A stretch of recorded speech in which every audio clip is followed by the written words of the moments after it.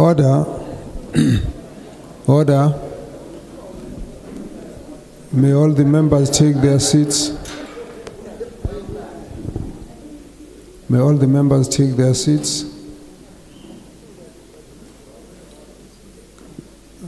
Can we just focus? We need to start. So I'm going to ask you to take your positions. May we all rise to observe a moment of silent prayer and meditation.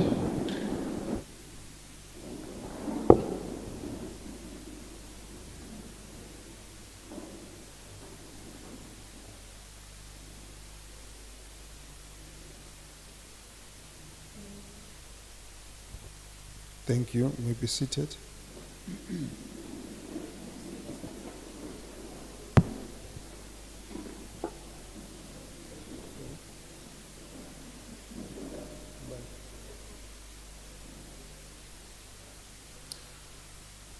Thank you very much. Can you just sort our seating arrangement?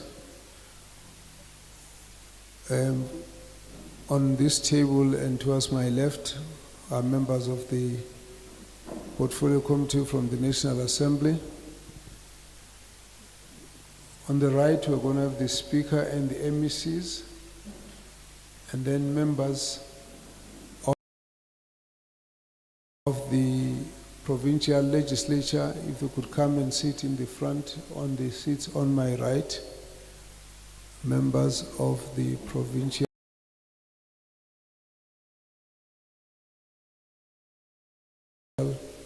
Legislature.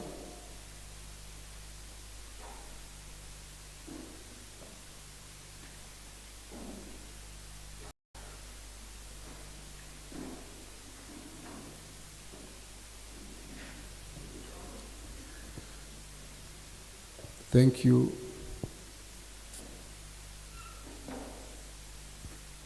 May we then start our proceedings.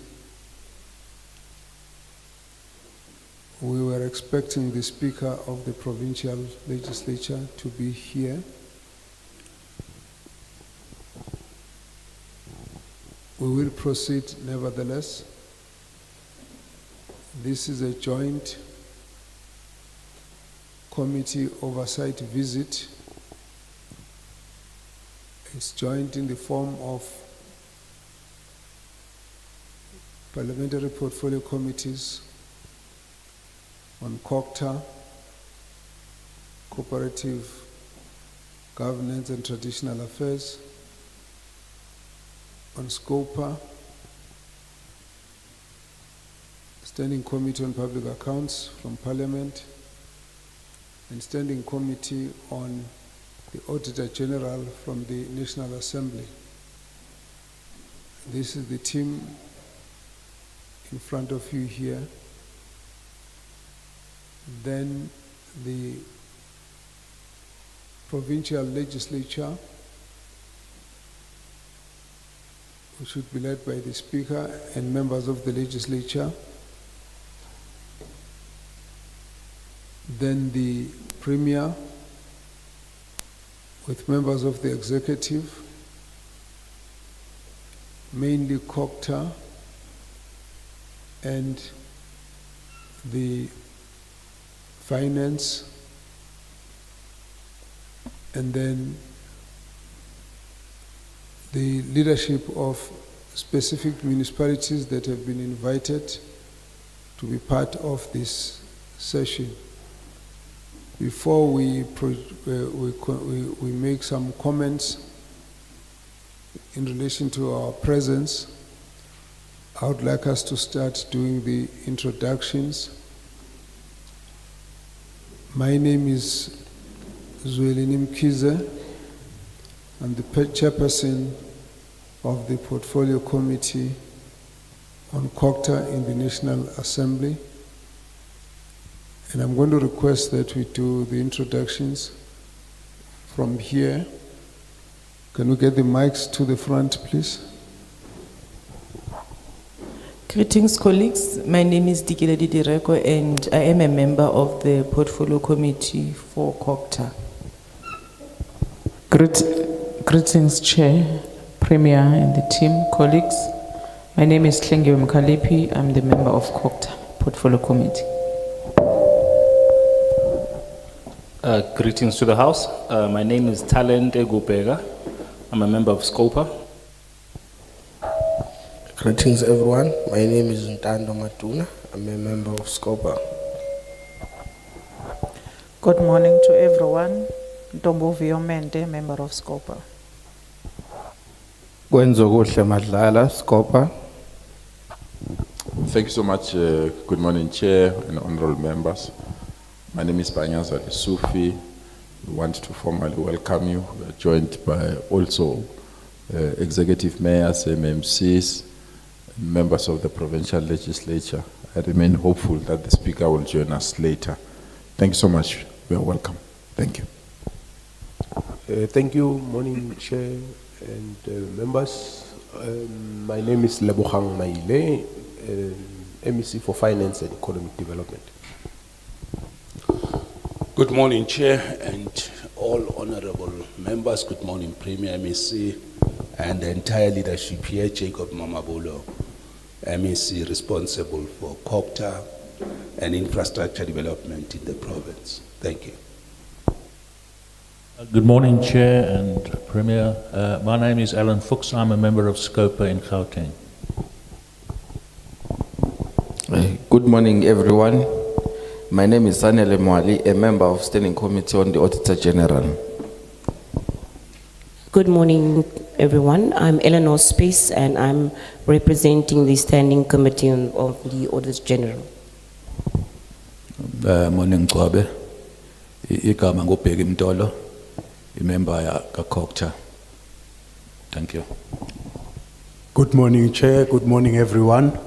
My name is Zuzifa Butelezi, member of the Cogta Committee, Portfolio Committee. Thank you. Morning, Chair, and the meeting at large. My name is Pumele Ndamasa, the member of the Portfolio Committee on Cogta. Thank you. Good morning, everyone. I'm Kathy Labuskachny. I'm a member of the Cogta Committee. Good morning, everyone. I'm Marina Finsala, and I'm also a member of the Cogta Committee. Hi, good morning, everybody. My name is Farad Esak from the National Assembly, and I'm a member of the SCOPA Committee. Good morning, everybody. My name is Patrick Atkinson, and I am a member of the National Assembly SCOPA Committee. Thank you. Morning, Chair, and the entire leadership. My name is Kichimani Skosana, a member of SCOPA. Good morning, everyone. My name is Tandi Nontenja, member of SCOPA. Greetings, everyone. My name is Dintswalo Bila, member of SCOPA. Good morning, leadership and colleagues present. My name is Helen Neilme, and I'm a member of SCOPA. Good morning. One journalist chair was asking me, he said, Begim Tolo, or not the other one. Thank you. My name is Kosana David, a member of SCOPA from the National Assembly. Thank you very much, the honorable members. May I request that those who have mics next to them, switch them off to stop the echo. Thank you very much. Honorable members, the Premier, the MECs, the members of the Provincial Legislature,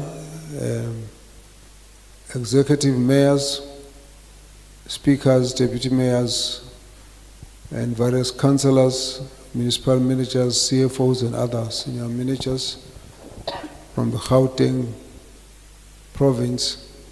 We welcome you to this Joint Committee Oversight Program. We have come to Gauteng and expect to be here today and tomorrow. We have just arrived from Northwest on a similar program. This program is a new approach on the issues of oversight. It arises pursuant to the tabling of the 23-24 Municipal Finance Management Act audit outcomes and the ensuing recommendations, the Portfolio Committee is therefore resolved to modify the oversight strategy to ensure a more focused attention on consequence management and more emphasis on accountability by the provincial leadership, particularly the Premier, the members of the executive responsible for cooperative governance and traditional affairs and finance, and in particular the municipalities whose audit outcomes we will be discussing. Mindful of the cooperative governance and intergovernmental relations approach, principles of legality, as understood in the Parliamentary Oversight and Accountability Model, Portfolio Committees is intent on implementing a modified oversight strategy jointly in partnership between the National Assembly's Standing Committee on Public Accounts, the Speaker's Office, the Provincial Legislature, and the Provincial Legislature Portfolio Committees on cooperative governance and on SCOPA, and also including the MECs of cooperative governance, traditional affairs, and finance. In this regard, we have had a discussion to respond to the concerns of the Auditor General, who reported that the audit outcomes were a source of concern, where there was no indication of improvement and there was a fear that these may regress unless some effort is made to ensure that there's a change of culture, to strengthen accountability and consequence management, to stop the culture of impunity that seems to be associated with transgressions that are picked up in the audit reports. At that level, therefore, it became important to ensure that we all come together and take common responsibility across the National Assembly, Provincial Legislature, to which the Provincial Executive and the National Executives account, as well as the municipalities. So the approach that we've taken has been that of trying to focus directly on the issues that are raised by the Auditor General with respect to various matters that have been raised, in particular to look at specifics of what each of the spheres of government is empowered to do to support municipalities and intervene to ensure that we can alter the trajectory of the audit outcome processes. We have therefore sent communication to the Premier and to the MECs and to the municipalities, in particular with respect to issues raised by the Auditor General. We have actually asked the Premier to focus on providing details of actions taken in line with Section 1556 of the Constitution and Section 34, subsection 3 of the MFMA, and the MECs to focus on providing details of actions taken in relation with Section 105, subsection 1 of Municipal Systems Act, and subsection 131, subsection 2 of the Municipal Finance Management Act. And responding to those matters, the provincial leadership is expected to focus on the reasons why some of the irregularities have occurred and the consequence management exercise to transgressors in line with the relevant legislation, and in which there has to be details supplied on actions that have been specified. Then, of course, we also want them to focus on corrective steps to rectify the transgressions identified in the 2023-24 audit outcomes. And then we also need them to focus on the future actions which must be put in place to prevent the recurrence with targets and dates and accounting platform where those corrections will be undertaken and monitored. and of course what anticipated actions will be taken if the preventative actions or targets are missed. This is occasioned by the fact that there are transgressions reported in the audit outcomes which are the same transgressions every year, which means that no effort gets made to hold accountable those who are responsible, hence the pattern repeats itself on an ongoing basis. A number of issues which in general have been raised by the Auditor General. First is the issue of the poor quality of annual financial statements and performance reports submitted for auditing. As per the Auditor General's report, of the 11 municipalities in the province, only 4 submitted good quality financial statements for auditing, and only 3, which is 27%, submitted good quality performance report for auditing. Secondly, on the unfunded budget, the report indicates that in Gauteng, amongst the provinces, is amongst the provinces where there is an adoption of unfunded budgets, which was most prevalent, as 9 of the 11 municipalities adopted unfunded budgets. Poor budgeting processes resulted in unfunded budgets being approved by council and financial recovery plans not yielding the desired result. The third one is financially strained metros. Metros, as per the Auditor General report, are plagued by poor revenue management, debt collection, budgeting practices, coupled with financial losses due to poor quality spending. City of Tshwane is one of the metros that have, for at least the past 4 years, disclosed significant doubt of their ability to continue fully operating as a going concern. It is rare for metro leadership, including mayors, to account to provincial legislatures and to parliament about this situation. The fourth one is financially distressed municipalities. Here, the AG emphasized that 5 municipalities in the province have going concern uncertainty, and most of these have been in this position for consecutive years. The municipalities concerned would be City of Tshwane, Merafong City, Rand West, Sedibeng, and Western District. Then the other concern is that of reliance on audit processes to achieve unqualified audit opinions.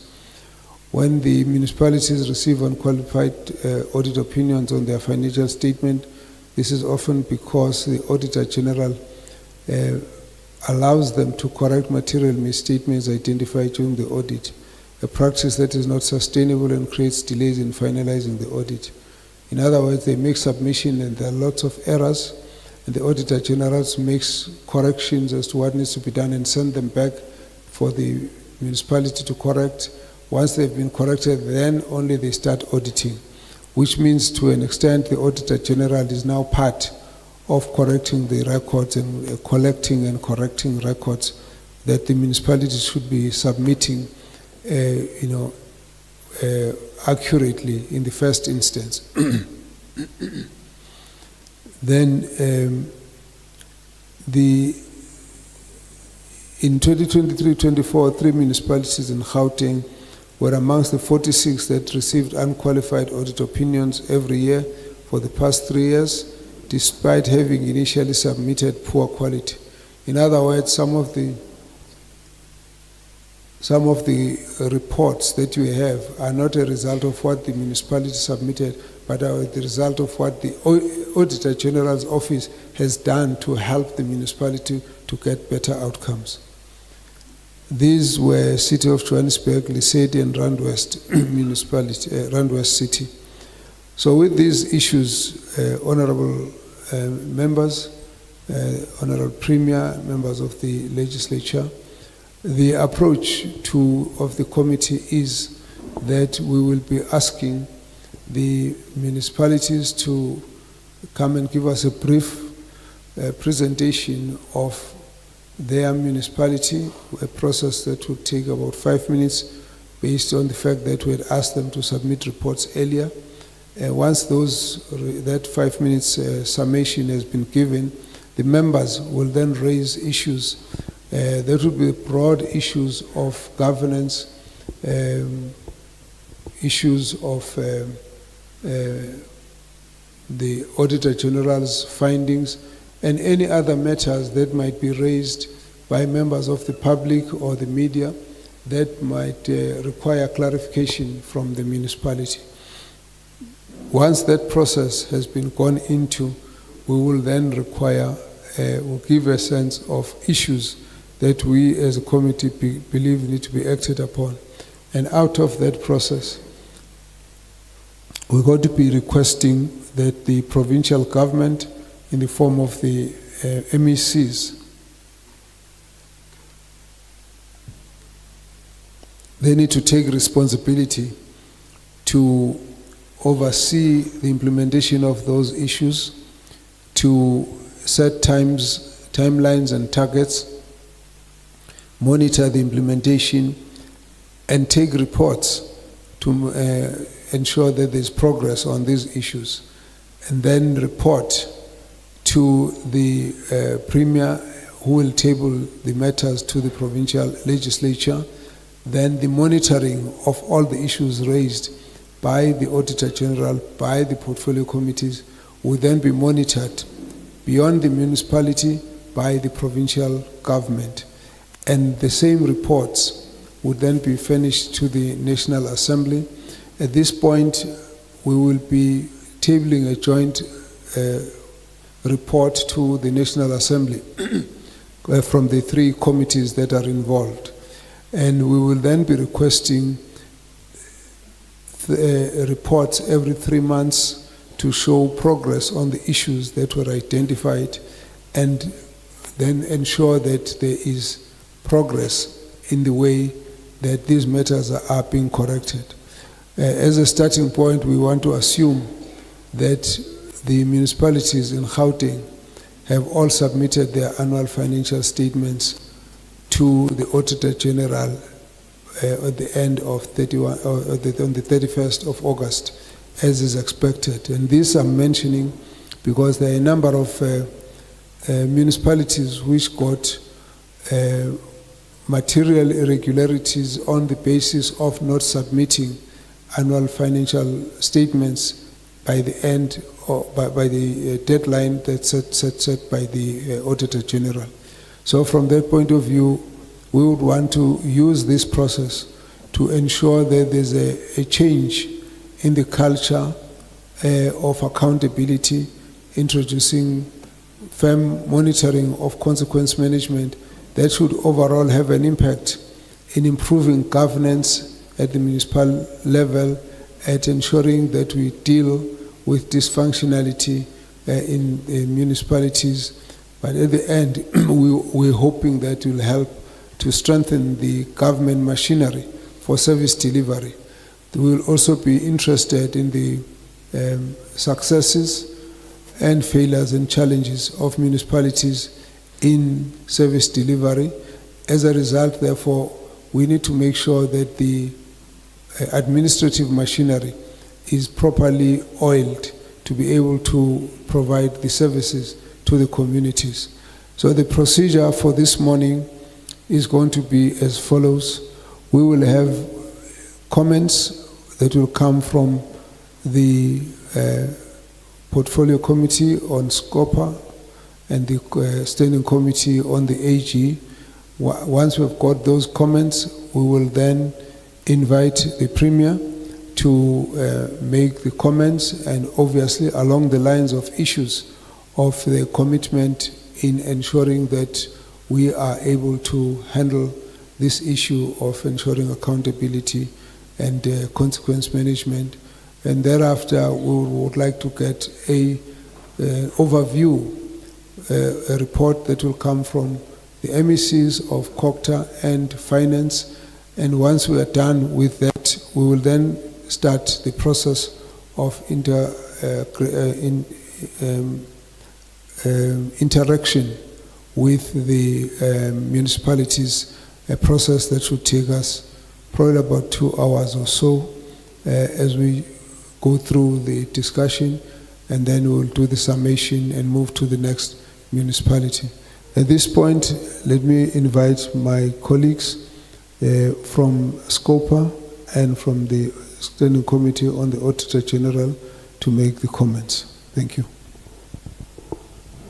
Thank you very much, Chair. And once again, good morning, all protocol observed.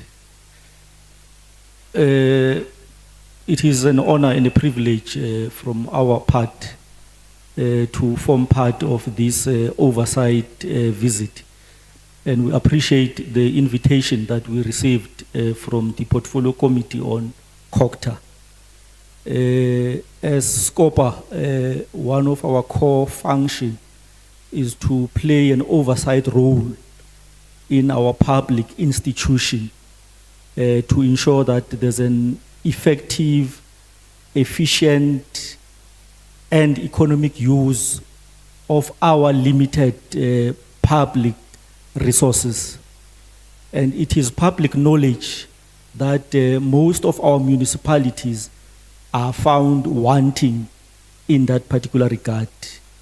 That is evident in reports that are issued by the Office of the AGSA on annual basis.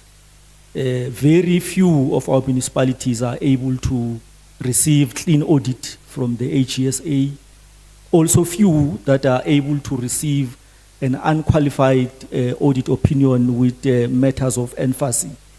The large chunk of our municipalities, they are either on qualification or on adverse or on disclaimers. So from where we sit as SCOPA, because we interact with different government departments and government entities, we can tell that in local government, we've got more challenges. Hence, we appreciate an opportunity to be part of this engagement with our municipalities in this province of Gauteng and the provincial leadership, both on the executive side and on the legislative side. So we hope that through this engagement, we will be able to learn more about the challenges and frustrations that our municipalities are having, or alternatively learn about their successes so that we can take those successes and share with other public institutions. But where there are challenges and frustration, we will be able to advise moving forward or also report back to Parliament and see what to do in order to assist in that regard. Thank you very much, Honourable Chair.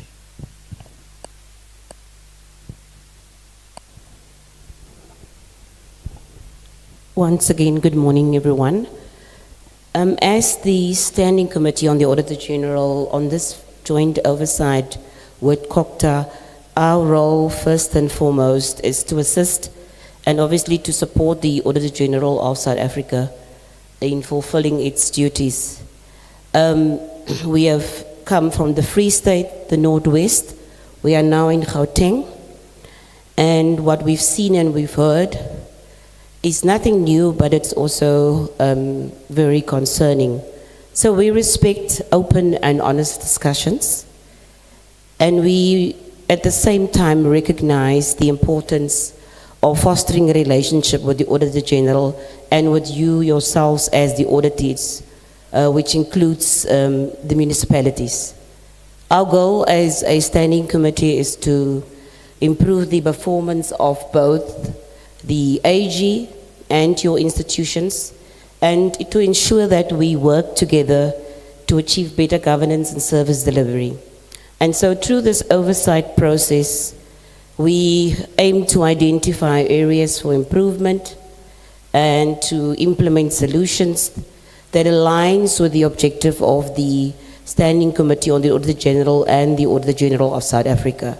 So we're committed to a coordinated approach to municipal oversight, and the focus will be on critical issues such as repeat disclaimer audit opinions and poor financial statement quality. And as we engage in this process, colleagues, we want to emphasize our intention is not to understand the challenges. It's not to to apportion blame, and if you are having challenges, that you provide us with what we need to support you and both the Auditor General and municipalities so that you can effectively execute your responsibilities. We are here to listen, we are here to assist, and it is about my belief and those of the committee members present here that if we work together in a spirit of good governance and mutual respect, we can find solutions to all the challenges that we see our municipalities facing. Thank you, Chair. Thank you. Are you raising your hand? Oh.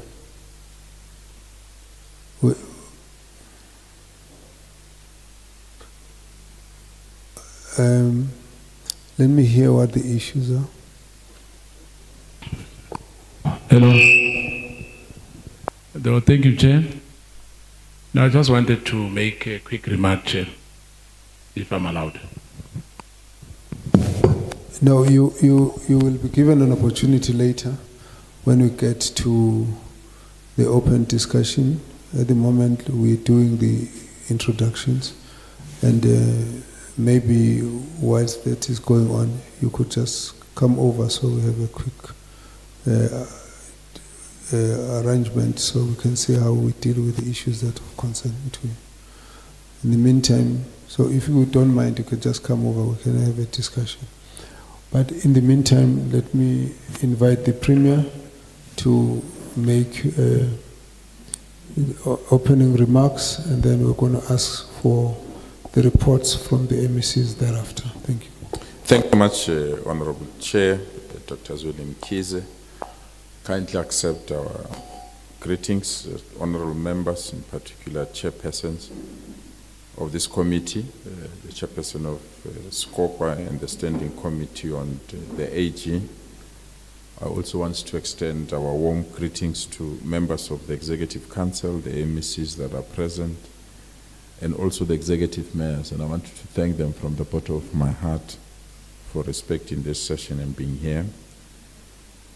Let me also thank members of the Provincial Legislature, especially those that are members of the Portfolio Committee on Cogta in our legislature, and municipal managers and CFOs that are here. Chair, let me start by also welcoming the chairperson and members of the Portfolio Committees on Local Government and Traditional Affairs. As the Gauteng Provincial Government, we value this engagement as it helps us to expedite processes of improving municipal governance in our province. We are indeed humbled by our presence, and we want to assure you not only of our cooperation, but full support in some of the matters that you want them to be brought to our attention. As a province, we had a provincial local government summit in 2024, where all municipalities were present, as well as the provincial government, to coordinate a roadmap that will allow us to coordinate our work, integrate our support system, and most importantly, have a shared vision. I'll come later on some of the areas that we've agreed upon and the work that we've done thus far. The province has also established a cohesive, integrated, and collaborative service delivery response system. This system assists us to pick up issues ward by ward so that we can have an understanding of the challenges that our communities are facing.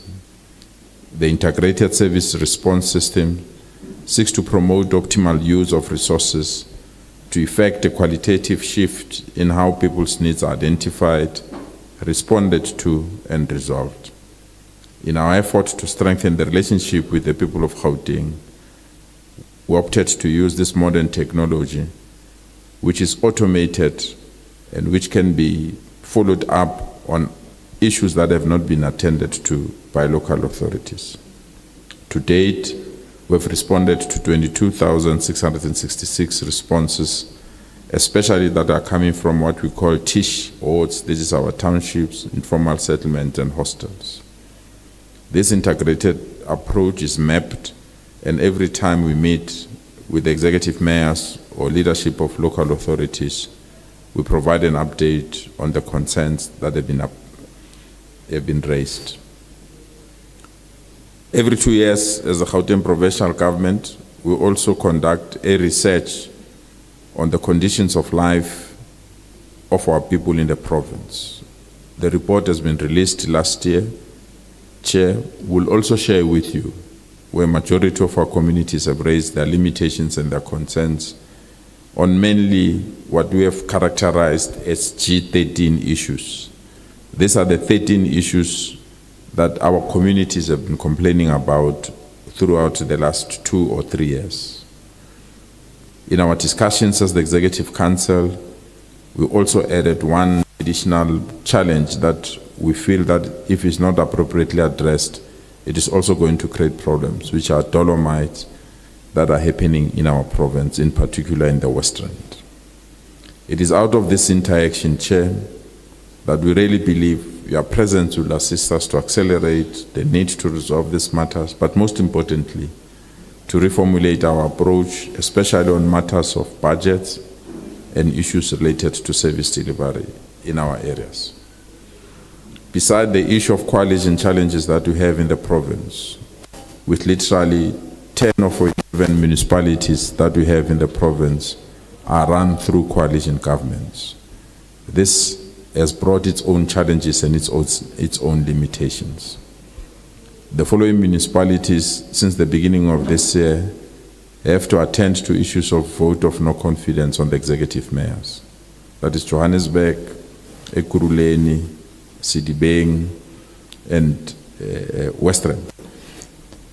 We've reached a stage where we really believe that there needs to be a coordinated approach to deal with, even if it's to formulation of a framework, because it's this instability caused by motions of no confidence that have affected some of our municipalities at the governance level, and changes that has affected members of the mayoral committees when new leadership comes into effect.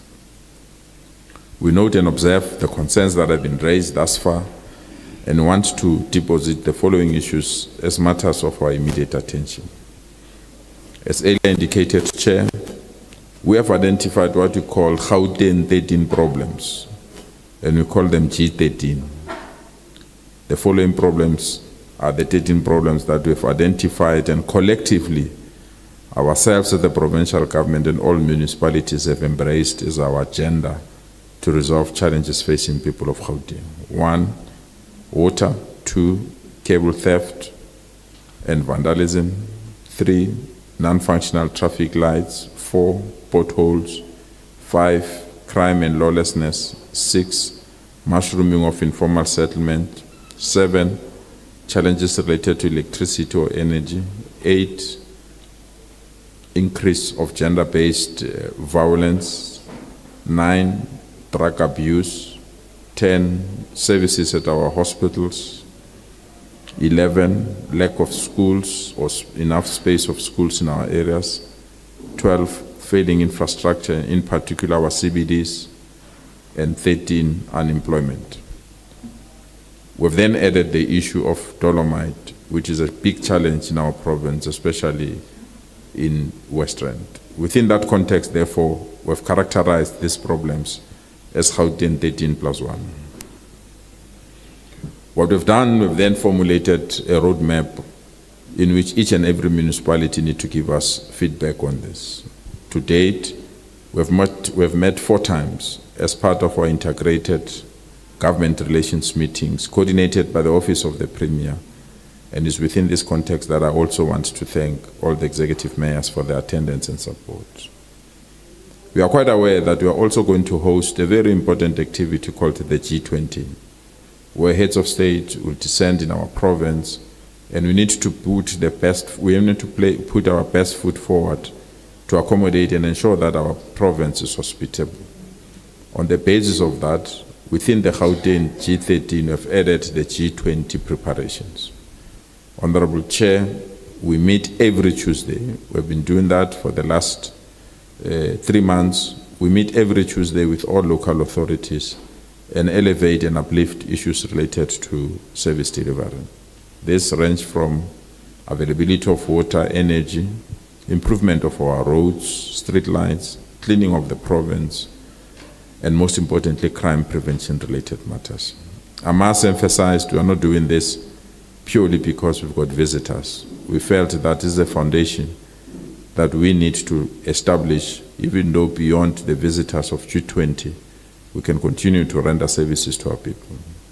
And thus far, we've got a long list of potholes that were filled, traffic lights that were fixed, as well as a number of street lights that we are attending to. Chair, I want to take advantage of your presence here as well to indicate the long list of support that were provided to local authorities.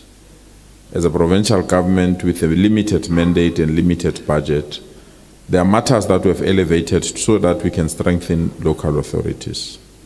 For example, the municipality in Fuleni, which we believe is a municipality that needs immediate attention, we had engagement with the municipality and requested them to advance issues that they need immediate support. They then advanced the need to improve 40 of their west roads. And on the basis of that, we as the provincial government gave them funds, and we also from our provincial government fixed 40 of their west roads as part of strengthening support, but most importantly, creating opportunities for our people. To us, roads is the starting point of an economic development or economic growth, and we are proud that we've succeeded, we've executed this mission easily. In the face of load shedding, we had discussion with the city of Johannesburg, where we also requested them to identify areas where we can support them, because as a provincial government, we don't have a mandate on energy.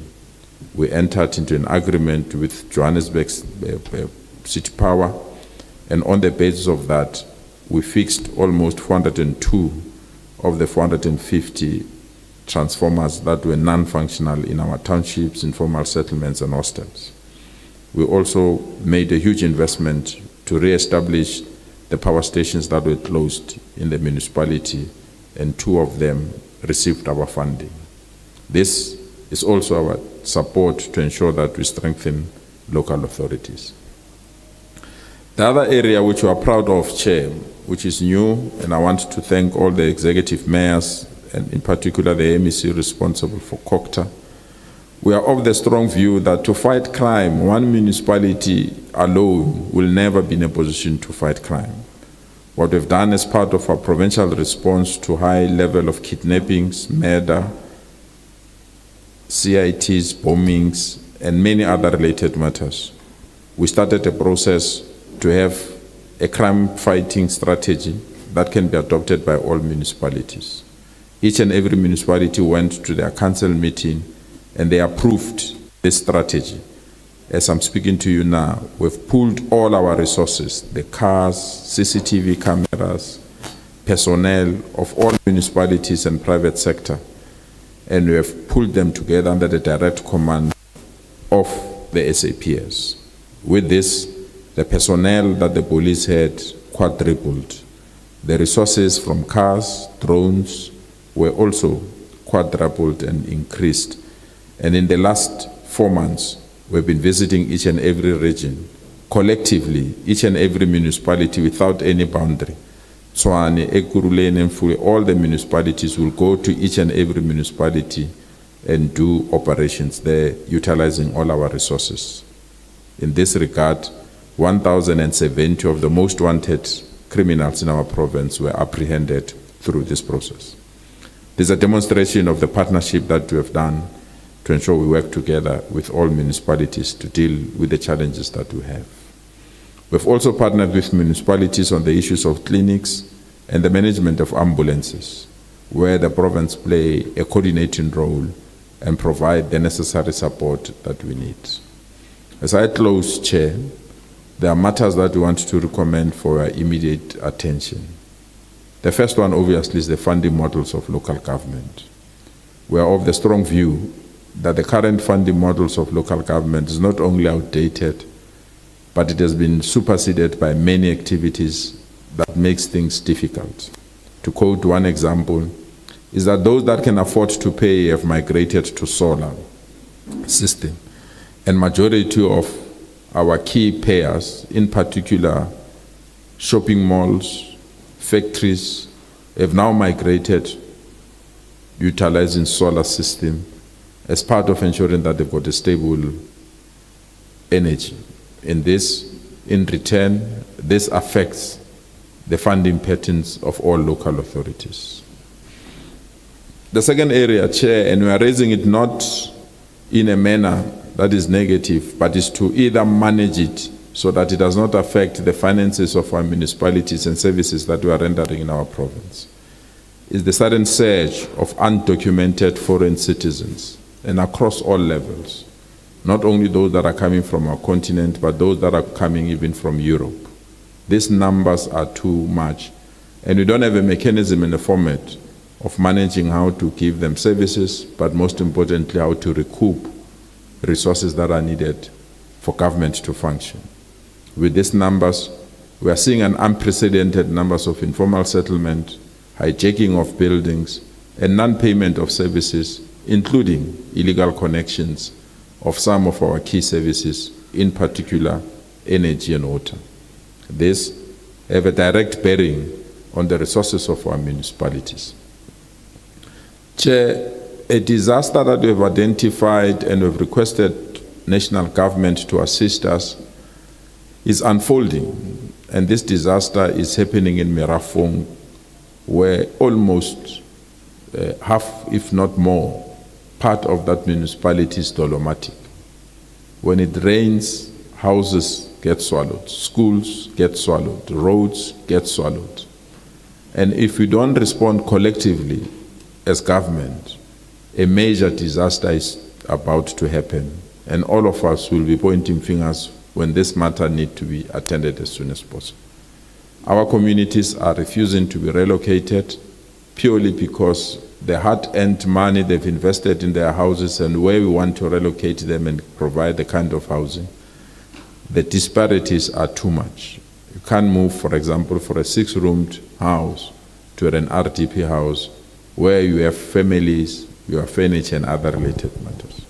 We need to think out of the box and confront this problem as soon as possible so that majority of our people can be relocated before they are swallowed by these dolomites. The other area, Chair, is a sudden increase of killings in our province, especially whistleblowers within local government authorities. Yesterday, we made an announcement that a new political task team will be established because there are so many CEOs, so many municipal managers, officials of government that have been killed in the last 7 years or so. These cases have not been investigated or followed up, and we don't want them to be called cases forever. And it's within this context that we've made an arrangement with the SAPS to assist us so that those that are working for local government should be protected, and those that identify corruption should also be provided with the necessary assistance and support. We remain hopeful that this committee will also support us to ensure that we've got local government where people can work without fear or favor. As earlier indicated, Chair, the issue of motions of no confidence are causing administrative and governance disruptions, and we are starting to lose key skilled people in some of these municipalities because they can't stomach or stand the change of leadership that happens literally when these motions are conducted. And there is an urgent need, therefore, to build a very strong base in terms of skills development and skill support. The last area that we want to recommend to you, and we are working very hard as the provincial government, is the indigent policy. There are many people who can afford to pay for services, but they're hiding behind the poor. And it's very important that a common indigent policy across all municipalities is introduced, coordinated. That will be spot on every time somebody gets employment. You don't have to ask those people to come to our offices to terminate the support, but it can be done automatically. This is the support that we want to give to municipalities to enhance their relevance, their role, but most importantly, their financial viability.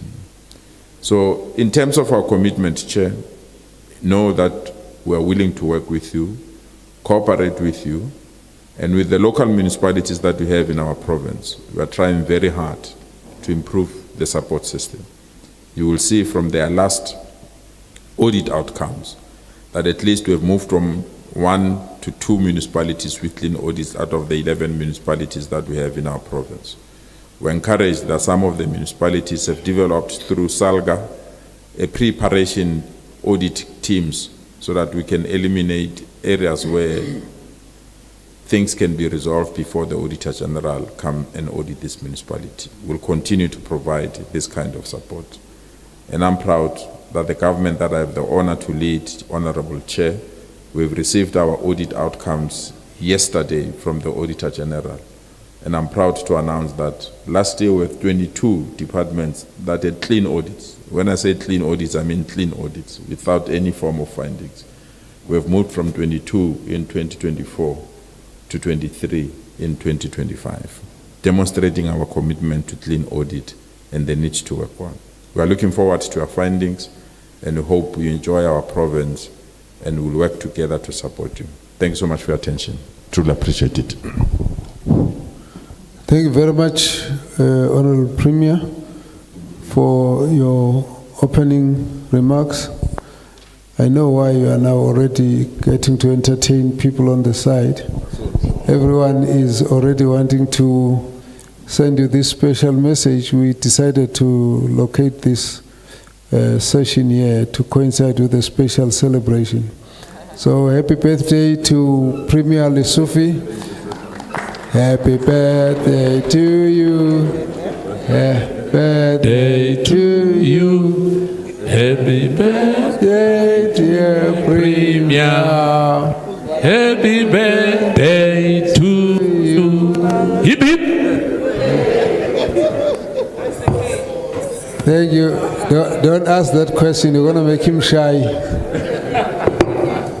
Thank you very much.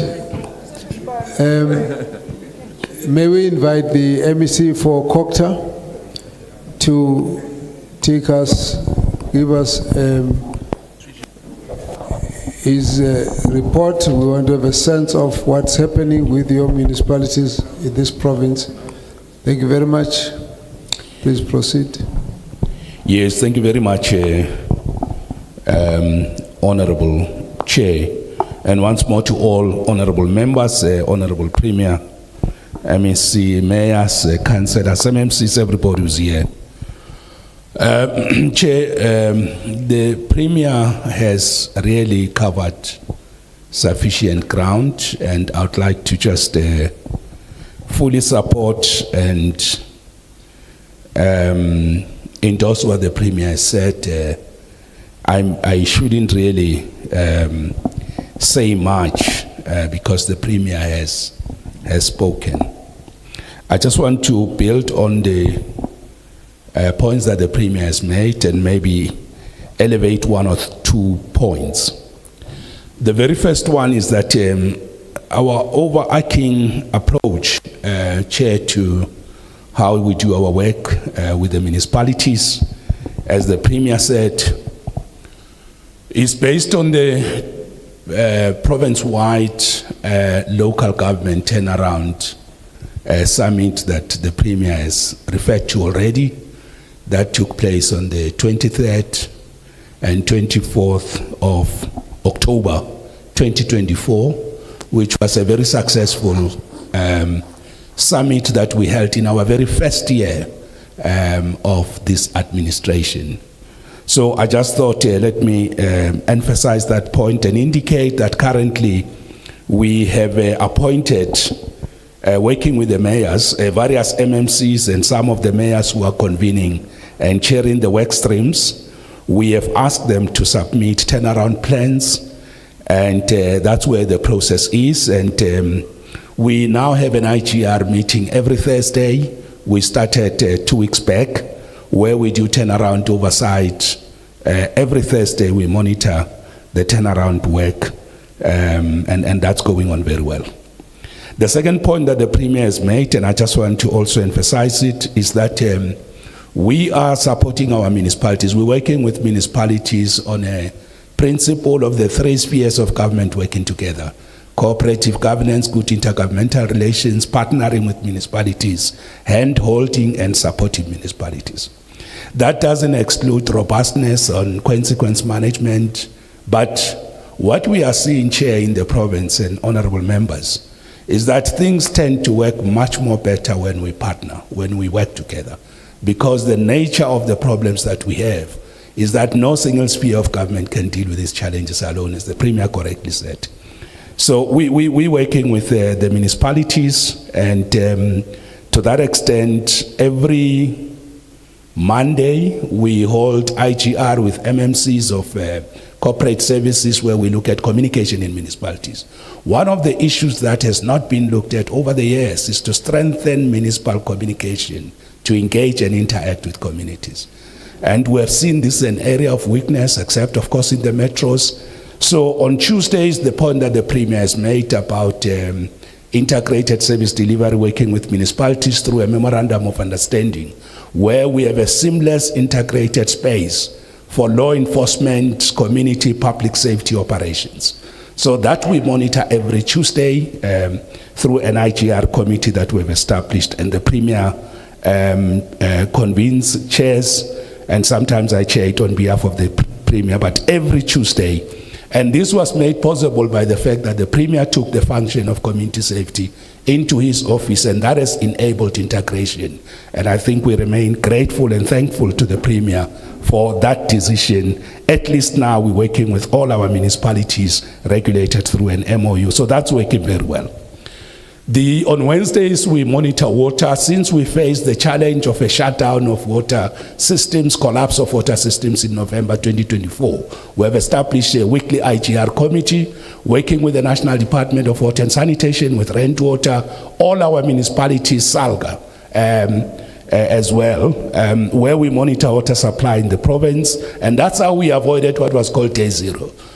Even last night we met, we know where is the water supply in the province, and we do that every Wednesday. On Thursdays, as I said, we look at turnarounds and we integrate that with infrastructure.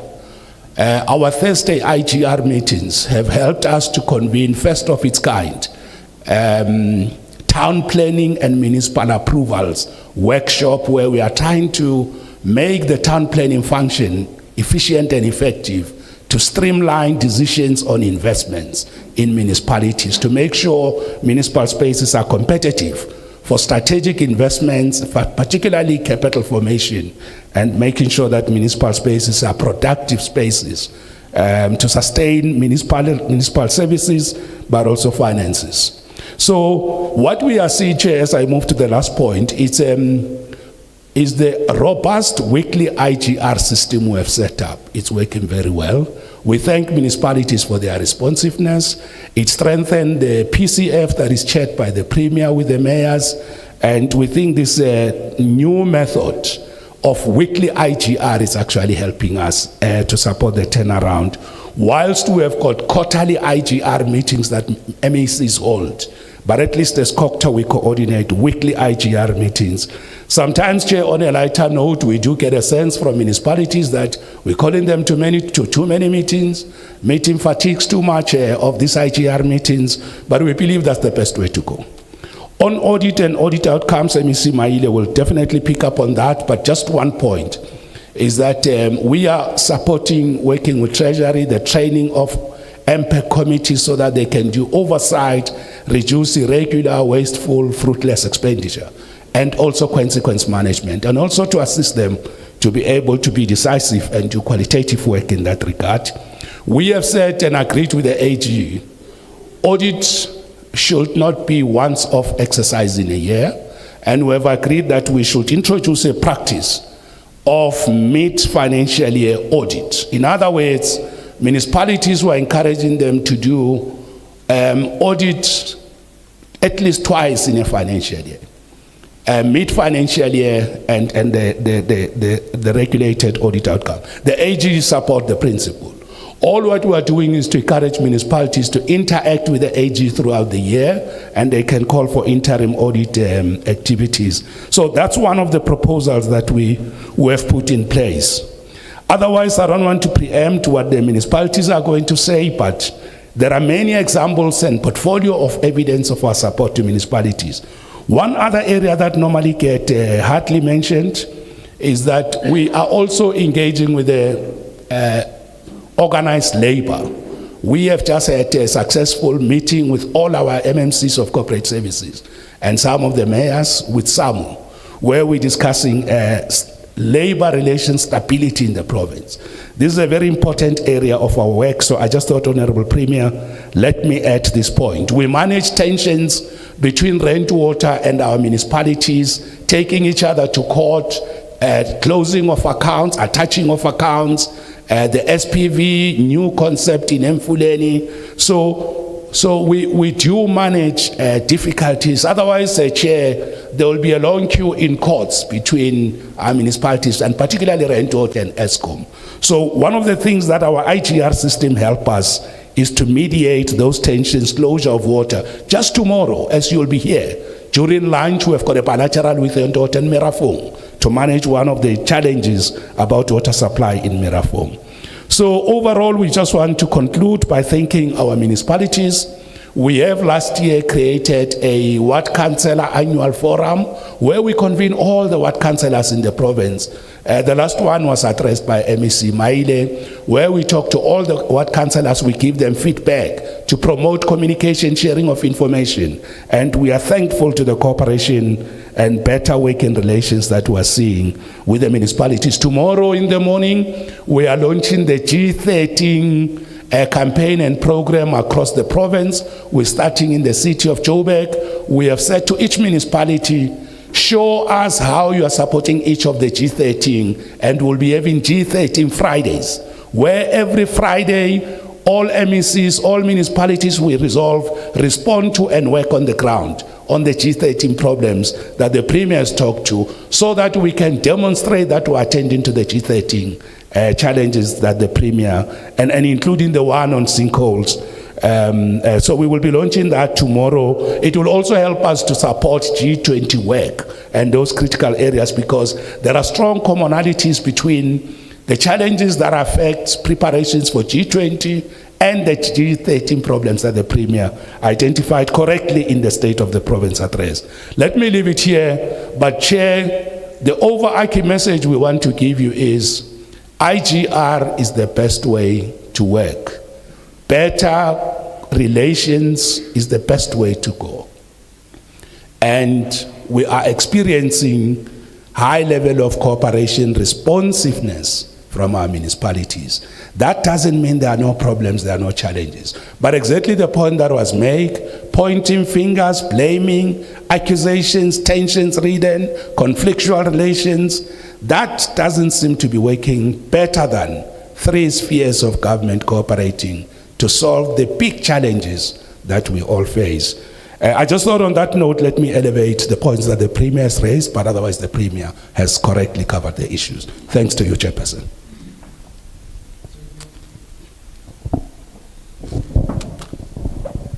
We invite the MEC for Finance to make his remarks. Thank you. Thank you very much, Chair. Let me start by requesting to, or maybe firstly, let me start by greeting everyone. And then secondly, ask to be excused because early, because I must attend to I must appear before the portfolio committee of our legislature. So these two engagements are clashing, but we thought it's important that we start here because this is a very important interaction.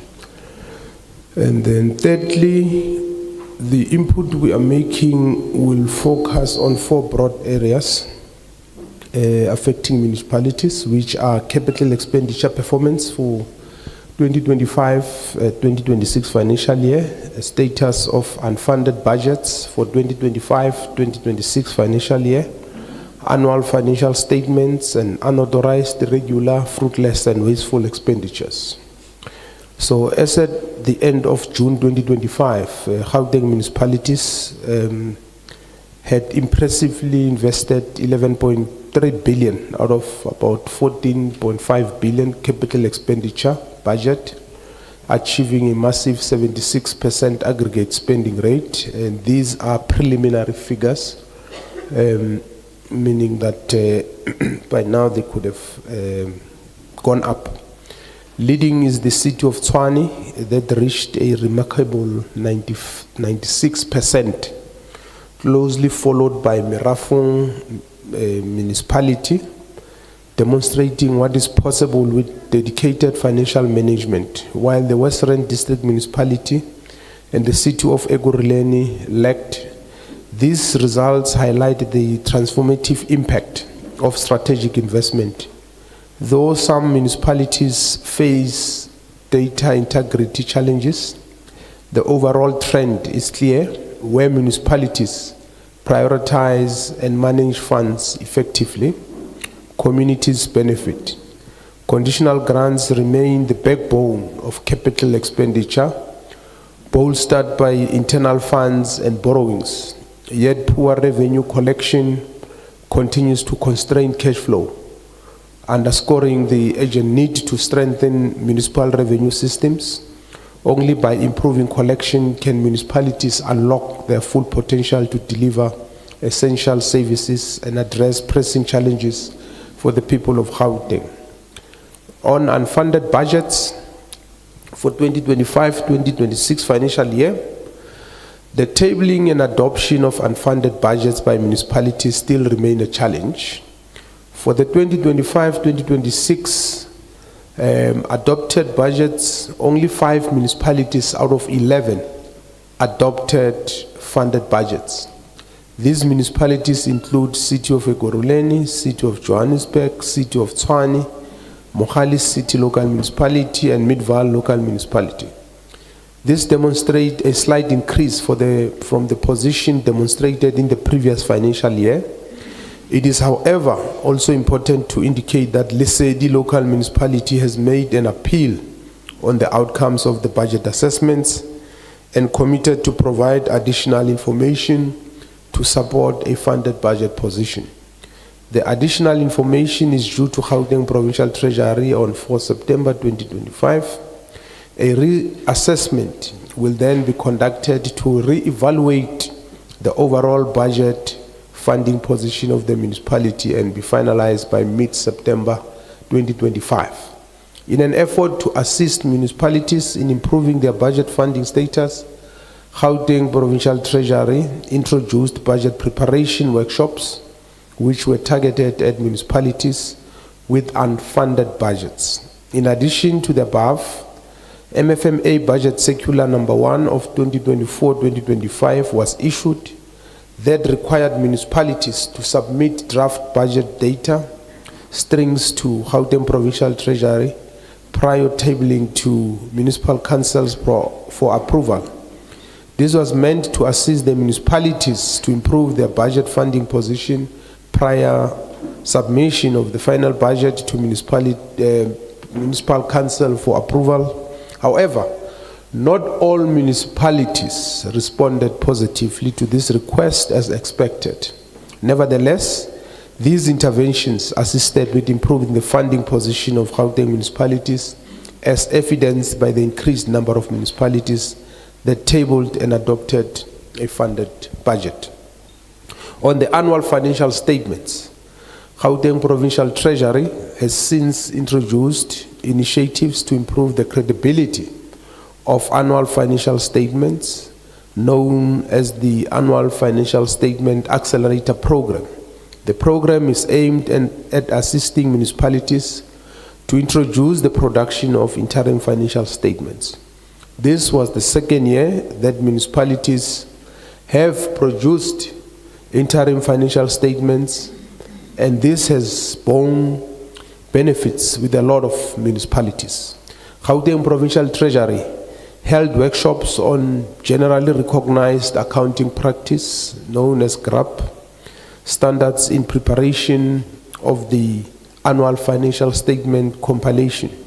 This was targeted at municipal officials within the budget and treasury office, in short BTO, who prepare and review of financial statements, asset management and budget. And the GRAP training is strategically placed just before the audit process to refresh BTO officials' knowledge.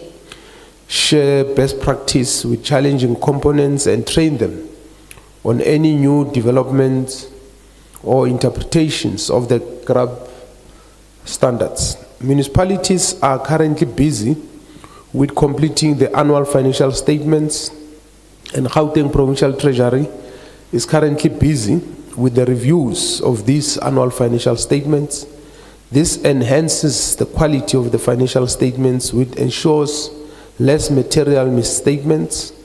Municipalities were expected to submit these by 31st August 2025, and based on confirmation received from the Auditor General of South Africa, and 11 municipalities and the entities have submitted all 11 municipalities and their entities have submitted their annual financial statements on time. We wish them well as the audit process unfolds. Lastly, on unauthorized, irregular, fruitless and wasteful expenditure, UIF and W, the training of municipal public accounts committees was conducted in partnership with SALGA and Cogta. The purpose was to capacitate MPECs across the province to conduct investigations effectively and implement consequence management, an area that still remains a challenge. Beyond this, letters were sent to municipalities outlining the intention to provide training for officials in the finance and SCM units. This initiative is designed to strengthen internal controls and reinforce preventative measures. In addition, the Gauteng Provincial Treasury team is working closely with the National Treasury to support the municipalities in addressing UIFW expenditure challenges. National Treasury is working tirelessly to make sure that municipalities address this persistent growth in UIFW expenditure. The intention is to invoke Section 38 of the Municipal Finance Management Act in relation to the possible stoppage of equitable share transfer to persistent non-compliance by municipalities. I think the Minister has spoken in public about this.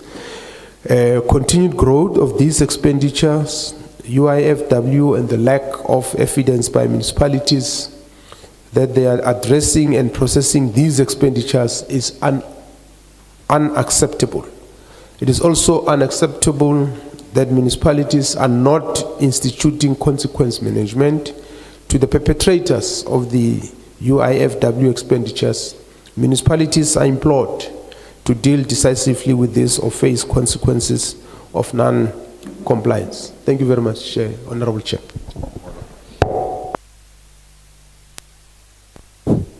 Thank you very much, MEC. That gives us a sense of the state of municipality in relation to the provincial government, thanks to MEC Maile, MEC Mamabulo, the Premier Lesufi. Thanks very much. May we then invite the City of Johannesburg to come forward and give us a brief outline of issues in the municipality, and then we will start the questions. City of Johannesburg.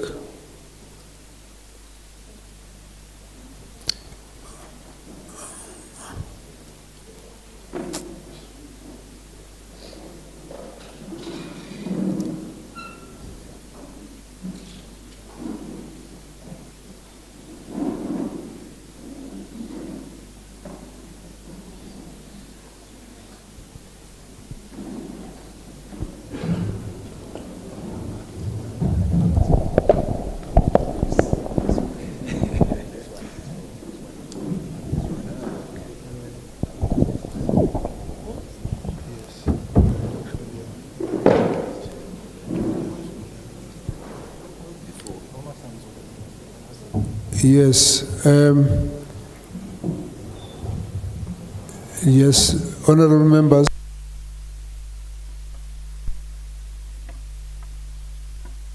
Usual ritual that after the Premier and the MECs, the members would like to engage with the Premier and the MECs. You could keep your seats there, no problem. But we just need to do the engagement with the Premier and the MECs on the input they've just given. Let me give the opportunity to the members. For the members who are here, let's just also indicate we allow a minute of input, and then we also request a direct response from that, from those who are supposed to respond, and we do a lot of timekeeping. At certain points we can intervene, interrupt, or stop a response and move to the others. And so at this point, let's try and focus on that. The comments and questions will be coming to Premier and MECs. I have a number of hands already. Let me just do we'll start here with Samela Mkalipi. Please pass the mic over this side.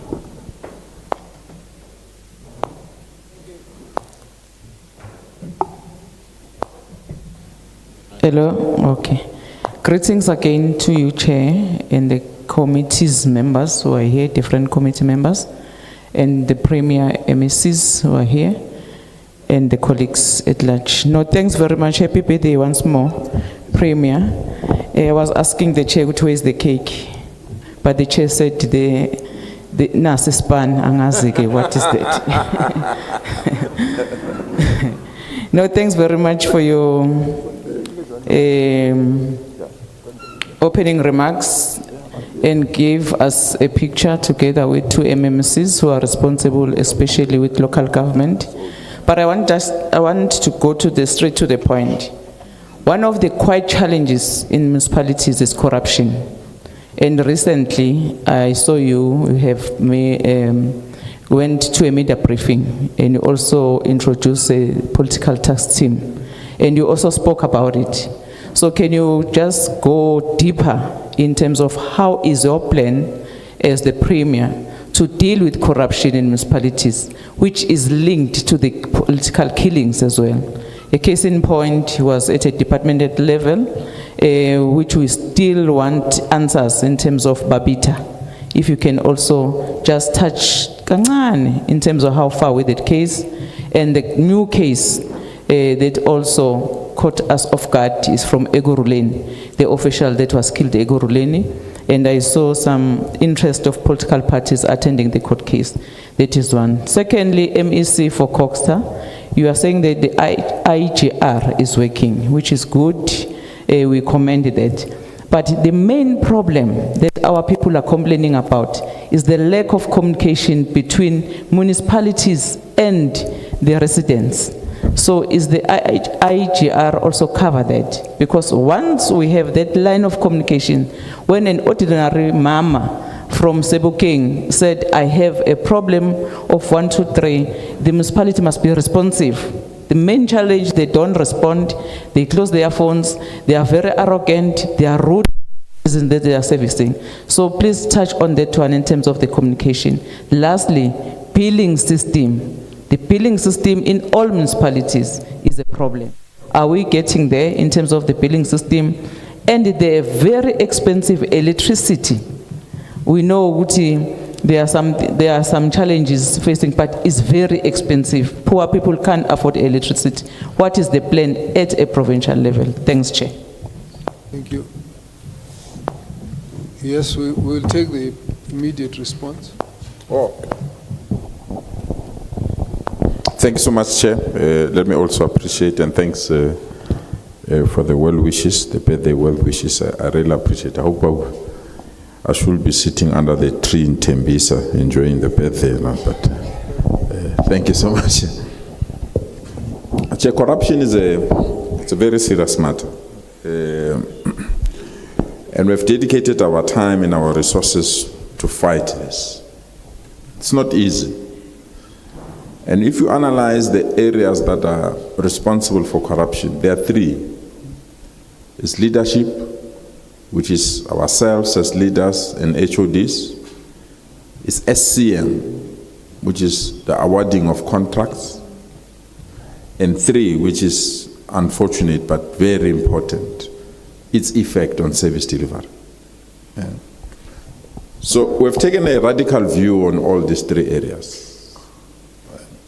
And I can tell you, and I'm proud that I'm leading that team, all the MECs that are part of the cabinet that I have the honor to lead have gone a vigorous lifestyle audits, all of them. And are the only province that have done that, out of the 9 provinces in this country. And we are not doing it as a player and a referee. We've appointed government institutions that have the power to subpoena, the power to investigate, and the power to trace the flow of money. And I'm glad that the only 2 remaining MECs are MECs that they've just appointed now. They themselves are in that process. Then we did a lifestyle audit of all the HODs. And out of that lifestyle audit, coupled with other performance targets that were missed and other related matters, 6 of the HODs that were leading departments, we've removed them to protect the integrity of these processes. Now we are targeting SCM, anyone that is awarding a tender in our province.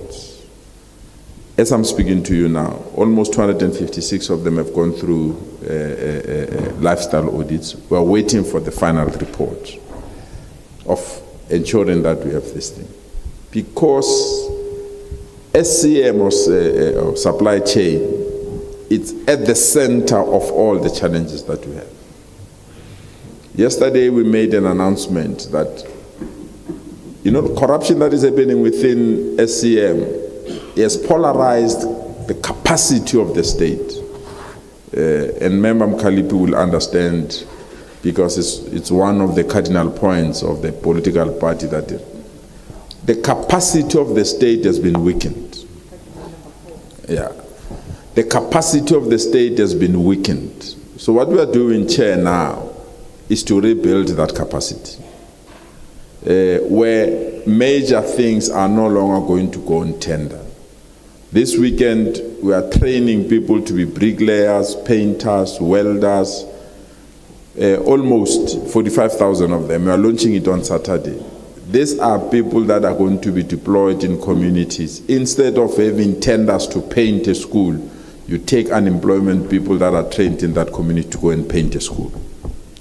And that's the investment that we are putting to deal with this issue of corruption. But there are administrative areas that we have. Chair, we've requested the former AG Auditor General to establish and identify people of impeccable credentials in society. We've got what we call the Gauteng Anti-Corruption and Ethics Advisory Council. It advises the executive committee. These are people that have no interest in government matters, independent people. We roped in the SIU, Auditor General, Public Protector, Public Service Commission. Every quarter they release a report on how to fight corruption in the provincial government. We've now requested them to extend that mandate to local government. They've released the report, Chair, on how many people are doing business with government when they're employed by government, how many people are not declaring their interest, and many other things. So that's the collective part that we have. But we went beyond that.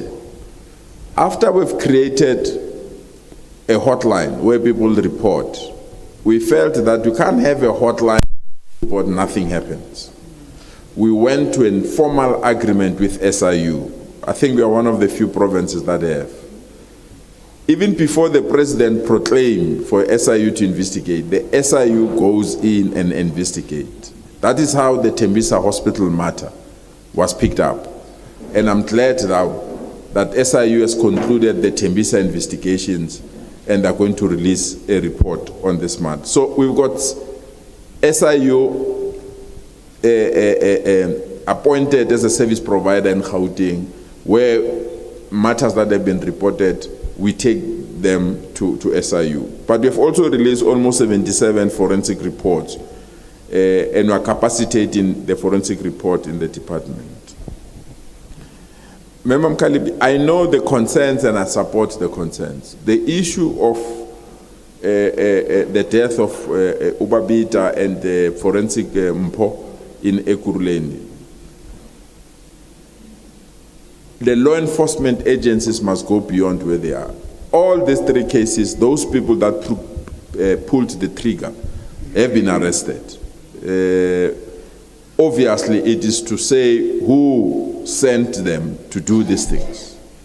And we remain hopeful that some of the public cases now that are in court may yield light on these matters. But we honestly, and we are going to have a debate in the legislature on how best do we honor those that have sacrificed their lives. There is a motion that is in council. I don't want to preempt that motion, so that it gives us the better mechanisms that we honor those that have dealt with this kind of issue. So the political task team... Let's round up. Yeah, the political task team, Chair, it's meant to say we can't have cases that have been dormant for so many years. Let's reopen them. Where we are now in Johannesburg, in the last 4 months, we lost 3 councillors. Short date. It can't be normal. In Tshwane, that's the same. 2 months ago, a ward councillor was brutally killed. 16 bullets pumped in his body. And we come here and say it's normal. It's not. And people that have been killing councillors, killing officials, I mean, the former municipal manager of CDB municipality has been killed, I think the last 4 years or so, if I'm not mistaken. No one has been traced or tracked. So that is why we felt that this political task team must be established to assist us to resolve these cases. Thank you so much, Chair. Thank you very much. Yes, let's just do it in Thanks, Chair. I'll be brief, but maybe I must start by adding on the issues of corruption, because we are very passionate about fighting corruption, and we are also systematic in doing it. That's why one of the things we have, it's an open tender system that was introduced, I think 3 years, 4 years ago. Our tenders that are above 2 million are adjudicated in public, and we also appoint external auditing firms to be part of our probity auditors. And in fact, that has increased the number of the quality of our audit outcomes. And you will see when we release the report on Monday, we've got more. For instance, we've drastically reduced fruitless, wasteful expenditure, drastically. And we've also reduced irregular expenditure and all that because of that. But we have said that's not enough. One of the things we are doing is to introduce a digitized supply chain process. So we have started now to pilot in 5 departments, including the Office of the Premier, Treasury, Transport, and about 2 entities, with the hope that next year we will roll out that digitized supply chain process in all our departments, and that will help to minimize and possibly eliminate human interference. And we think that is significant in the fight against corruption. And once that project is successful at the provincial level, we will advise municipalities to follow that process, because I think it's a prudent way of dealing with public finances. We have to be transparent. That's 1. 2, on the billing system, well, we work with municipalities, and I think we also share your concerns, because it also affects us when we're supposed to pay. Sometimes we are over billed by the municipalities, but I must say that most of them have made an effort in reducing and dealing with this issue, and we are continuing to help them. On the cost of electricity, I think as the honorable member knows, it's something that's beyond us, and I think every time when the opportunity arises to appear before NERSA and all the other bodies that are responsible for the determination of the price, we always argue for affordability on the side of the poorest of the poor. But secondly, we have made efforts to coordinate an indigent policy for the province. So through our Department of e-Government, we are putting in place Mr. Mama will talk about it, a digitized database that is reliable and which all municipalities should have and be able to help us. But most of our municipalities also have a policy of a free amount of electricity and water as part of dealing with that issue. Thanks, Chair. One issue from me, Chair, just one, communication. And of course, in the course of the municipalities presenting, one will come in to engage on some of the issues, Chair. The issue of communication, as I said, we realized this issue was not an area of focus with municipalities. And we set up an intergovernmental relations committee that meets every Monday, 6 o'clock, to monitor communication in municipalities. We have not gone too far because we have just started with this IGR committee. We are monitoring media trends, social media, engagement with communities. One of the things that we have found, and I think it's important for the committee, because communication is the interface between the people and government. We found that there's also less investment in communication capacity. In certain municipalities, the teams that are doing communication are quite few. Almost in certain instances, you find there's one municipality where you have got one communicator for the whole municipality. So the issues of reaching out to communities, social media, taking communication also to digital platforms. I must say what is also exciting is that GCIS, the communication wing of government in the province, sit in this IGR meeting with the Premier's office. So we are trying to improve on this issue, because if municipalities don't strengthen interface engagement with communities, we will not be able to make progress and serve the people. So I just want to conclude by saying we have appreciated, understood, and acknowledged that this area is actually what will make or break, and we're focusing on it to make sure that municipalities can also invest in communication, and we hope to improve. Thanks, Chair. Thank you. Let me see how many hands we have this side. All right, let's get your question. You got a minute.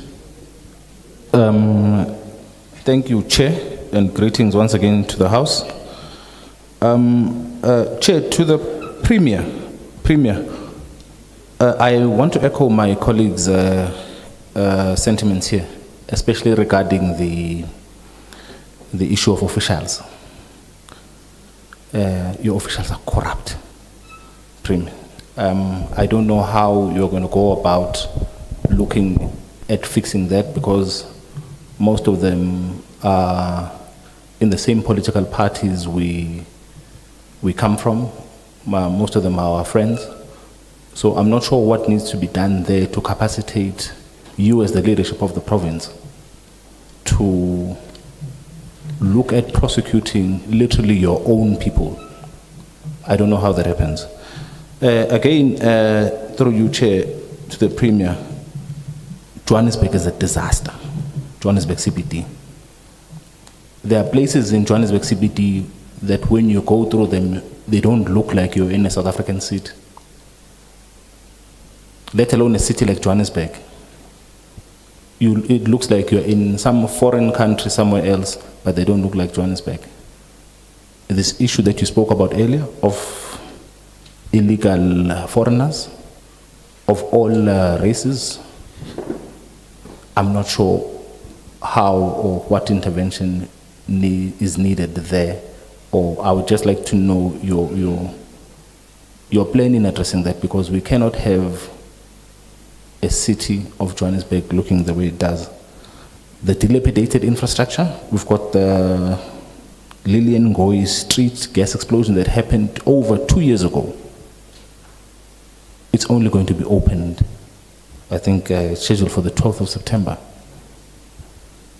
For a street that, for an explosion that happened on a street that is less than, I think that thing is less than like 1 kilometer, 2 years to fix. That's too long. Thank you. Premier. Thank you, Chair. Let's pass to the next one, next member. But too many, so we're not combined now. Thanks. Good morning. Let me just say protocol observe, because now I have 1 minute Kavazel. You still have your minute, I won't cut it short. But even your jokes will fall on that minute. No, thanks. No, thanks. I think in line with my colleague, through you, Chair, Premier, I think we must first accept that South Africa should be for South African. It should prioritize this. It should prioritize South Africans.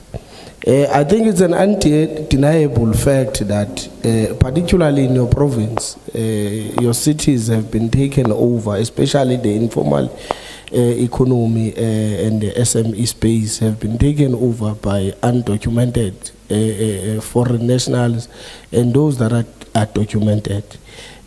I just want to check, Premier, because I would expect that your municipalities would have bylaws and regulations that would most probably, in line with our act, prohibit the issuing of business licenses to these foreign nationals. How does this thing happen? How do you end up having a Joburg where it's a playground for foreign nationals? Do these people have business licenses? I just want to check your plans around that. Thank you.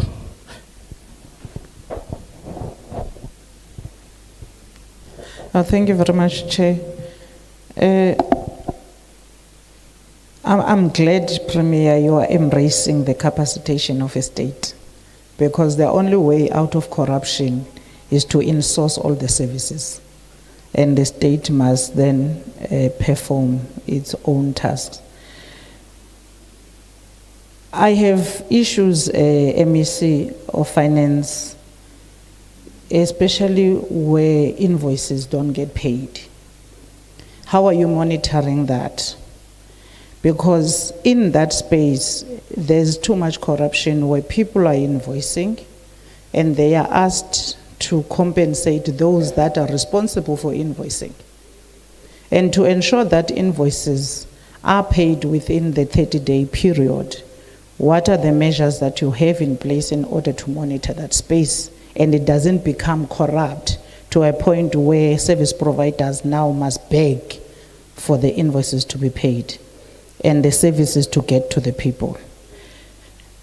The non-compliance of the fruitless and wasteful expenditure is a painful thing. I'm looking at Johannesburg now, and rightfully so, you are embracing the fact that they have reduced the fruitless and wasteful expenditure. But my worry is if they move from 436 million of 2022-2023 to 81 million this year, what happened to 330 million? How did we resolve that? Because they might have moved, but how did we deal with that expenditure which was incurred in the previous year? What are the consequences there, and who are the people that have been dealt with in terms of that? Controls and action plans. Tshwane and Johannesburg, they come up throughout, Premier. There's lack of leadership, there's lack of governance, there's lack of coordination. That lack of coordination, also MEC of Cogta, the integrated planning between the municipalities, in particular Johannesburg, and the entities is lacking, is very weak, to such an extent that even the recommendations and remedial actions that were made by the public protector regards the housing of people of Alexander and provision of shelter, proper shelter, water, and basic services for the people of Alexandra is still not been realized. Yet we get entities that are responsible for provision of shelter that are underspending simply because there is no coordination between the leadership of the municipality and the entity. So how do we deal with that space? Thank you very much. Thank you, Chair, and greetings, everyone. 3 questions. One, I would like to get your take, Premier, on the division of revenue within or amongst the municipalities and within the municipalities. This is premised on the fact that from one municipality, if you move from an urban area or a township to a suburb, you swear that you are in different areas. So there is maintenance and development and progress in more modern areas or white-dominated areas in some instances versus townships where there is nothing maintained and very less happening.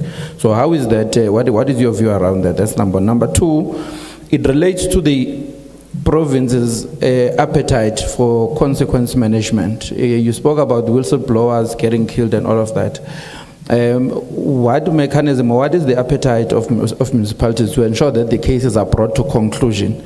Because if, for example, if there's a whistleblower and you take statements speedily and all of that, anyone attempting or wishing to assassinate would know that the case will still go on. So, because the idea is to always eliminate evidence. So what is the appetite of the province around that? The last question relates to the dialectical relationship between the improvement in the audit outcomes versus service delivery. So as we compliment municipalities for improving on the outcomes, on the audit outcomes, what do we view as a relationship between that and the lives of our people on the ground? Thank you.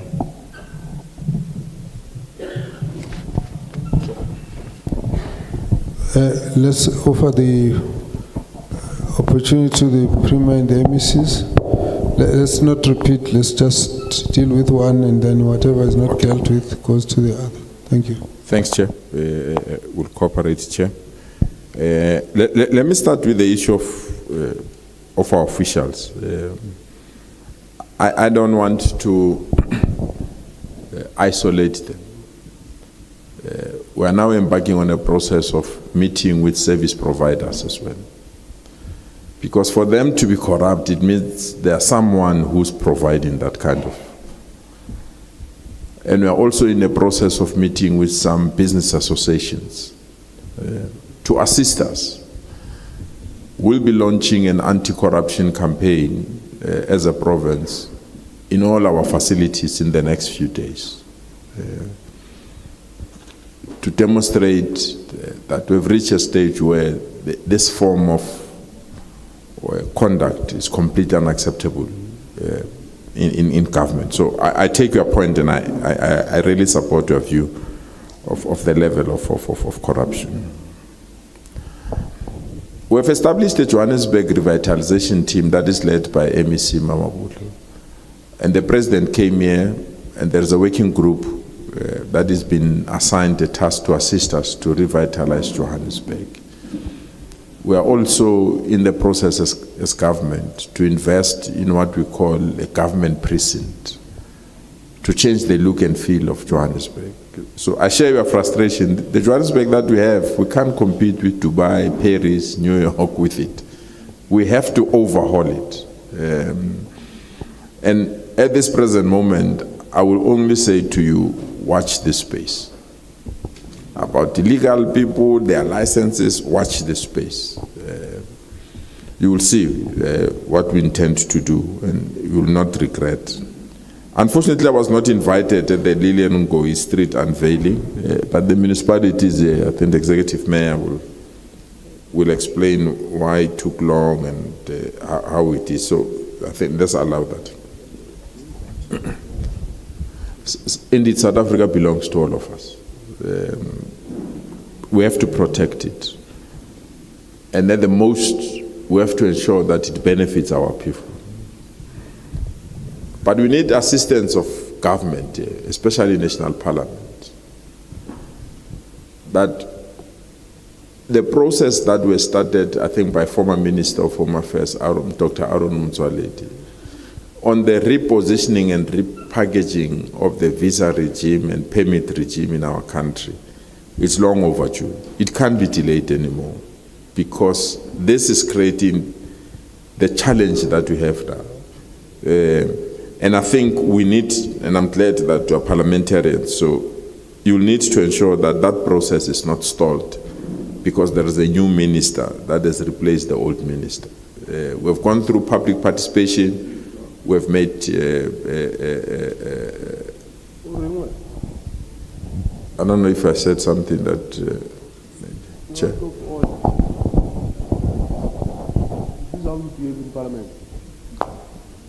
So, Premier, you must ignore, but if there's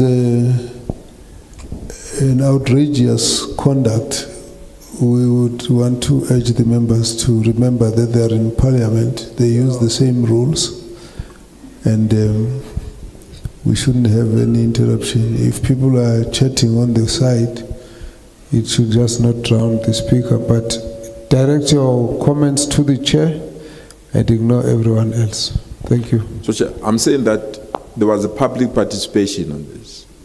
Government were requested to make presentations, and we've done that. And we can't have, because we are suffering as a province by the economic gap of the country, and majority of people that are here, we need to have a way and a format of handling them, attending to their needs, and rendering government services. And we can't do so when there is this huge loophole, because there have been changes in national government, and it will affect all the things that it has affected us already. I agree on the capacity of the state fully. If I had my wishes, this tendering system has caused serious problems. I said yesterday that we are sitting on incomplete infrastructure valued around 13 billion, because a contractor that has not concluded either a school or clinic is also appointed to do something somewhere.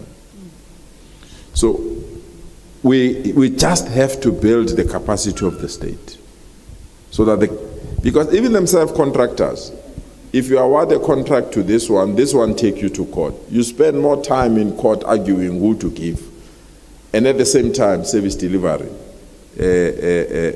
suffers. So we just need to ensure that we deal with these issues. I would leave the payment of invoices and fruitless and wasteful expenditure to the experts. Well, the division of revenue, and that is why in our opening remarks we're emphasizing the general overhaul of the funding model of municipalities.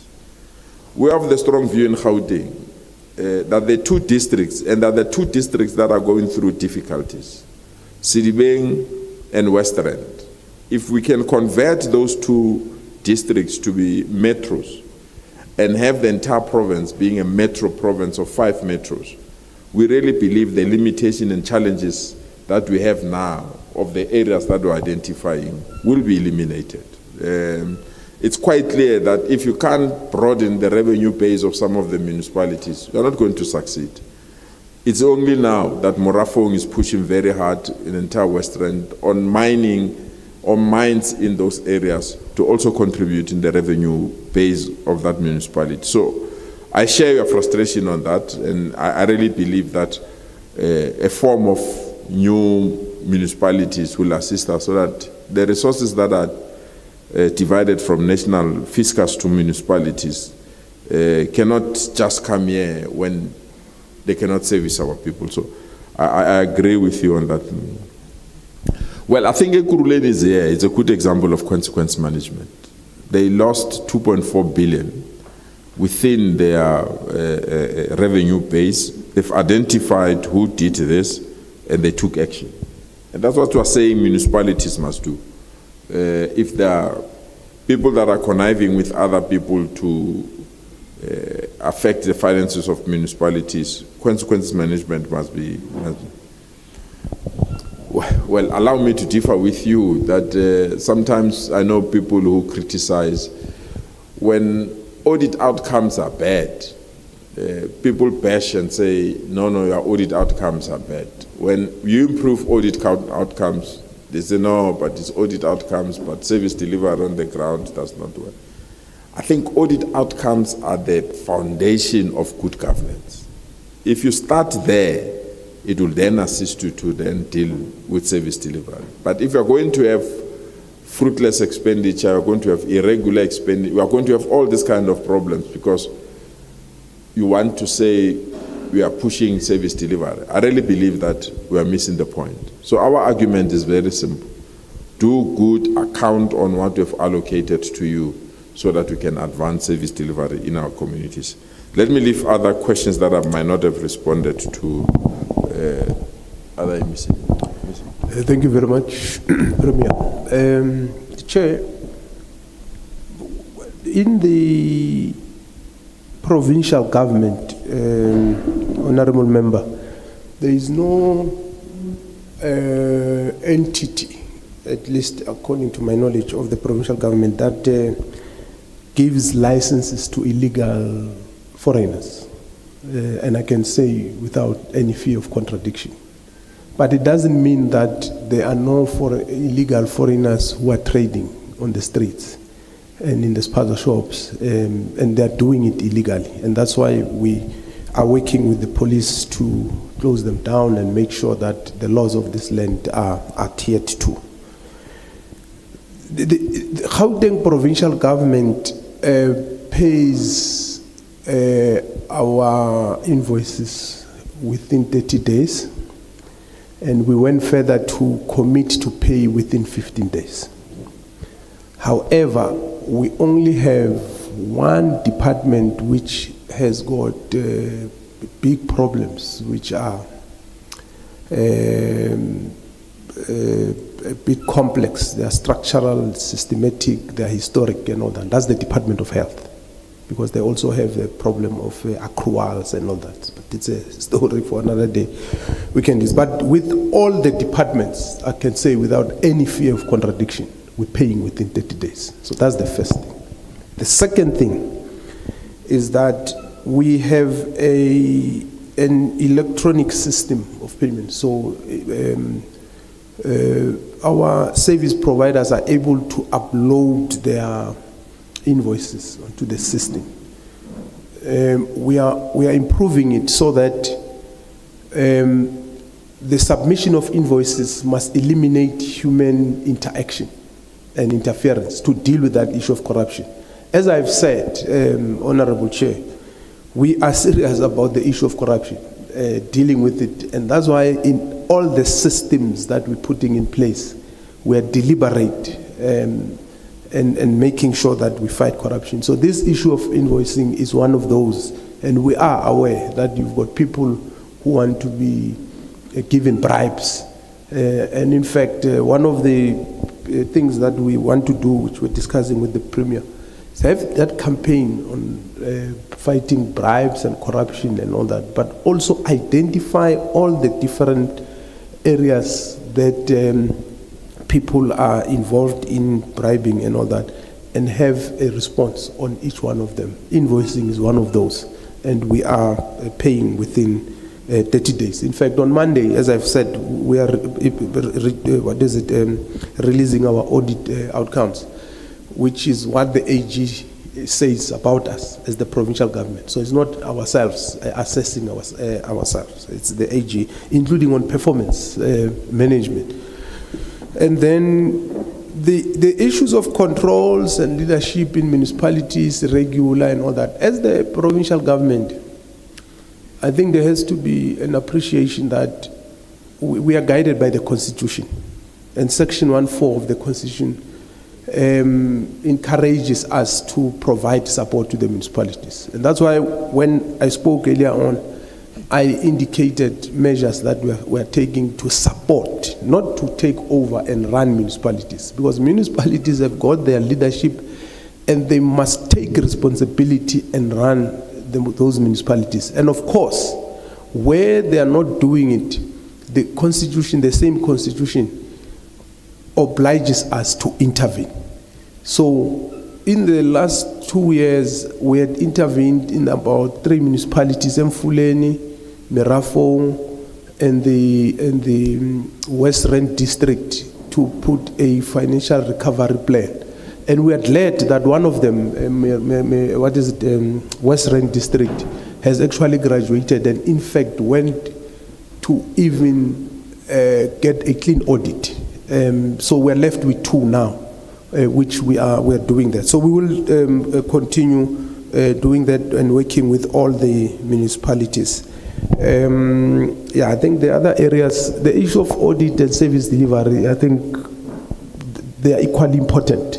None is less or more important, and that's the message that we're spreading. Thank you.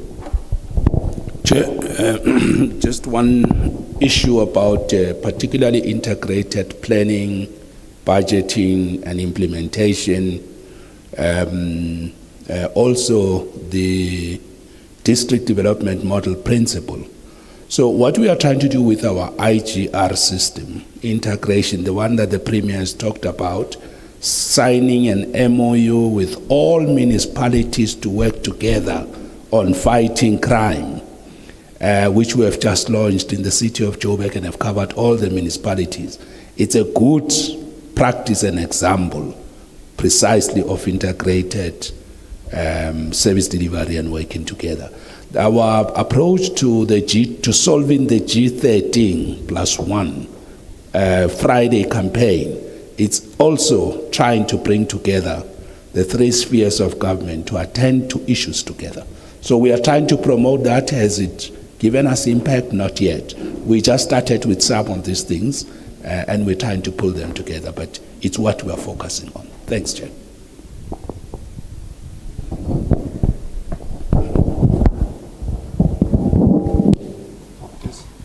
Thank you, Chair. Premier, I agree with you on some of the primary challenges that impact negatively on service delivery, such as vandalism, theft, and illegal connection, etc. In other areas, theft and vandalism are associated with organized tenders crimes. For when government property is vandalized, it will require us to be fixed. And we also note the provincial government recommendations that municipal safety and security functions needs to be reinforced and enhanced. Could the Premier kindly outline the provincial action plan on this matter? Secondly, in many provinces that we have visited, we realize that provincial government is contributing to the financial hardships of municipalities by failing to pay their debt that they owe to municipalities. In Gauteng, what is the total debt owed by provincial government to municipalities? And if there's any, are there any practical payment plan in existence in order to pay the municipalities? Thank you, Chair.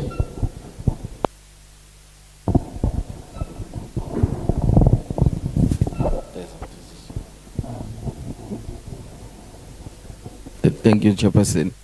I have one question because my colleagues have covered others.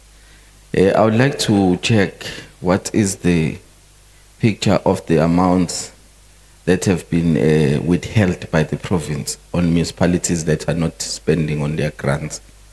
So what is the picture there? What can you say as a province towards us discussing with the municipalities on their challenges, on their inability to fully spend on their grants that sometimes leads to provincial government withholding certain amounts or withholding the equitable share? Thank you.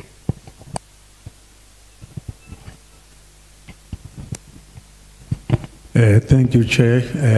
Good morning to the Premier, MECs, and the colleagues here in the joint team. I think the unfortunate thing, Premier, is that everyone looks to Gauteng as the guiding light since it's the economic hub. I think there's one thing maybe which too often is ignored, but which is very much a factor and which has come through as well as we visit municipalities, and is the high politicization of under the team just cannot operate. I mean, and the fluidity of the office bearers, the mayor and the exco. I think this is becoming an issue maybe which needs to be addressed directly. Secondly, I think it's very commendable what you shared with us, because it's sadly lacking in many municipalities, and that is, I mean, we have raised it in some of the visits, is having some form of a deep stick in terms of finding out, I mean, if you are in service delivery, you need to know that whatever efforts you are putting in place, what is the feeling of the communities, and how are you doing, some gauge of how you are doing. So I think it was impressive that we are doing that.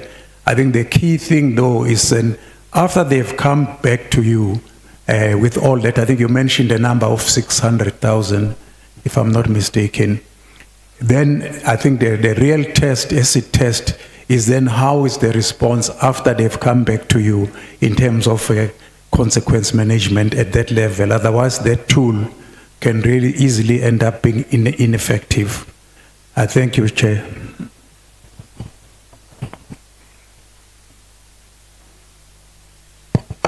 Take the responses for these three questions.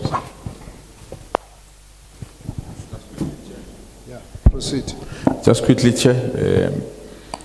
I indeed agree. You know, the issue of vandalism, theft, and illegal connection, in some instances, fuel the need for the tender system to come on board to resolve some of these issues. But we are of the strong view that we are dealing with organized syndicates that are targeting, especially copper. There are many traffic lights that we've fixed. You fix them today, tomorrow, they are not functional because there is a syndicate that is targeting them. We're also trying to use some different technology to deal with this matter. In terms of our provincial action plan in fighting vandalism, theft, and illegal connection, I'll leave it with MEC Mamabolo. Chairs a committee with all municipalities on this matter every Tuesday. The departments in the province that are owing municipality, I held many meetings with the mayors. My message is simple: switch them off. Switch them off. If there is a department that owes you, that I have the honor to lead as a premier, switch them off. Because we can't complain of people outside that are not paying services to municipalities, and we as government, we contribute to that as well. It does not make sense. So my message is very simple. But I said to municipalities, even if you switch the departments off, find a way of communicating with us to say, we have communicated with this department, there's not adhered to, that is why we are switching off. Because in some instances, it's the lack of information and alertness, where department was not alerted, they're not even aware. But if you communicate, then they can be aware in terms of that. So I don't know, maybe MEC Maile can explain that. I don't know the exact figures, but I've given all the mayors, and they sometimes call me, we're about to switch off this department. And I say, right on, switch them off. Because if you don't strengthen municipalities, there's no way that we'll be in a position to support service delivery. So I just suspect that our figures are not that huge ever since we've taken that decision for municipalities to deal with it. I'll also leave the next question on withholding of grants not spent by municipalities to MEC Maile. Let me thank the leadership of the FP. You know, the politicization of municipalities, you are right, it's at the center of majority of the problems that we are facing at local level. And that is why we really believe that the coalition framework needs to be introduced to really protect administration. Because these changes, they sometimes affect local government badly. You know, our service delivery tracking system, which is in the office of the Premier, which almost close to 30 or 40 call center attendants that also assist us to track. We've just introduced a new one now that tracks land invasion. So if people invade land, we can pick it up immediately. It's some of the innovation that we think it will assist us. So there's a support system, and there's also consequence management on those that are not responding. That is why when we meet with executive mayors per quarter, we take them through that we reported this has happened, or nothing has happened. Please make a follow-up or take the necessary action that needs to be taken. MEC Maile, can I leave these ones with you? No, thanks, Premier. Thanks, Chair. I don't have the figure that we owe as we speak now, but I know that we spend at least 3 billion as a provincial government every year towards raising taxes, water, and electricity, because the payment is decentralized. Every department is responsible. Our Department of Infrastructure Development, which is a custodian of our property portfolio, at least spends just over 1 billion, them alone. And then education, as you know, there are Section 21 schools which are responsible for their own accounts. And then there are those schools that the Department of Education is responsible for, and the Department of Health as well. But what we have done, we have created a committee that is responsible for monitoring the payment of raising taxes, water and electricity to the municipalities, which has Treasury, I think Cogta and other departments that are, in fact all departments. Then they are monitoring it regularly because we are committed to paying. We have not withheld any funds as a province to municipalities, but it doesn't mean that there are municipalities which have accounted for all the monies that we've given them.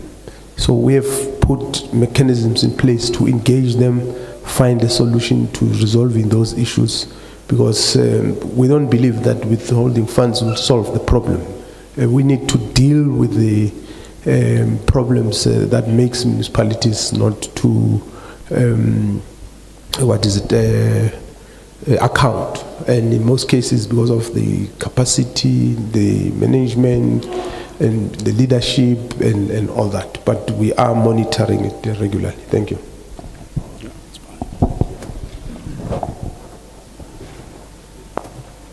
Thank you. That's covered. Let's take the next batch. Start with the Honourable Member. Thank you. Thank you very much, Chair. My first question is, can the Premier just explain to us a little bit more and give a little bit more clarity on that, if I heard correct and understand correctly, that you said that the SIU is now registered as a service provider, and how does that process work? What does it implicate? Then on this whole problem of corruption, which I agree that has to be addressed, and with a focus on transparency and communication, that's also mentioned. As the Premier and the MEC of Cogta and Finances, would you agree that maybe it's time that we look into the fact that we should have tender meetings open to the public, if that would maybe contribute to a deduction in corruption? And then I would like to know the crime strategy that has been, when was it implemented, this whole, the crime strategy that you referred to between the province and the municipalities under SAPS? And is there any successes that at this stage that you can see, for example, a reduction in serious crimes? Thank you. Thank you, Chair. Just quickly to the Premier, you spoke about the dolomitic areas, especially in Merifong. Now, that's not a problem that's overnight or a year or 2 years old. What has your administration done in the many years of those sinkholes in the making, especially when it comes to zamazamas? Then just on service delivery and infrastructure, the water crisis in major cities, and I'm specifically talking about Johannesburg that is now sitting in front of us. You know, some of these outages lasts up to 86 hours, impacting on critical services, including hospitals and even the Constitutional Court. There was a tweet last year, October, Premier, where you said that water is not your problem. I wanted to find out if you still hold that view, because the water is actually under your... The water, when it comes to the leaks, the massive leaks that Johannesburg is, that is a municipal function. Infrastructure of water pipes is a municipal function. Do you still hold the view that the water crisis is not your responsibility as Premier? Then, given that only a small fraction of municipalities achieve clean audits, what reforms is your administration enacting to hold officials accountable for irregular and fruitless and wasteful expenditure? In fact, if there's a list of anyone that has undergone consequence management, because that's a big issue as well. Then just quickly on municipal officials and councillors owing roughly about 182 million rand in unpaid municipal accounts. We know, MEC of Finance, that, you know, councillors and officials are not allowed to owe past 90 days in their rates and taxes to the municipality, but you find that there's many of them. What have you done to try and get municipalities to adhere to that and get that back on? And then with municipal debt to Eskom growing at 15 billion rand annually, what concrete measures will the province implement to ensure municipalities pay their dues and safeguard South Africa's power supply? Thank you, Chair.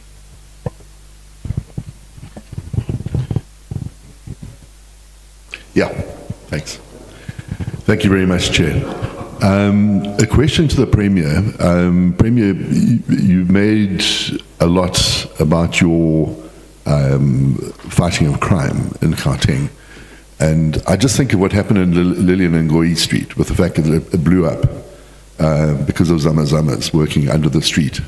And the fact that there are rumors that these guys have been mining around the foundations of the city, some of the large buildings in the city of Johannesburg, which potentially does make buildings unstable. You might even find the Gauteng Provincial Legislature collapsing if the Zamazamas under there as well.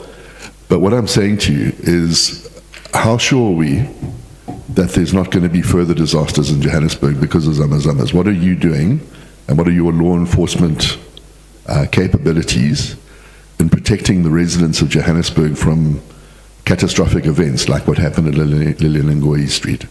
So I think that really is a direct failure of government. And we certainly wouldn't want to see a repeat of that or a large building collapse in Johannesburg. Thank you. Yeah, no, thanks, Chair.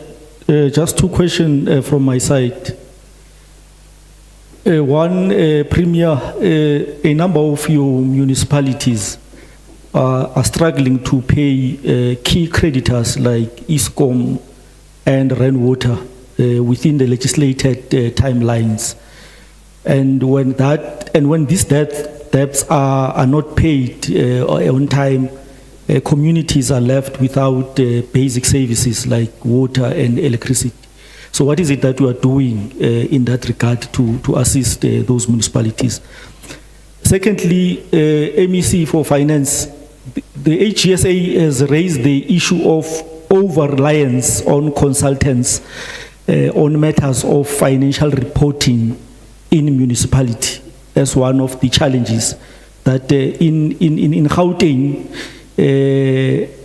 the cost for financial reporting consultant increased from 57.15 million rands in 22-23 to about 70.13 million rands in 23-24.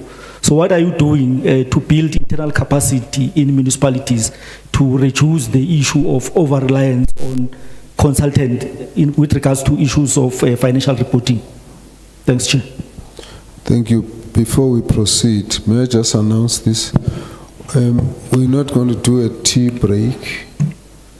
We're going to have each individual who wish to refresh, go up there, go to the door on my extreme right, and then you'll see a way into the tea area.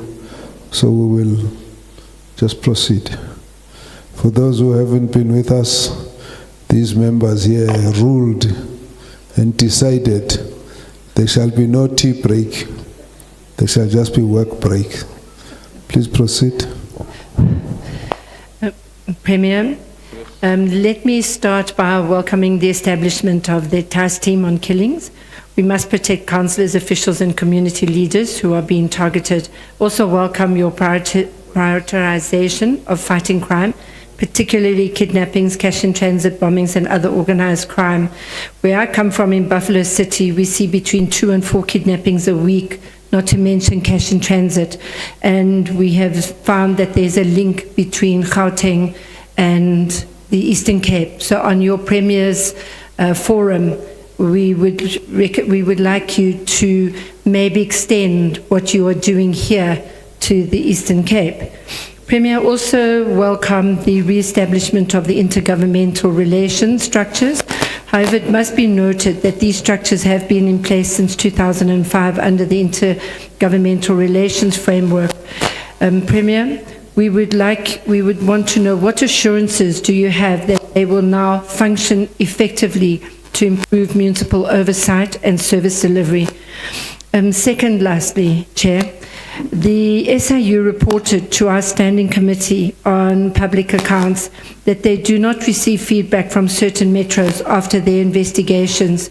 Premier, we would like you to follow up specifically. It's in the Gauteng metros that they have not come back to them. The last question is that 97 state-owned properties were identified as occupied by government officials and only 33 with electricity prepaid and 1 water meter, and that is the municipalities in Gauteng. What is Public Works going to be doing with regards to that and the follow-up? Thank you very much. Last one. Thank you, Chair. You know, we're gonna hear a lot of horror movies here today, like we've had at SCOPA in our meetings. And Chair, you've been in the Free State, you've been in the Northwest. Same thing is going to happen here today. And it's unfortunate that the ever hard-working Premier is finding himself in this mud. You know, I'll give you an example, you know, in terms of what the MEC has said about the open tender system and public participation. It's a PR stand, I can tell you now.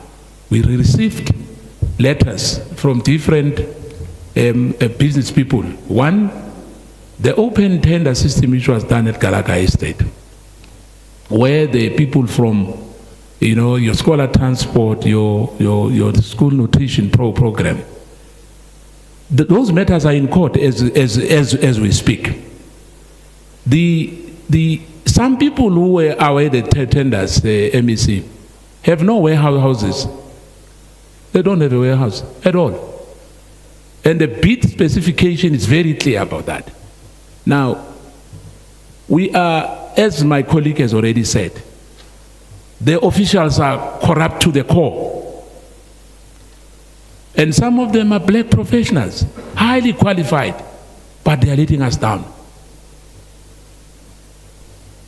I'll leave that for the city of Johannesburg. Chair, my last point is, those who knows Colosseum, those who knows Razzmatazz, those who knows Johannesburg, this is not Johannesburg anymore. That, what we are talking about, that street is been paved for 192 million. But that will come later. Thank you, Chair. Thank you. Let's get the comments, the responses. Please proceed, Premier. Thank you so much, Chair. Let me start with the first question on the SIU. Yes, the SIU is our service provider. We have a service level agreement. We didn't want to duplicate. They've got the capabilities, the capacity to trace money, forensic. They've got all those systems. So we can't duplicate them, and they've got the systems. So we've entered into a formal agreement with them, service agreement with them. When we need a forensic work, we assign them, they do that, they invoice us, we pay them. They're a government institution, by the way. So it's not like a service provider where you need to take quotations and a tender. No. They're a government institution.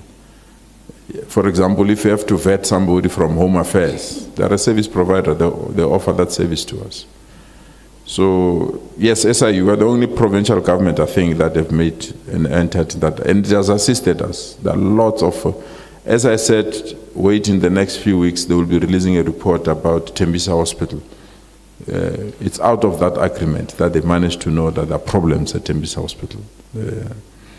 And we have also assigned them to investigate a hospital that went over the normal amount that we've allocated. They investigated that. And when they have made their investigation and we need proclamation from the president, it becomes easier.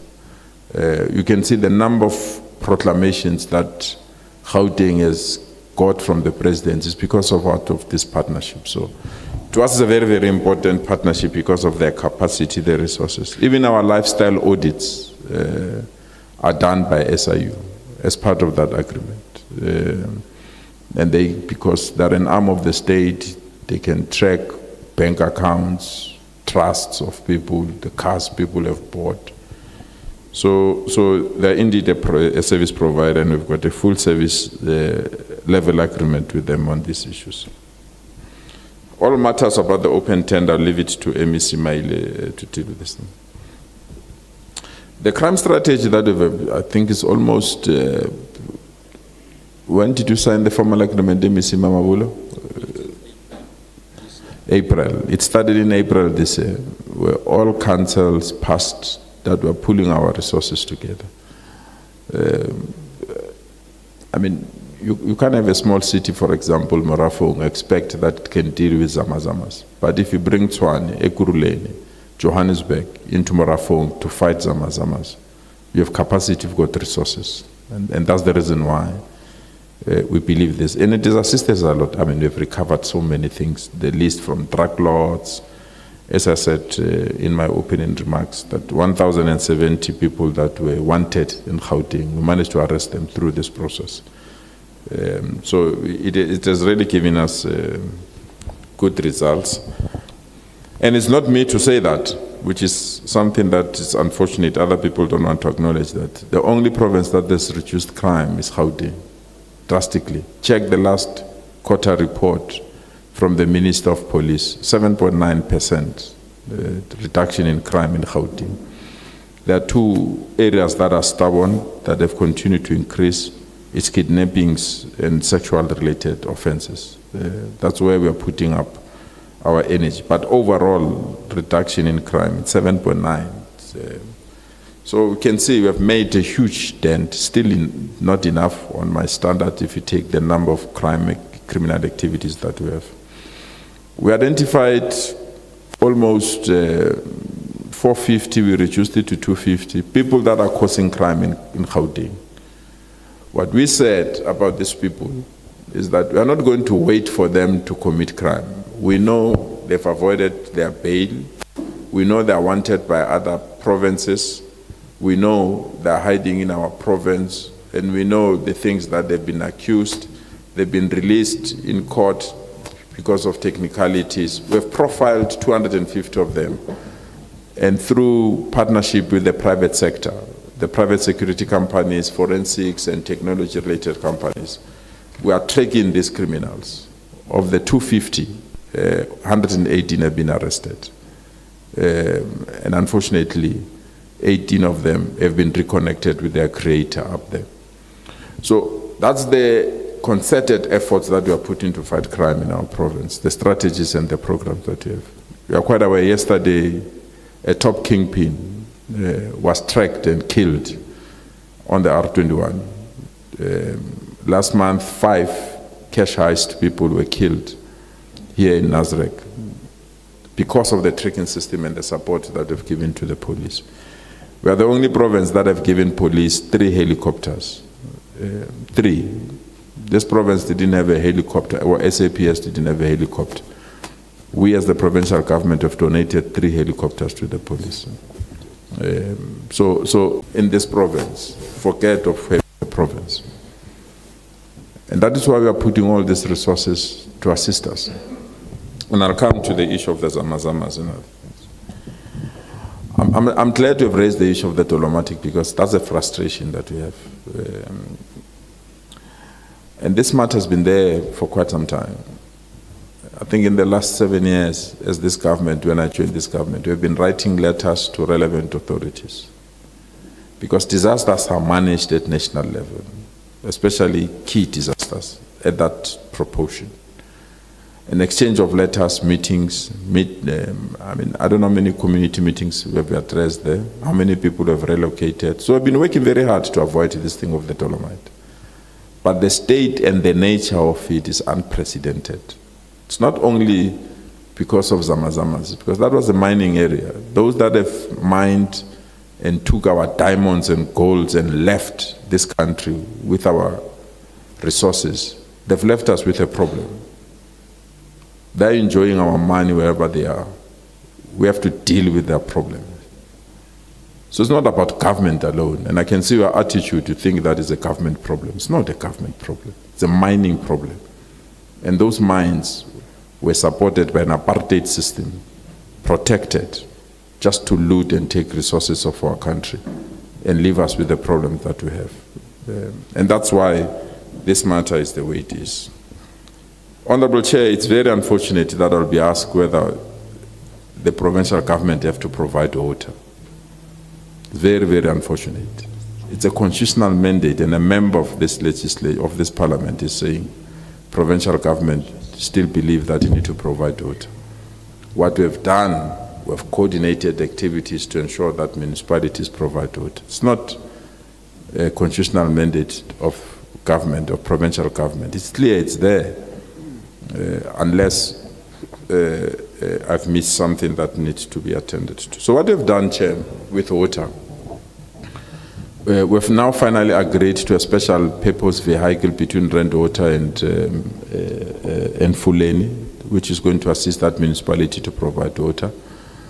We have established a war room that meets on Sundays with the national minister, including all municipalities, to attend to deal with the issue of water. 3 weeks ago with the president, we've opened a new purification plant here that will provide water. We've gone on a massive infrastructure because the infrastructure of water in our province is aging. It has been established in the 1880s. It's getting old. So we went on a massive infrastructure improvement with our municipalities. And on the basis of that, we are ready to receive water from the Lesotho Highlands. Government have put a huge investment. That water will come through here. But I can tell you, honorable members, we don't have a problem or shortage of water. We have a problem of 3 things: non-payment, illegal connection, and aging infrastructure. If we sort out the 3, the challenges of water in our province will be resolved. And we are hard at work to deal with this. Fortunately, we've got a state-owned enterprise called Rand Water that is doing exceptionally well. So it's assisting us to unlock and unblock some of these challenges so that we don't have a problem of water. But with the national minister and the deputy minister, we are meeting literally quarterly or monthly to attend to water issues in our province because we've prioritized it as one area that needs. I suspect the municipality will respond on the issue of Lillian and Ngoi. I've indicated I was not invited at the opening, so I don't know how it is, but I think that here there was. But to assume that it was due to Zamazamas, I think that's a wrong diagnostic. I was part of the team that brought all the experts to determine what caused that explosion. And it was finally indicated that it's not Zamazamas. So then to blame them, I think it's not a correct approach. Obviously, we should be worried that there are Zamazamas that are doing wrong things. I had the honor to request the president to give us a certain number of soldiers. Those soldiers were brought here, and they've done the work. We want them to continue, so we'll continue to request the president to give us those so that we can finish these problems of zamazamas in our province. It's a serious problem that I would request members not to politicize it. It's a very, very serious matter, this thing of zamazamas. Thanks, Chair of SCOPA. I think I'll leave majority of the issues that we've raised with MEC Maile. No, sorry, SCOPA member, sorry. The task team on killings, indeed, kidnappings, murder, especially within the taxi industry, and people that are contracted, they call them inkabi, that they're contracted to come and kill people in our province. We are now happy that finally, because this is not a mandate of the province as well, this policing thing. So we're happy that now the National Commission of Police have agreed to our process. And I'm glad that we've raised the importance of the Premier's Forum for coordinating and dealing with other matters that are common across all programs. Honorable Member, the issue of IGR, and that's the reason why we say, you know, coalition governments are really created serious setbacks where we're working together. The IGR that we're activating here now, that the reports that we're giving here, there were municipalities that were run by other political parties that didn't want to participate in IGR. If there's one municipality that I want to praise, regardless of changes or regardless of who they are, they participate in IGR, is Midval. Even though they are led by another political party. But when the same political party was leading Tshwane and the same political party was leading Johannesburg, they did it in Ekurhuleni, they didn't want to be part of IGR. They wanted to plan alone, execute their attempts at the things alone. And it created serious problems. There's one mayor that was a mayor of Tshwane. I've never been in a meeting with him as a premier. He declined my meetings, he didn't come to IGR, he didn't participate in budgeting of the province. So what you see now as reorganization is thanks to the new leadership that are running these municipalities. And that's how we appreciate the importance of IGR and are protecting it to where we are now. And hopefully it will assist us to deal with other issues. Let's round up, Premier. I've just rounded up, Chair. You just did? Yes. On time? Yes. Thank you. Please proceed. You've got just 2 minutes on your side. No, thanks. Firstly, I must dispute the allegations that Honorable Member Skosana is making. They are not true, they are false. That the open tender, it's a public stand. We are not populists, so we don't run government through populism. Let me explain, Honorable Chair. The open tender, however, it doesn't mean that it's perfect. So I must indicate that it doesn't mean that it's perfect. It's not perfect. So to allege that it's a public stand, I think it's unfounded. So what we are doing, the honorable member was saying, shouldn't meetings, tender meetings be open to the public? In fact, that's what that open tender system is. What happens is that before we approve specifications, we appoint an independent auditing firm. That's the first thing we do. They look at the specifications and then we advertise. After advertising, we receive documents and those documents are then verified by the probity auditor.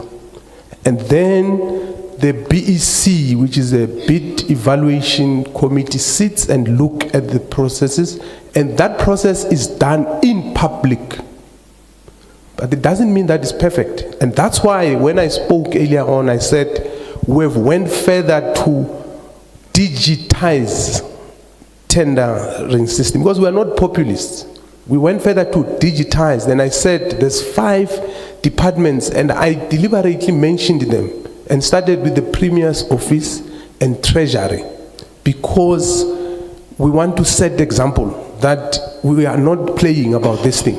And I even said next year we're looking at implementing it in all departments. You know, to digitize, it means that there will be no paper that is going to exchange hands between individuals. It means people will not be able to interfere because the system will be able to deal with things like compliance documents and all that. I don't know who else does it in the whole world. No one does it. We are saying we are going to do it. It can't be populist.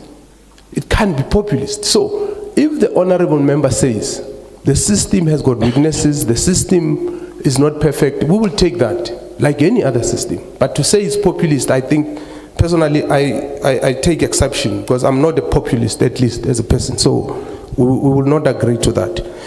On the officials who are not paying, Chair, as I round up in the municipalities, I've written a letter to the mayors to ask them to monitor that. But I've also asked treasury officials to look at the legality of imposing the same on all provincial government officials, including ourselves as public representatives. Because if we're in the public service, we can't owe municipalities. So we're looking at the legality of that. That's how serious we are about it. The issue of debt to ESCOM, we are working with municipalities, but as I've said earlier on, the issue of revenue collection, I think is at the center of that. We have had a revenue workshop with the municipalities to help them deal with the issues of revenue. And yeah, those are the issues. And then on the consultants, you know, Chair, I want to preface my answer by saying that the Constitution of the Republic places the executive and legislative authority of a municipality on the council, not on the provincial government. And then it goes further to talk about cooperative governance. It goes further to talk about oversight, the role that we must play, and support. I spoke about the 154. And are you responding on the issue of consultants? Yes. I think we are getting the wrong way. Finish, let me hear. Okay. So what I want to say to the honorable member is that we are having programs to help, because the question was that what are we doing to build capacity in the municipalities? So I'm giving you a context to say whatever that we are doing should be within the constitutional context so that we also don't seem to be interfering. So we are also training municipal officials. We are training even councillors. We are also training on MPEC and all that. So to the best of our abilities and within the powers that we have, we are playing our role. That's the point I wanted to raise, Chair. Thank you.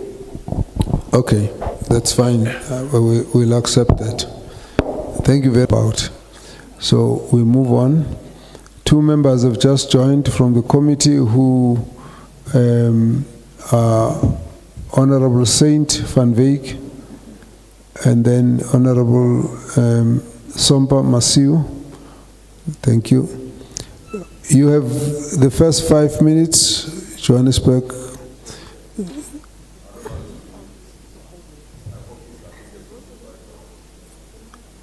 Just put your mic on.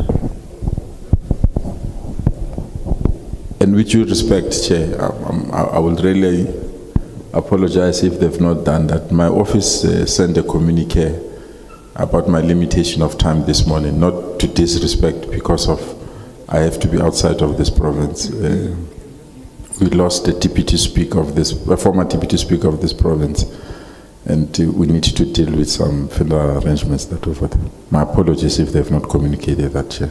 No, they haven't. But MEC Mama Wolo is remaining with us. Okay. No, that's fine. Let me just put one point, Premier. I do understand your sense of apologies and the MEC. We were just a bit concerned about the level of participation of the province. We don't have, except one, there was only one member of the legislature who I think might still be here. I just get a note now that the Speaker also is unable to join us. I have not heard much about the Provincial Cogta Committee, other than the one member. No, in fact, the one member is SCOPA. I've not heard about the Provincial SCOPA. Part of the challenge we have is that the issues in the municipalities require regular, direct oversight by the province. So I just want to record that the presence of the provincial government here is too minimal to let go without a comment, and it's a matter of concern to us. You will be excused, as I've heard the MEC also saying the same, but I think in general we have not had this kind of reception in the previous provinces. We're not taking it more as an issue between us and the province. We're just more concerned about the province and its municipalities. Thank you. City of Johannesburg. We do have an apology again from Mayor Dada. So it indicated that someone else is going to lead the delegation. So you are now welcome. Thank you. You introduce yourself, send the mic around, everybody introduce themselves. You've got 5 minutes. Give us about Johannesburg. We start the questions. Angikhuleke Khabazela and to abantwana basendlunkulu and extend my greetings to all the members of the National Assembly, the Honorable Premier in his absentia, the MECs, MEC of Cogta, all the colleagues that are present in the session. My name is Mlungis Mabaso. I'm the MMC for Human Settlements in the city. I'm acting executive mayor in this period while the mayor is overseas. I'm with the other MMCs. I will give them an opportunity to introduce themselves, but seated at the back, we've got MMC Mcina, who's the MMC for Development Planning, and MMC Mnisi, who's MMC for Economic Development, so they are not sitting in front here. If you intended us to notice them, please ask them to show themselves. Don't point, ask them stand. Thank you. We wouldn't know who is who, but it's fine. At least we know there are two MMCs there. Okay, so MMC Mnisi, and you can stand up, MMC Mnisi. She's responsible for economic development. Then there is MMC Mcina, who's also responsible for development planning.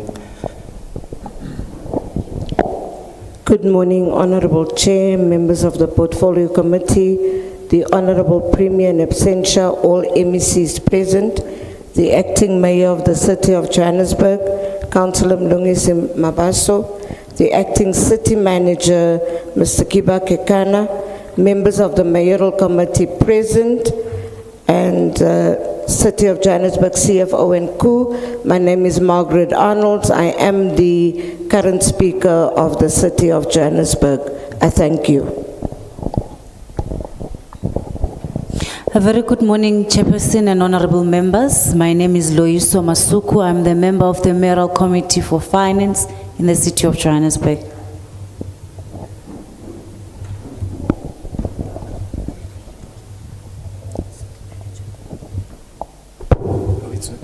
It's working. Good morning, Chairperson and honorable members. My name is Kiba Kekana, the Acting City Manager, City of Joburg. Good morning, Chair. Good morning, members. My name is Tsepo Makola. I'm the Chief Operations Officer in the City of Johannesburg. Chair, just to indicate that we've got the CEO of City Power and the MD of Joburg Water and the head of GIRAS, which is Risk and Audit, as well as Forensics. and the head of our strategy. Thank you. Good morning, Chair. Good morning, all members of Parliament, Premier, MECs, Acting Executive Mayor, and all MMCs, City Manager, colleagues. My name, Chair, is Tebo Homaraka. I'm the CFO for the City of Johannesburg.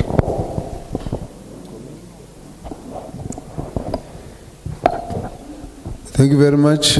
We have 5 minutes of the presentation, and thereafter we'll deal with the questions.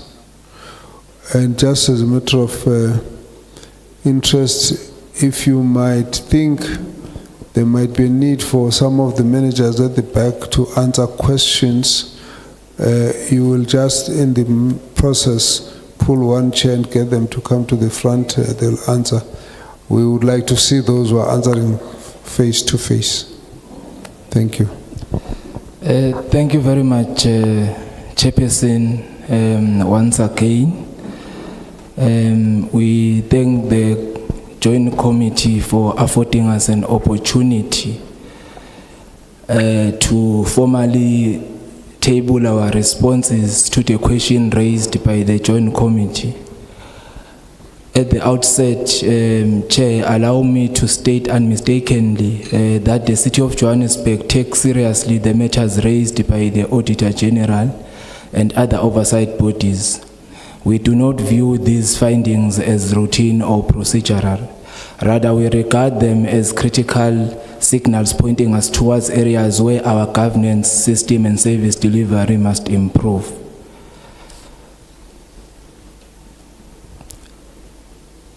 The City Manager and the team will shortly deliver a high-level presentation to guide members through responses and outline corrective measures that we are implementing. These interventions reflect not only compliance with law and audit requirements, but our deeper commitment to the residents of Johannesburg. Our goal is a resilient, well-governed city that delivers reliable services, manages resources prudently, and rebuilds public trust. As we present our response report today, we do so in a spirit of humility, accountability, and determination. We acknowledge the concerns raised, and we also reaffirm our commitment to corrective action and continued improvement. The City of Johannesburg remains steadfast in pursuing reforms that will strengthen our institution, stabilizing our trading entities, and ultimately serve the people of Johannesburg with dignity and reliability. So I will, through you, Chairperson, I will allow the Acting City Manager to present the formal responses that we have submitted to the Joint Committee. Thank you very much. Thank you very much, Chairperson, honorable members. MEC, the purpose of the presentation is in accordance with the communique that we received from the Portfolio Committee. And the presentation provides a structured overview on the Auditor General's findings for 2023-2024, the city's contextual response, as well as corrective actions. Also measures to strengthen governance, accountability, and financial sustainability. We also have a roadmap of achieving clean audits and improved service delivery. The audit outcomes review, the city achieved an unqualified audit opinion for the 3rd consecutive year, and we noting that is part of what the Auditor General has raised in terms of those past 3 years being almost at the same place. 2 entities, we're happy to report that they received clean audits demonstrating areas of strong governance. There's Joburg Water and the Johannesburg Theatre. However, adjustments to the annual financial statements were required. I think it's a point that was made that for us to get an unqualified audit report, it was because of some adjustments that were made. But I want to make that point that they are required in terms of Section 122 of the MFMA, particularly with regards to property, plant and equipment, as well as property rates and the issue of depreciation, which is generally linked to the issue of asset management and key issues related to that around the automation thereof. AG raised concerns that the city relies too heavily on audit adjustment to achieve, that aspect. We have taken note of that. We've got responses, and I just want the CFO just to continue, the group CFO just to continue providing those specific, audit responses based on this presentation. CFO? Please remember you're doing that within your 5 minutes. Chair, thanks. I think I won't take too much time since I'm sure 3 minutes have gone. So in terms of the Section 112 adjustments to the financial statements for the City of Johannesburg, it was linked to our assets, in particular work in progress, capitalization thereof, in particular our mega projects which are supposed to be compartmentalized and classified and capitalized as components when they are ready for use, and obviously then the depreciation linked thereof.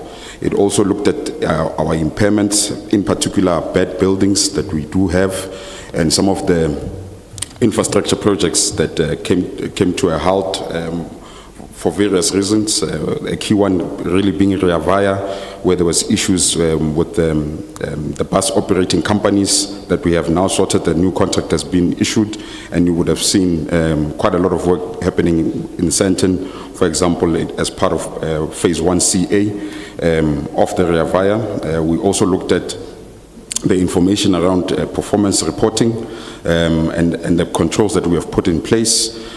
Water losses and electricity losses that equate to around 8 billion losses a year, which is a significant amount of money that we are also looking at as the City of Johannesburg. Firstly, in terms of infrastructure investment, dealing with the illegality that the Premier spoke about, and obviously the vandalism of our infrastructure. But I think the key one there is really investment into that infrastructure. So part of the mayoral Lekgotla resolutions, Chair, was to make sure that our budget is particularly targeted towards the infrastructure entities in the City of Johannesburg.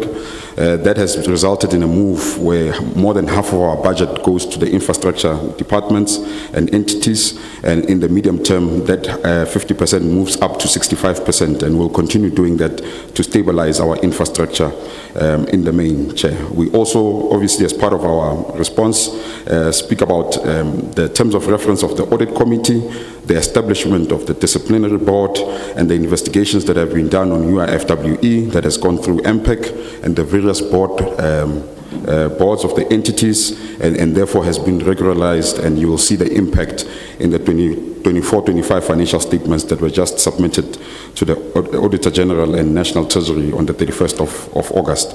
I think, Chair, the rest I will leave. The detailed response was given in the presentation in order to comply with the 5 minutes, and we'll move towards questions. Thanks, Chair.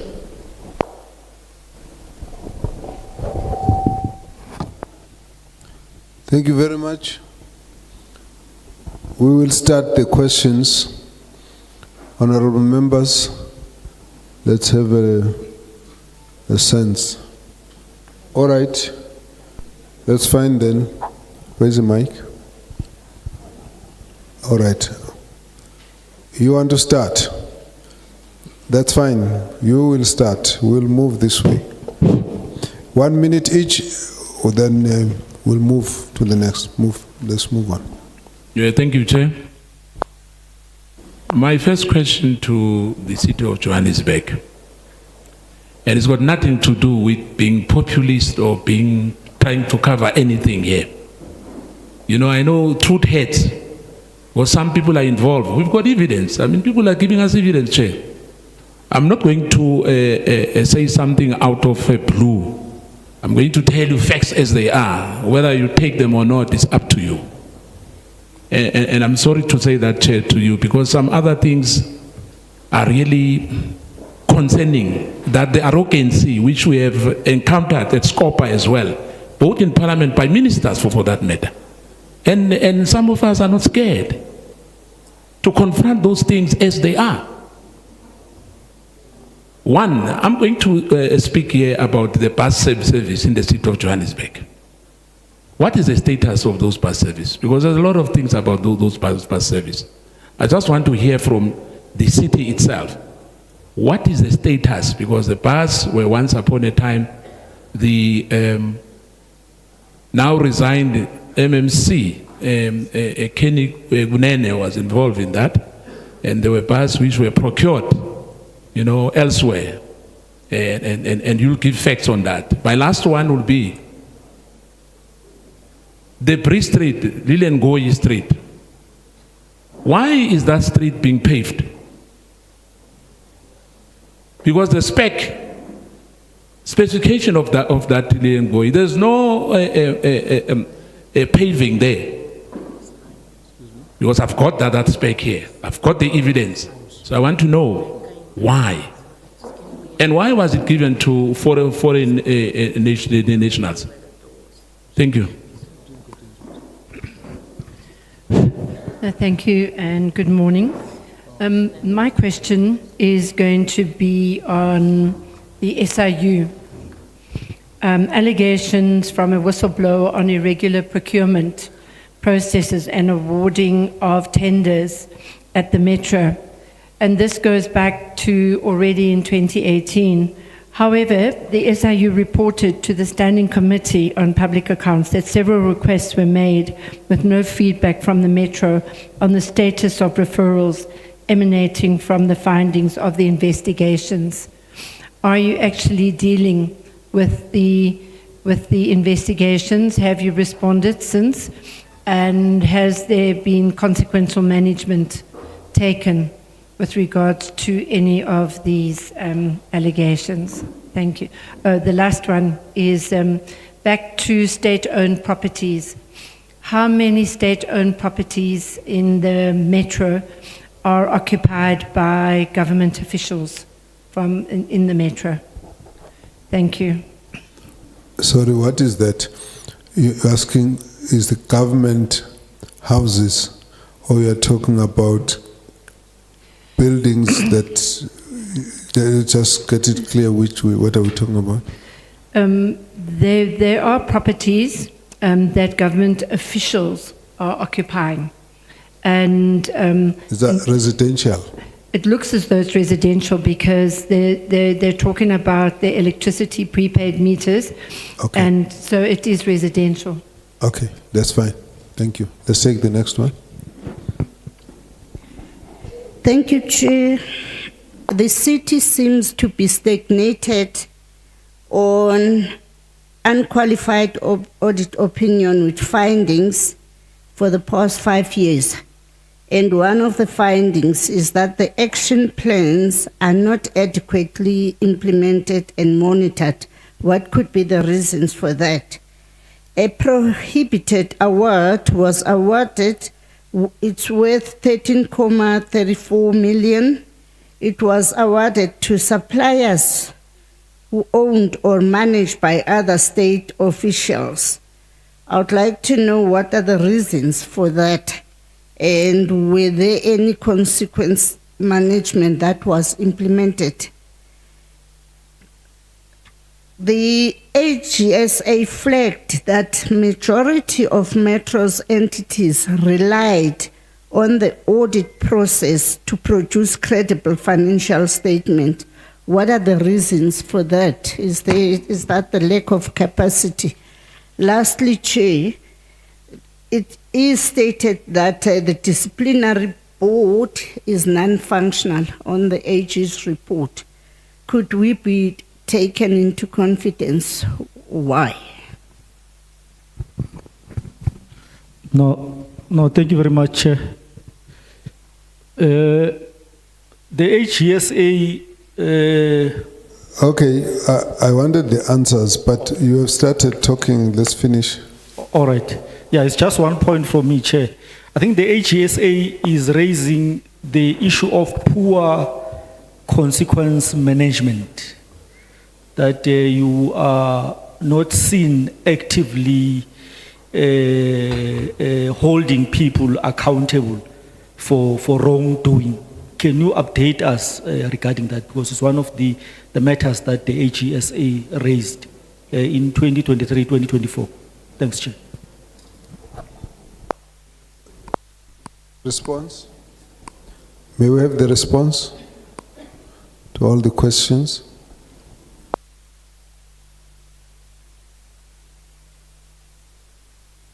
Is that you make very concise, direct. If I think it's wandering, I do try stopping and guiding. Please start with the question that you can answer. I will, thank you, Chair. On the disciplinary board and consequence management, the City of Joburg, actually the council approved the disciplinary board in 2024 after it was re-established when we came back into administration. Chair, the functionality of the disciplinary board has improved immensely in the past 18 months.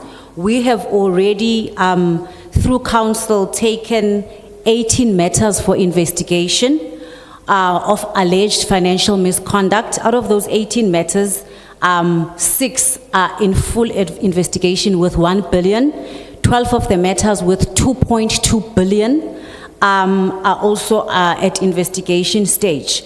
One of the recommendations we also made to the Section 79 committee in council 2 weeks ago was the frequency of the disciplinary board, because at the moment it sits quarterly, and one of the recommendations that the Section 79 committee on the oversight for governance made was that the frequency should be monthly, so that we actually expedite the cases of financial misconduct. Thank you, Chair.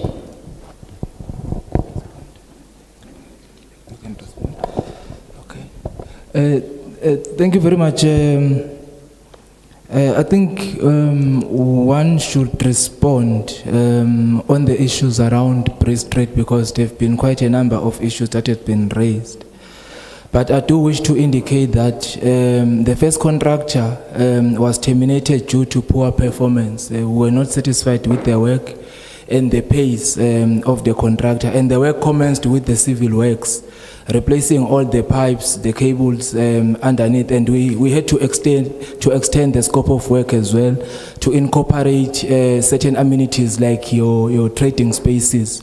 But there's also a new infrastructure that has been installed, your traffic signals, the new ventilation shafts, the gas venting system to prevent the maintenance build-up. The use of the paving was deliberately used just for sustainability, because we know that paving is more sustainable than the tarring, considering the amount of rain that we have experienced in Johannesburg, but also to improve on our stormwater drainage system. But also, Priest Street is one of the busiest streets within the CPD.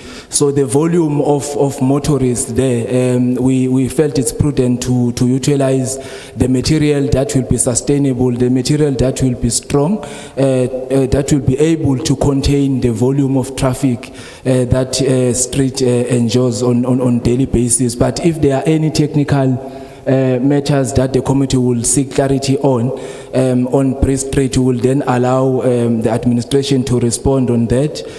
But I will also request them to talk to issues of the appointment of the foreign national, because as politicians we don't get involved in those procurement spaces, and I think it's appropriate to allow officials to respond on that. Thanks. Chair, just to provide details on the question and to support the response from MMC Finance.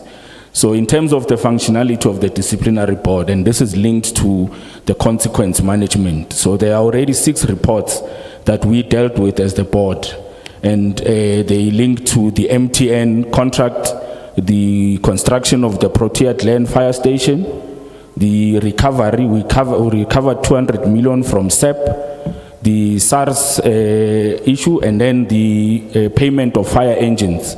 So in relation to consequence management, 2 senior managers were taken for discipline through the labor relation process.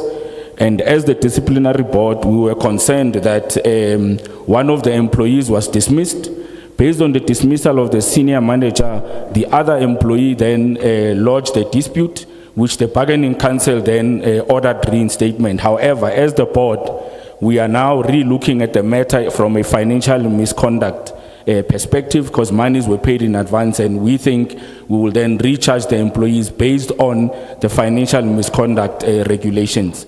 In relation to MTN, again, disciplinary process was undertaken. A senior manager was dismissed as well. However, as the board, disciplinary board, we felt that 3 other managers that were involved had not been taken through a disciplinary process, and therefore will recommend. Council has approved now that we may proceed. In terms of the construction of Protea Glen, where the city paid a 2.5 million fine to the province, the director responsible for that project was dismissed, and that matter is then closed. We started with the process to recover the money from the consulting firm that was appointed as consultation for the construction, and that process is ongoing. It's actually at the courts to recover that money. As I said, the 6th one was the recovery of 200 million from SEP, which came from the project at ICT that came as a part of investigations that we dealt with. So, Chair, just to demonstrate that the DC board is in fact effect and consequence management has been infected. Council has already approved on the 13 new cases that we are dealing with as a disciplinary board, and we are getting the final disciplinaries. Chair, I do want to look at the issue around the, and I'm not sure if members Kosana was talking about, so we have 2 bus services in the city. We have the bus rapid transport, which is BRT, which is fully functional. I think one of the audits that came out from the AG was that the new route had not been operational, but we had concluded construction.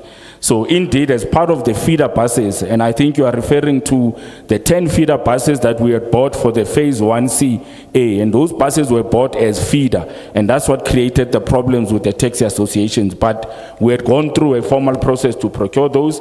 Metro Bus is fully functional. We have procured about 13 new buses for them, and we've received 6 of those new buses, and the service is still functional. I think the acting mayor has covered Lillian Goy. In relation to, Chair, there's a question around the SIU investigations. And I'm not sure how to go straight to it, but all the SIU investigations, and I'll refer the one about procurement of fire engines that we were aware of. We participated with the investigation. We received the final report from the investigator. However, when we did the consequence management, the challenge became through the disciplinary process that the proclamation was made by the president. However, the final report was not signed by the president, and therefore it was becoming difficult for us to manage the case, because what the defendant raised was, give us the final investigation that has been signed by the president and not signed by the investigator herself. And that became an issue, and we wrote back to the SIU to say, please give us the final report, because it's the president who makes the proclamation. And in order for us, as part of a fair labor process, we need to provide the employees who are affected with the final report that has been signed by the president in order for the DC to continue. So we wrote back to the SIU and we requested that the final report must be signed. So as I've indicated, you may be referring to a different investigation report, but we have participated, and that I can assure you that was one of the projects that I was dealing with. And maybe if you are dealing with a specific SIU issue, we can deal with it. In relation to employees of the city who are residing in facilities that are owned by the city, there's a number of those. You'd recall that particularly in the emergency services, in the fire stations, we were required to work 24 hours, and therefore we had porting facilities. We had facilities in all the stations. So there's a number of those. That report, Chair, can be provided. We also have social housing facilities where we allocate them to employees of the city that either work for parks or that work in the different entities and departments, and that list can obviously be made available. But those are residential quarters that were designed from the previous administration, and therefore we've allocated them to staff that work in the municipality, particularly those that work for departments that are required for 24/7 facilities. Chair, I think we've covered almost all the issues from that I could note. Yeah. Thanks. Thank you, Chair. Chair, mine is going to be very short and precise. As Speaker and as Council, we don't shy away from truth. Our Oversight Committee, particularly the Public Accounts Committee, MPEC, has been strengthening their work to ensure that management actions plans are monitored. We've had a 3-day workshop of MPEC to ensure that we deal with the UIFWs, that repeat findings are reduced, and that consequent management becomes a reality rather than a theory. We are equally determined to improve the quality of our legislative oversight. This includes regular interrogation of in-year performance and financial reports. We are also strengthening MPEC's power to track implementation of remedial actions. We are also insisting on transparency. I thank you, Chair. Thanks, Chair. I'll just take the audit questions around the adjustments that were made to the financial statements. Chair, as per our report, the biggest adjustments made to the City of Johannesburg financial statements were around assets, in particular our mega projects and our community assets. So what we have done, member, as part of improving that is to a strong emphasis on the interim audit around assets, making sure that they are verified, number one. Number two, if they are ready for use, let them be capitalized so that we can depreciate. If you would understand, if you are adjusting the financial statement at an asset level, it means that the depreciation in the income statement is also misstated.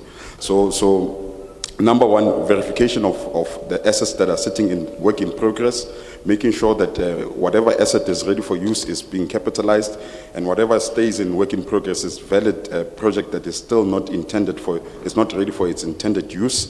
So that we are monitoring also through the Operation Clean Audit Committee, which is co-chaired by myself and the head of internal audit. We give reports to our executive management team where we track any assets that are behind schedule and make sure that they are brought back to the required pace or in terms of implementation of that infrastructure, and making sure that they are recognized as capitalized in the financial statements. Number two, in terms of, I think the COO has already answered around the SOPs that we have in terms of employees of the state, because the contract that was actually picked up by the AG was around a SITA contract that we used, the State Information Technology contract in buying laptops. It was not 13 million, and we've communicated that to the AG. Those laptops were around 133,000. We've put it in the report, and we've communicated to the AG as well. But also we've put in SOPs in our own procurement process, which we have detailed in terms of employing a tool, a digital tool, making sure before any award is done, that tool checks if there's that entity has got any employee of the state, any sphere of government, and that has drastically reduced any non-compliance in terms of any award to employees of state. I think everything else, Chair, has been covered. I just wanted to cover that part. Thanks. That's fine. Let's proceed. As long as I think you are aware, Speaker, that the basis of the comment of the AG was on the record of 3 years of lack of action by the MPEC.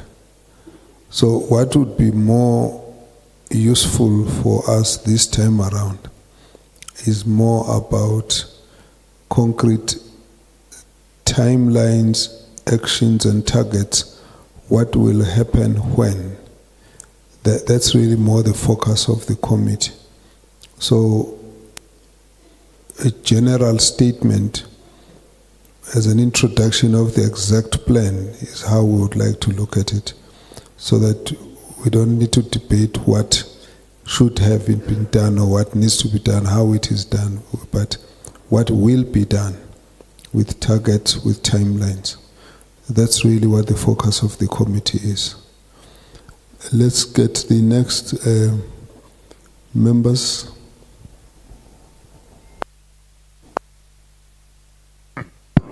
Thank you very much. Patrick Atkinson, SCOPA.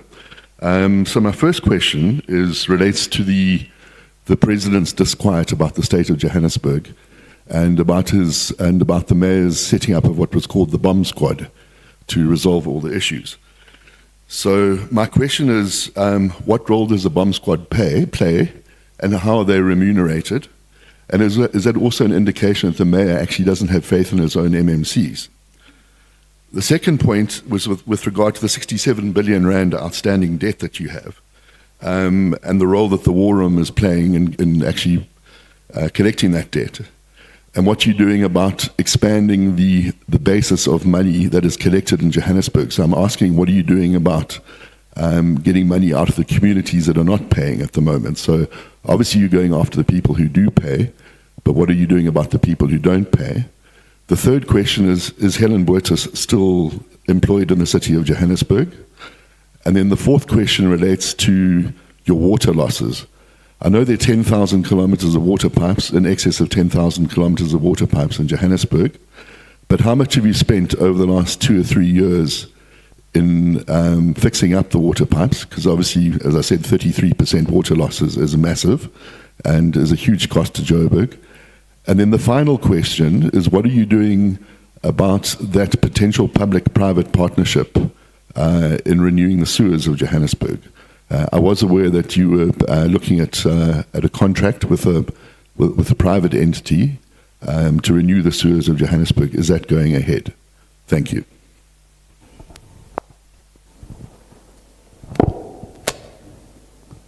Chair, can I go? Yes, please proceed. Thank you. Considering that City Power is spending more than what they are generating, should it not be placed under business rescue? Business trading reform program rolled out by National Treasury is a long-term project and does not deal with the immediate impact of non-performing entities, which could sink the city. Do you not think it would be viable for Eskom to take over City Power? Then on the water losses, it's actually 45% on water losses of its bulk water purchases, over 3 billion rand annually. Why has your administration allowed this crisis to escalate far beyond the national norm of 30%? Then on the Brixton Tower and Reservoir, it hasn't been finished because Johannesburg Water stopped paying, and it's supposedly the city took the money for other projects. Has the city taken Johannesburg Water capital budget away, or why has capital projects stopped? Then the city identified 42 leaking reservoirs, yet repairs are only set to begin in late 2025 and some as late as 2026. Why the delay, and what immediate interventions will you implement to stop billions of litres of water being lost right now? Then illegal connections remain rampant. AG found bylaw enforcement is weak because JMPD fails to provide protection to repair teams. What steps are you taking to ensure JMPD fulfills its mandate so that these illegal connections can finally be cut? And then, given all of these failures, who in your administration has been held accountable for continued loss of nearly half of Johannesburg's water supply, and what consequence management has been enforced? Thank you.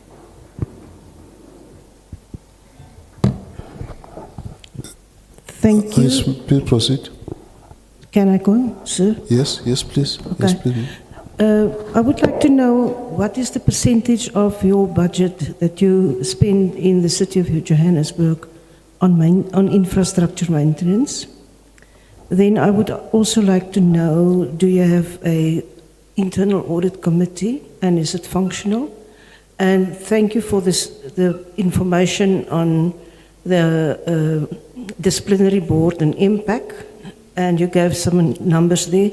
I would like to know, of all those cases that you mentioned that's been investigated, how many of them has been identified internally by your own internal control systems, and how many of those cases has been flagged by the Auditor General? Then I also would like to know the bomb squad that the mayor instituted, and we all are aware of the the presidential task team that has been visited the city of Johannesburg and has been established. What is the relationship between these two structures, and at this stage, what is the impact thereof on service delivery? Then cash management in the city is currently being financed by its trade creditors, and as a result of not collecting its own revenue, trade payables is currently over 18 billion and cash on hand only at 3.7 billion. Is long-term debt being utilized to fund short-term debt? And last question, why does the city still not have an SCOA system for transactions? Thank you. Let's hold it at that. Could we have some responses? Thank you very much, Chair. Chair, I would also like to introduce the MMC that has joined us now, MMC responsible for infrastructure, MMC SCOAG, and the Whip of Council that have also joined us. Thank you very much. Chair, I will attempt to respond to some of the issues, then I will allow colleagues to elaborate further and respond to some of the issues as well. The MD for Johannesburg Water has also joined us so that he is able to provide technical responses on some of the issues that they've raised. Chair, the bomb squad,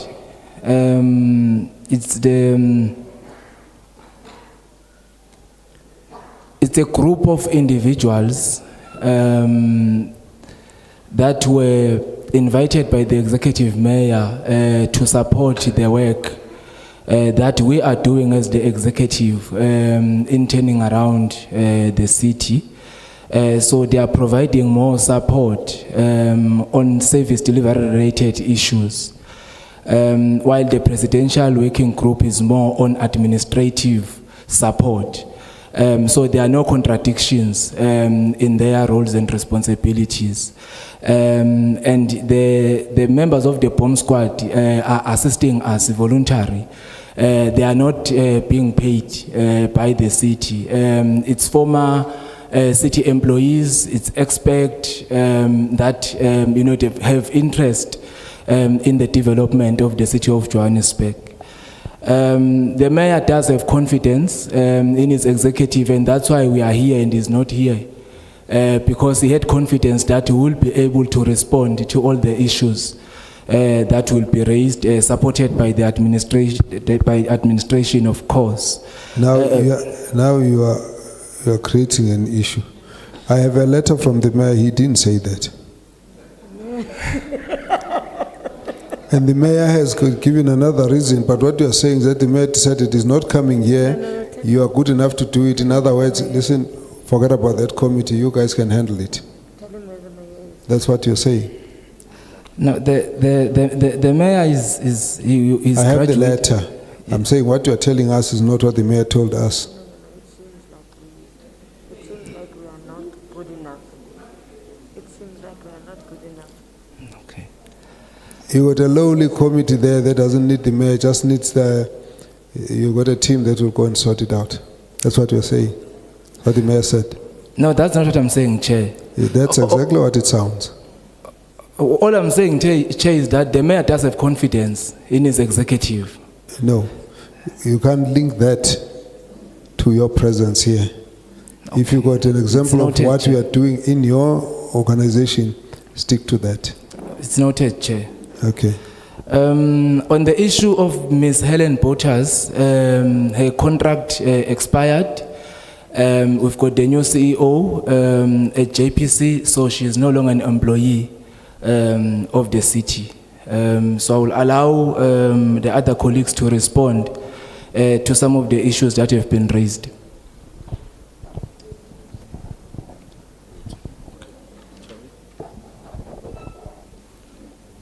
Thank you very much, and good afternoon. My name is Nchaben Mukwebo, Managing Director of Johannesburg Water. I'm going to be responding to questions relating to water. The first one, which talks about the how much have we spent on the fixing of the pipes in the last year. I'm going to respond to that, Chair, using the kilometers. And of course, if the actual amount required, we can always provide that. In the last year, we've replaced, the year that ended now, we've replaced 20 kilometers of our 12,500 kilometers. Of course, that's not anywhere close to what we should be replacing. What we need to do is to be channeling more resources into this issue of pipe replacement. I think earlier, the COO indicated that the city have taken a decision that most of the capital budget will be going to the infrastructure entity and department. And we are seeing that through the investment going to pipe replacement in the current year where we are in, where an amount has been allocated to replace 85 kilometers. But of course, as we move forward, this still needs to increase because considering the extent of the infrastructure, we need to be replacing at about 200 kilometers per annum. On the issue around the losses, indeed, it is quite high, and there is a strategy to deal with it, which that strategy focuses at both the infrastructure, issues of pipe replacement, reservoirs that are giving problem, as well as issues of dealing with commercial losses. I'm sure earlier we all had the Premier indicating some of the challenges of illegal connection, including the issue relating to a bypass meter and so on. But what I want to indicate on that issue of the number, part of it is for us to mobilize community to pay for services, which is what we are doing. Because the 45% or so number is not actually talking about the amount of water that are flowing on the street. It includes what we call authorized and billed consumption. This is the consumption that's historically were consumed by area where they were billed flat rate, even though you find that you are being billed for 20 kiloliter, but you consume much more than that. So the actual losses technically, if you look at both physical and commercial, it's about 35%, with physical losses being about 25% of that 35. So physical is what really we are losing through pipes and so on. But of course, that 10% of authorized and billed consumption, it is a problem that we need to deal with it, and we are also dealing with it because ultimately everyone needs to pay for services, and those that can afford, they need to be on the indigenous register.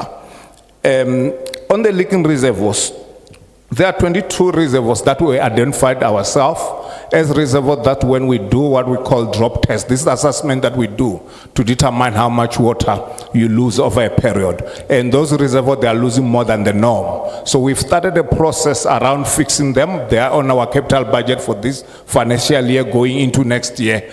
As I talk now, 3 of them we've appointed contractor already, and we should be appointing contractor for about 7 by end of this month. And the aim is that by end of November, we'll have appointed for 22 contractors that will be in dealing with these 22 reservoirs. So the program will be happening over a 2-year period because the 22 is what is on our phase 1. And there is still others that we'll be looking at in the next financial year with the aim of making sure that all the reservoirs, when we do our assessment, they are within the drop test. So those are the questions that I've noted. Thank you. Thank you, Chair. Let me then respond to the question around what our expenditure is on the repairs and maintenance. As at Q4 of the previous financial year, we had spent 6.5% of that budget, and our target was 6.9%. Of course, the benchmark from National Treasury is 8%, and I'm confident that in the current financial year, we will be able to spend beyond the 8% because we have concluded the contracts for the property, plant, and equipment. So we spent about 6.1 billion of the 89.4 billion of our total budget. That's the amount that we've spent. In relation to the, I think there's a comment around, or the question around whether the city should consider putting City Power under business rescue. And I think that conversation, it's a conversation that really requires context, because if you look at the business of City Power, about 10, 15 years ago, and the business of City Power currently now, there has been market changes and impact on the business of City Power as an example. Secondly is that I think the Premier and the Minister of Energy has spoken about the tariffs that City Power will charge, and the inability to increase the tariff in line with the cost that we spend. You'd be aware that recently we resolved a dispute that we had with ESCOM as an example, and that dispute lasted about 8 years, simply because the tariffs that ESCOM was charging us vis-a-vis what we were charging to sell on became an issue, and that's why we're in court, and we obviously settled on the matter, and that's then been resolved. So what are we doing moving forward? Because as the shareholder, we need to intervene.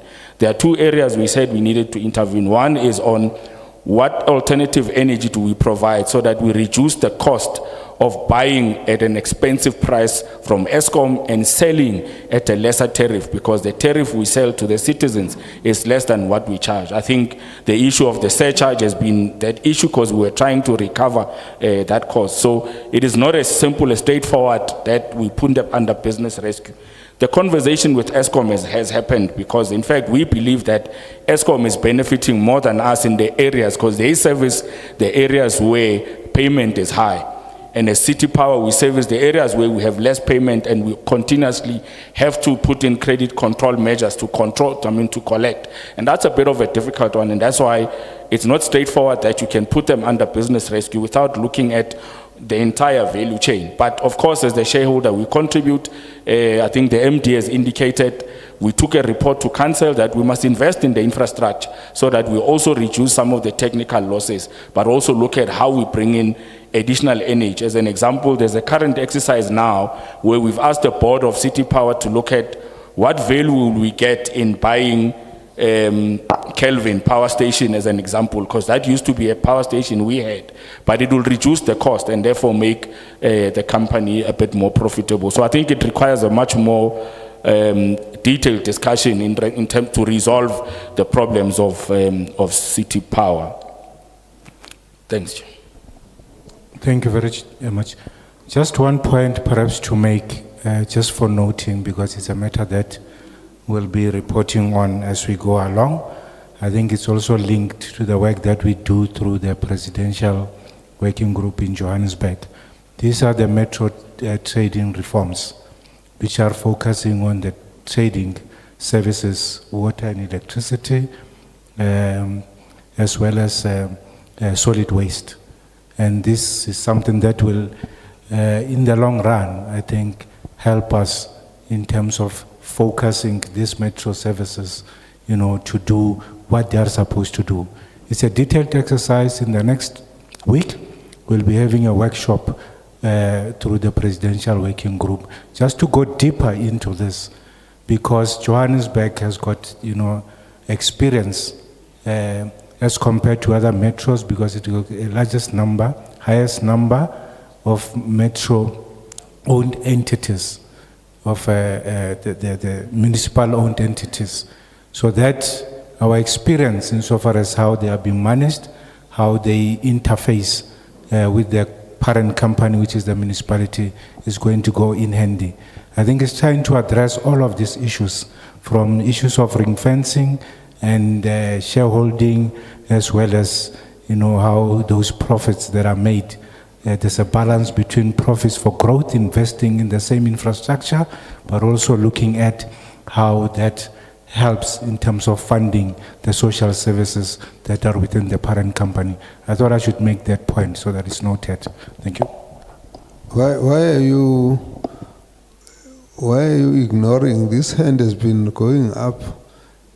No, yes, MMC. I see that you are just being squeezed out. I was very keen to hear. You had your hand up, they passed the mic. You had your hand up, they passed the mic. What do you want to tell us? All right, finish. Let's come back. I just don't want to be forgotten. I'm looking after everybody in this city, so please. Just finish and then let's come back. But I saw the mic was just jumping all over. All right, good. You know why? That's also important. We also want to see what your relationships are. And don't create wrong impressions. Please proceed. Thank you, Chair.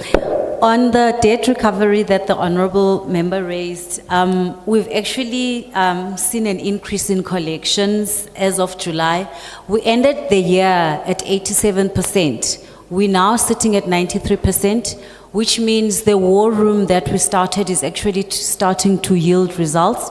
We are, the war room strategy, Operation Logisa, sits every day, because that's where we monitor our collections, and we're very clear that our target that the team has set, which is led by the CFO, of 200 million a day, gives us that ability to then reach our targets. So we are making headway in terms of the war room that we've started.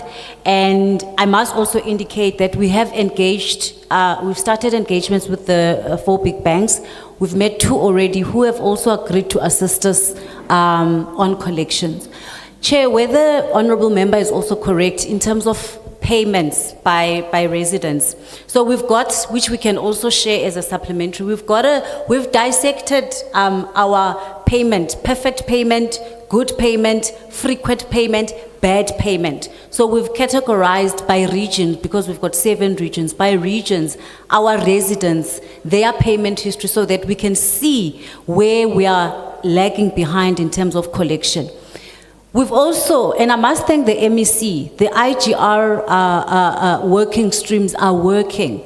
From 1.5 billion of government debt that they were owing the city, we're sitting at least at 900 million. It's because of the work of IGR and engagement, and the Premier was very clear that we must cut. Yes, we are going to cut, but we start with engaging, so that at the end of the day, they see that our intention is to make sure that we stabilize our revenue in the municipality, but they also as government can contribute to us being unable to collect. So those engagements are happening. Actually, even tonight at 7 p.m, we continue with the work streams to ensure we deal with those issues in terms of revenue collection. Thank you, Chair. Just hang on a bit. You're saying collection is 93? We're sitting at 93%. Yes. Of your targeted revenue. We had set ourselves a target of 96% monthly, but currently we're sitting at 93%. Of what total revenue anticipated? Just give the exact 5.6. 5.6. A month. 5.6 billion a month, yes. 5.6 billion a month. 5.6 billion a month. A month, yes. That's 93% of your collection is 93% of the 5.6 billion per month. Correct. That's what you're saying? Yes. And you're saying you're calling right across the whole municipality? We are saying that... I heard you've classified it. Yes. But is that target covering the entire municipality, Johannesburg municipality? And you are saying it's 5.6 right across. There are areas where you get good money, there are areas where you get very little money, there are areas where people don't pay. That's what you're saying. 100% correct, Chair. For an example, we've got an area called Region F, which is our inner city. We've got the highest debt. It's sitting at 16 billion that they owe us in terms of non-payment. So those are bad payers. Yeah. So we dissect them so that we are able to then see where do we need to intensify revenue collection. No, I'm only asking you more because I think the question asked by Mr. Atkinson is a matter of interest. The impression that he has is that there are areas where you don't even collect.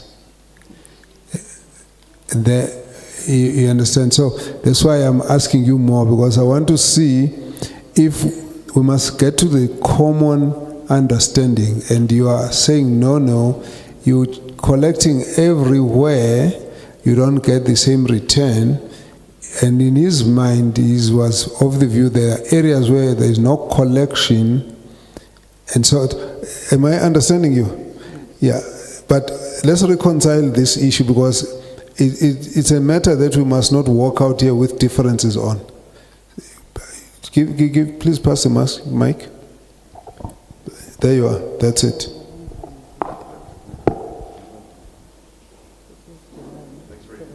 Chair. Yes, look, I think in certain parts of the city there are a much higher level of illegal connections, of people stealing power and stealing water and stuff like that. And there are parts of the city as well in which you're not able to enforce credit collection in the way that you do in other parts of the city. What I do want to know is, what are you doing about those areas? What are you doing about resolving the areas where effectively people are stealing services from the city? Thank you.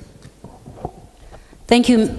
It's true what the member is saying. There are areas of concern. We've reflected on them where there is that lawlessness. We have engaged JMPD as well as SAPS through also the province through community safety to assist us in enforcing. And we must be honest to the committee. There are areas where the teams have gone out. They arrive, they do disconnect. 30 minutes or an hour later, then there are some syndicates or people who believe, I think the word that was used earlier was syndicates of groupings like Inkabi, who then threaten officials, city officials. That's why we've gone through engaging JMPD and SAPS to collaborate and assist us, because city officials become vulnerable and worry for their safety. So that particular process is in place. We were actually discussing with the team on Tuesday to make sure that we actually strengthen those relationships. Thank you, Chair.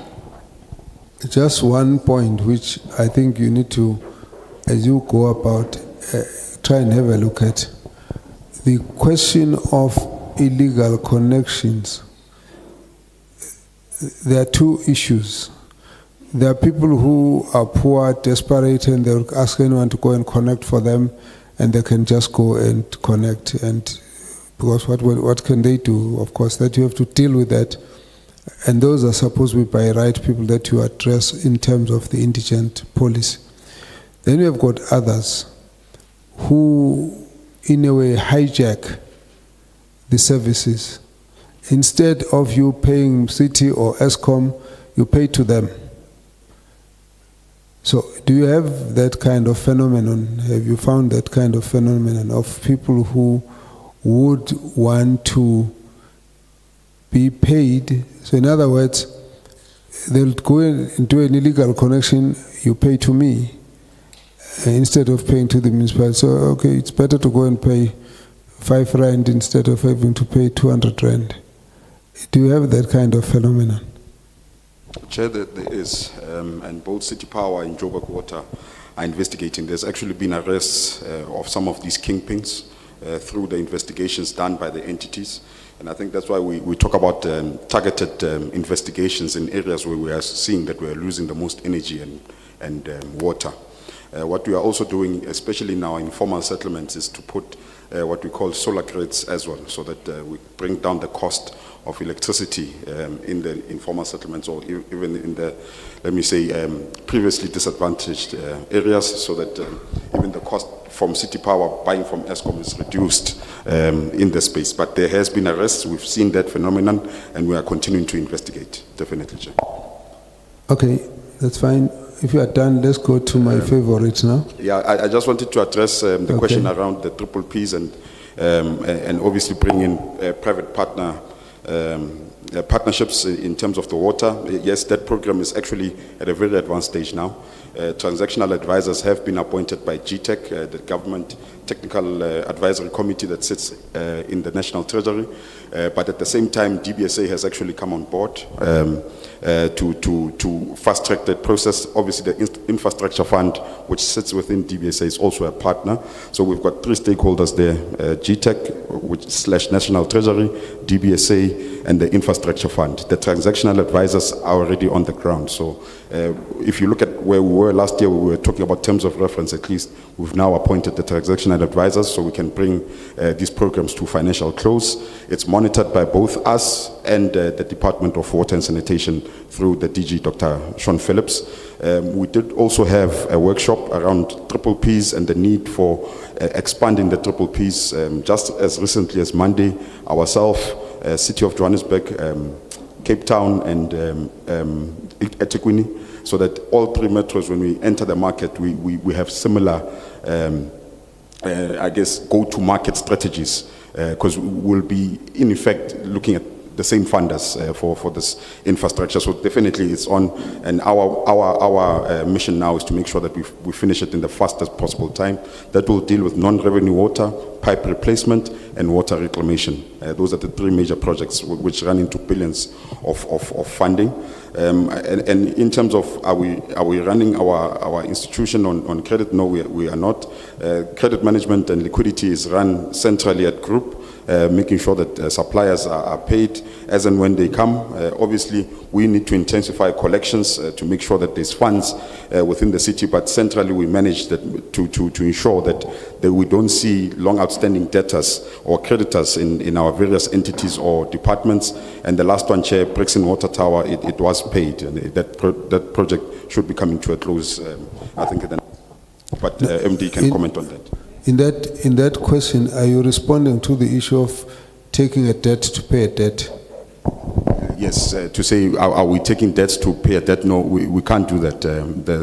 Regulation 45 does not allow us to use to do that. So we pay our debt as due. Even the short-term loans that we do get with DBSA in particular, we pay them back as required. Okay. Yeah, but let's move on.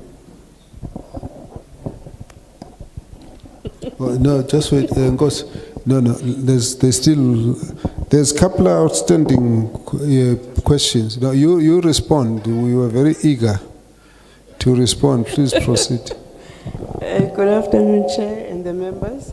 Chair, the question I wanted to respond to was the issue of the audit committee and whether any of the financial misconduct matters had been raised by the AG that the disciplinary board is dealing with. The city, yes, it does have a functional audit committee. It's a group audit committee. And you also have at entity level, each entity has an audit committee. And at group level, meaning in the core administration, we also have the performance audit committee, which is established in terms of the Systems Act, and the Risk Committee. And the three committees, therefore, are having adopted the combined assurance model.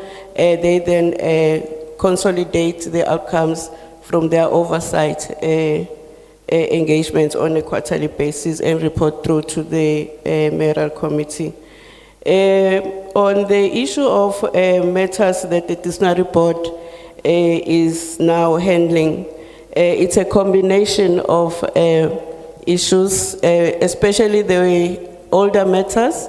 Those matters would have been identified by the AG, but the city has established a system where each department and entity must declare on a monthly and quarterly basis any unauthorized, irregular, fruitless, wasteful expenditure, because that does constitute a financial misconduct.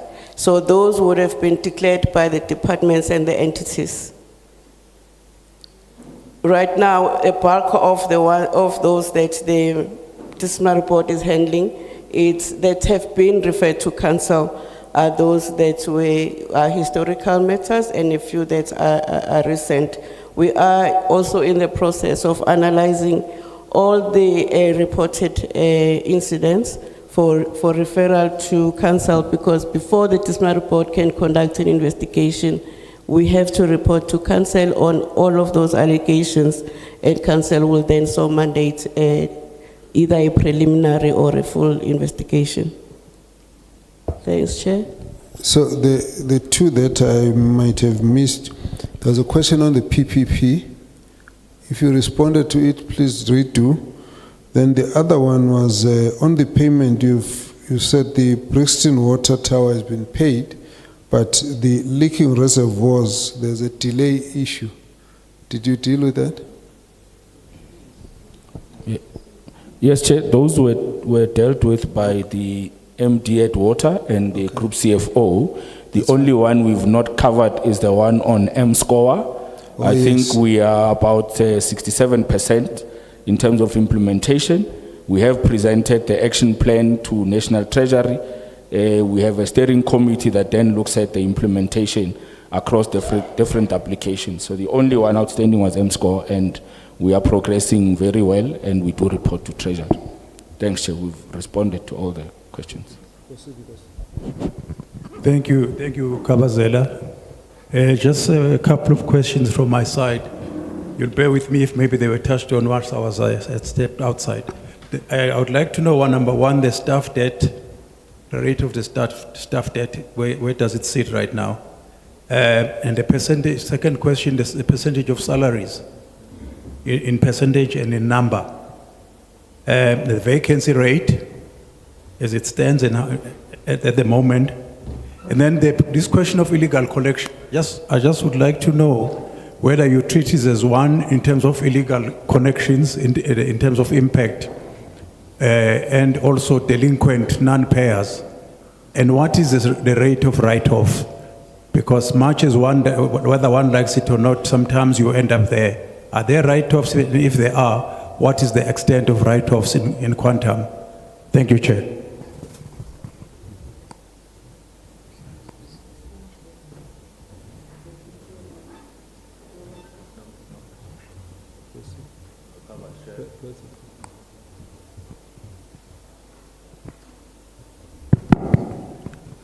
Now covered, Chair, by some of my colleagues, but I just feel, Chair, that maybe I should raise this to the municipalities here, just to caution the leadership of the municipalities that it is an offense to lie or to mislead Parliament. Maybe should have raised that. So as they are here, they must not intentionally or cover up or mislead Parliament intentionally. So I just feel, Chair, that maybe I should actually caution the members that are here. Thanks. Thank you, Honourable Mtolo. Honourable Speaker. Thank you, Chair. Chair, through you, to the leadership, I want to understand, based on the National Finance Minister's concerns expressed recently about your cumulative amount on UIFW, an ultimatum was set of possibly withholding your funding from Treasury. I want to understand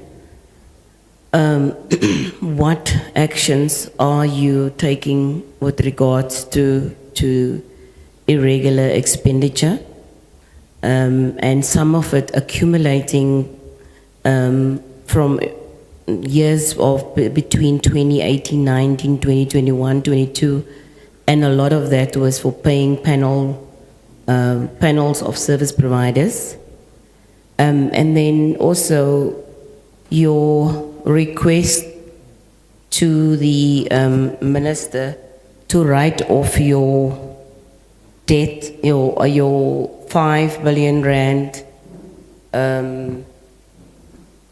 UIFWE that was recently in the media. What is your reasons behind that?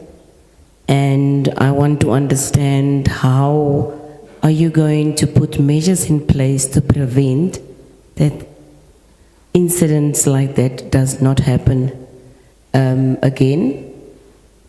And then I also just would like to know,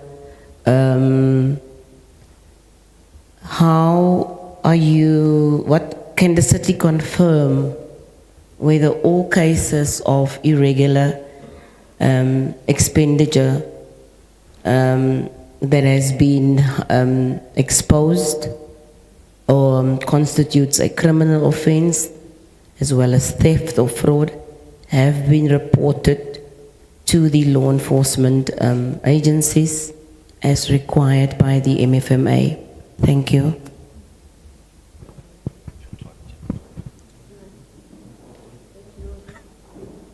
No, thank you so much.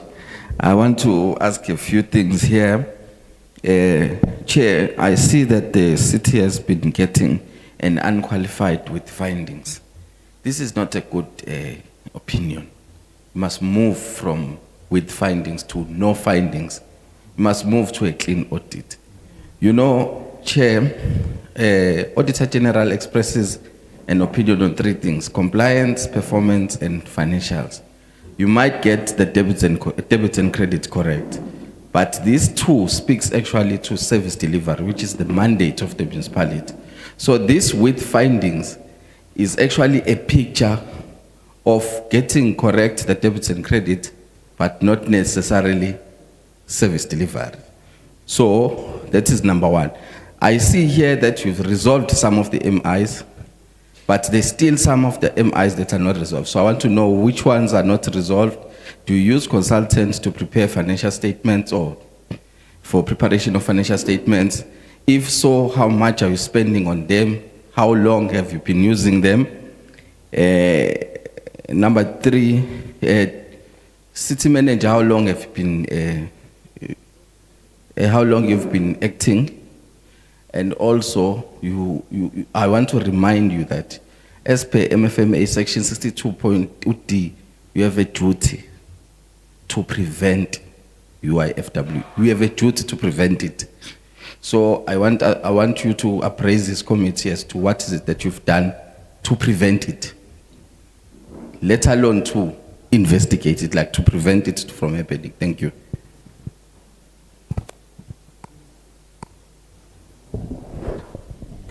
Bond?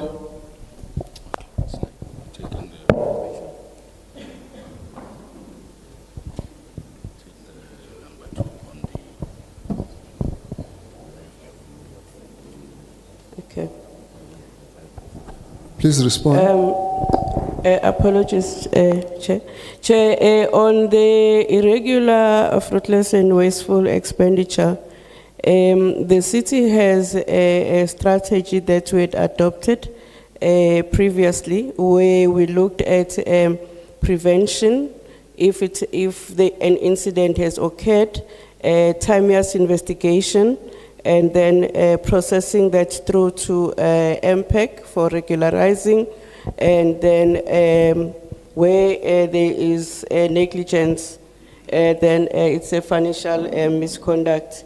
So matters that get written off can only be written off after an independent investigation has been conducted. In the norm in the city, these investigations are carried out by the internal audit functions of the city. This is in the core as well as in the entities. So there are certain permutations or a framework that MPEC had put together that would then direct what are the factors, what are the key considerations that we need to cover in order for MPEC to be able to regularize. So each and every investigation will then follow that format as mandated by MPEC, which format was also approved by Council. What are the preventative measures? Insofar as irregular expenditure is concerned, we have what we call in the city probity audits. So for all tenders that are 5 million and above, we subject them to probity reviews prior to at bid specification stage as well as at bid evaluation stage. This helps in ensuring that the specs are reliable and will then also enable fair and equitable evaluation. At evaluation stage, we also conduct probity to make sure that the bid evaluation committee adheres to the specs that would have been approved by the accounting officer. The specs, before they are advertised, they would have been approved by the accounting officer, And when it comes to the bid evaluation, the adjudication committee does not consider any reports of the bid evaluation committee unless the probity audit issues would have been raised. We have had with the AG continuous concerns around the use of deviation of Regulation 36, which is a deviation from normal procurement. And insofar as that is concerned, the use of Regulation 36 is also now submitted to probity.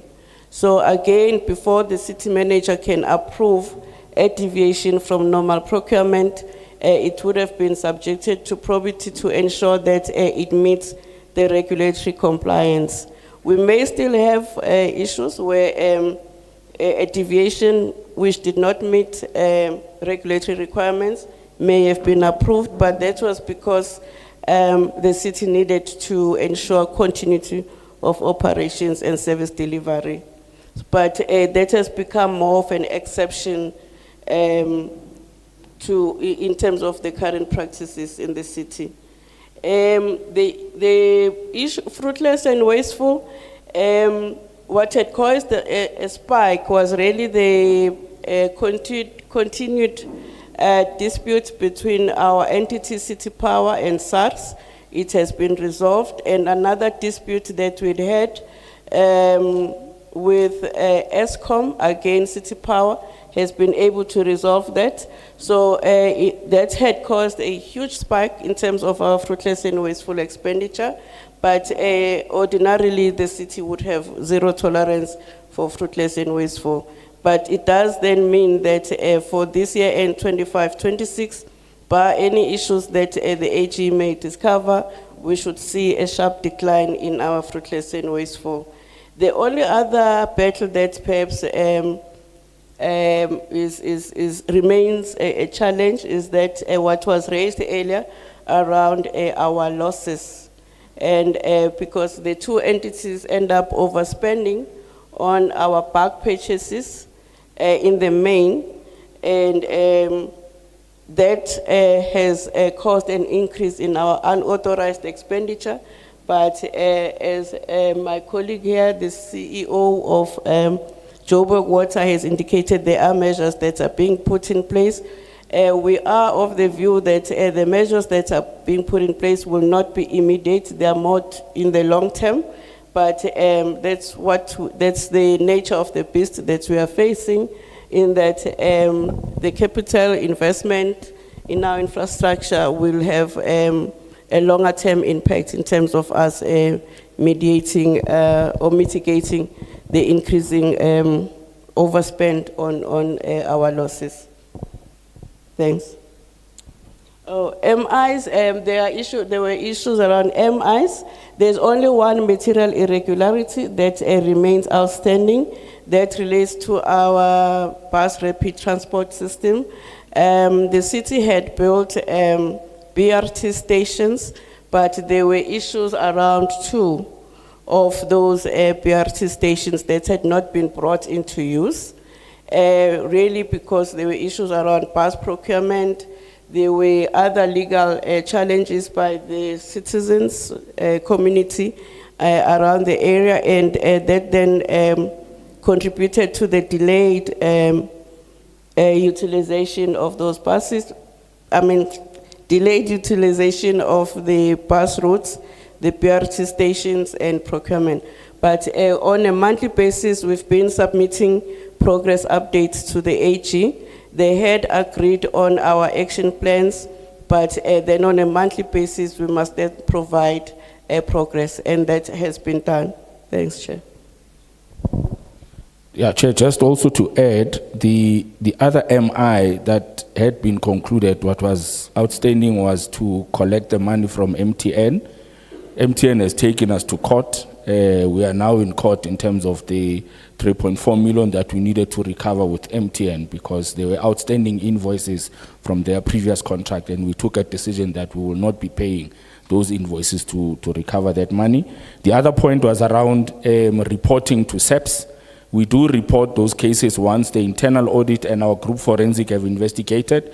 We also have a special unit within the GFIS unit that tracks the prosecution of those cases by SEPs, and they work with SEPs on a regular, so on a monthly basis, we get updates on how far is the prosecution of some of those cases. I think the rest of the other issues, I'm sure the CFO could respond in terms of salary and the likes. Yeah, my responses are too short. I think the first is that I started on the 30th of June. The last day of the financial year, and 30th of June. Seconded from the province, but I'm well aware of my responsibilities from a point of view of being a successor in title. I'm well aware of what my responsibilities are. And just to indicate the second question, the second part of your question, I suppose it's not about what am I perhaps to do. I think it is what we put as mechanisms in the institution to respond. Because I think it's important to build resilient institutions that can, survive individuals. So there are quite a lot of things that have been done. I think of importance that one found in the institution that I wouldn't necessarily claim, but it's a very good strategy. This is the UIFW risk, the reduction strategy thereof. I think the very key component in that strategy, it's about accountability. Because we say, I'll just use a simple example. When there are electric poles in our townships or in our cities, in our suburbs, and they're energized and there is no bulb to give people light, there is an individual behind that action or non-action that is being paid by the institution. The question is, who is that person? So that we can separate, accountability I think is very much important. So this reduction strategy of the city incorporate, accountability. There are key elements of that strategy, which is prevention and detection of incurrence of each category of the UFWA. We also have the in-year monitoring and reporting for regulatory compliance. I think you made a point about what AG looks for when they make their determination. So the issue of compliance becomes very critical. I'm sure in the opening you heard me when I was saying we've got a strategy towards a clean audit. And that clean audit means we must eliminate those other 3 points, those other 2 points around performance and compliance. The third element is about timeous investigations. I think the chair even indicated, or the focus of the committee is about what was not being done, which, we're talking about historical or legal issues. Where investigations are done, reports are there, we are not implementing or we delay. So that is a responsibility of the accounting officer to ensure those things, if you want to enhance accountability, they are done without fear or favor. So that is one aspect that we are busy implementing. The fourth is timely submission of investigation outcomes for resolution on recovery or write-off. I think that's where the legislature comes in.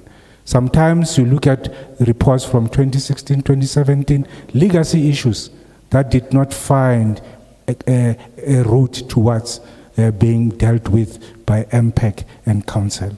So those are the key elements that are not about me as a person, but they are about how do we institutionalize these things so that we build a resilient institution that will survive beyond our time. Lastly, it is consequence management. I think it's something that we now confronting face to face. Because when you say there's a financial misconduct, there is a person.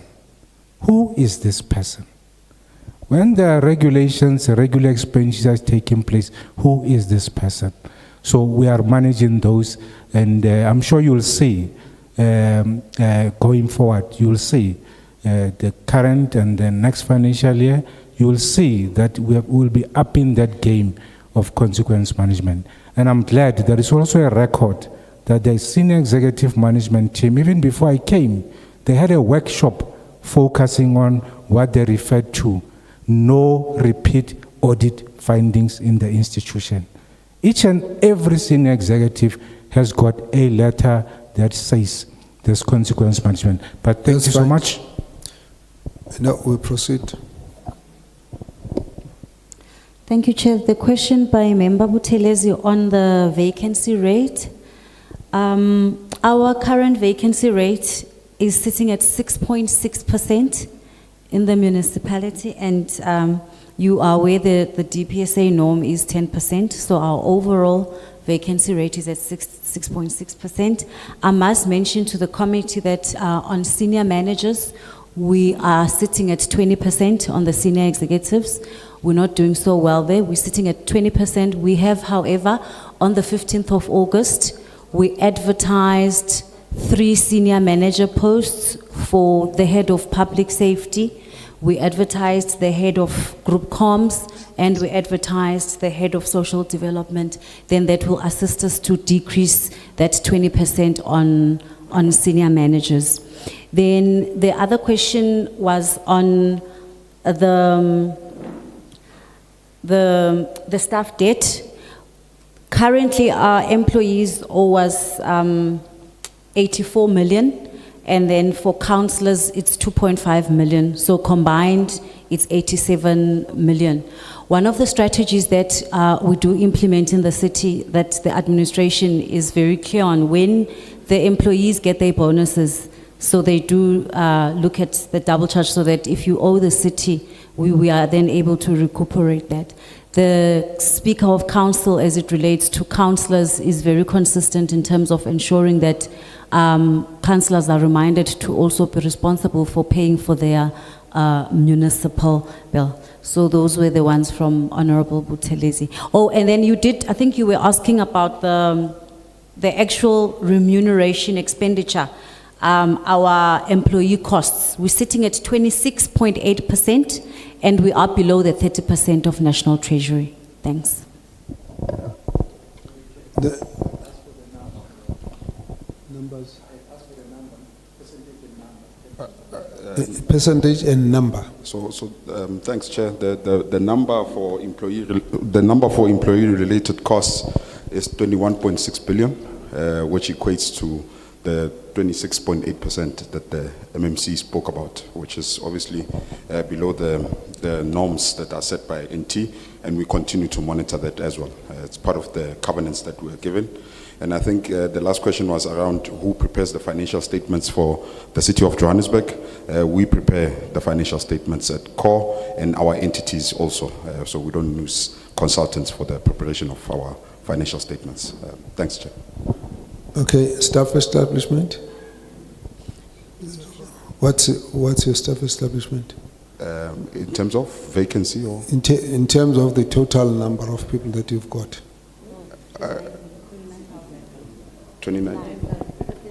39,000 employees, Chair. I just looked at the number, the number we pay, but it's 39,000. Thank you, Chair. Okay, thank you. Let's take the next questions. Thank you, Chair.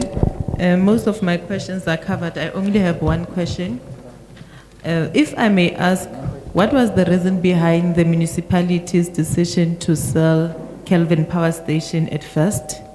And if you were to repurchase it, what will be the monetary value for repurchasing?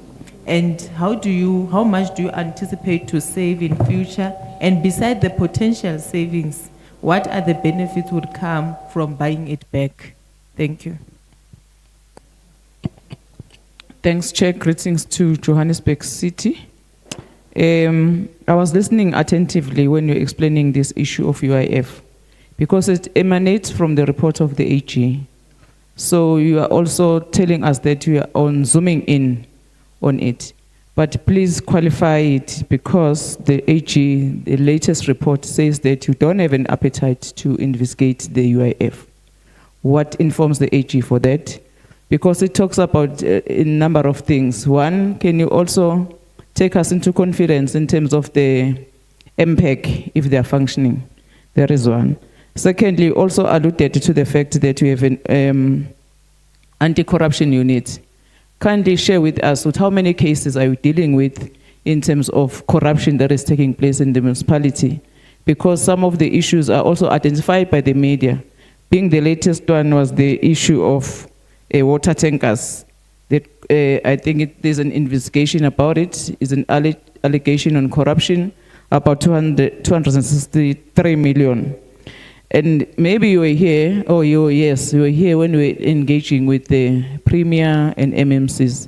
We raised the issue of the billing system is one of the major issues in the city of Johannesburg. Please come clean.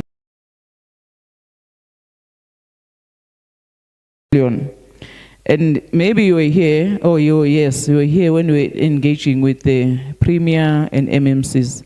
We raised the issue of the billing system is one of the major issues in the city of Johannesburg. Please come clean.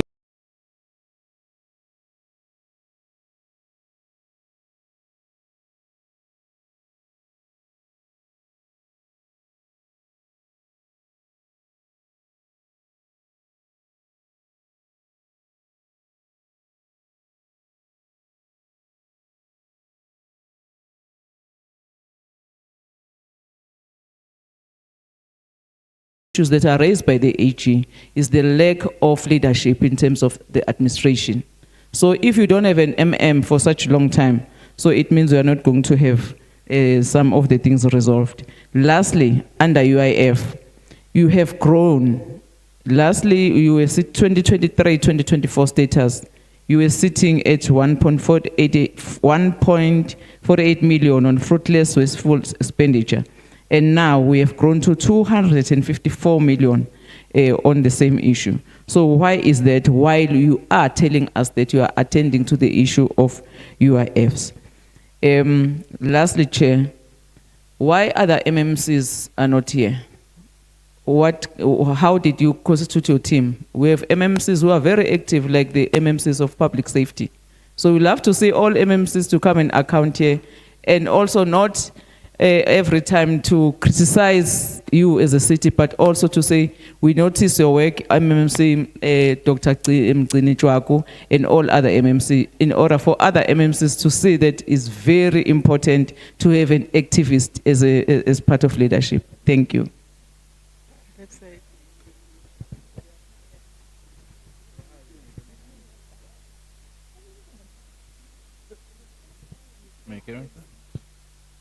Thank you, Chair, and greetings to the team from the City of Johannesburg.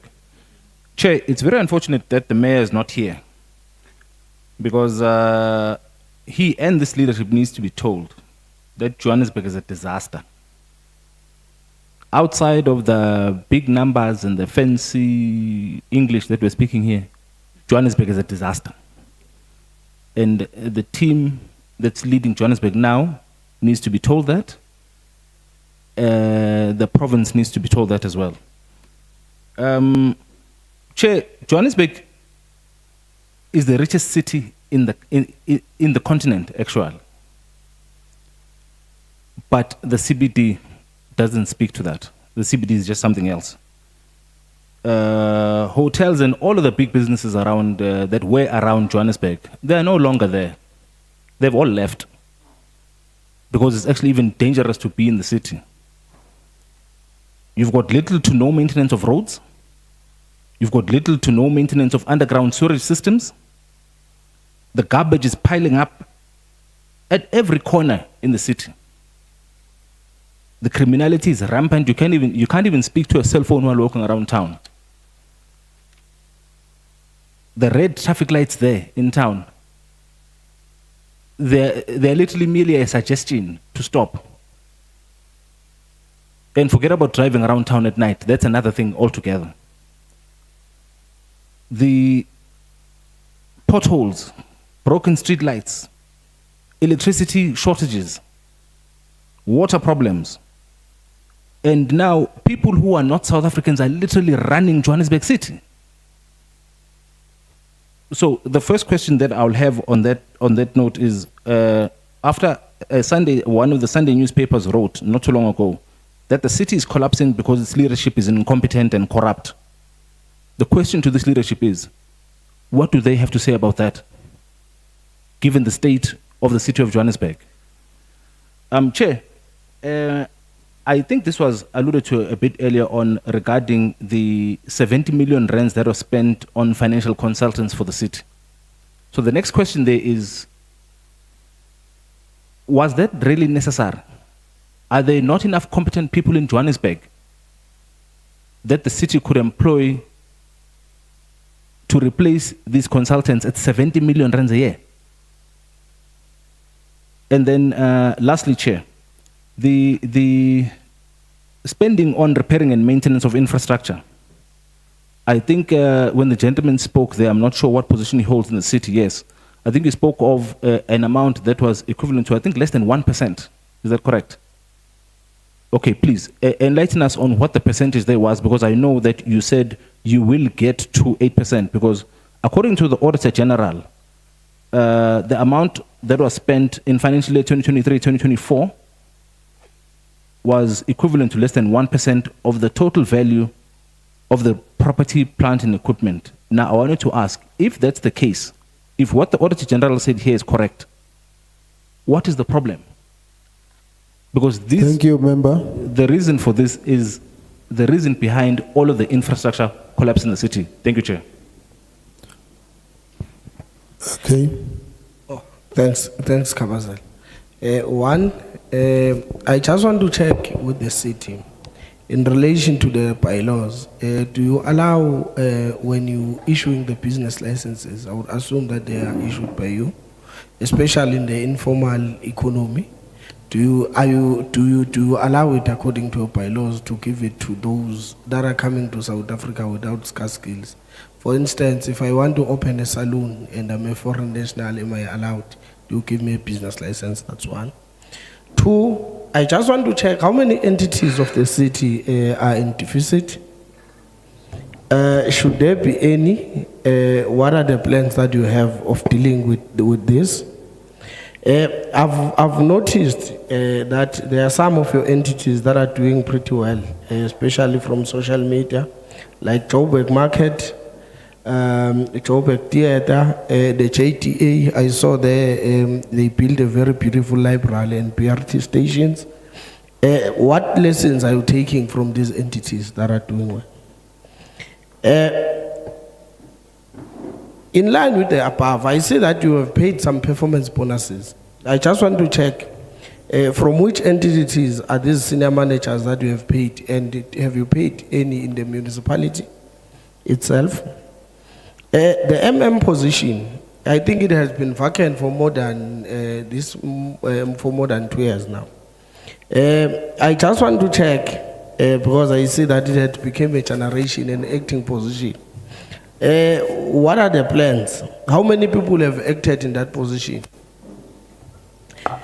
Is it true that you intend to sell some of your art collection to some business venture that is led by Previously Advantage, which is white people? If so, what is your plans with Joburg Art Gallery? And the reason why would you want to specifically sell it to these white people? When last did you do a whole institution review of the city of Joburg? As I'm almost done, on city power. The city power is operating, it was reported by the end of last year that it's operating on an overdraft that is more than 16 billion. Why are you allowing this? It is also reported that, purported that the bulk of your executive are without postgraduate qualification. Is this true at city power? Lastly, I just want to check why you are allowing the way that that is being operated. On revenue, I just want to check the person that is acting there, does he have the background and the qualification that are in line with the acting at the revenue, and why don't you have a permanent person there? Thank you. And lastly, the 93%. That's your third last, eh? Let's The close, 93% you are speaking about is of this financial year or last financial year? Because if you look at the last financial year, it can't be that there's an increase in debt in payments and your interest income that is linked to your less collection. But you are saying you collected 93%. Can you just allude on that? Thank you. Thank you. Let's deal with those questions. Thank you very much, Chair. The position of the city manager in Johannesburg has been vacant since December, and it was through a court judgment against the appointment of the city manager. It's not 2 years. But where we are now, the processes have been completed. The interviews were conducted, and they've undergone a competence assessment. So that's where we are now. I think in the next few months, council will consider the report.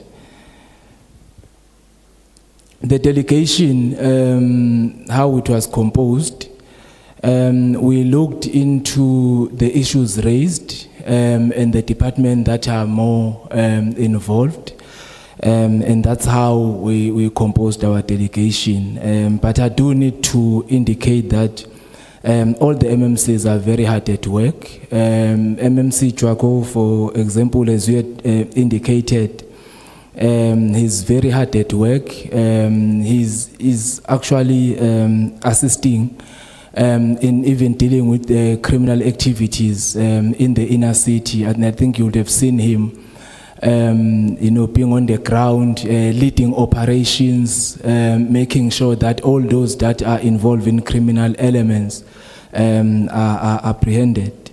The state of the inner city, we acknowledge the challenges within the inner city, and that's why we have deployed various interventions. And all the departments, they've been assigned responsibilities in trying to deal with the issues within the inner city. So our rejuvenation process required that we deploy more resources, but we also involve other spheres of government, because other issues that are within the inner city, they goes beyond our scope of responsibility and the mandate that we have as the city of Johannesburg, like issues of illegal immigrants, for example. We do not have a competency as the city of Johannesburg to deal with them, hence our collaboration with Home Affairs. I know the provincial government as well, because even in the IGR, we do engage quite a lot around the rejuvenation of the inner city, and there are resources that have been deployed by the provincial government in attempts to assist the city of Johannesburg. But the biggest challenge that we have with the inner city is around the evacuation in the bed buildings, because for us to run that program successfully, we need to provide alternative accommodation, and the reality is that we do not have sufficient resources as the municipality to provide alternative accommodation, and that's why we had escalated the matter to the human settlements at the national level to see how they can best assist us in securing resources so that we are able to provide more alternative accommodation for us to evacuate more buildings. There are buildings that we have already evacuated. There are buildings that we had already demolished as part of our processes to rejuvenate. But over and above that, JMPD has also deployed officers so that they are able to deal with criminal elements. But the reality of the matter is that resources are not adequate for us to respond to the expectation of our residents. Well, I will allow colleagues also to respond to some of the issues that have been raised.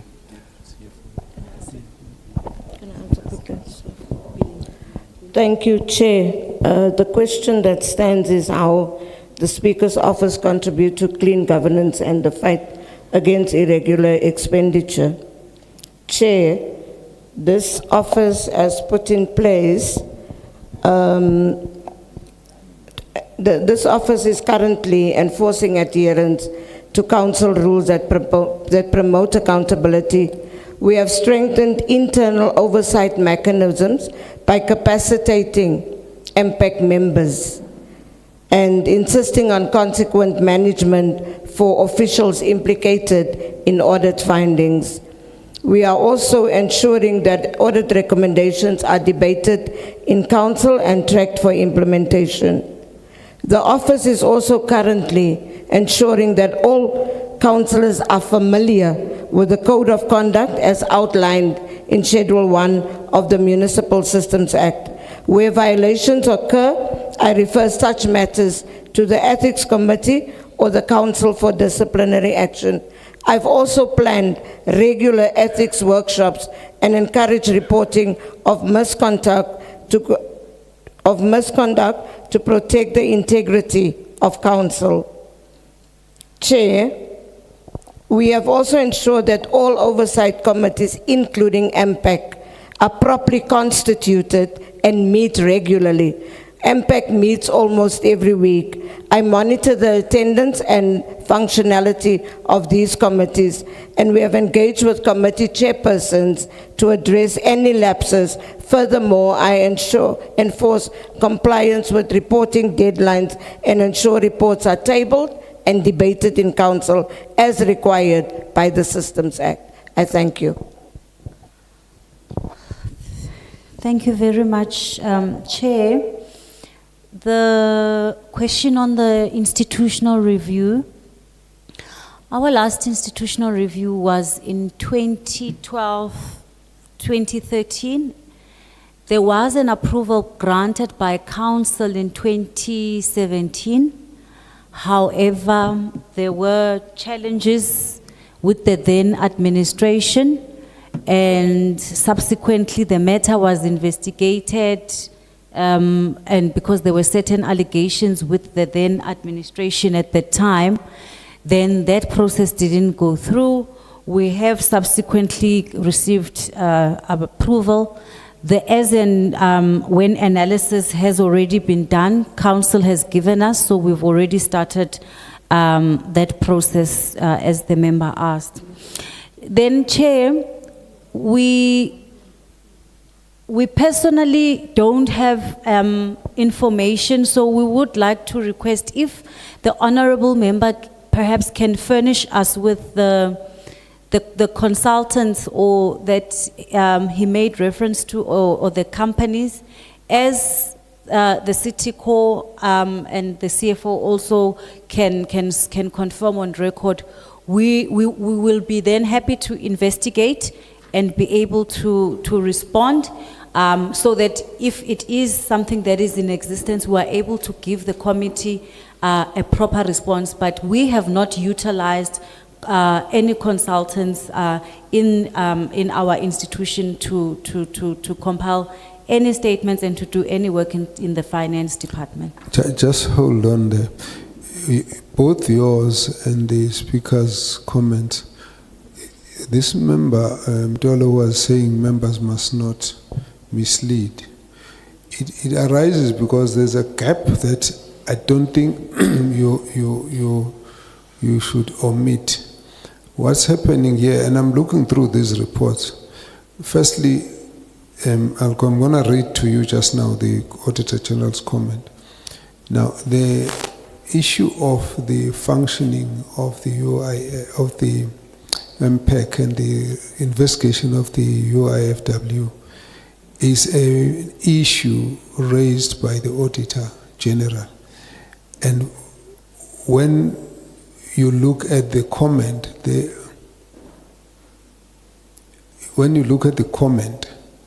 the comment is saying they came to that conclusion based on looking back at the 3 years. So that becomes the issue. Then they make a comment that they've noted this response which you gave, and they are of the view that maybe next time they audit, they will find the report, the record of the things that we're talking about. So you may then be dealing with issues where things were not done and you report from where you started doing them, and this gap doesn't cover the Auditor General's report. I wanted to look at that because I think that's what's happening. Now, you just seen I've called the member to come closer here so we can talk about this. I'm just trying to get to this report. The Auditor General specifically reports on the Gauteng expenditure on the consultants. And that report, I'm going to ask the member, because mine is taking long to come, to read that paragraph. If you can just pass to the member this so that you can read. Now, we need you to focus on it from that understanding, because where we're sitting, what you're telling us is not in line with what the Auditor General is saying. And you're quite confident as you move on. And what I'm picking up is there's a gap here. You starting here, you're not accounting for what happened before. So even if you are doing well now, as far as you are concerned, it's not been assessed by anybody. But if you're doing well now, you're not accounting for the fact that you have not been doing well before. That's the issue. And from where we sit, it comes out like someone is not telling us the truth. And that's the problem. And that's why the member had to raise that issue. Now, I think it's a number of factors here. Can I ask you to read that paragraph, because there are specific amounts which were obtained from your statements that is referring to. Just read that paragraph for me, please. Switch on the... Chair, the Auditor General South Africa has been reporting on the use of financial reporting consultants to address the skills and vacancy gaps over multiple years. And the over-reliance persists. In Gauteng, the cost of financial reporting consultants increased from 57.15 million in 2022-2023 financial year to 70.13 million in 2023-2024 financial year, primarily because consultants were brought in to assist with asset management, yet material misstatements identified were still prevalent. Chair.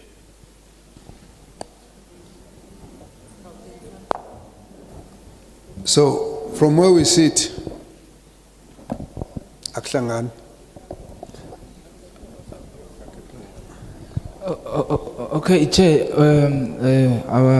our humble apologies. We will also seek clarity around the statement because it makes emphasis on Gauteng. And maybe that's where the confusion emanates from. Maybe if they could be specific on the city of Johannesburg so that we are able to address the matches. Okay, that's fair. So we're going to check that. Let me go down to, I'm going to go down to another one. I hope I can get this one quickly. So I can get this one quickly.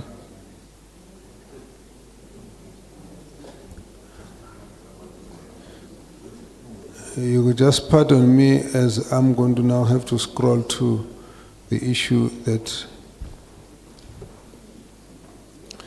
Okay.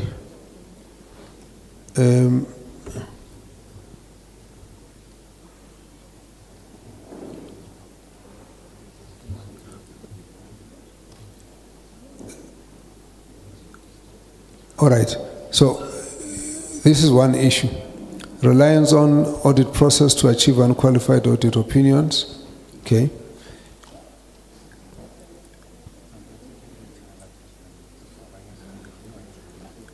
Then they say in 2023-24, the city was amongst those that received unqualified audit opinions every year for the past 3 years, despite having initially submitted poor quality financial statement that they then corrected. Okay. So whatever you do now, they've got this record going back. And then non-investigation of unauthorized, irregular, fruitless and wasteful expenditure. The Auditor General's Report 2023-24, page 21-26, the city has not investigated unauthorized, irregular, fruitless and wasteful expenditure over the last 3 audited financial years. Now, this issue has been raised by 2-3 members already. Okay. And that's why I stopped the speaker at some point and said, no. Don't explain what we know is expected. That's not the report. The report is saying you have not done it. We know what you should have done. You know what you should have done. So don't tell us what you should have done. You must address the fact that you have not done it. Now, that issue, again, I had to again stop because 2 members already from the municipality had raised that issue. Then the Auditor General Report 2023-24, that while the city had a disciplinary board in place, the board did not perform its legislated role of investigating financial misconduct allegations. Okay? The board also did not monitor the disciplinary hearings at the Metro. That is the Auditor General. So each time you tell us what you are doing, we are not able to reconcile with this unless you can tell us from now on going forward, this is what we are doing, but from now going backwards, we didn't do it. If you're not telling us that, then we actually think you're trying to mislead you. Shy. Now, if anything, this committee is very sensitive to that because that's our job every day, to always pick up when things aren't as true as they sound. Of course, non-compliance with Section 131(1) of the MFMA, as per Auditor General Report 2023-24, the mayor did not ensure that the issues raised in the audit report were addressed. So whatever you explain to us now, that's why you hear the members here saying it's very unfortunate that the mayor is not here.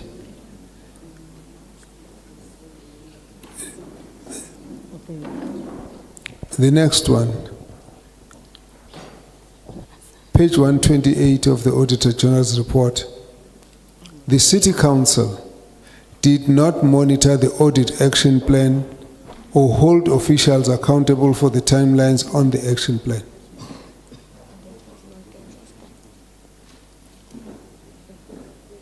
MM is disagreeing with me.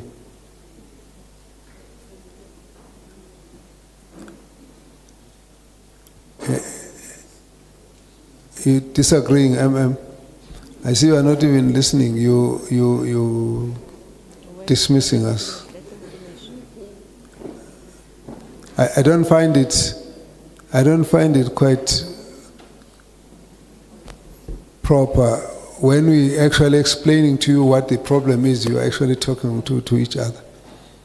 I think that it gives us a problem because I raised the issue. I think the acting mayor made a comment, and I said that comment is going to give you a problem, and it begins to give a pattern. So please, let's just focus, because we can't sit here and create an impression that we don't care whatever you say. Now, the problem now, we're getting an impasse because you are saying you are doing all these things and Auditor General says you are not doing all these things. So take us out of that. Chair, thank you. I just want to... hold on. Just hold on. Sorry.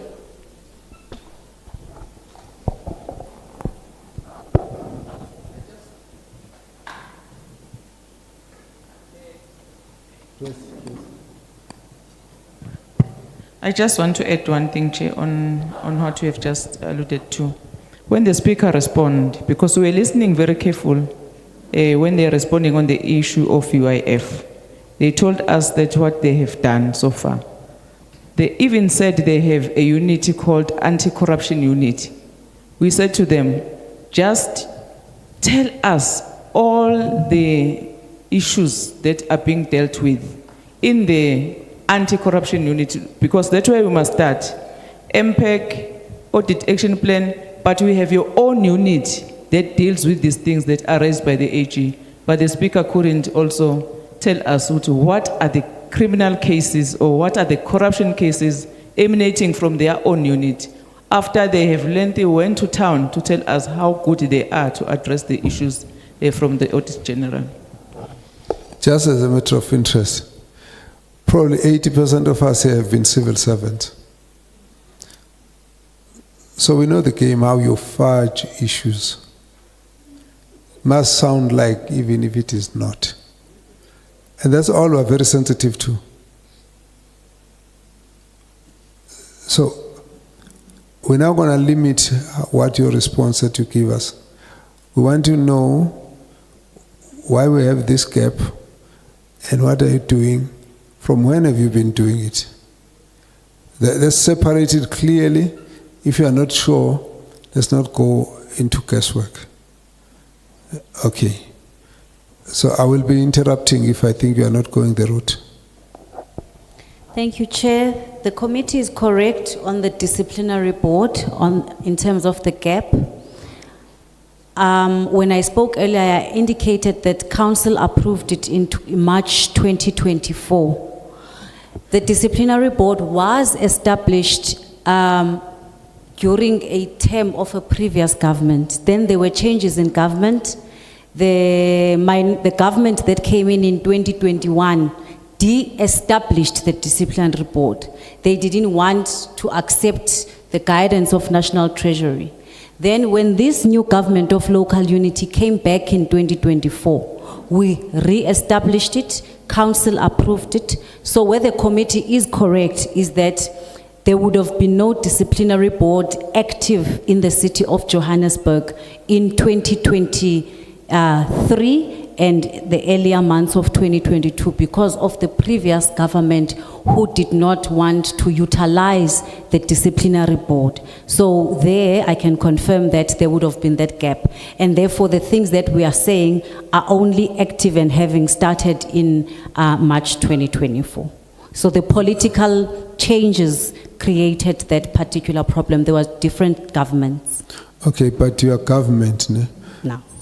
So you deal with these issues in terms of the financial years and the fact that whether you are a different group and different coalition today, you still the same term of government in office since 2021. You're only getting out next year. It doesn't matter if you have changed mayor 6 times.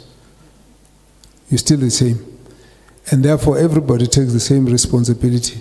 If we say 3 years ago something went wrong, the same term of office is yours. But what we are saying is that you can't, when there's a criticism of what happened in the past, then start talking to us as though that doesn't exist and you only talk about what's happening now and not bridge the gap, because it mustn't be us who are correcting you. It's you who must clarify us. That is the issue. Thanks, Chair. The issues we raised, the 18 matters, are actually dating back even before our term of office. So the 18 matters that we are speaking about, the ones that Koo mentioned, for example, the old matters, some date back from 2019, some date back to 2020. So we accept that we are successors in law and in title, but perhaps there's a... And the problem with that is that UIFW, if it's not cleared, it stays. So you can't say, I don't know the guys who did this, I'm here now. You have to sit down and say, how much of that do you regularize? That's really what catches you, and you can't then argue that, well, those guys are gone, we are now here. That's the point. Noted. Thank you, Chair. Thank you, Chair. Chair, I think we are full in agreement, especially what MMC Masuku has said, and we are not denying what has happened before we came in, but I think we also told you how we will fix what has happened then. For us fortunate sitting here in this room, Chair, we have a previous chairperson of MPEC with us that can also say to you, Chair, that she's also been struggling with that UIFW's. The Honorable Mam Nontenja was our MPEC Chair before, and after Mam Nontenja left, we had a gap.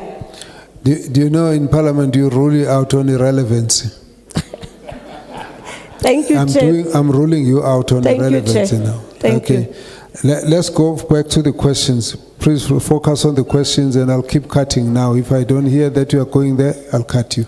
So let's deal with our outstanding questions. Thank you, Chair. Chair, so as far as the Speaker is concerned on MPEC, we are definitely working to fix what we have not fixed in the last 3 years. And I would want the COO to assist us on the anti-crime committee that is there, as well as your favorite person will also deal with that. I thank you, Chair. And let's deal with the questions. Okay. And Chair, we would like to profusely apologize if we communicated a message. We're just trying to confer based on the information given, just to ascertain facts. So we want to profusely apologize. Just clarify on those issues.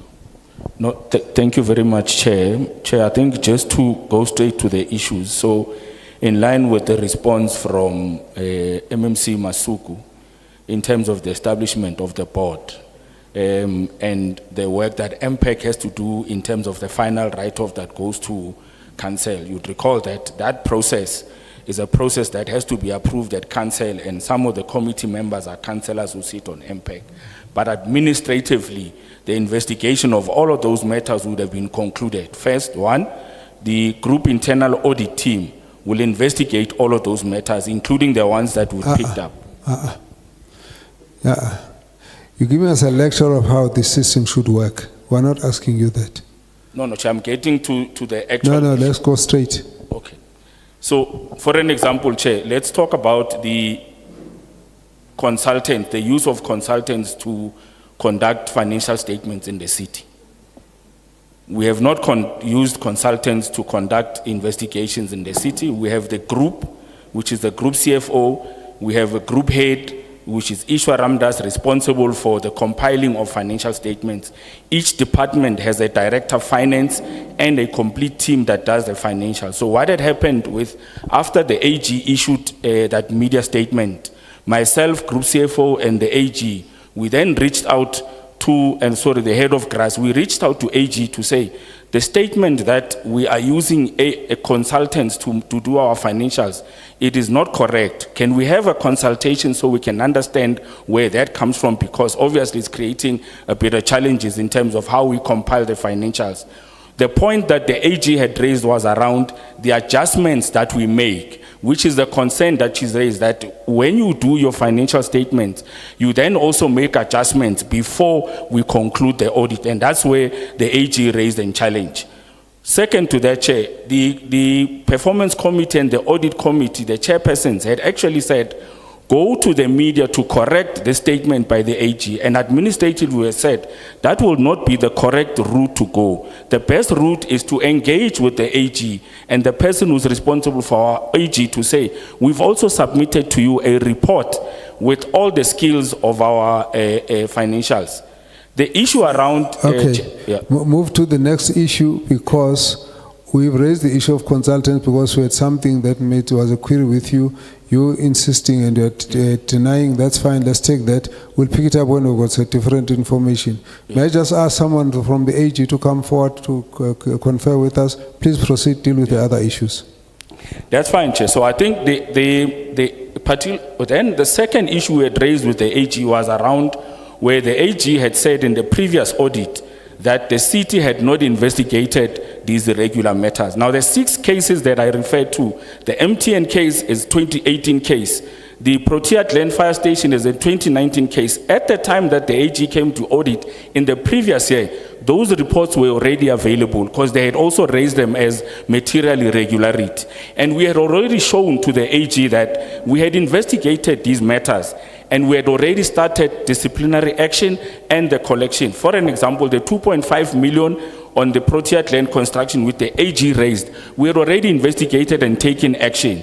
So we had a bit of a to and fro in terms of, have you implemented consequence management? And I did respond this morning that we had initiated consequence management on all of those investigation issues. So it was a matter of whether we are agreeing with it. In brief, the AG is incorrect in saying for 3 years there had been no investigations.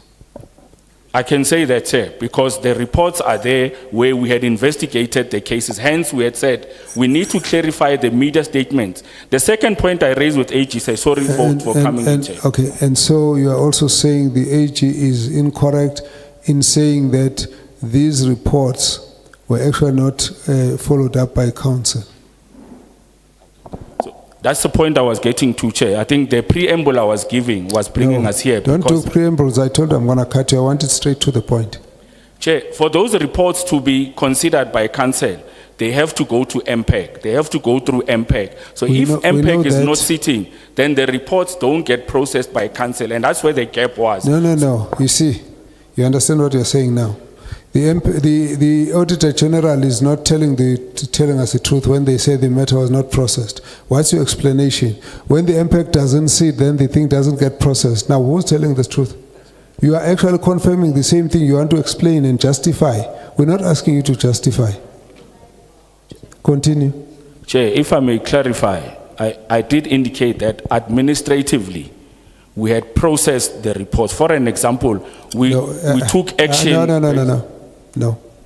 You are one municipality. If you are supposed to do something, you do, this one does it, that one does it, that one does it, then the others don't. You think we're going to come and tell us that the others didn't do their bit? You can't tell us that. You cannot tell us that. Chair, but I also want to hear from the municipality because they are disputing the comments that have been made by AG. Have they formally disputed those comments with the AG? And if indeed, how's the process? How far is that process? Thanks, Chair. I can confirm, Chair, that I led the delegation to engage with the AG on some of the comments that have been raised. Immediately they were released in the media. Our first issue was the issues that the AG is raising are not in the final management report. And therefore, it is a bit problematic that we engage with them from a media base when they are not in the management report. Just hold on. Let's hold on. You are saying to us, you have gone to query with the AG. The one issue I've heard you said you're going to query was the use of consultants. And I said, I take your point, put it aside, until somebody from AG comes to us, we won't take you on that issue. When they come back, we'll come back to you. Leave that. Then the next issue is the MPEG. Did the MPEG submit the report, and did the council deal with the report and monitor? And you are saying, and this is how I understood you, administratively you did your bit. The MPEG didn't follow up its bit, it's part of the process. So administratively, you want to clear yourself. The committee has got its own problem. No, Chair, I am not clearing the administration. I'm simply saying the gap in processing those reports were in the sitting of MPEG, which has subsequently said to clear those, Chair. No. You see, the Auditor General was saying that those things were not cleared. You are saying you did your bit, the MPEG didn't do their bit. If you have submitted, you are not the one at fault. If the MPEG committee didn't process the thing through right up to council because they didn't sit and you said so, then it can't be your problem. And I'm saying to you, you can't separate parts of one unit of a municipality and say to us that if your part did it, the other part didn't do it. We're not asking you, we're asking the municipality.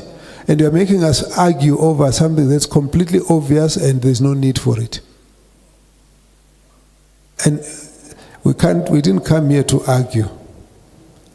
We didn't come here for political opinion. We came here just to get facts. So don't try and play around. All these guys here are politicians. So when we start politicking, we actually pick it up quickly, but that's our skill. So don't try that route. Okay? Now, let's close this issue. The Auditor General's report for us stands. Whatever your explanation is, that report stands. And we're not going to argue with you whether you like what the Auditor General said or didn't say. We don't want to know your view about it. We want to know the facts of what happened. And when we look at the facts, we don't care who didn't do it. We just want to know this is what happened. That's all. So don't allow us to get into this kind of debate because it's unhealthy. And we're wasting time for it. Let's answer the rest of the questions.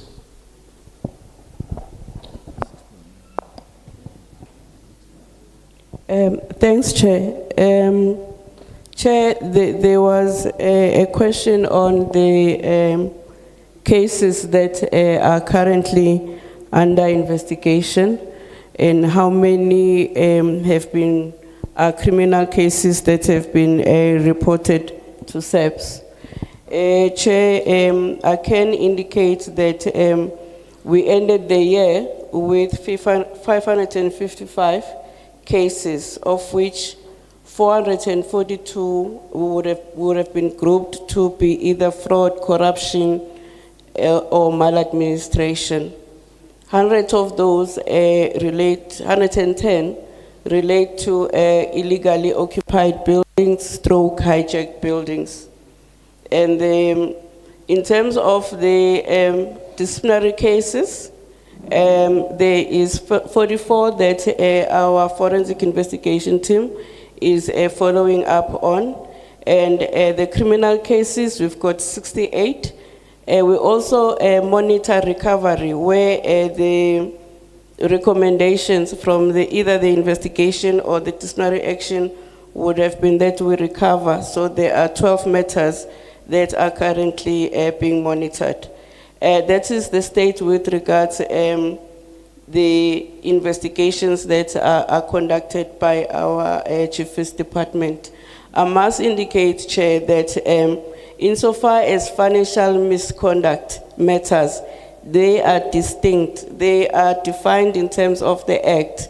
So those, the 18 that we mentioned, are over and above those that our Chief's Department is looking at. These are those that our disciplinary board is overseeing as mandated in terms of the regulations. Some of these matters that are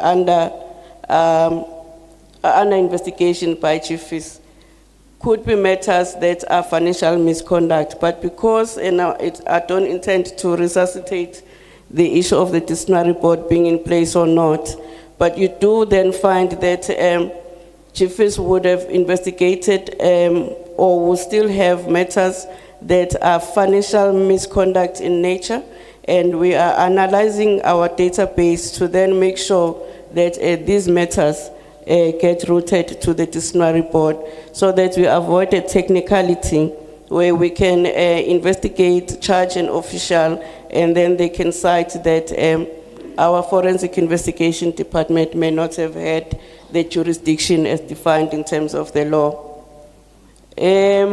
There was an issue, Chair, around the non-implementation of audit findings. I will respond to 23-24 and post 23-24, meaning 24-25.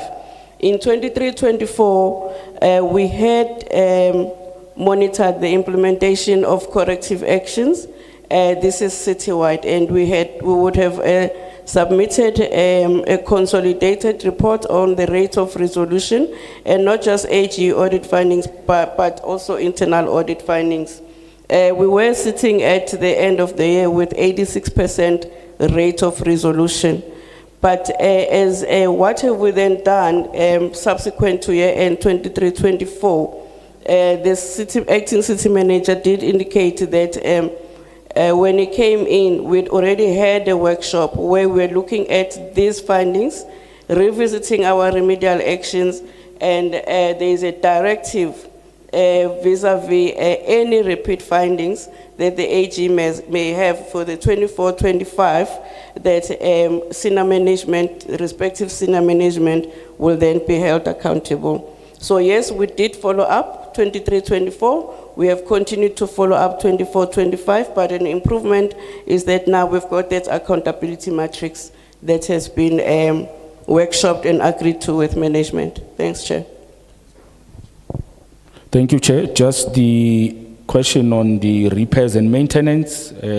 Our target for the previous financial year was 6.9. We concluded the financial year at 6.7, which totals 6 billion of the 89.4 billion, which is our total budget that we spent on repairs and maintenance. The issue around the art gallery that was raised, we are not selling the art gallery, Chair.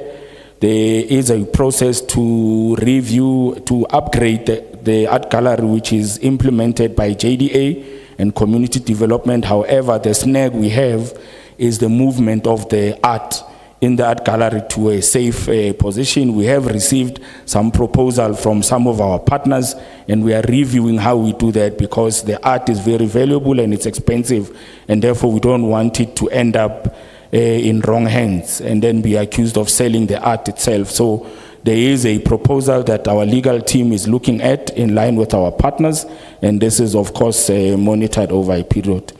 In relation to bylaws and whether we issue permits to foreign nationals, that is not allowed. There are 3 departments who are involved. EMS does the inspection of the facility. Development planning also looks at compliance in terms of buildings. And then we have the economic development department that then issues the final permit. Once all of those 3 departments have then, of course, investigated that. So it's not part of our bylaw to actually implement through JMPD. The issue around the Kelvin Power and the sale of Kelvin Power, this happened around 2000 when the city amalgamated all the different municipalities into a single uni-city. And the leadership at the time, because the city was in a financial difficulty to raise funds, took a decision to sell Kelvin, Igoli Gas to the private sector, to be run by the private sector, but still get the services. And that's when that decision was made, around 2000 or so. The benefit to buying back Kelvin, of course, we've not done the study to look at how much it will cost us to buy back. Currently, ESCOM charges us about 30% for administrative cost, and not for the actual electron that you buy.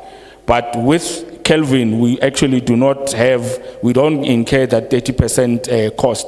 So if we were to self-generate using Kelvin, we'll then be able to reduce the 30% administrative cost that we're receiving from ESCOM, but also reduce the price, the tariffs that we buy, because in winter the tariffs at ESCOM go high, but because we're using Kelvin, it is cheaper to actually augment the different tariff prices that we buy. So there is a benefit to actually self-generating. Of course, the legislation now allows that we can generate our own energy, either using gas, solar, or to generate that energy, because the biggest cost now at City Power is related to the cost from ESCOM, and if we are able to reduce that cost either through generation within the city through Kelvin, and then bringing in Igoli Gas as well, then it will actually reduce the cost, and it may actually reduce the operational cost at City Power. So there is a benefit. As I say, we've not conducted the study. We've given an intent to the board to consider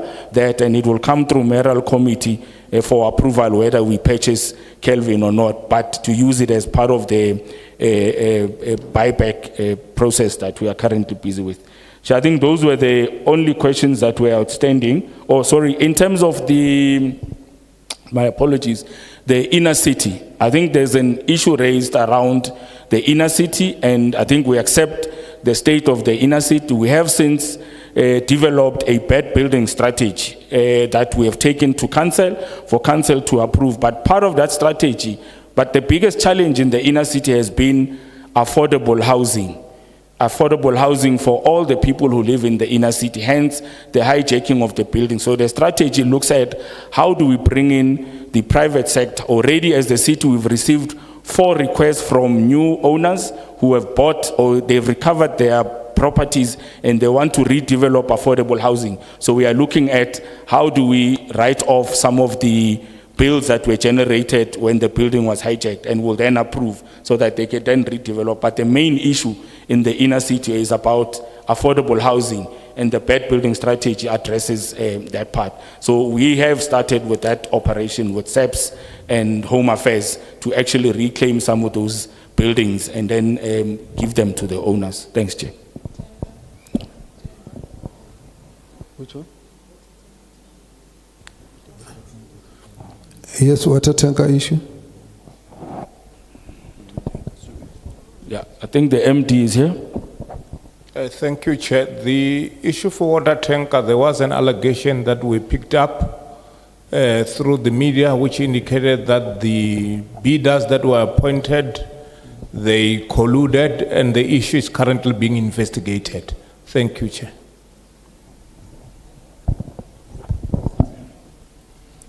Just repeat the question.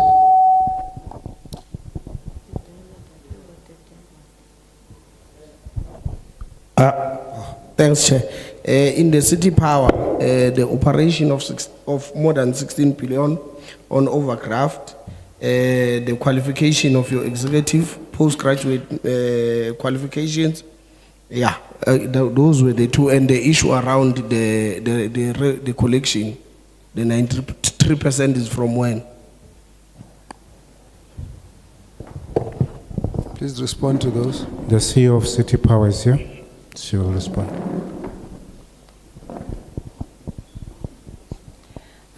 Good afternoon to the Chair and the members and the leadership in the room. With regards to the issue of the overdraft of City Power, we are currently sitting at about 16 billion rands. And our overdraft, when you analyze where the expenditure went, we've got a gross margin challenge at City Power. So we are buying our electricity very high. So case in point, if you look at this year, we spent about 19 billion on the purchase of electricity, whereas our revenue is only 22 billion rands, which therefore means we are left with not enough money to cover the salaries, to cover the R&M. And another issue as well is that our CAPEX, one of the sources of funding would then say that it's cash. And when there's a cash collection challenge, because also the cash that is collected of electricity also gets shared with the other services in the city, it therefore means that there's a cash shortfall. And when we have that cash shortfall, it simply means that we are financing our infrastructure from overdraft. So the overdraft is currently escalating, and in that overdraft, 1.3 billion rands of it is purely interest back to the city, because it's also charged at about 18%. So there is conversations that have started between legal and finance so that we can look at how that is structured, because 1.3 billion rands of it simply goes into interest. So there is work with guidance of legal to see how we can restructure that deal, which is taking us back into the financial crisis. at this point. And in terms of the efforts on the gross margin, there is work that is happening with regards to the tariffs. We have considered that the current tariff structure that we've got at City Power is not assisting us. We've got the postpaid customers migrating to prepaid, and when that happens, even if it's not energy losses, it's a revenue loss, it affects our gross margin, and then we end up on overdraft. So those will be the challenges around the overdraft. And the second... Why is that the case? If you move from prepaid to postpaid, you have a revenue loss, or you're overcharging anyway. So unfortunately, we started with postpaid customers. So a postpaid customer would pay us 930 rands for its fixed charges. So it has to do with the availability so that they cover our repair and maintenance. And it's also the service charge that deals with the billing before we get to the cost of the electrons. However, when we did the migration to prepaid, so I'm talking about decisions of 12 years ago. So when we started allowing our residential customers to migrate to prepaid, the tariff structure that we factored into 12 years ago did not cover the availability, which means I've got 2 houses in Bryanston. The household that is on prepaid literally pays 930 rands less to the neighbor that is on postpaid. So we started the process of going to NERSA to change all of that. Because if you look at our books, you'll notice that the overdraft crisis came about from 2016. So from 2016, we've been piling up over R1 billion per annum simply because of the tariff challenges. So we have indicated, we had to do our cost of supply studies, which we did, and we lodged with NERSA, and we have gone to council. You know what you need more? It's a legal opinion. Agreed. It's a huge disaster I can hear. Yes. It's huge. So huge, I'm actually shocked you're putting it the way you are doing. Please, once you get that legal opinion, give it to us. We want to hear what it is. Agreed, Chair. But the number is correct, the overdraft figure. Correct. We actually moved from 11 billion to 13 billion to 16 billion.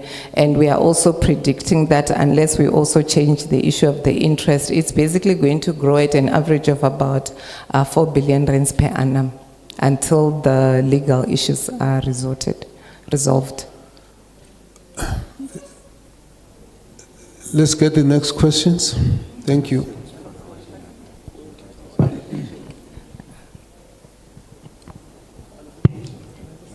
Let's get the other question. There's an issue of qualifications. Correct. And please just go straight. I'll give you 5 seconds for that. On the issue of the qualifications, the executives of City Power are appointed according to the qualifications as per the Municipal Systems Act, the competency framework, and they all meet it. So if the competence, they meet the requirements of the competency framework. We use the Municipal Systems Act competency framework. So we look at what are the qualifications that are required, and the minimum competency is in line with that. So the spec then gets approved by the board, and then the recruitment process then commences. Just leave it. You know what? Please come over this side. Let's talk about it just now. Yeah. Let's get the next question. Thank you very much, Chair. Well, Chair, I want to demonstrate that which you were reading earlier on, and it was sort of denied that it is taking place within the municipality. The AG is indicating in the report of the MFMA in totality, page 113, that the following metros made prohibited awards of 14.11 million. Johannesburg alone has made 13.3 million awards, giving them to suppliers owned or managed by other state officials. Prohibited awards. Who did that and what happened to them? Because it's clear in terms of the law, and the supplier did not submit a declaration. Number 2, it's on page 114. Again, prohibited awards made to relatives of officials and politicians in the city, and that's totaling 972 million worth of tenders. It's in the auditor's general's report. Who did that? And then we're going to be told the process didn't meet this one and that one and that one. The next one is on page 141. The MI on the IT company, which was appointed irregularly in 2019.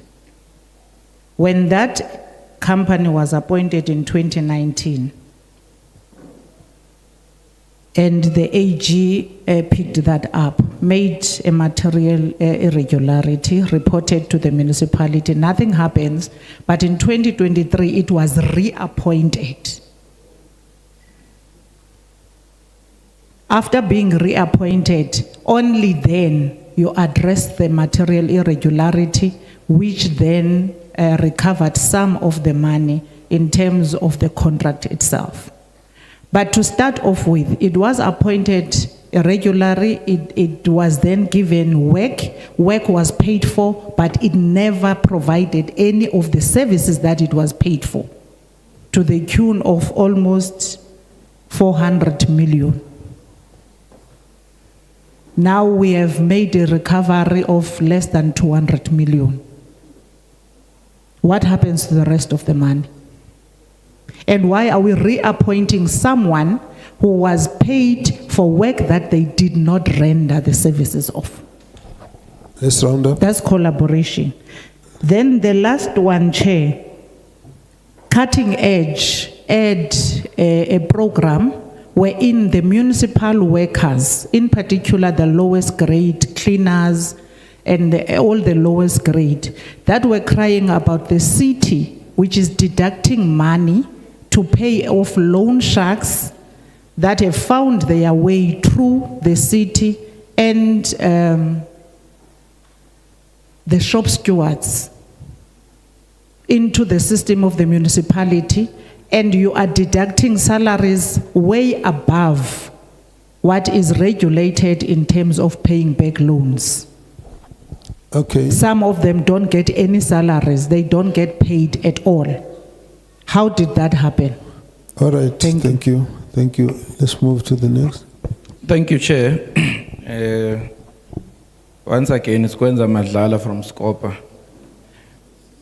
I want to ask specific questions, but before getting there, I want to just also emphasize the advice that we understand processes. So the questions we ask are specific. We want a specific response, just like how we understand political rhetoric, but we want specific answers. Let me follow up on a question that was asked, but directed to the municipality now. The issue of water infrastructure is a responsibility of the municipality. Whilst water in itself may be another responsibility, but the maintenance of infrastructure of water belongs to the municipality. And the AG says there's a 2.9 billion loss of water in the city of Johannesburg. On the same breath, the AG says on maintenance grant, you guys have underspent by 10%. In fact, it says that you've spent 5%, which is far below the norm, which is 8% on maintenance.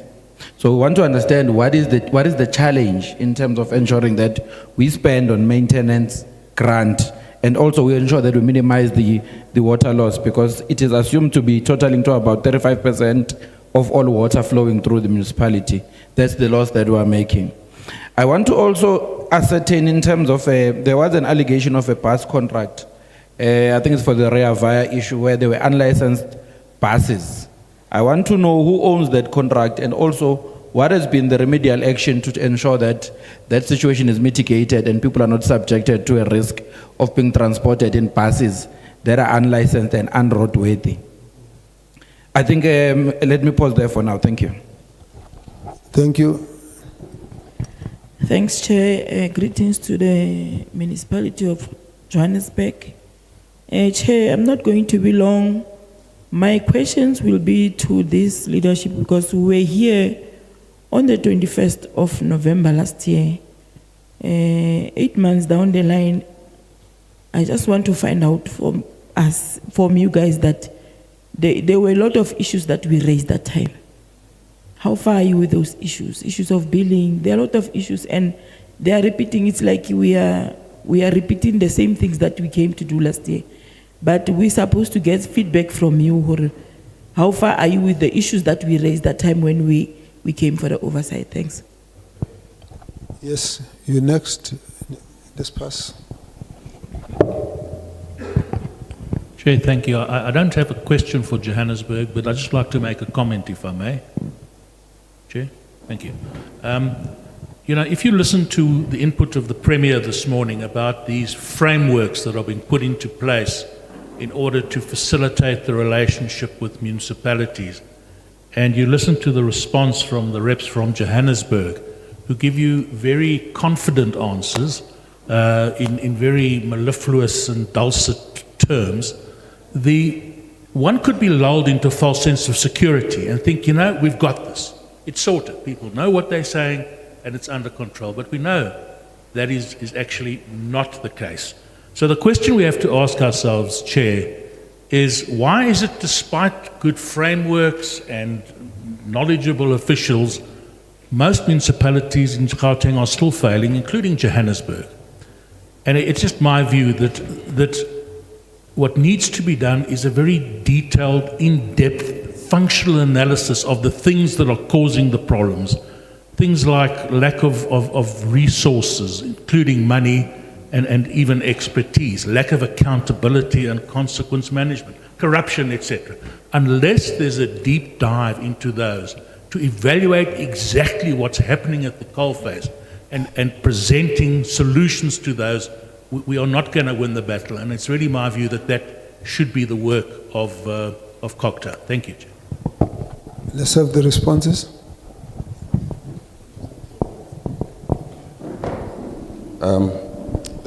Thanks, Chair, and all members. I'll start and I'll pass it. Chair, in terms of the billing system, if we were to ask where are we now, so we are 2 months away from launching the new meter-to-cash system, because the old system, we do agree, it's very old. It was implemented as Project Pakama in 2010. So the new system, since then we did procure a new system, and we are now implementing. In 2 months' time we'll be launching it. That goes obviously with the rollout of meters, because it's not just a system, it's to make sure that we are metering in all places to improve the accuracy of our bill. Also, Chair, as part of the metro training reforms, the billing teams that were sitting at a corporate level, at a group level, have been put back at the entities, so at City Power, Joburg Water, and Pick It Up, so that there's a single point of management accountability in terms of the accuracy of the bills, and just to make it easier to work with the operations team. So if an engineer installs a meter, they make sure it's on the system and it's being billed properly instead of sending through back and forth emails. So from July 2025, moving forward, the billing is being done at the entity, and that is to ensure that the accuracy of the bill increases, at the same time including the process of upgrading the system. Like I said, it's going live from November, so that we move away from the old system. The maintenance and repairs, I think the COO has covered it. At the 23-24 it was 5%, but I think we did say for the current financial year that just ended, we ended at 6.7%, which is a 1.7% increase, and we are envisaging to move up to 8% as per the NT norms in the current financial year. So we're investing more money into repairs and maintenance, including, Chair, the work that we are doing from a triple P basis, because we understand there's over 10,000 kilometers of pipeline We spoke about the work that we are doing with National Treasury / GTech. We spoke about the work we are doing with DBSA and the infrastructure fund, and the fact that those transaction advisors are already on the ground. So we are not talking about still going into the market. They're already on the ground, and we are moving towards now entering the market for solid proposals so that we can partner with the private sector, because our own balance sheet won't be able to take the entire capacity of the budgets. Chair, we also spoke about the fact that if you look at our historical budget, where it was around 45% of the budget going to City Power, Joburg Water, and Pick It Up. We've moved that now in the current financial year, 25-26, the one we are in now, to 56%.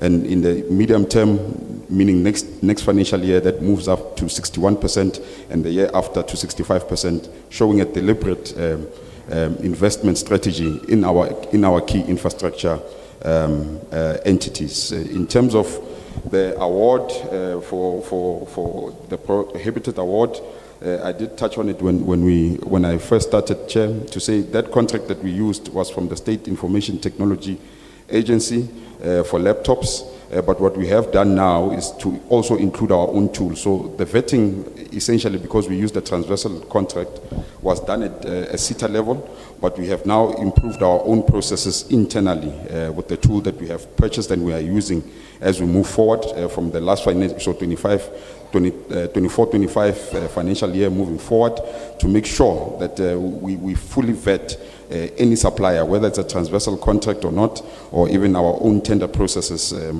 so that if there's any employee employed by any state or in any sphere of government or their families, we can then pick it up from the tool that we have now implemented, and that will work. We're already seeing the benefits of that, where some awards that were supposed to be made, we've held back because of that tool that picked up that conflict of interest, and we'll continue using that tool as well. Chair, I think I just wanted to cover that, Acting EM.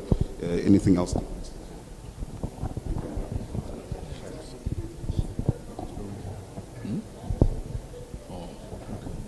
No, thank you, Chair.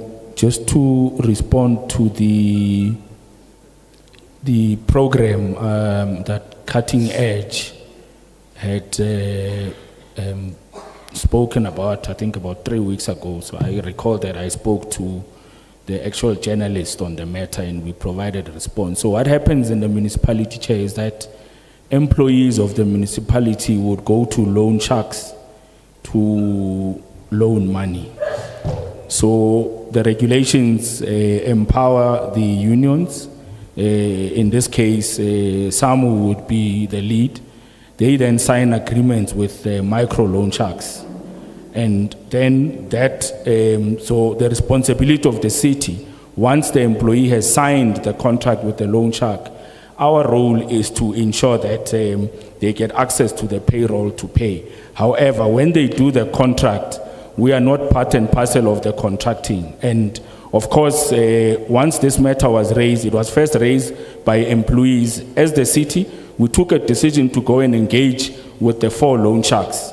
And we had said to them, colleagues, we are getting a complaint that you are actually overburdening employees with different loans from your different entities. We even went to the Competition Commission to report the conduct of the entities that are loaning, because it's loans that have been given over a period. So where we've agreed with them was that we are not going to allow them to give employees further loans, but they also need to extend the current loans that the employees have over a period of time so that they are able to then recover. And that is how we dealt with that matter. But however, legally, Chair, there is a contract between the employee who then goes to the loan. And I think when we investigated, we then discovered that a single employee has 4 loans from 4 different loaning companies. And that, of course, is a problem, and we tried to intervene to say, but colleagues, you can't continue to take a loan on top of another loan and another loan. And we did say to the providers, it's also irresponsible of you to issue loans. If you do not extend the period to allow them to get more, we will then stop paying or allowing you to do those transactions over our salary bill. So that's we are aware of the story, and we had intervened to try and reduce the pressure. However, legally, it's a contract between the employee and the company that's extending the loan.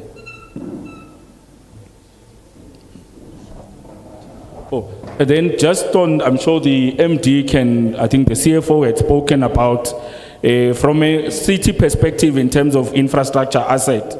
About 3 years ago, we took a report to council because for repairs and maintenance and the upgrade of infrastructure, we have to fund it from the city's coffers.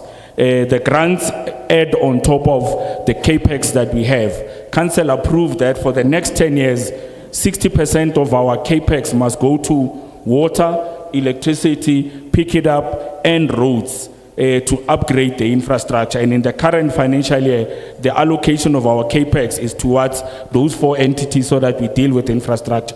Our infrastructure is about 50 years old, and we've not invested in the upgrade of that infrastructure over a period of time. And I think we took a deliberate decision at council for capex to be moved towards those 4 entities. Yeah. Thanks.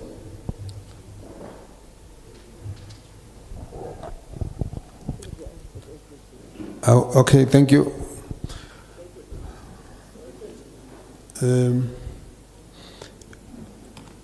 Thank you very much, City of Johannesburg. Let me then, new issue? No. They didn't answer the No, that's why I asked you to send the stuff. Because what we asked Chair was... Wait. Is it different from what I asked that you sent me? But why are they not answering? No, that's fine. But You- is it the same? It's in the same question. Repeat the question and send it to me nevertheless. Okay. No, the question was... You need a mic? Thanks, Chair. The question was, a person issues a tender that is a forbidden tender, and they know what is the rule in relation to that. Whether the systems were in you or were at CITAS or wherever, but due diligence should be done by a person before they sign off. And when AG picked that up, what did you do to a person who issued tenders of 977 million to relatives and friends and everyone of the municipality, and some to the companies owned by the officials of the municipality? That's the question. Thank you, Chair. I'm not repeating it to them. I'm saying for you to note what also has not been answered. I think because I know that they write the questions. The issue of the bus contract and unlicensed buses was not touched on. The issue of how they are struggling to, how they are spending 10%, underspent 10% of infrastructure grants. Thank you.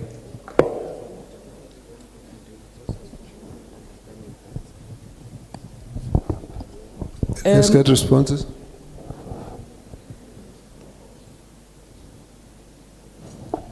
I said, let's get responses. Okay. Let's proceed. If I can just respond to the one question, because the other one the Group CFO has responded to. The 972 million rand award, we are not prohibited from awarding to a family or a spouse, a partner or a child, in terms of the supply chain management regulations. What is required is that the person, the 972, you're getting lost, completely lost. The question is, the member believes that this is prohibited, but he says the AG raises this question. A tender, 900 and something million, to companies related to some of the colleagues and their families, and expected action to be taken. Your answer should be action taken. Don't take us there because we're going to argue with you. So the question is, what action was taken? So if you focus on that, no, I'm not saying give the mic. I'm saying you started wrong. Okay. Come back. Action. What action was taken? Just start from there. This is the action. Okay, Chair, let me attempt to respond in terms of the action. The award has been disclosed in the financial statements of the city as required of the city to disclose such an award. There's a difference, Chair, between an award to persons that are in the employ of the state and Can I assist you again? The question is what action? Now, what I expect the municipality to say to me, this was investigated and the following was found and this is the conclusion. All right. Now, if it was not investigated, don't justify your practice.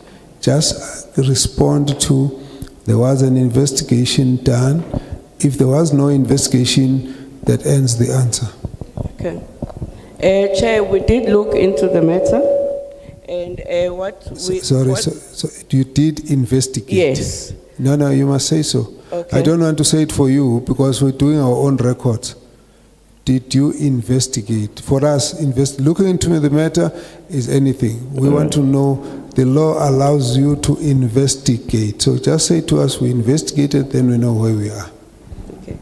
We investigated the matter, and it was found that the award was to a person, was to a director. Okay, let me put it. The investigation revealed that the company that we awarded to, one of the directors of that company has a spouse who is in parliament. And when we looked at whether or not would there have been undue influence or conflict of interest, we found that there was none. However, the declaration was then included in the financial statements of the city. So there's a written report. Yes, Chair. Now, we are talking. So that's fine. The committee is going to ask you to send us that report. Yeah, no thanks, Chair. Just to address the issue of the BRT buses, some that were not unlicensed, you'd recall that we appointed, it's the bus rapid transport, we appointed 2 service providers, Piotrans and Ditsamaiso, who manage phase 1A and 1B. However, Piotrans went under business rescue, and they couldn't pay some of their creditors, and therefore they couldn't renew licenses of some of the buses that they had. And we obviously had to intervene with JMPD to ensure that those are paid, and hence we had a few buses that were unlicensed because they were not able to pay for some of the funds that they had.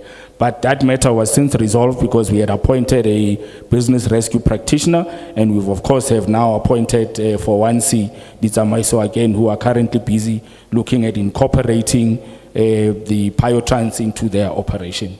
Thanks, Chair.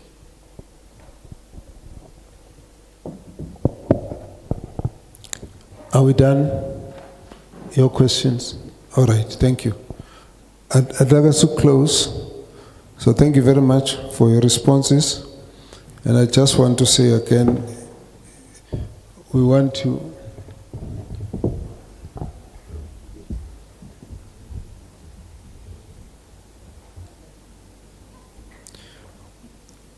we would like you to take note of the fact that whilst our role is ensuring accountability and consequence management, what we hope this exercise will assist you in is to change the culture of impunity and lack of investigations and strengthening the culture of consequence management so that we can improve on the audit outcomes and therefore impact positively on service delivery. So a number of issues of what has been raised by members that would like you to give attention and deal with. And let me say at this point, I would like the MEC to take note, because our approach is that we are requesting that you have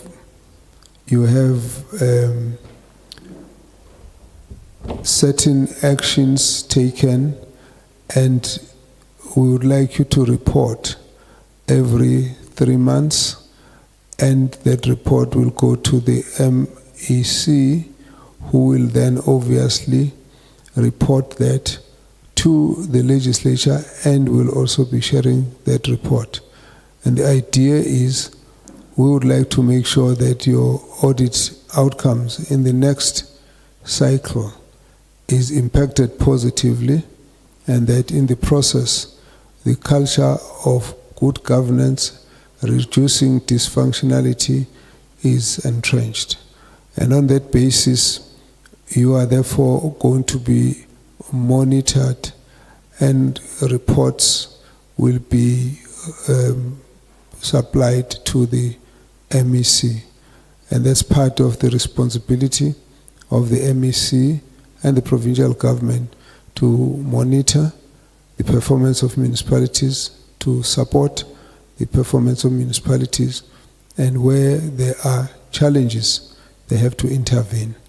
And that we will need to be able to say, if there was some transgression that was identified, then it cannot be repeated in the next cycle, because everyone would have learned from those interactions. So the areas based on the concerns of the Auditor General and the interaction with this committee that we would like you to focus on: one is the issue of strengthening the financial management and controls. And here we would like the MEC to be able to monitor this. We need your plan of how you're going to deal with this, with targets and timelines. In particular, we need to eliminate the reliance on audit processes for outcomes. This has been done in the past. The Auditor General should not be assisting the municipality to get good outcomes. And secondly, is to improve the quality of published performance reports. These are issues that are part of what the Auditor General has raised. The second area is the area of debt management, particularly the whole issue of ESCOM, as well as avoiding or getting out of the adoption of unfunded budgets and the underspending of MIG. The member that referred to 10% underspending is an audit query that has been raised in the report we have. The third area is to deal with supply chain irregularities. In this case, the Auditor General raised the issue of a prohibited award, and the members have just elaborated on some of the issues that are involved at that level. So this would be for people who are for issuing the awards on entities which are trading, issuing contracts to avoid trading with entities that are managed by state officials.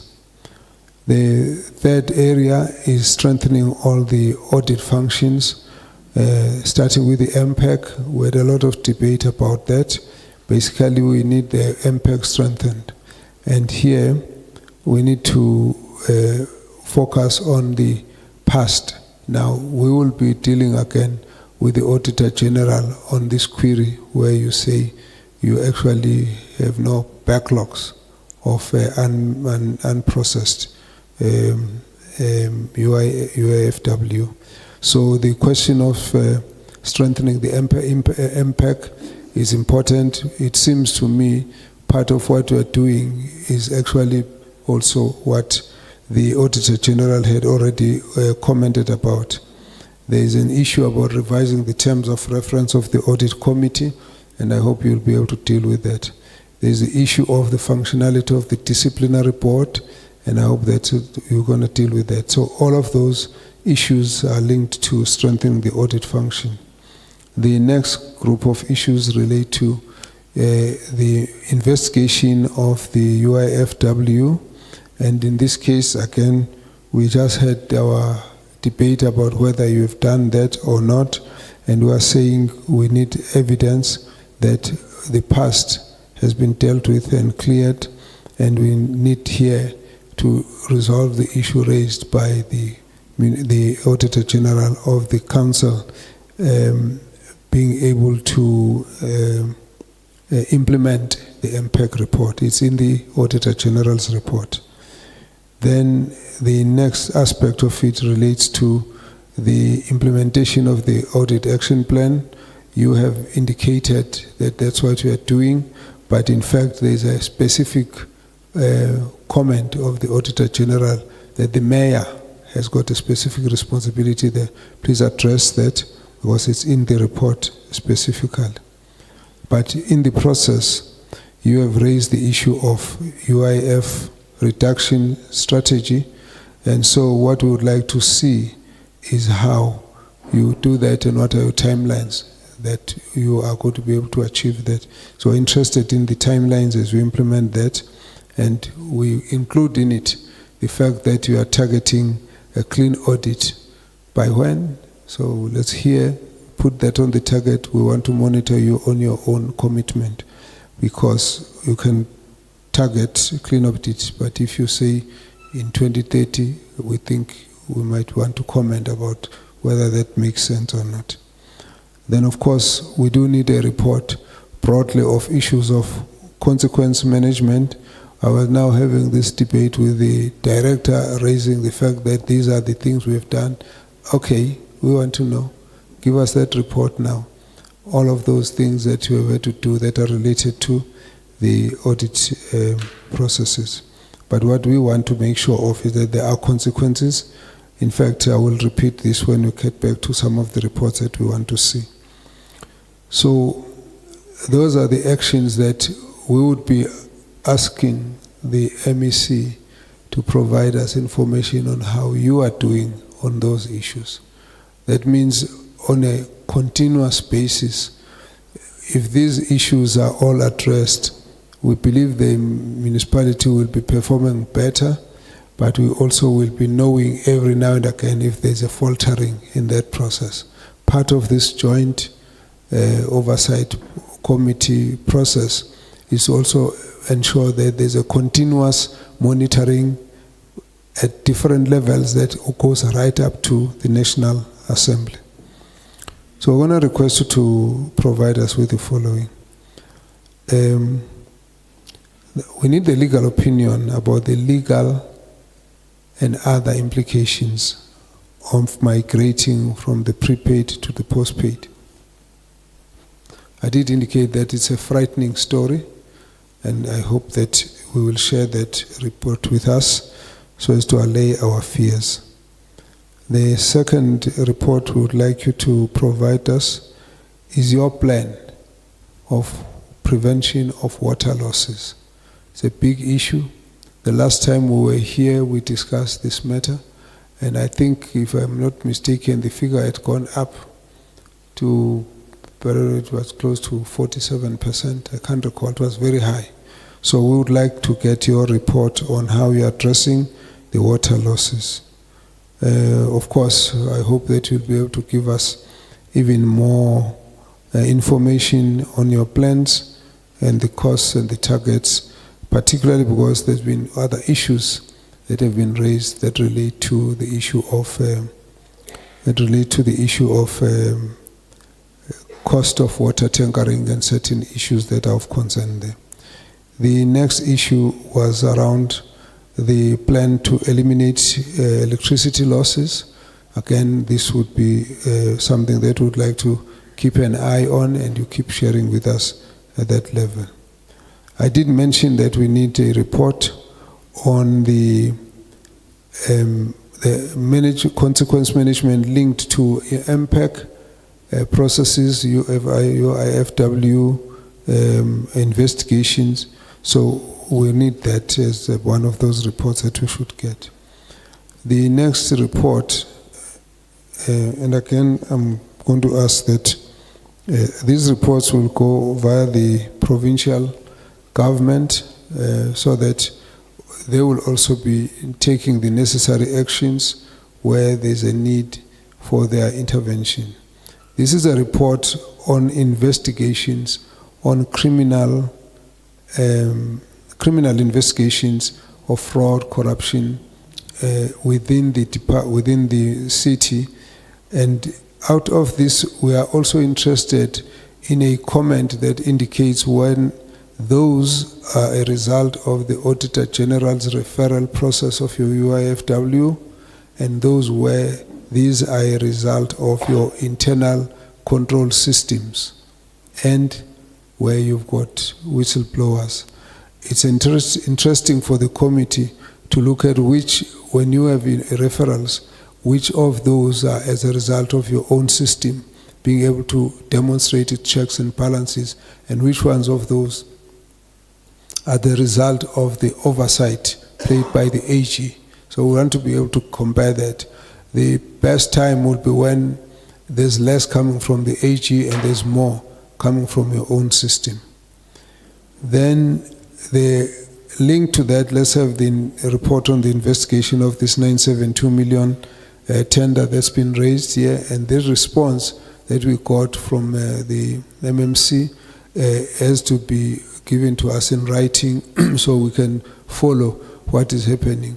What is, I can say to you, MMC, uncomfortable is with your presentation, is when we have a report raised by the AG, and instead of getting the factual indication of what processes have been embarked on, we get more the justification of why it happened.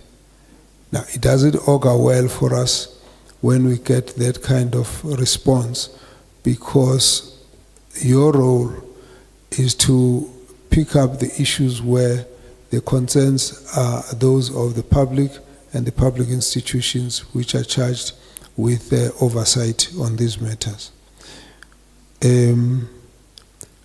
Those would be the end of the issues that we would like, but we would also like the MEC to give us a report on the total debt owed by provincial and national government departments to Gauteng municipalities. I heard that the MMC and the Premier, there is a sense of resonance that there is a lot of synergy in trying to reduce those. We just want to see the figures, how this is happening. And if you are able to, you could do a comparison with a couple of years back just to see if there is movement in this regard based on the Premier's undertaking that there will be no sympathy to that to those debts.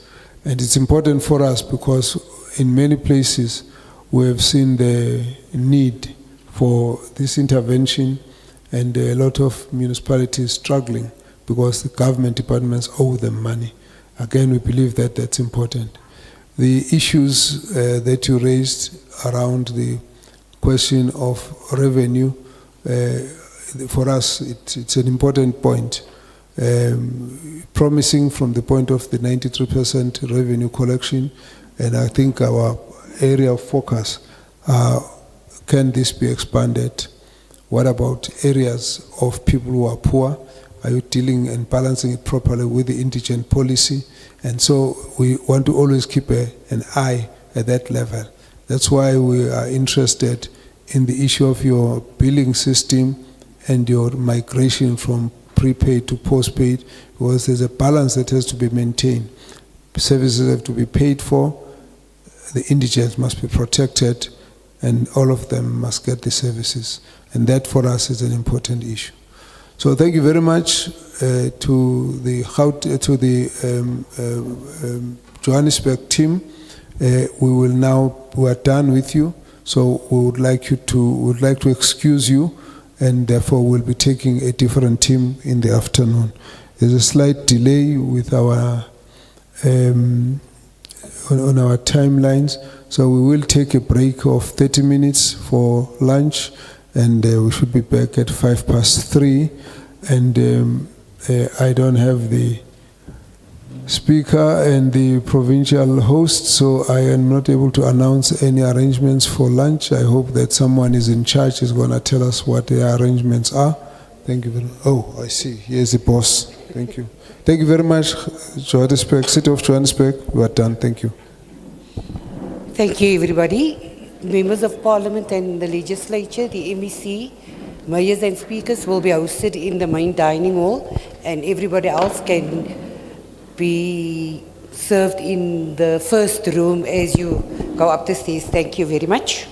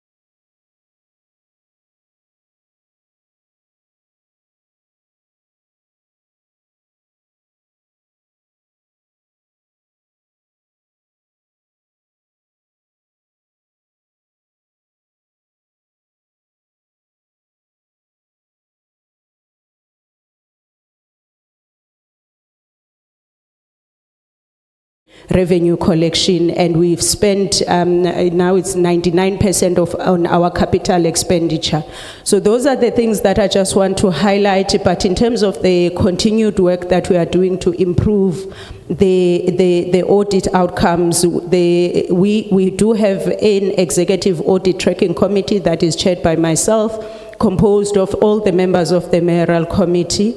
We do have a consequence management committee also chaired by myself with the deputy executive mayor as well as the MMC for corporate and shared services, where we follow up on issues that have been raised by the AG. And it's not all 100% as yet. The progress has been made, but those are some of the efforts that I wanted to highlight, but I would like to give to maybe the accounting officer for his reflection, Chair, if that's allowed. Yes, it's allowed for him to do 2 minutes. Thank you, Chairperson. Chairperson, I will be brief.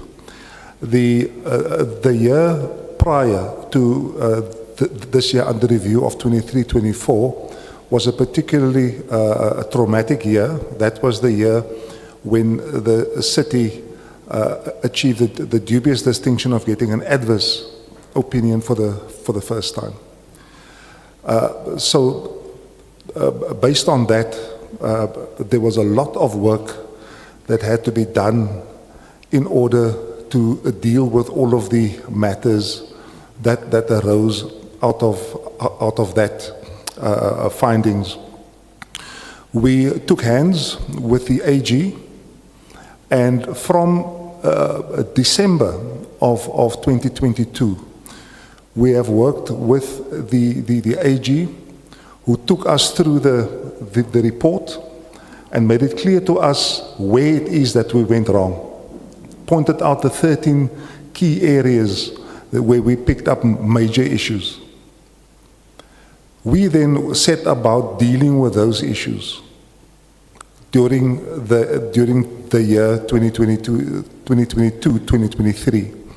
And it was in that year that we then received a qualified audit, and we dealt with about 7 of those items. So there was a lot of hard work. We had to also build the capacity of the municipality. You will see when it comes to the investigations that we did not have the capacity in our internal audit team in order to do all the investigations. So that was the natural cause of it. We had to build that capacity. We also had to build the in-house capacity of management to actually do consequence management there where it happens. That was one of the main reasons why irregular expenditure built up. Because everybody, not everybody, but there was an assumption that the AG would pick these up and then we will deal with it. So we had to deal with those kind of matters and actually train managers. And we have then progressively improved to the 23-24 financial year that we have seen, where we then had 6 matters that was left that we had to deal with. We would then welcome the opportunity to then take you through this report on the basis of the questions that you posed. Thank you very much, Chairperson. Thank you. At this point, we shall be doing questions. Let me see the appetite.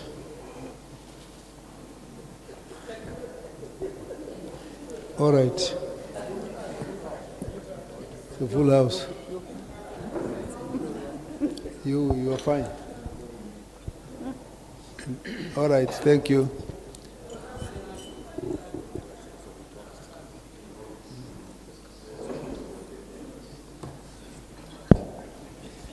All right. Let's have your hand is not up? No. She, her hand. So we come there. Let's start with you. We'll come from that side and come this way.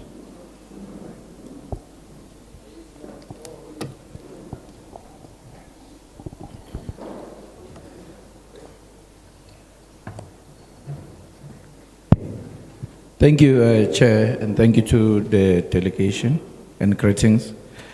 I want to understand what is the strategy or the plan to move from the qualified audit opinion. If you look at the 5-year period, for 2 years in the beginning, there was an unqualified with findings, went bad to an adverse, still bad to qualified. So what are the interventions that are in place to ensure that the situation changes? Number 2, there is an irregular expenditure of about 15 billion. I just want to understand that and the consequence management related to that. Possibly the number of cases that are pursued, whether they are at MPEC or whether they are wherever, in terms of the stages, in terms of ensuring that that matter is dealt with. Number 3, some irregular expenditure relates to non-compliance or the issuing of tenders to companies that don't meet the requirements. What are internal control measures to, okay, number 1, what is being done about that? Or it's with the CIU, or SIU or wherever. But number 2, what are internal control measures to prevent future reoccurrence of the same challenge? Let me pause there. Thank you, Chair. Thank you very much, Chair. Welcome to Tshwane.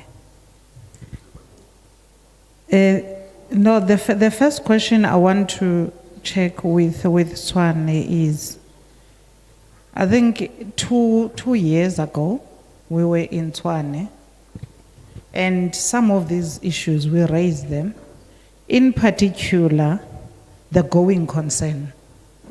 And at the time, I think when we were there, it was at the time of the adverse findings. And things did not change. The light at the end of the tunnel, we don't see it.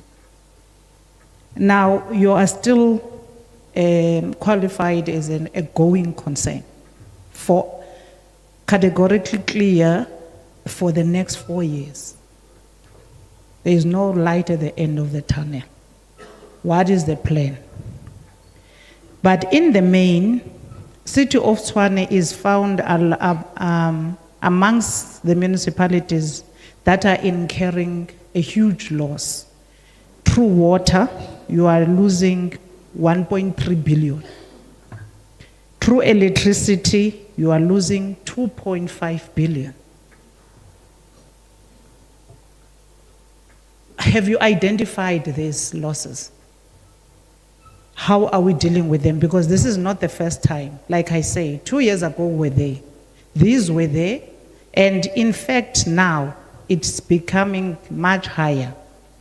And also there is this water tanker mafia. What impact does it have with Tshwane, and how are you arresting it? Have you looked into the insourcing of water provision in Tshwane? Should there be water outages or pipe bursting and all of that? There is a serious concern of utilization of consultants ineffectively, to a point where it was raised in the previous year that you've lost more than 200 million to the work of the ineffective consultants, which they are supposed to be assisting the municipality in compilation of financials. It's a shock. Why would Tshwane, of all municipalities, not insource the skill and the qualification of financially aware personnel? Mayor, we have so many graduates in South Africa, and those graduates need to be employed. We cannot outsource financials to people who actually do not assist, because the Auditor General says that all of that service was ineffective. As such, it did not yield any good results for the municipality. Therefore, it's a complete loss that must be recovered. Are we finding this consultant who is incompetent? The person who hired them, what was the scope? What convinced them that they can do anything in the municipality, yet they cannot save us from the mess that we are in terms of financials? And how are we dealing with that space? Are you advertising to get more aware people in the space of finance? The last one is the unfunded budgets that are leading to your unauthorized expenditure, which my colleague spoke to. And the council continues to adopt this unfunded budget because services on the ground are required. But in terms of the law, that's illegal. Even though we go around and go adopt it in the council and make it look legal, it's illegal, it's unconstitutional, because that's more like saying stealing is okay for as long as you can justify it. So how are we dealing with the budgeting process in order for us not to get to a point where we have to go and table unfunded budget to the municipality? Thank you.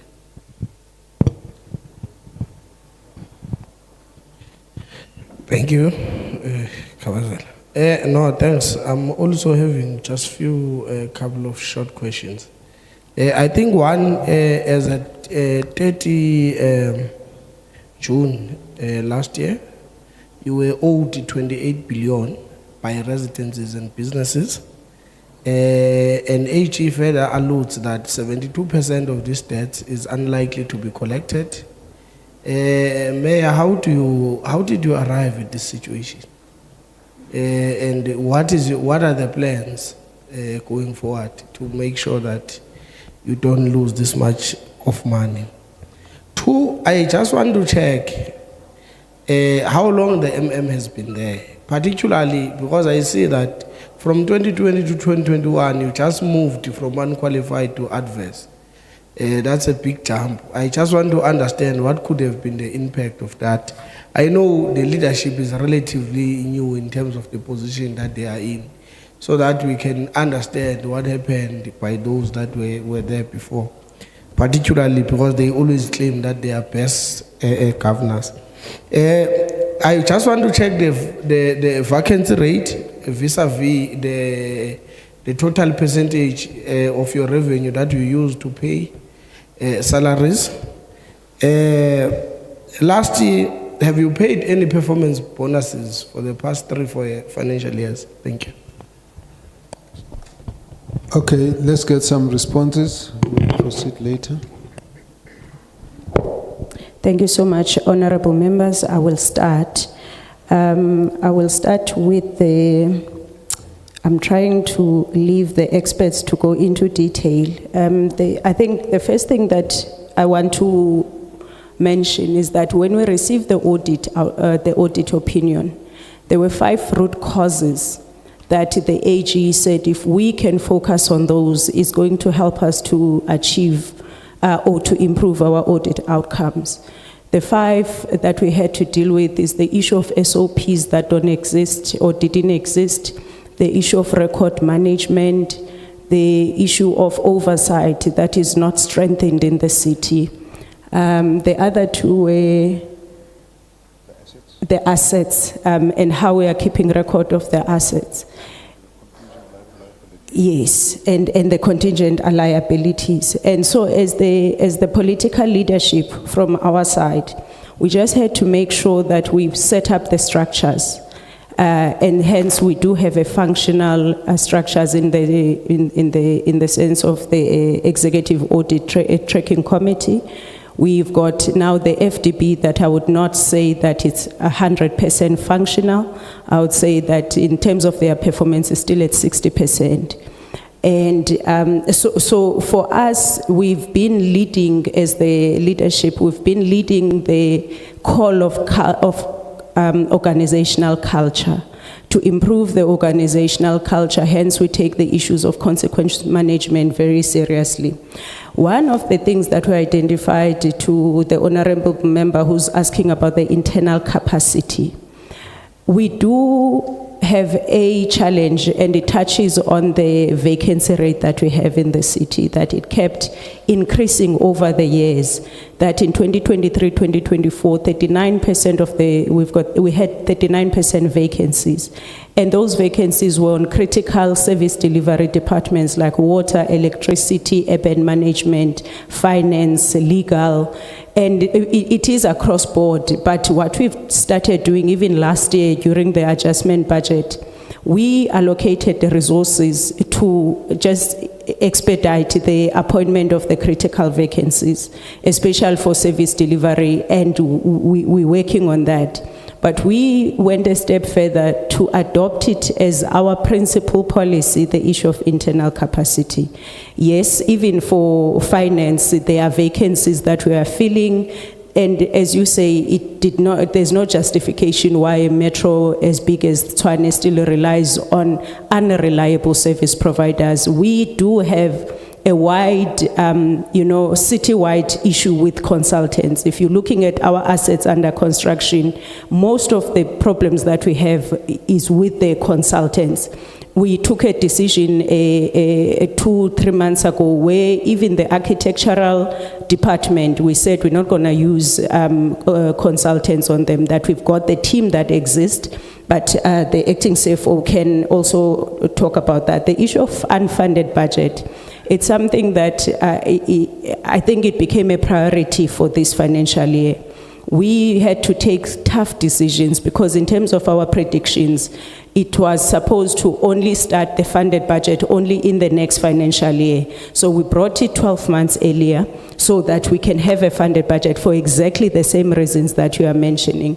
But I wanted to bring the issue that I was explaining earlier that could be a concern to the committee to say, is this funded status sustainable or not? It is. And for July and for August, our collection rate has really been healthy. And then in terms of the debt owed to municipalities, we have zoned into the wards that don't pay. And there's a silent boycott, or there was a silent boycott by communities that they didn't pay for services. You would have seen the community of Garangua 2 Mondays ago, where one of their grievances was the issue of billing that dates as back as 2017. And so that's one reason. The other reason was the issue of the indigents. The city of Tshwane's threshold was 150,000 on the indigent until this financial year, where in terms of the budget, we increased it to 250,000. Also, the debt increased because we had child-headed households that have not been classified and billed correctly. But also, this part of the silent boycott was that the communities were saying we are billing them based on estimates. One of the priorities was to make sure that every month we have 95%, at least 95% of the bills that are based on actual billing, and we've been doing quite well on average of 94% on that. So what we have done as the council late last year was to propose to council to have a debt relief scheme where we written off for child-headed households, for inactive accounts. For households, we gave them a scheme where we write off if they agree to pay the certain amount. We did the same for business because in our analysis, businesses in Tshwane suffered during COVID, so we extended that scheme to them as well. And so the other one that I know was mentioned even earlier by Premier and MEC Maile and MEC Mamabulo is the debt that we are owed by government. We are winning when it comes to provincial government, there are agreements in place, but national government, we are not winning at all. So that is the other portion that we are owed. The city manager has been in office since August 2022. The last time before then, the last time the city had a permanent or an appointed city manager was 2019. There was a separation agreement with that city manager, and then there was a period of administration where there was Section 139. that team came with a person who was appointed as a city manager.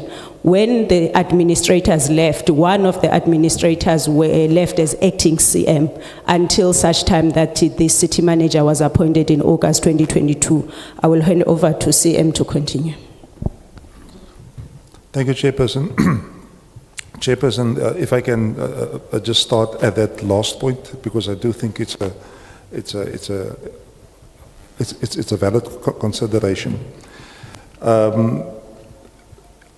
So the outcomes, the adverse opinion of 21-22 then fell on this administration to then deal with. And it was then during that year of 22-23 that we have then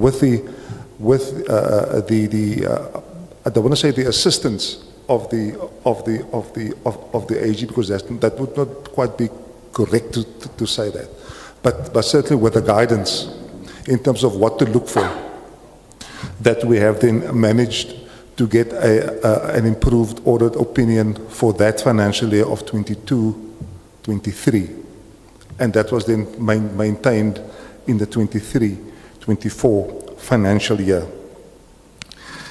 But just for the record, once you step into a job, you also become the father of all of the stepchildren. So that immediately became my responsibility. Then as far as the issue of the irregular expenditure of 15 billion is concerned, the executive mayor did mention that what it is that we did with that, but it was not so easy in the 23-24 financial year, the year that you are looking at, and that was so because we had to build the capacity, as I've indicated, of the internal audit. So we had to get a head of forensics, fraud investigators, etc., which is what we did. And then we had to tackle the investigations relating to about 13 billion rand of irregular expenditure then. And then we then did, and there were then a number of those cases, reports that went through to the impact. But that was not the end of the story, Chairperson, because as you pull a system. Oh.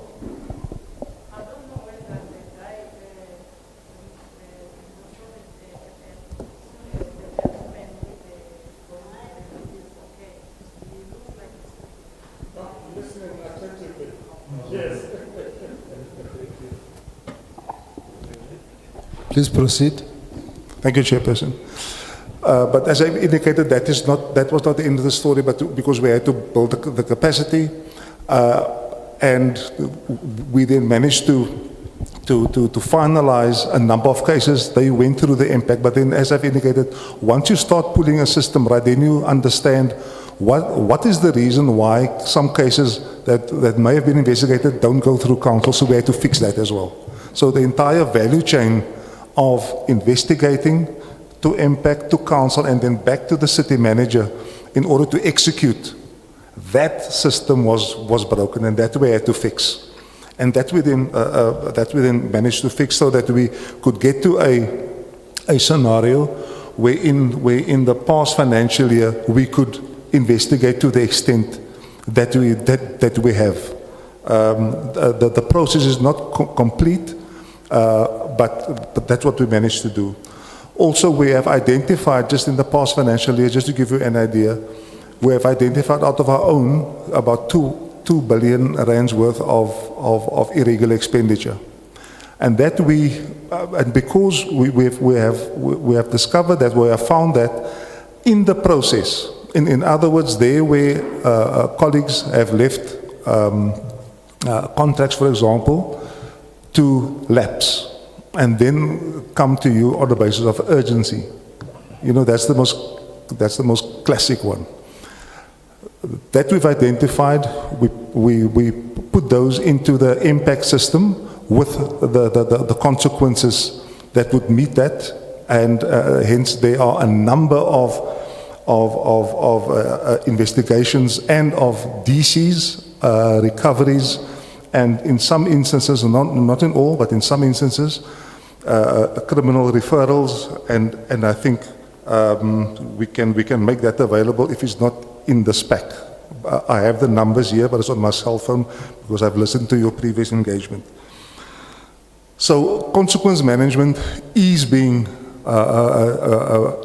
exercised now. I will leave the issues of tenders at the going concern issue. We are a going concern.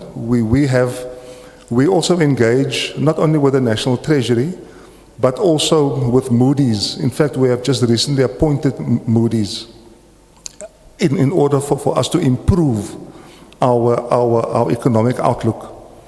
So being a going concern or being regarded as a going concern is very important for the city. So we do have that kind of advice to assist us, and we in fact then also achieved an improved outlook, economic outlook, from negative to stable. In November of this year we will go for another assessment, and we are very positive as far as that one is concerned.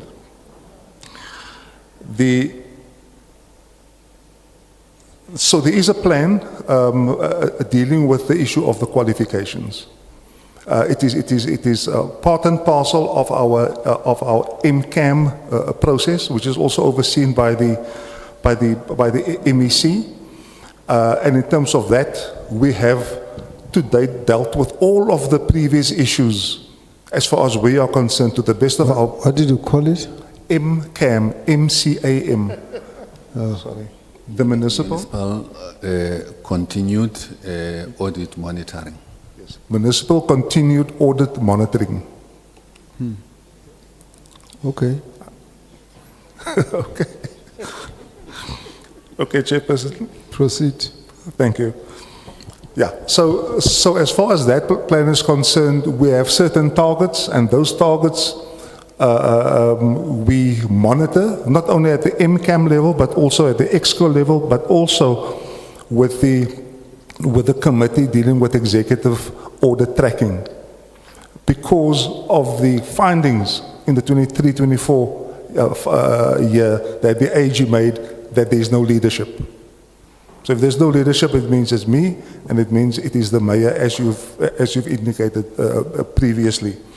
So in order to deal with that, we then follow that, and certainly for purposes now, so the focus now, just as an example, focus now is going to be the extent to which we can respond to any request for information that would come through now with the current audit process, and to make sure that we hold those to account who do not respond timelessly. Because it's one thing to make the grade, but if you can't prove it, if you can't show the evidence, it's also a problem.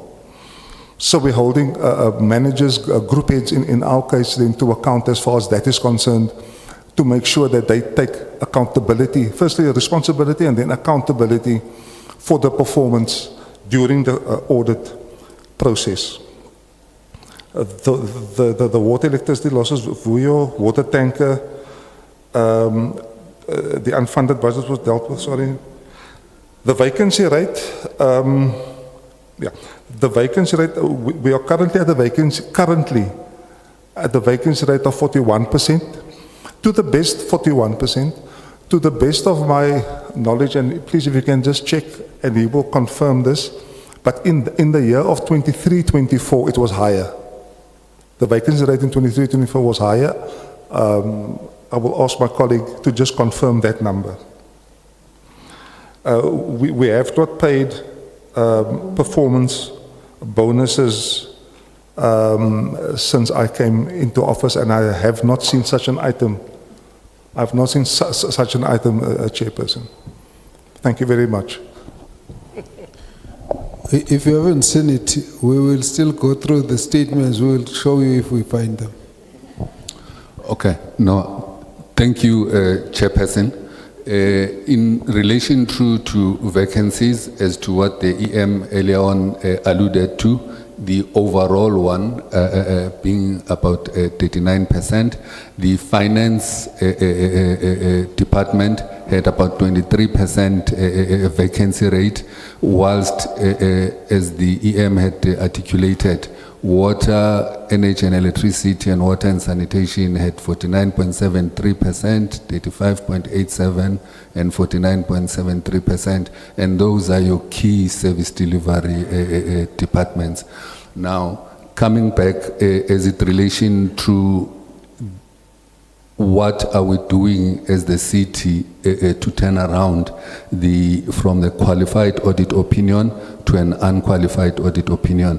I think my leadership on my left had already indicated, besides the various governance structures that had been since established, which include your executive audit tracking committee, which is chaired by the EM, and in addition to the MCAM, the municipal continued audit monitoring, we've got the APC, and after the audit outcome of the 2023-24 was actually announced on the 19th of December last year, the MCAM was convened, wherein a workshop was established.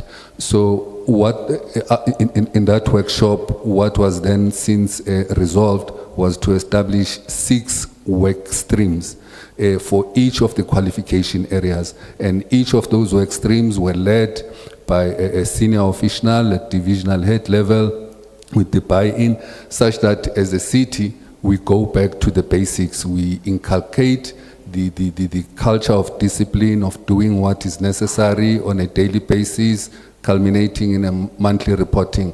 That resulted in the establishment of various SOPs. That is your standard operating procedures, such that everyone knows what it is that they must do, when must it be done, and in terms of those responsibilities, because once you've got all those controls in place, we are able to further also institute a corrective action in terms of transgression, because no one can then come back and say they do not know. Now, this audit action plan was drafted, and we used the Circular 113 process, where the National Treasury web portal, where we documented all those audit findings, and the various audit action plans were considered by the line managers and ultimately approved by the CFO, as well as the CAE from internal audit. These were monitored periodically in the implementation of the progress, as well as once a department has declared that a particular audit outcome had been dealt with, internal audit would actually audit it and then actually confirm same. As in terms of that, 98 out of the 205 was validated by internal audit as actually resolved.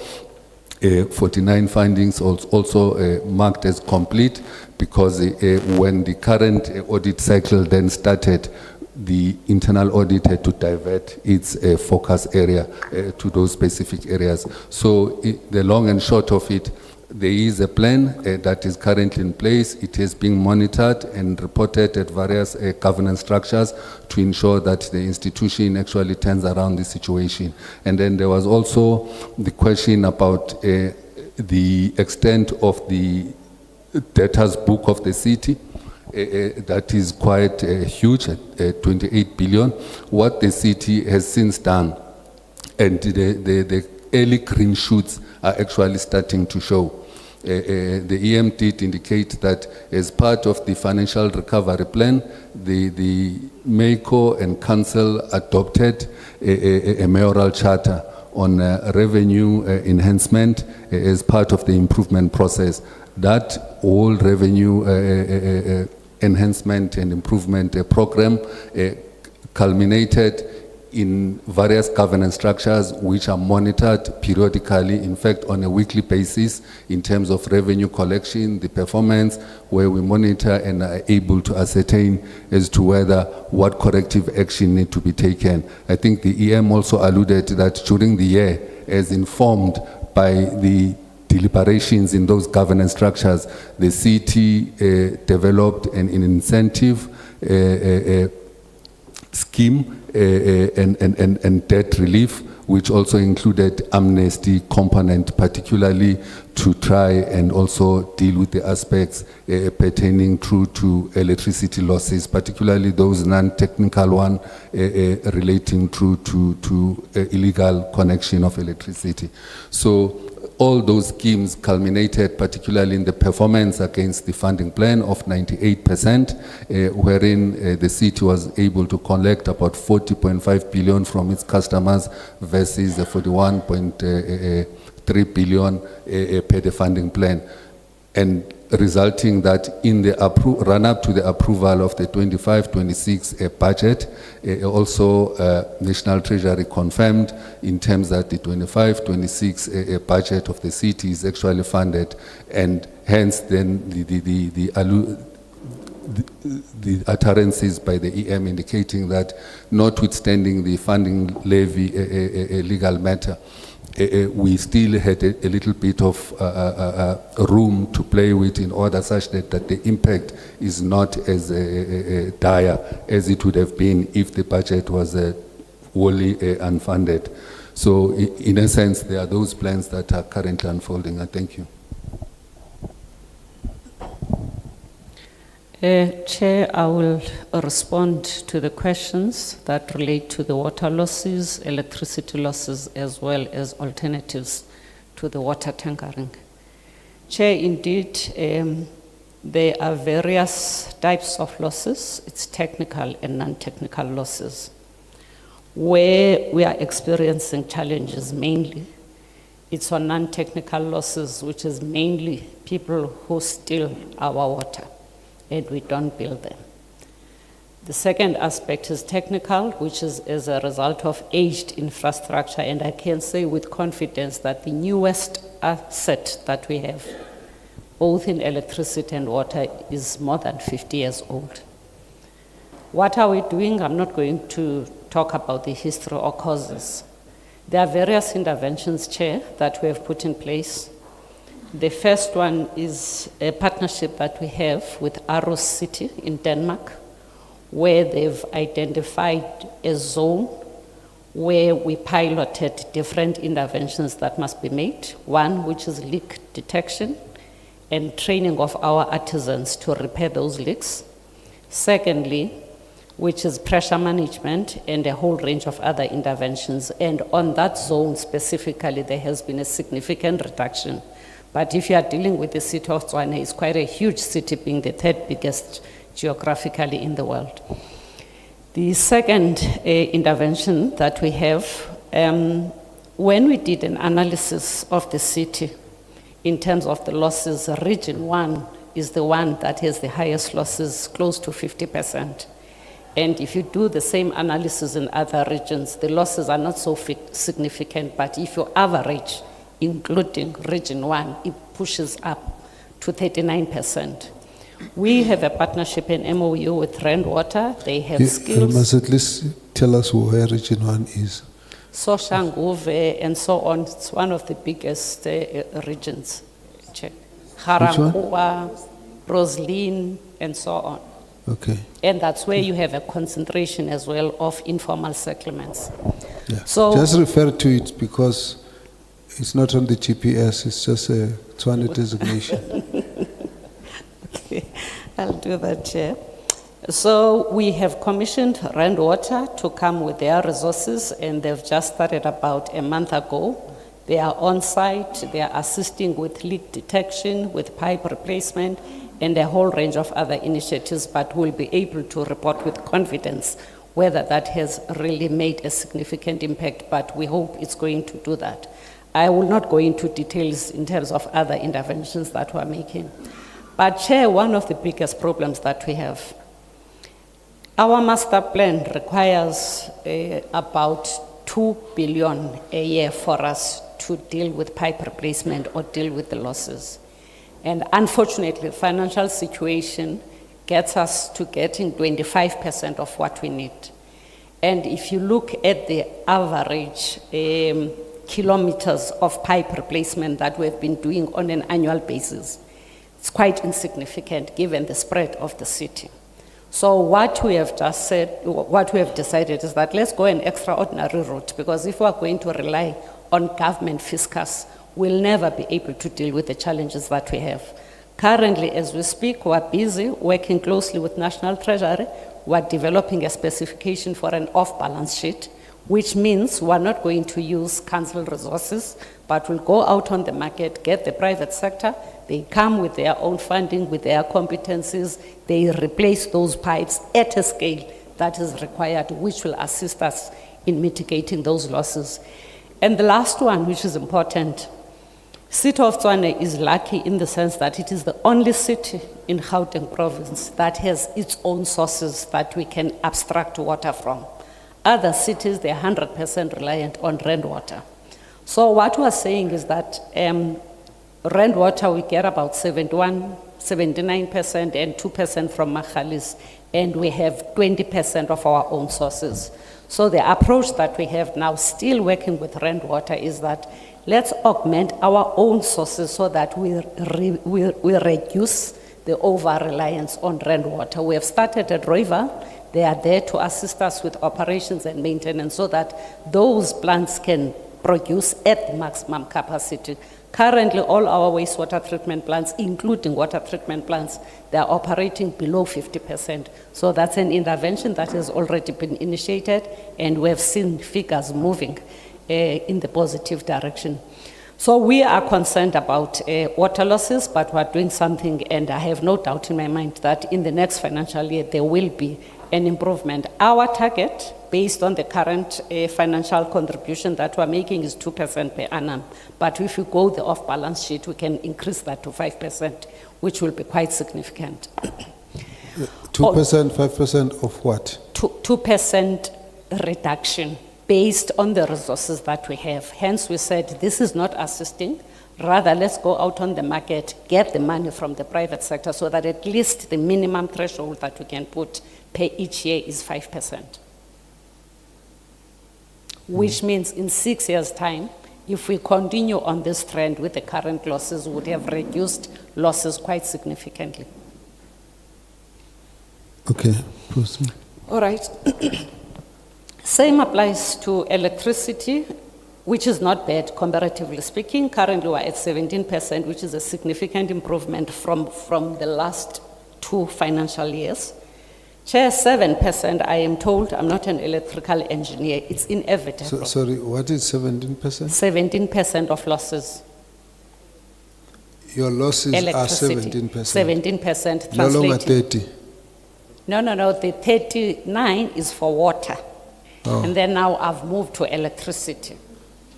And electricity is, At 17%. and that's an improvement. It's an improvement comparatively speaking. If we look back to the prior years, we were above 20%. I see. Yes. Because the Auditor General was comparing you with the... Last.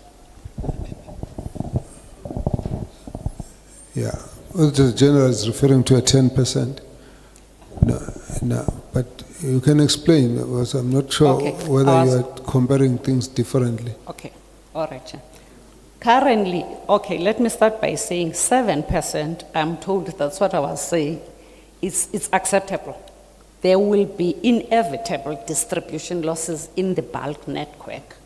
So we're not called to account on that. Apparently. No, that's fine, I get you. Let's just get back. Sure. AG is saying the norm is 10. Yes. You were 17. We're 17, yes. You are 17. You used to be what? We're about 22, if I remember You used to be correctly. 32. Yes. And on water? On water, we're doing very well when there was major investment in the infrastructure 5 years ago. But in the last 2 years, we have been doing badly. So what's your percentage? loss? Currently we're 39%, which is not 39 acceptable. on water. Yes, Chair. Proceed, All okay. right. So on electricity, as I'm saying, it's not as significant as the other one, as I'm saying that there is a threshold that is understood to be a norm. We have different interventions, but then again, the technical losses are not a huge problem. It's again electricity theft, vending fraud, people bypassing the system. It's a number of reasons, which we are focusing on, which we are reporting on a committee that is chaired by the city manager every Tuesday, on a committee that is chaired by the executive mayor when are the repcos now? They've changed. It was Thursday. Yeah, every Thursday. Let's round up that. All right. Yeah. Chair, there's a significant improvement here, but one of the key decisions that we've taken as a city, which will go a long way in reducing this theft. We go and disconnect, but a month later, they reconnect. So it's toing and froing, which does not help. So we've taken a model of the city of Cape Town. We're saying that if there's a criteria that we've developed, if there's a bulk infrastructure network, and you can identify individuals that occupy certain stands, even if they don't have title deeds, which is the current policy. Let's give those people, or have a process of identifying occupants and give them certificates of occupants. Let's extend the electricity, because it's inevitable they are going to steal. If we give them, we formalize it, they are going to pay. So those are one of the measures that we're putting in place to make sure that people pay for electricity. So we are extending. We're also doing a number of interventions where we're triangulating information, looking at the GIS billing system and looking at areas where they are getting services, but we don't get them in the billing system. So there's continuous audit where meters have been converted from industrial to residential. We are doing audit and we report on a weekly basis. Hence, there is an improvement. I'm sure in this financial year, there will be a percentage movement. Water tankering, it's a problem, it's costly, it's not sustainable. We're aware as a city. What are we doing? Chair, the first thing I will say, and I hope I'm not going to rock the boat. There's a study that was done by the ex-statistician general in 2021. He indicated that on a monthly basis, there's a daily influx of 10,000 illegal or undocumented foreign nationals that get into the city. And it's only an insignificant percentage that migrates to other cities. Now, what that means and what that has resulted into. In 2021, we had 240 informal settlements. As we speak now, we have 530 informal settlements. And we have a constitutional obligation to provide water to those people. And if we don't, South African human rights for lawyers, they are on us, they take us to court. How do we do that? Because the infrastructure that we have, including the sources of water that we have, they are not adequate for us to provide or to extend the infrastructure to those settlements. So water tankering is a problem. What are we doing? One, there's a committee that we have established to develop alternative sources of supply. We're working as well with different institutions, your CSIR, your Water Research Commission, your University of Pretoria. The brief to the University of Pretoria is for them to do a cost-benefit analysis, wherein we're saying they must compare what will be the ultimate cost if we own that fleet to provide water. We do have own fleet, but it is not adequate to provide to those communities. So that is underway. Other options, we are looking at different technologies. There have been presentations to us, but unfortunately we have to use institutions that have the necessary competencies to be a sounding board to those competencies. We are looking at rainwater harvesting. We are looking, as I indicated earlier on, that we are augmenting our own sources because it's less costly to produce water that you are generating on your own than going to rent water and buy that water. The same issues that were raised by the city of Johannesburg. Also, as part of mitigating costs, we have called the service providers, indicated to them that unfortunately, because of the financial burden that we find ourselves in, we will not be able to deliver water on a daily basis. So we've reduced from 7 to 4, We have spoken to the communities for them to understand. So we are doing something, Chair. It has not yielded any results, but we're getting a lot of pressure from our MEC to make sure that we reduce cost when it comes to water tankering. It's going to be a process, but we're committed in really dealing with this issue.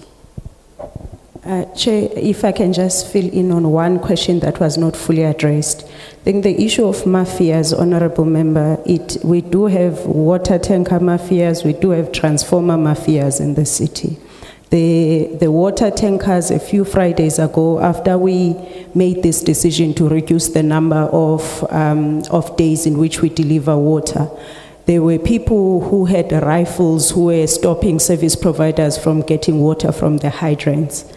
And we did not change the decision because obviously it had financial implications. But we do have that kind of a mafia in the city. On the side of transformers, even for ESCOM, it's not only for us. When we go to the informal settlements where we have not given electricity, there are many ESCOMs and many City of Tshwane that own transformers and making communities to pay. What we have decided to do is to identify 6 informal settlements that we are busy metering as we speak.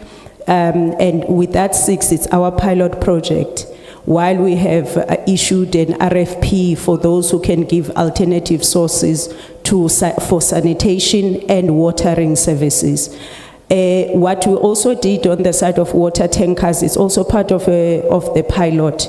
We're in the process of procuring 15 water tankers, especially for emergency delivery, where there's a case where normally people would get water from their taps, but there's a problem with the infrastructure.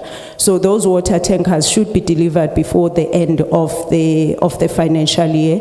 We're doing the same with waste, which is another challenge that we had last year, that when we changed the conditions of the waste contractors, we had a boycott where for a number of days we couldn't collect waste. We then took a decision that we need to go the internal capacity route, but we need the study to just give us an indication if that's the most cost-effective way to do so. The last point is that on the side of corruption that we found at supply chain, there's work that is being done. I was hoping my colleagues will touch on that, but we are going full-blown on the online tendering system. We have done it in phases. Now we're up to 750,000 rand in terms of the tenders that are being processed through the digital platform. We are starting the pilot in the month of November for the open tender system to go online, with the plan that in the next financial year, all the tenders will be processed online. So I thought, let me just add on those 2, Chair. Thank you so much. Thank you. Let's get the next set of questions.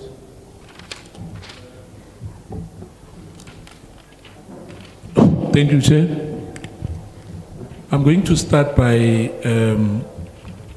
I'm not shocked anyway, because Tshwane, fortunately I'm a resident as well there, but the unavailability of getting to a mayor and to the city manager, if I am unable to get hold of you, trying to get to your secretaries, you'll always have stories. I've been battling to get, in fact, before you as well, but with the city manager, it's been long. I just want to ask one question. I'll start with this one. Non-compliance with Section 131 of the PMFA. Why? Why are you not complying? 240 disciplinary cases were finalized. And saying finalized is not good enough. Then what happened? They were finalized, then what? Number 2, the issue the mayor which promised the citizen of Tshwane that the issue of water in Region 2 in Hammanskraal will be resolved by the end of March. I'm sitting here. I went to Hammanskraal. That matter is still not resolved. Our people are drinking water which are not healthy for their lives. There's been so many promises about the Hammanskraal water issue. Please, let's not play with our people. Please, let's not lie. Number 3, the people of Canaan in the R225 road, they closed the road there. Completely closed the road. I had to call the police to help because they were not allowing vehicle to pass through that road because of the issue of water, as you said, Executive Mayor, about non-payments and that. And my plea to you and your executive, can you please again open this relief plan? Because elderly people, and some people were ignorant because there was no enough awareness to say that you'll be closing somewhere. I think it was April or May. Can you please revisit that again for our people? Because as you said here, that some money you cannot recover. In Zitobeni and Kangala. Just hold on. Excuse me, just hold on. Just stand up, sir. You? Yes. No. Gentleman with a nice shirt. You are taking records. In terms of our rules here, you couldn't do that without permission. So, are you working in this, Tshwane? You're working where? In the legislature? As a member? As a staff? Okay. No, we have rules here. You don't just take. You request, get permission, and be allowed. As it turns out, the light is so harsh, it's even disturbing the members' vision. So, how will we know you've deleted? Go over that side and just declare your innocence. Please proceed. I'll contextualize soon, Chen.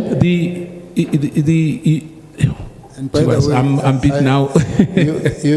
you had gone past almost your done. time. I'm almost done, Chen. You've done over your time. Yeah, the last but one as well, as I was talking about the issue of Ekangala, Kanan, Zitobeni, and Ritabiseng, and those, there's factories there, Ekandastria, which has been, I think, when the minister now, Hosi Sile Ramkhopa, he spoke about that issue that soon, I'm talking soon. I'm not fighting you, you must understand me. No, I just want us to help each other. Now, there was a promise that the people of that area will be. Yeah, I'm closing. Last part one, Chair. No. You're closing. You're getting into. No. Remember, I have not finished that, Chair. Because I was like. You were supposed to have 1 minute. It's not 1 minute. My watch is watching. So I'm saying just finish your question and close. Yeah, I was disorganized by the camera, but it's fine. No, actually, it was not you who was disturbed, someone else. I stopped, then I had to now. No, but that is in May. The last one, Chair, was about that Ekandastria, to say, when you send people to come and recover, sometimes they close, they bend, they close roads, they do all those things. Can you please assist the process? It's been going on for too long, the issue of Ekandastria, which can help for people to be able to get their job. No, close it now. Close it now. Let's move on. Thank you very much, Chair. Greetings to Mayor and the team. Firstly, through to you, Chair, I want to confirm who's the Deputy Mayor? The name?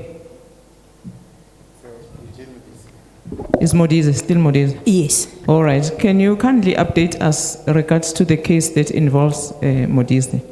The case of corruption that is under investigation, whereby the Auditor General flagged it on a security contract that was alleged linked to Modize.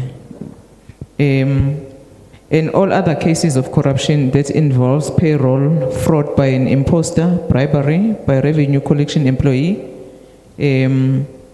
including the Department of Police. That is number one.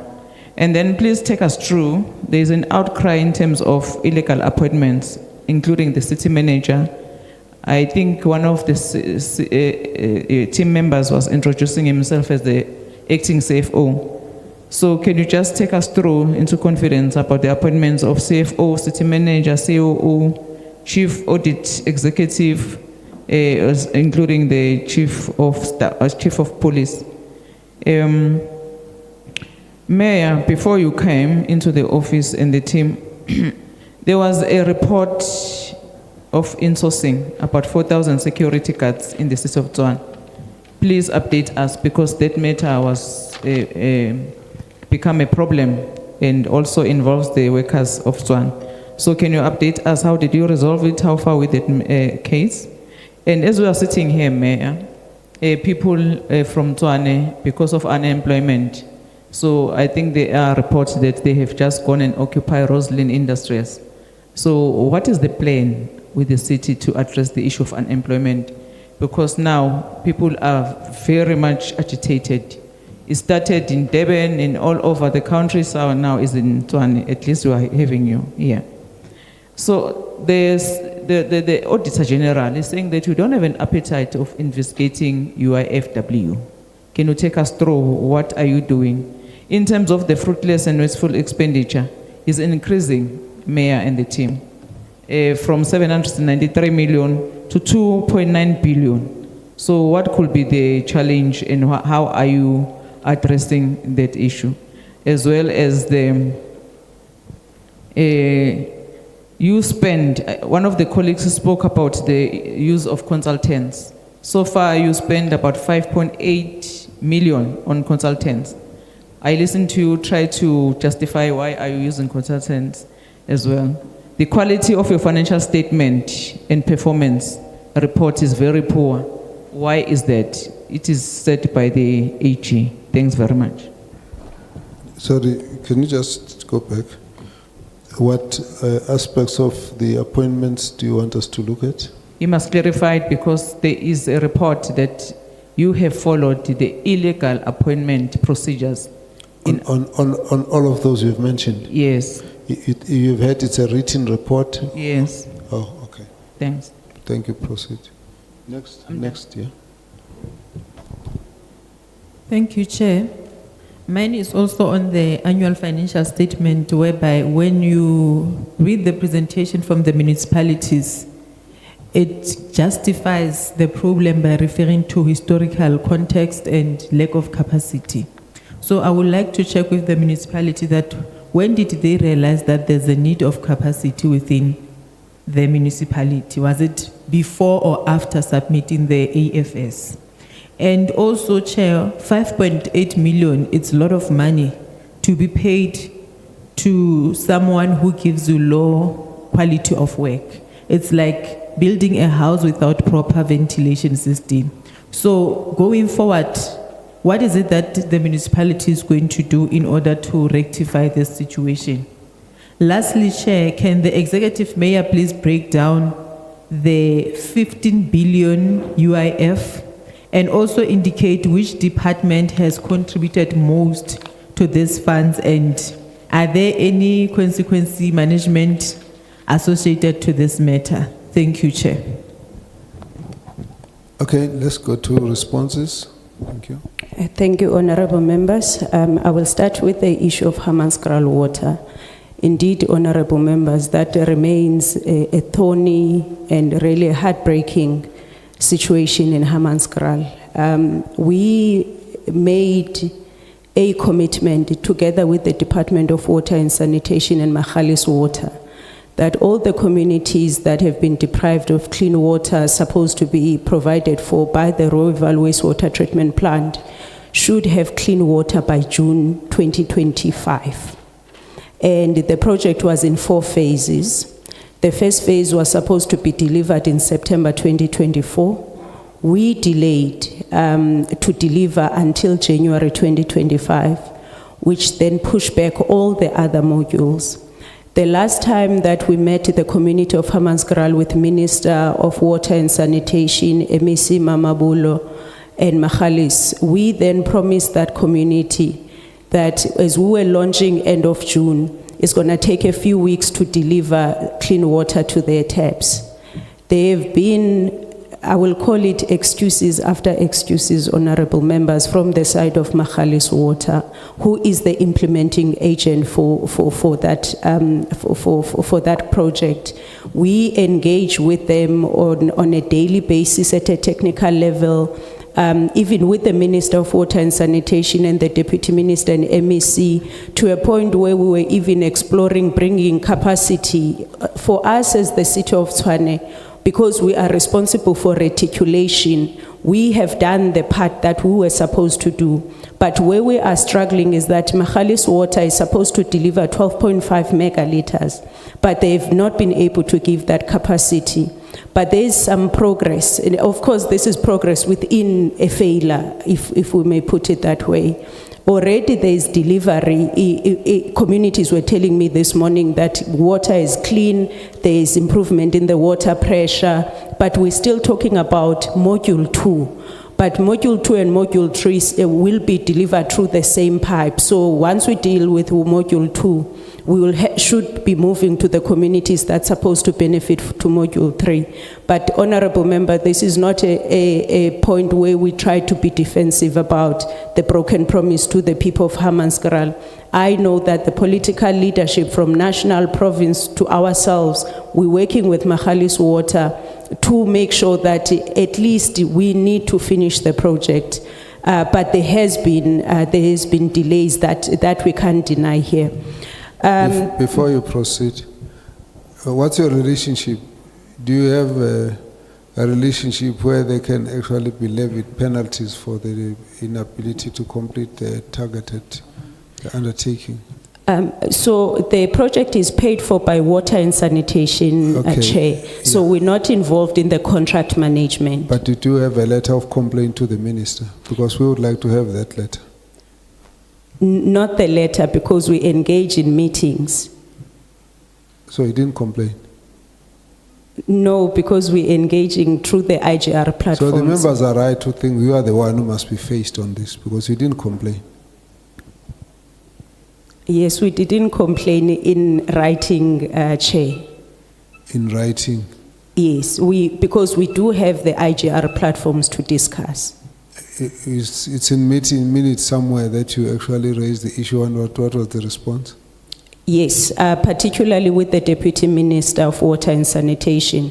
When there was an issue with the information that Magalies would give to the minister, which is different from what was happening on the ground.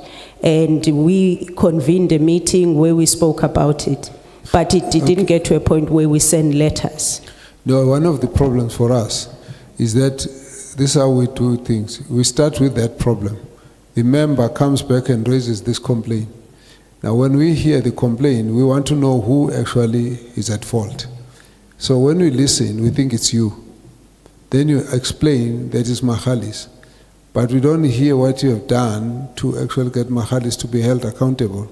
Then we come back to you. You see, so the issue is, if there's nothing formal that shows us that you have actually raised the matter, we can't take it up with them. They say, oh, we didn't know. Nobody complained to us. And then you must now answer us and answer the community. So we have a problem now with you.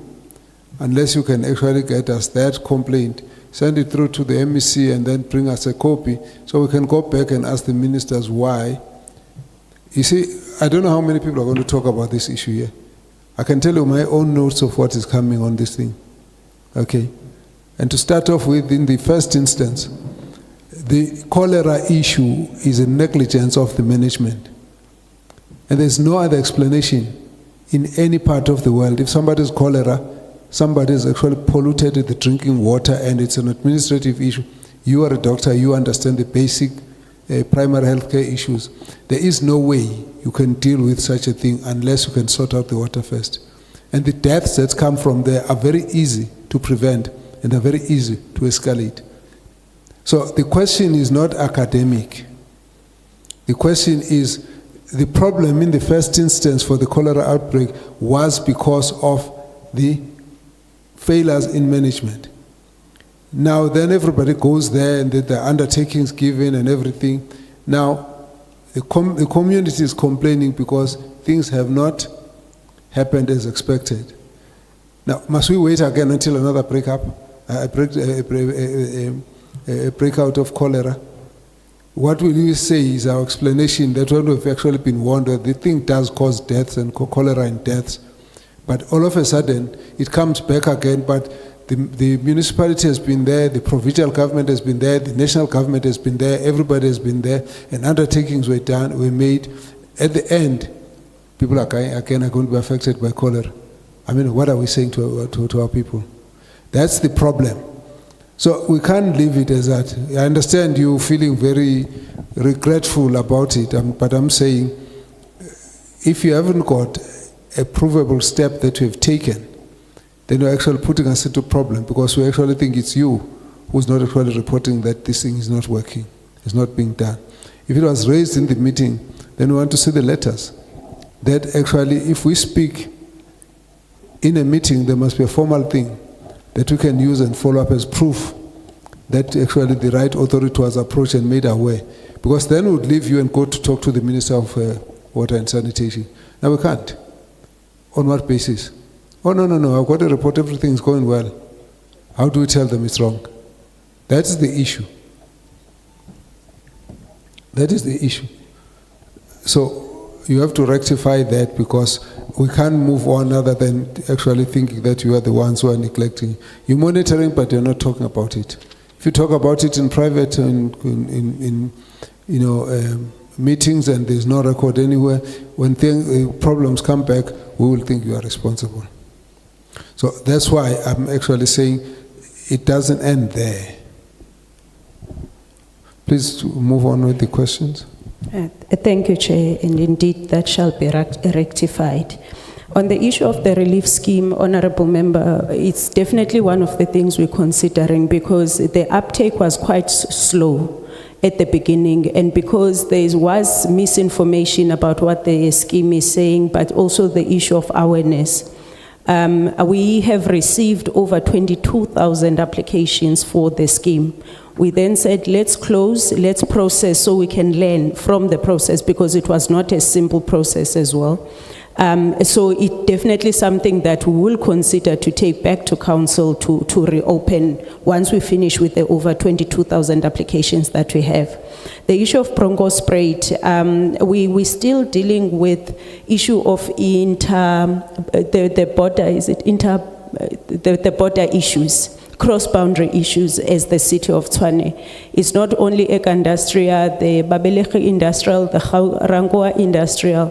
It's something that we continuously raise with the province, the premier, the relevant MEC for Cogta, and other ministers, because it's something that has not only stalled economic development, especially in the former industrial areas, but the issue of title deeds that from Mpumalanga as well as Northwest.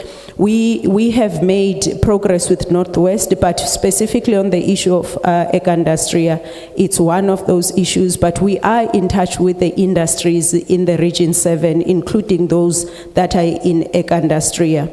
The issue of irregularities in the appointments of senior managers, specifically the irregularity that was identified was on one position. That one position was the position of the management and support officer. We approved the appointment, I think, February 2025. The MEC wrote back to us around 2nd of June, where he raised that the composition of our panel included 2 councillors, and the regulations don't allow so. In our response to the MEC, we said this has been a trend in the city, that all the Section 56, in fact, the Section 56 that you have identified there, the composition of the panel included the 2 councillors. And we then sent a subsequent letter to say, now that we have read the resolutions for the city manager appointment, also that panel had 2 councillors. Can we get guidance on it? We then left it with the MEC, who then contacted National Cogta and yet to guide us in terms of how we are dealing with that issue. So I just needed to clarify the nature of the irregularity. It was in the composition of, and we are just waiting for Cogta then to guide us in that regard. The issue of the insourcing, in 2019, yes, the agreement was that there should be 4,000 security guards that are insourced. Fast forward to 2021, the mayor then was Mayor Randall, so that should be the correct financial year. There was a resolution where council decided not to insource the 4,000 anymore, but instead insource the ones that were already on the system, which was 1,283. Security guards. There is that resolution, and so what the current resolution that we have and the principal decision that we've taken is that those security guards were insourced without benefits.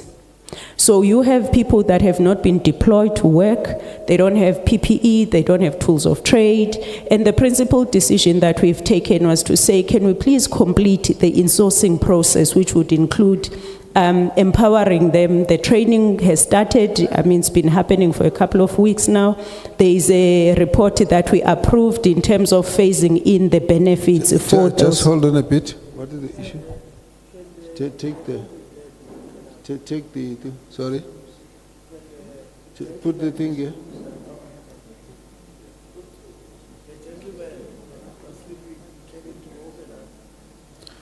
Okay, proceed. So the recent report that we took was that we're going to phase in the benefits which we have approved already. So the number that we are currently working with is the 1,283. You raised an issue about the unemployment rate in the city of Tshwane. Indeed, the unemployment rate has been increasing in the city of Tshwane, that in the first quarter, our unemployment rate increased to 38.7%. And most of that, about 60% of the people that are unemployed are young people in the city. However, we saw some degree of progress in the quarter 2, which is the latest, where 57,000 new jobs that were created in Gauteng, which was 85% of the jobs created in Gauteng came from Tshwane, which is something that we are looking into to say what were the causes, how do we capitalize. But obviously, we don't want accidental successes. The city in April adopted an economic revitalization strategy for 2025 to 2029. In that economic revitalization, just briefly, we identified 11 sectors that already exist in Tshwane, that if we support them, it can attract those sectors can attract between 17 to 26 billion rands over the 5 years, which translates into average of 3.9% economic growth. But in real job creation should give us about 80,000 new jobs, both in the formal and informal sector. But we didn't end there, because we need to support the sectors. Next week, on the 10th, we have an investment summit where we are targeting to attract about 5 billion rand by December of investment into the city, which include the investment that's already in the pipeline. And we are taking investors on board in terms of the interventions that we are making as an incentive to invest in Tshwane, the infrastructure development plans that we have, but also the assets that are owned by the city that will enable the sectors to thrive. So that's the one that I wanted to touch on. In terms of what are we doing, we saw the images in Roslyn, and it's something that we should concern all of us. In terms of the investigations of the UIWF's honorable member, I did say at the beginning that we did not, yes, AG for the 2023-2024 had said that we're not doing anything, but we took that seriously. So in the past financial year, we were able to investigate over 14 billion rands, and further 4 billion rands is being investigated this financial year.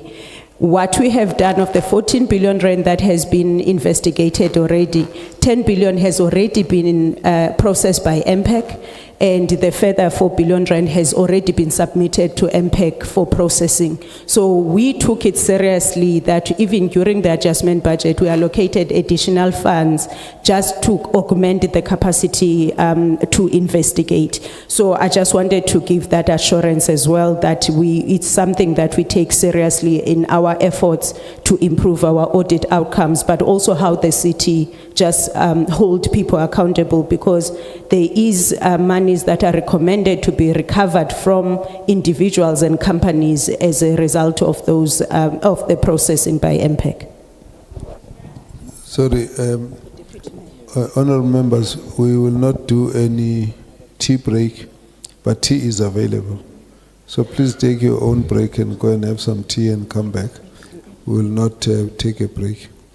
Please deal with the next issues. There's a question here I was hoping you were going to deal with. The case involving Deputy Mayor. Thank you, Chair. Sorry, I didn't touch on that. When the issue was raised by one of the members of council, I obviously referred it to be investigated. We appointed an investigator. The city manager tells me that I'm getting the outcomes of the investigation tomorrow. We can share the outcomes. I haven't seen them as yet, but that's where we are in terms of that investigation.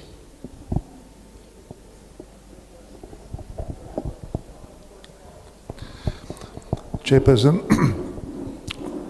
just in terms of the consequence management of the UIFW, in the pack that we have provided, we've indicated that 65 disciplinary actions were recommended against officials, and 49 control improvements were also recommended. That was only in respect of UIFW. In general, in terms of holding people to account for less serious cases during the course of 2023-24, there were just in excess of 220. Let me see. Yeah, 220 cases for 24. For 23-24, and then 423 for the next financial year, for the one that just passed. Those were consequence management for less serious cases, which would include the TMPD. My apologies for reading, but I'm getting information as the questions are being answered. If need be, we can give this to you in writing as well, so that it's part of the record. Similarly, there was also the question on the TMPD. There were allegations made of misconduct. We are investigating it, and there's a report that will go to council at its next meeting, and we would be and we can share that report with you as well. Okay, we've dealt with the appointments of the 56s. Then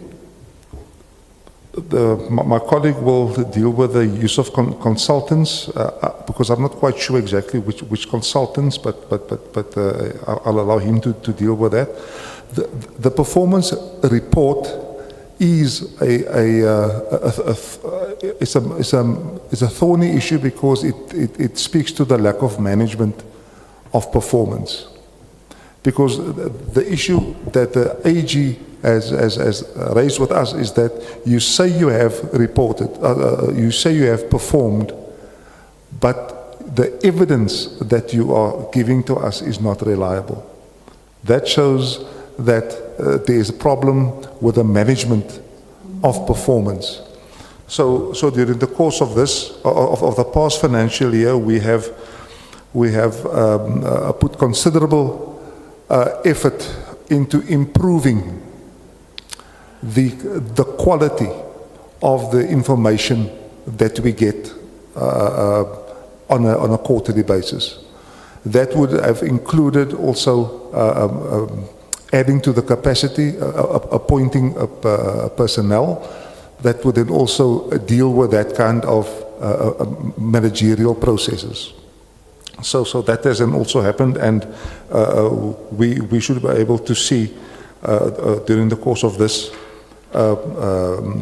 audit what kind of improvement that would have brought to bear. So the lack of capacity really, as I've indicated earlier, becomes more apparent as you try to correct the system. Then you realize that those vacancies that one would have ignored, those are the managerial vacancies that would have enabled you to have sufficient control over what was happening on the ground, and hence the investment in that kind of capacity. Thank you, Chairperson. Yes, I have. Thank you, Chair. Perhaps from the last round, there was a question on what are the internal control measures to prevent future recurrence of the irregular expenditure. I think when I was looking at my notes, I noted that we had missed that. One of the things I wanted to indicate is that emanating from the AG's report, of which as the city acknowledged, the city embarked on a proactive forensic assurance on qualifying tenders, which is conducted once the BEC has done its evaluation. The purpose of this review is to provide assurance through to the accounting officer, the CM, as well as the BAC, that what is brought before them at least has undergone some probity checks, and the threshold currently for that, it's tenders above 20 million. And in instances after internal audit have looked at the probity aspect of those tenders, and if none of those could actually be cured, what then happens, it is recommended through to the CM that tender be cancelled, and then it be addressed as such. Again, on the issue particularly relating through to fruitless and wasteful expenditure, part of is that what is the primary cause? You'd recall that the city, obviously, we did acknowledge that it had liquidity challenges, and the plans that have been put through, particularly with the mayoral charter on financial recovery and so forth, has resulted in this turnaround. Hence, we're starting to see the green shoots. But primarily, the city was unable to honor its obligations towards ESCOM. That resulted in a debt having accumulated to the tune of about 6.6 billion, which was not being paid. And you'll recall that in December last year, the city then concluded an agreement with ESCOM, which through agreement was made an order of court, such that all those arrear amounts are actually ring-fenced on certain conditions, that the city maintains the current account on current, and no interest will be charged, and there are certain payment terms that actually guide the city and ESCOM as to how to repay that amount over a period of about 60 months. So far, out of the initial debt that we resumed the arrangement with ESCOM of 6.6 billion, 1.1 billion of that has been paid. There is a balance of 5.5 billion, and that enabled us as well to remove it from your current liabilities to your non-current liabilities, because a certain portion of that is payable in periods longer than 12 months. But the interest charges that we're incurring from this huge amount from ESCOM also contributed to the fruitless and wasteful expenditure. Just wanted to highlight on that part.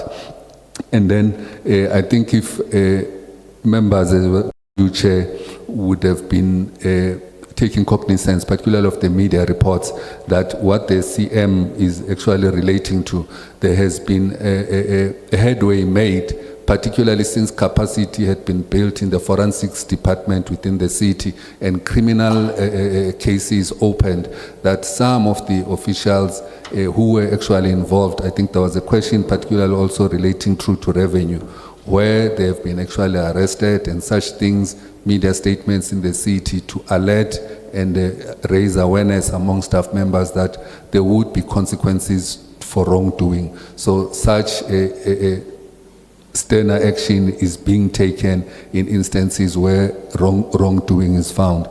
And in finalizing on when did the municipality realize that the capacity was inadequate?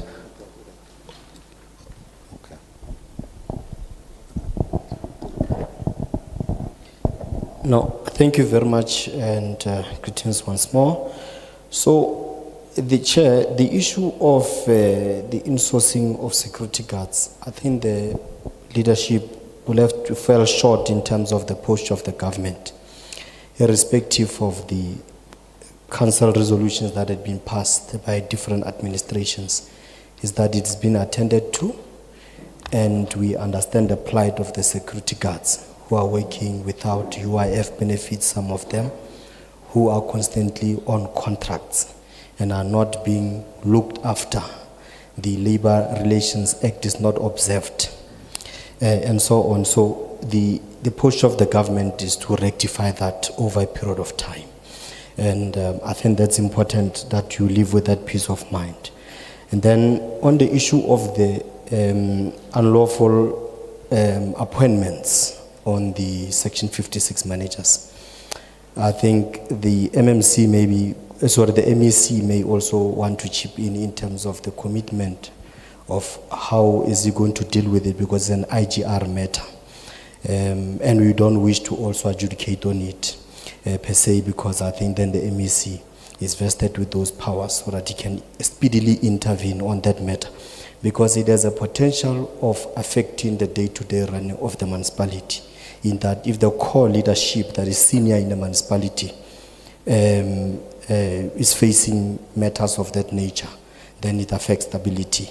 But I think with the guidance of the IGR structure that is in there, we'll be able to then attend to it and then resolve that matter so that there is stability, and we know that you live with a peace of mind that yes, there is commitment and we are giving it the necessary attention required.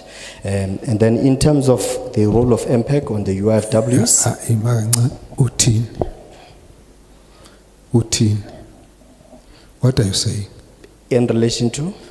Just what you finish before you go to the next point. What are you saying? The IGR matter and the Section 56 managers.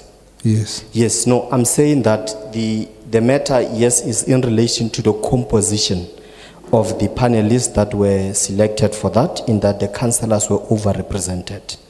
But because this was an irregular appointment of some sort, the MEC, the matter has been escalated to the MEC. So we are saying that as the municipality, the MEC is here, and then maybe if possible and the chair allows, then they will be able to attend to that or get some form of commitment so that it does not affect the municipality long term in terms of stability and so on. You're taking chances, ne?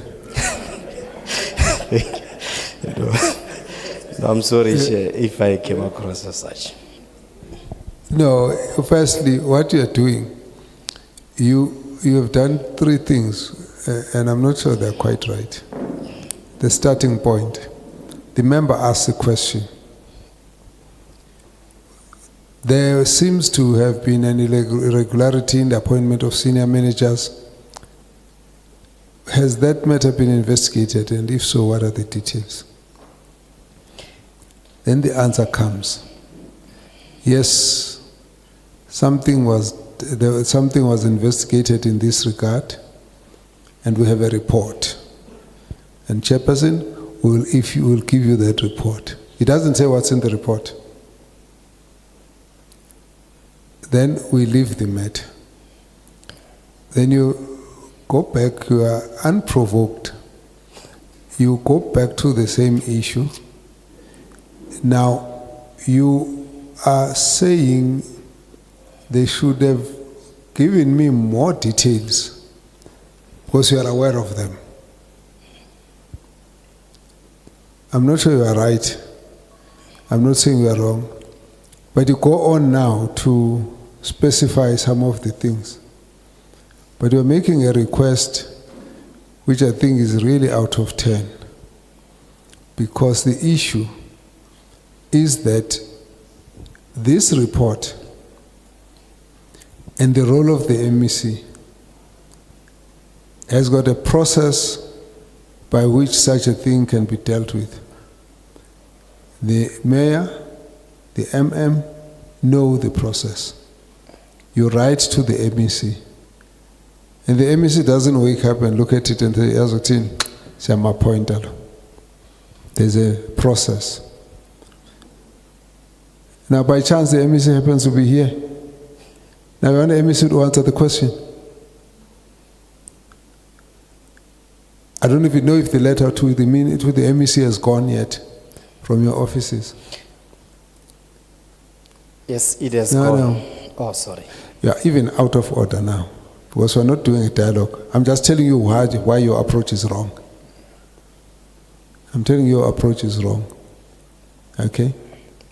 But you can't have two approaches from one municipality about the same issue. You didn't report this matter. The matter was reported by the member. The member is interested. Now, the response is that there's been an investigation. To avoid getting onto the details of being uncertain about some of the details, they will send you the report. That's what the MM says. Now, who of these people had a problem of a panel? Is it all of them? Is it some of them? Is it one of them? Is that the only thing? What is your role in relation to this entire thing that makes you want to get to comment on it and actually want me to refer the MEC to respond to your issue because he's here? But even if he's here, he's not here to service administrative issues of Tshwane. I'm not even sure even if he knows the letter has been received or not. Even if it is, the best you can do, and it can't be done by Tshwane, it can be done by this committee. MEC, can you comment on that? Your approach is not correct? So let's close this issue. We will have this report. The MEC will comment, but we're not closing this discussion because what we are having, we want to see the report too. Whatever happens, we will want to get the report. So when that report comes, it will come with the response of the MEC, because it will come to us via the MEC already with his part of the issue in it. Whether at that point he has responded to Tshwane or not is not our business. Our business is that he must tell us this is where the municipalities, this is what his role is, and then we can take it from there. Now, I'm going to ask you to halt it. Let's get the other members to ask questions. Okay. No, thank you, Chair.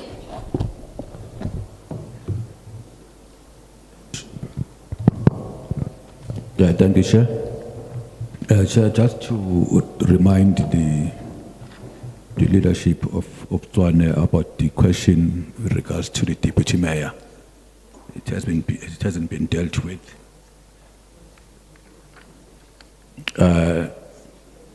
The city actually raised some frustrations with regard to national government departments not paying for the rates and services. We will appreciate if the city could just compile a list of those departments and share the list with the committee, if possible by today, so that we'll be able to follow it up. Number two, the issue of consequent management that the city said is being exercised.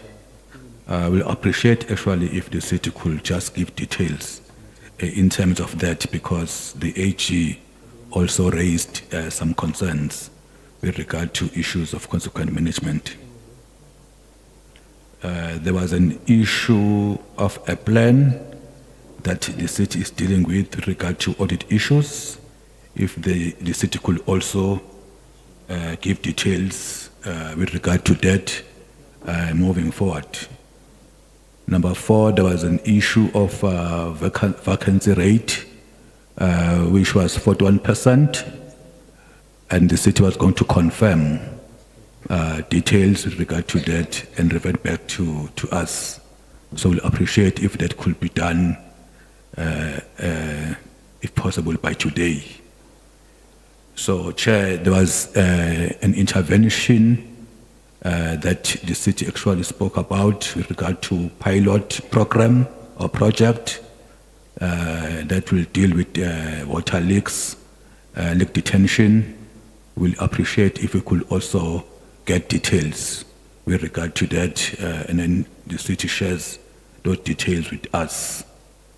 There was also an issue with regard to analysis with regard to Region 1, which involved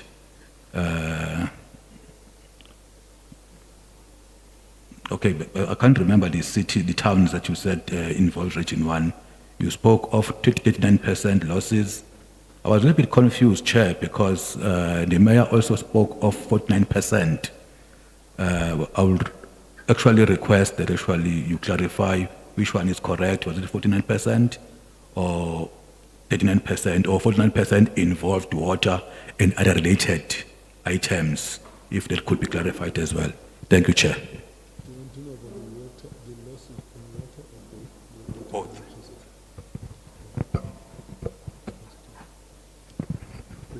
Thank you, Kabazela. Good afternoon.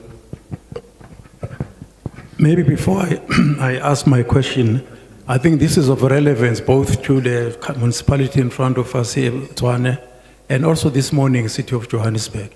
I think there's one fact which you must all keep in mind, that residents are really not interested in the musical chairs, the turnover and whatever, of saying I wasn't there.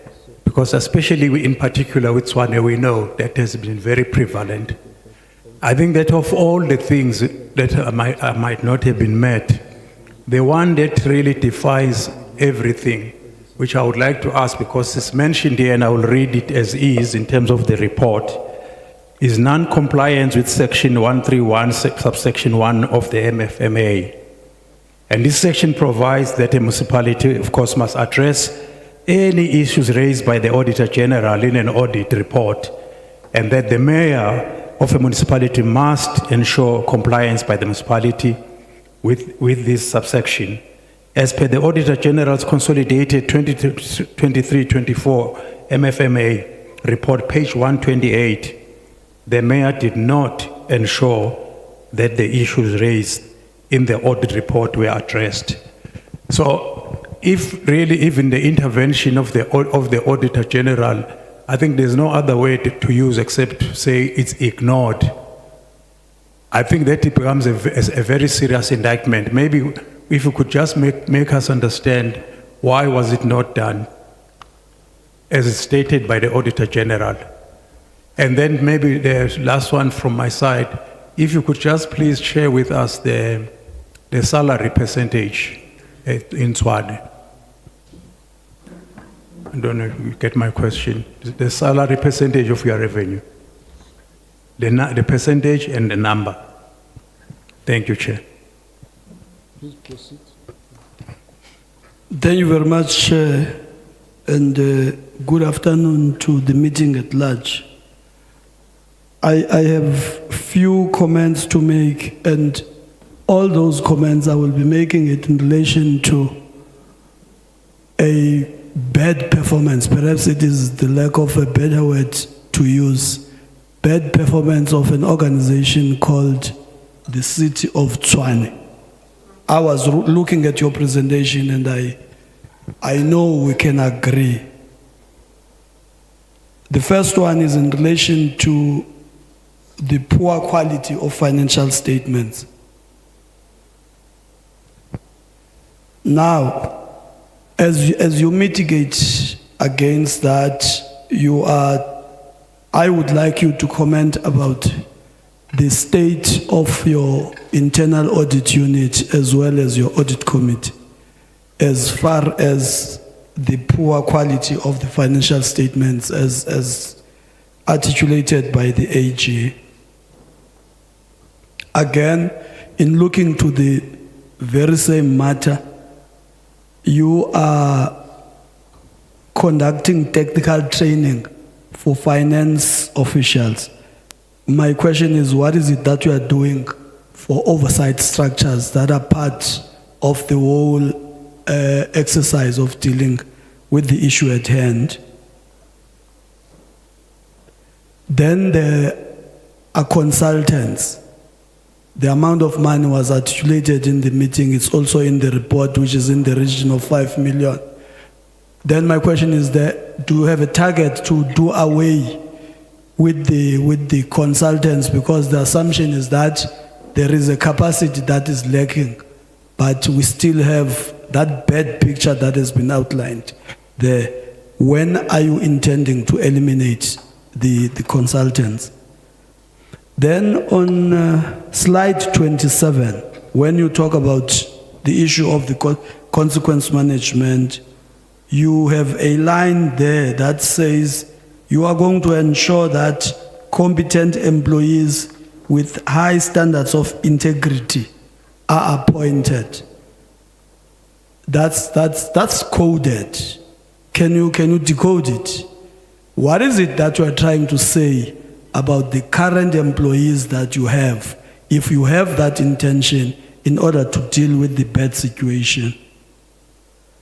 Then the last one, because others have been asked, I was listening to when the accounting officer was employed.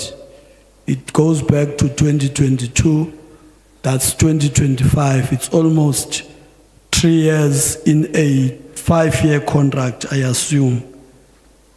And my question would be, from the point of view of the accounting officer, where would you say you have either stagnated or regressed when looking at, because we might be looking to the audit process, but we are not for the management of the audit except for creating an administrative situation where you are going to say it's a well-oiled machine. Now, when you have been there, I may not be sure even if that predates the time you went there. Perhaps you might have been an administrator before you were recruited, but it doesn't matter. Starting from the 2022 to now, it's almost 3 years, and where can you be able to say, when you do your own assessment as an accounting officer, you didn't progress in relation to putting into a well-oiled administrative machine for the organization? Thank you very much, Chair. Can we do responses? We'll do response and come back. Thank you, honorable members. I think let's just repeat on the matter of the Deputy Executive Mayor's investigation into the allegations that were submitted regarding the security companies and whether that happened, whether there's a conflict of interest. I did refer that to appoint the investigator or the investigating company. The city manager confirms that the investigation has been delivered to his office. I haven't seen it. That's why I was saying once we process it, we can make that available if that's what is required. That was the response on that one. The second one, yes, definitely we can easily forward the list of those national departments, honorable member. We're not raising this for the first time. It's well known, even the Premier had assisted us to escalate, but we'll definitely make the list available. In terms of the vacancy rate, currently it is at 39%. The acting CFO did give the breakdown in terms of how much of that is at water, for instance, or electricity, especially the service delivery departments. In terms of Region 1, Region 1 includes the Mawiga area, so Mabopane, Winterfeld, Garankuwa, the entire Soshanguve, the towns or CBDs like Roslyn and Acacia. It's one of the biggest region in terms of population that we have, but also one of the impoverished region that we have in the city of Tshwane. Then the issue of non-compliance with 131, Honorable Member, of course, we understand that no one is interested to say I was in here because then what's the alternative? So what we have done immediately we received the audit outcomes was to sit down with AG to guide us in terms of the responsibilities of the executive mayor with the intention of improving our audit outcomes. How do we lead, to get there? Hence, we then had to establish the Executive Audit Tracking Committee with the consequence management, with the REPCO committee that are all chaired by the executive mayor, so that we can take stock of all the elements that will lead into the improvement. So that's what has happened in terms of, in the role of the executive mayor, there hasn't been a negligence in terms of that legislated responsibility. In terms of the, no, I think the others, the colleagues can help, honorable members. Chairperson, the issue around compliance with Section 131, which was raised, those refer specifically to those 13 areas that the AG has indicated to us. Those 13 areas in the 22-23, which caused the adverse opinion. Those 13 areas must be addressed. We then, for purposes of this financial year, sorry, for the financial year under review, the 23-24, we then dealt not with all 13. We dealt with 7 of them. Now, the minute you don't deal with all of them, then Section 131 said you did not do what the AG told you to do. So that we accept. Hence, the plan then, our improvement plan, our audit improvement plan then, for the financial year that followed the one that you are looking at, 23-24, would then focus, among others, on those 6 that those 6 that we did not address fully. And those 6 are the ones that we stagnated in. Because either because of the scope, but no matter what the causes were. We identified those and we said, AG, we agree with you. On those 6, we owe you. So, so if you wanted to know what are those areas, those are the areas that we put in everything that we had in order to deal with those. The issue around the poor quality of the AFS would then also be directly linked to that. So, among others, the AG said you must manage your processes better so that there is more time for internal oversight.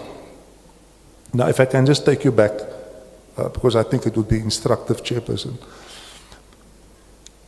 The year that we got the adverse opinion, there was literally 0 oversight from the internal audit or from the APC, our audit committee. So that was handed in on the 31st of August of 2022. I started work the next day. So that became my baby. So there was no oversight played there. We then improved on that oversight for the following financial year, hence the improved audit outcome. We did not deal with everything that the AG said, but it was an improved one. And what happened towards the end of this, the 24-25 financial year, we had engagements with our internal audit, because the internal audit firstly looked at our AFS, then we had engagements throughout August, throughout the month of August, with our APC and the internal audit, so that we could hand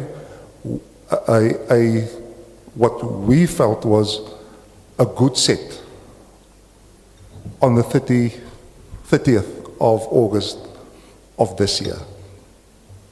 So I thought I will just take you back so that you can see, you know, the things that we have given attention to, and the correct statements of the AG when it came to the oversight and the lack of oversight, and that is what we then have improved upon.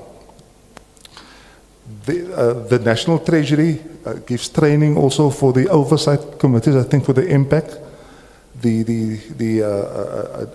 went to both Cogta and the National Treasury for training in respect of the role of Cogta, as well as the role of the Financial Disciplinary Board, so that if there are any overlaps, that they would understand what that would mean, etc. So that did happen, and that did give rise to much better oversight from both of those institutions, but for the past financial year.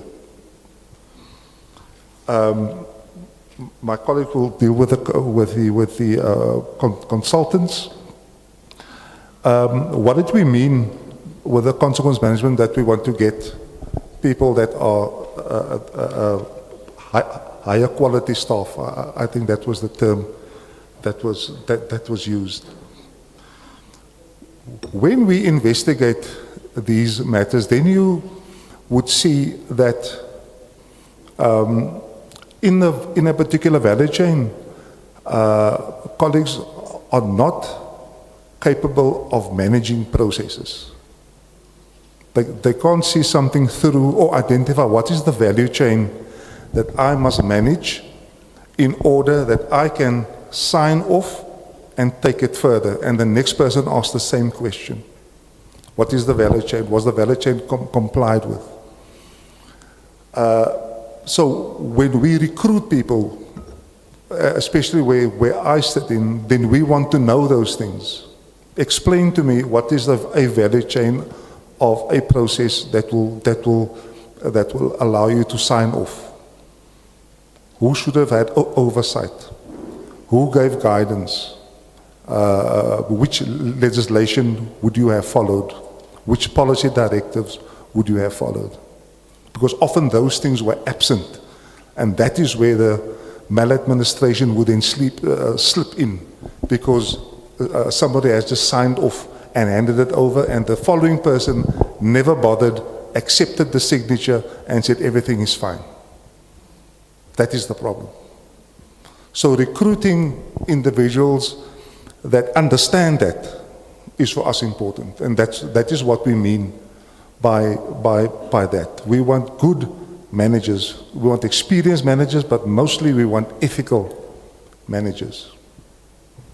That's what we mean by that. Okay, thank you very much, Chairperson. The last bit. The real issue for us is that you're generating a huge revenue. By all standards of municipalities, you are not a poor municipality. How do you end up with people with inadequate skills profile when you knew you needed them, and then you have to get outsiders? When you got your own money, you could have hired anyone from the moon without a problem. So that's the question. The question is not whether we don't know what you use the consultants for. We know what you use them for. We don't agree you should have. What we are saying is that by the time you started using the consultant, you should have had your own internal capacity that made it unnecessary to employ. So if you understand that's our point of view, the explanation does not necessarily take us there. The issue is, it's a firm line where we are that says we cannot understand a metro council that fails to employ someone on the basis of a skill, but they're right at the center of the economic hub of the country.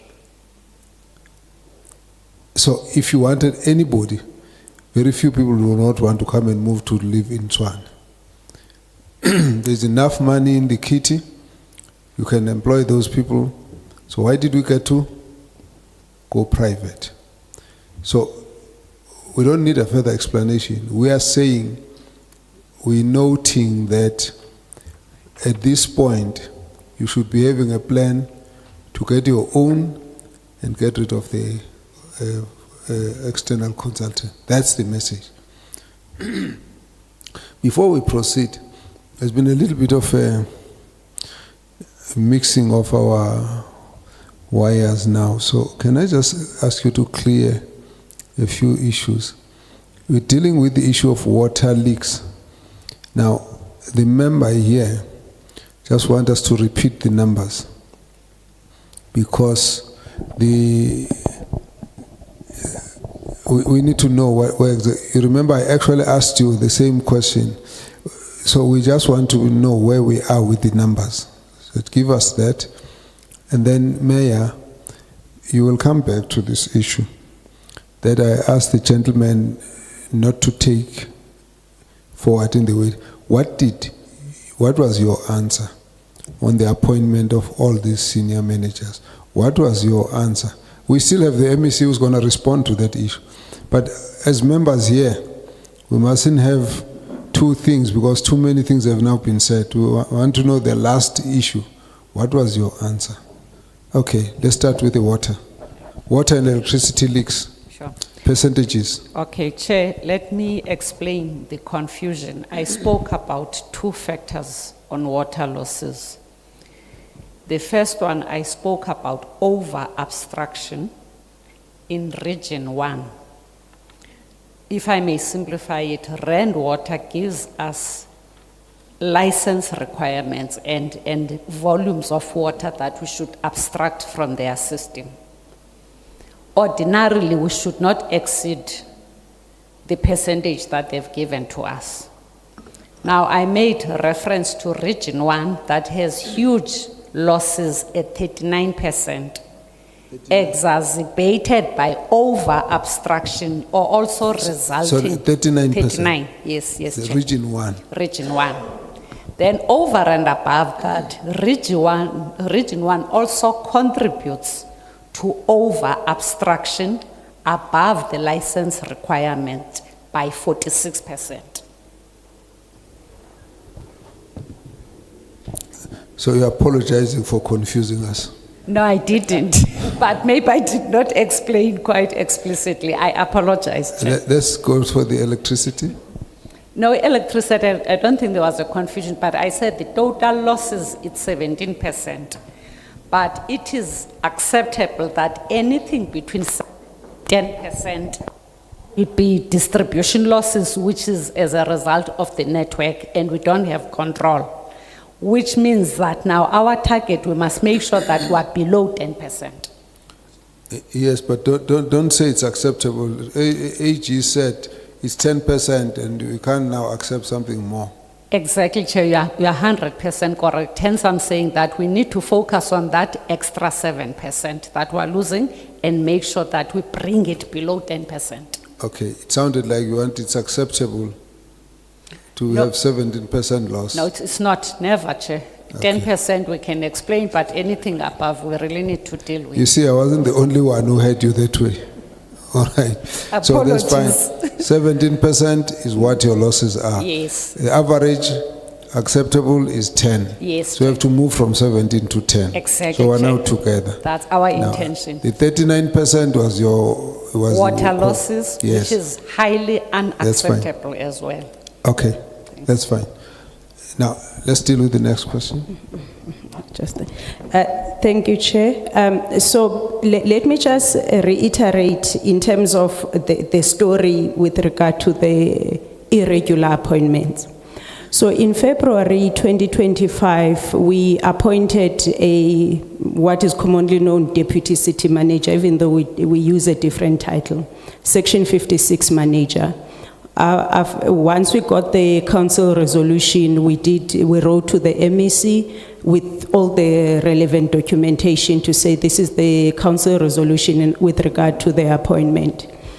In May, we appointed a governance and support officer, which is another deputy city manager.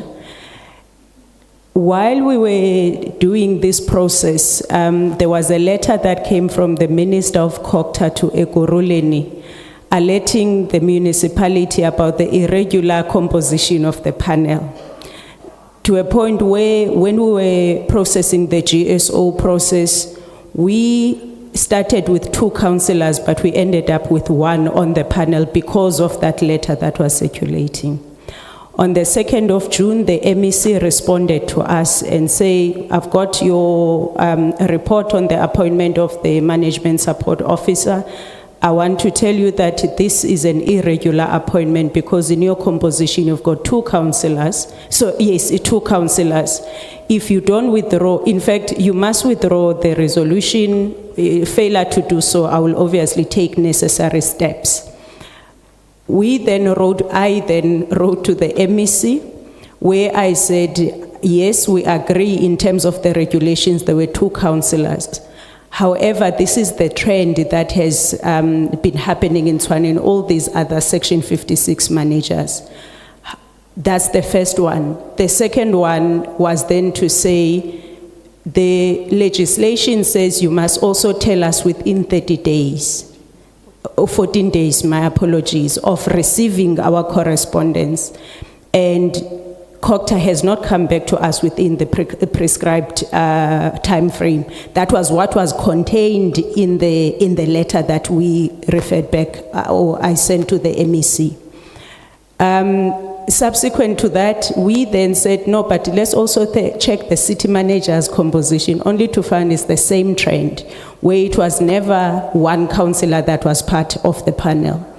After we escalated, we went to meet with the MEC because he also wanted to ask certain questions from us, which some of them you are alluding to was there an investigation, and we met with the MEC. The resolution of that meeting with the MEC was that he will then confer with National Cogta and then will come back to guide us. So that's where it is, because we believe that it's going to be resolved through the IGR in terms of the legislation and the guidance of Cogta. How do we manage it? Obviously the irregularities that were identified. So that's the story of the irregular appointments, Chair. So was there a report anyway? No, there was no report other than the letter that came from the MEC, and we responded to the MEC. The letter. Okay. You make a note of it, MEC, at some point you're going to just deal with it. Because we still want the report. Okay. Can you take the... Sorry, Chair, I think the question of the salary percentage was not answered. Thank you, Chair. Yes, for the 25-24 financial year, the total employee-related cost bill is 11.6 billion, which constitutes 26% of total expenditure. And then for the 2025 financial year, it's 12.1 billion, constituting 25% of total expenditure.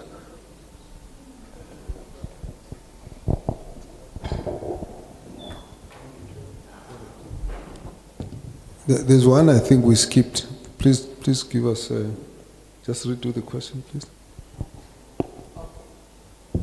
Okay, Chair. I think they forgot to respond on the question that was involved the payroll fraud by an imposter, bribery by the revenue collection employee, and that one of Tshwane Metropolis Department in regards to a tender irregulation, and so many forensic props. Please elaborate on those two.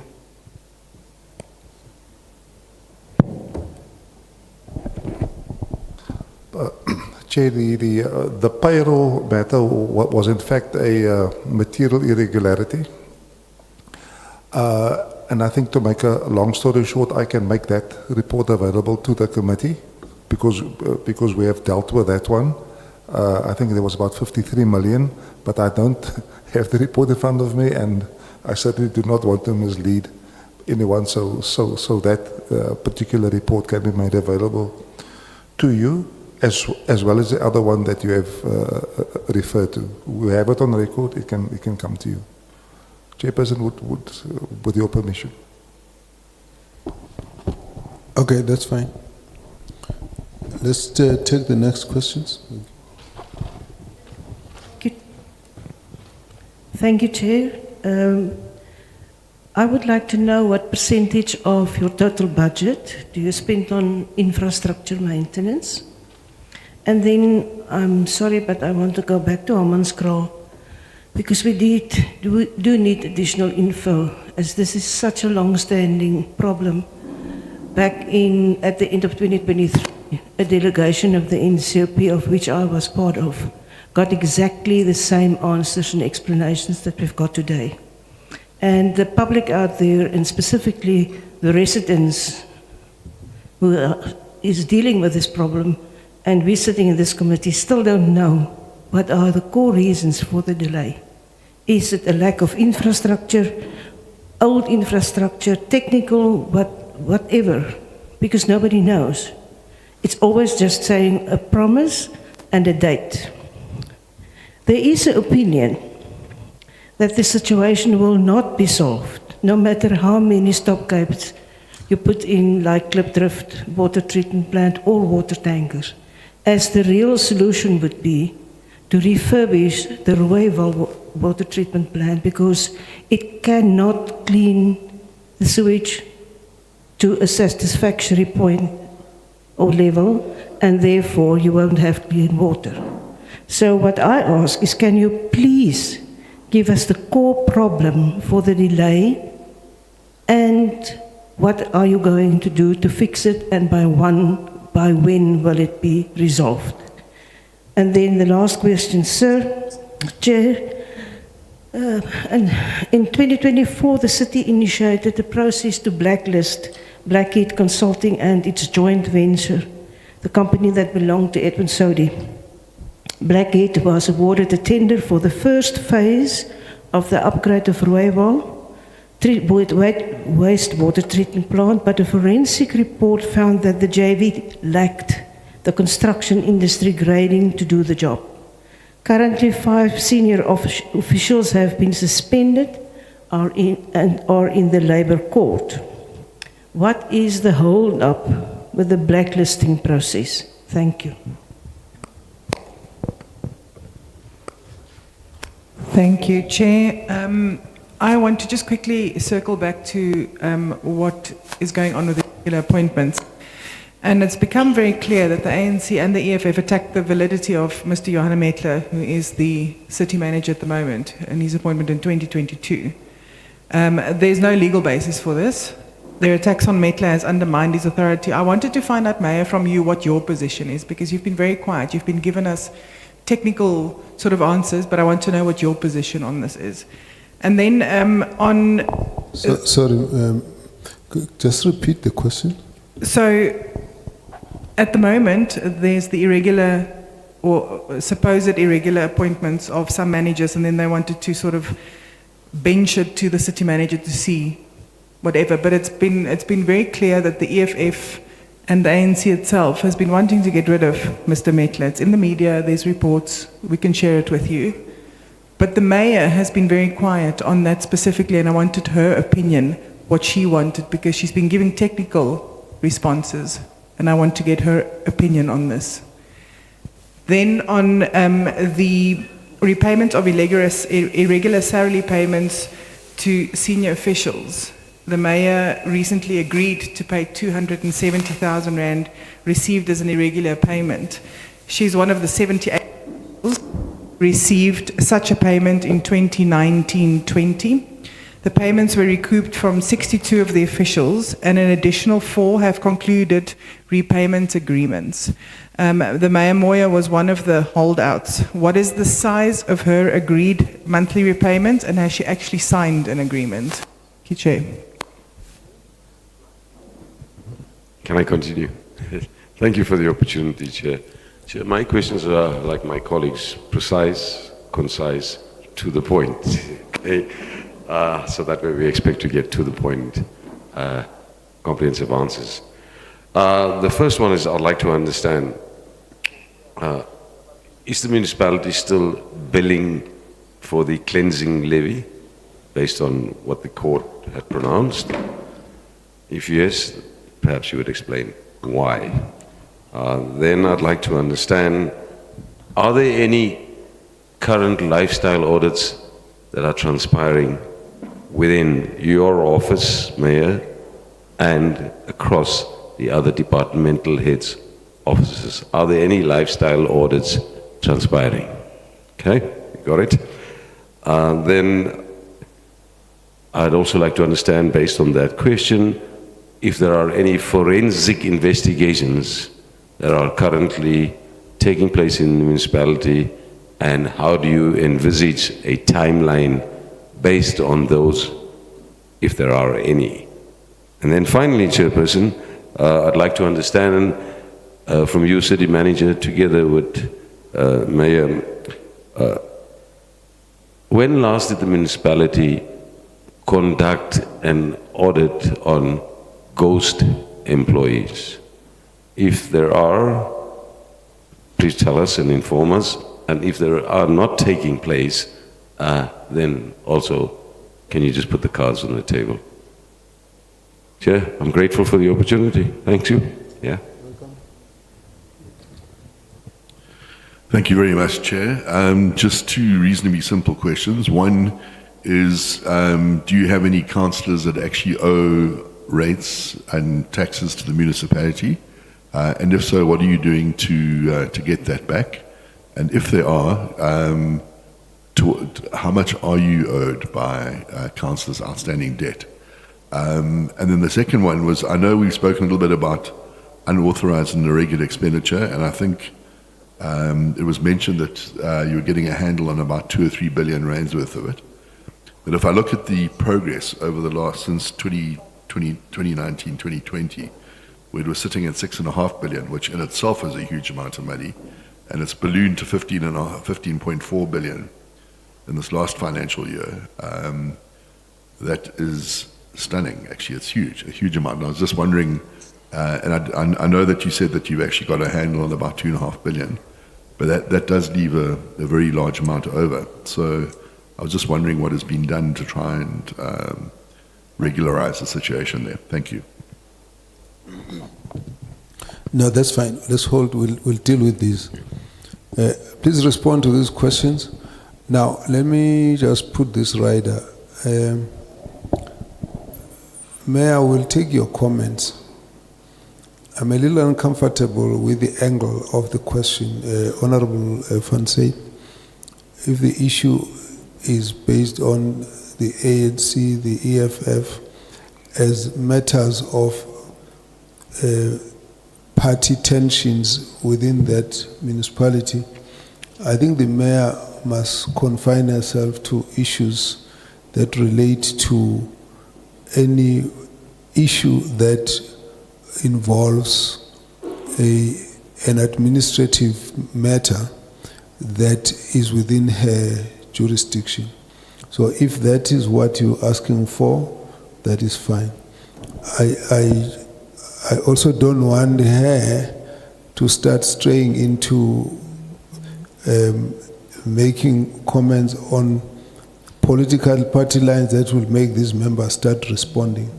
So you're referring to the issue from the point of view of what's reported in the media. That is correct. If it's alleged that it's the ENC, it's EFF that are doing that, is correct. It's reference to the issue.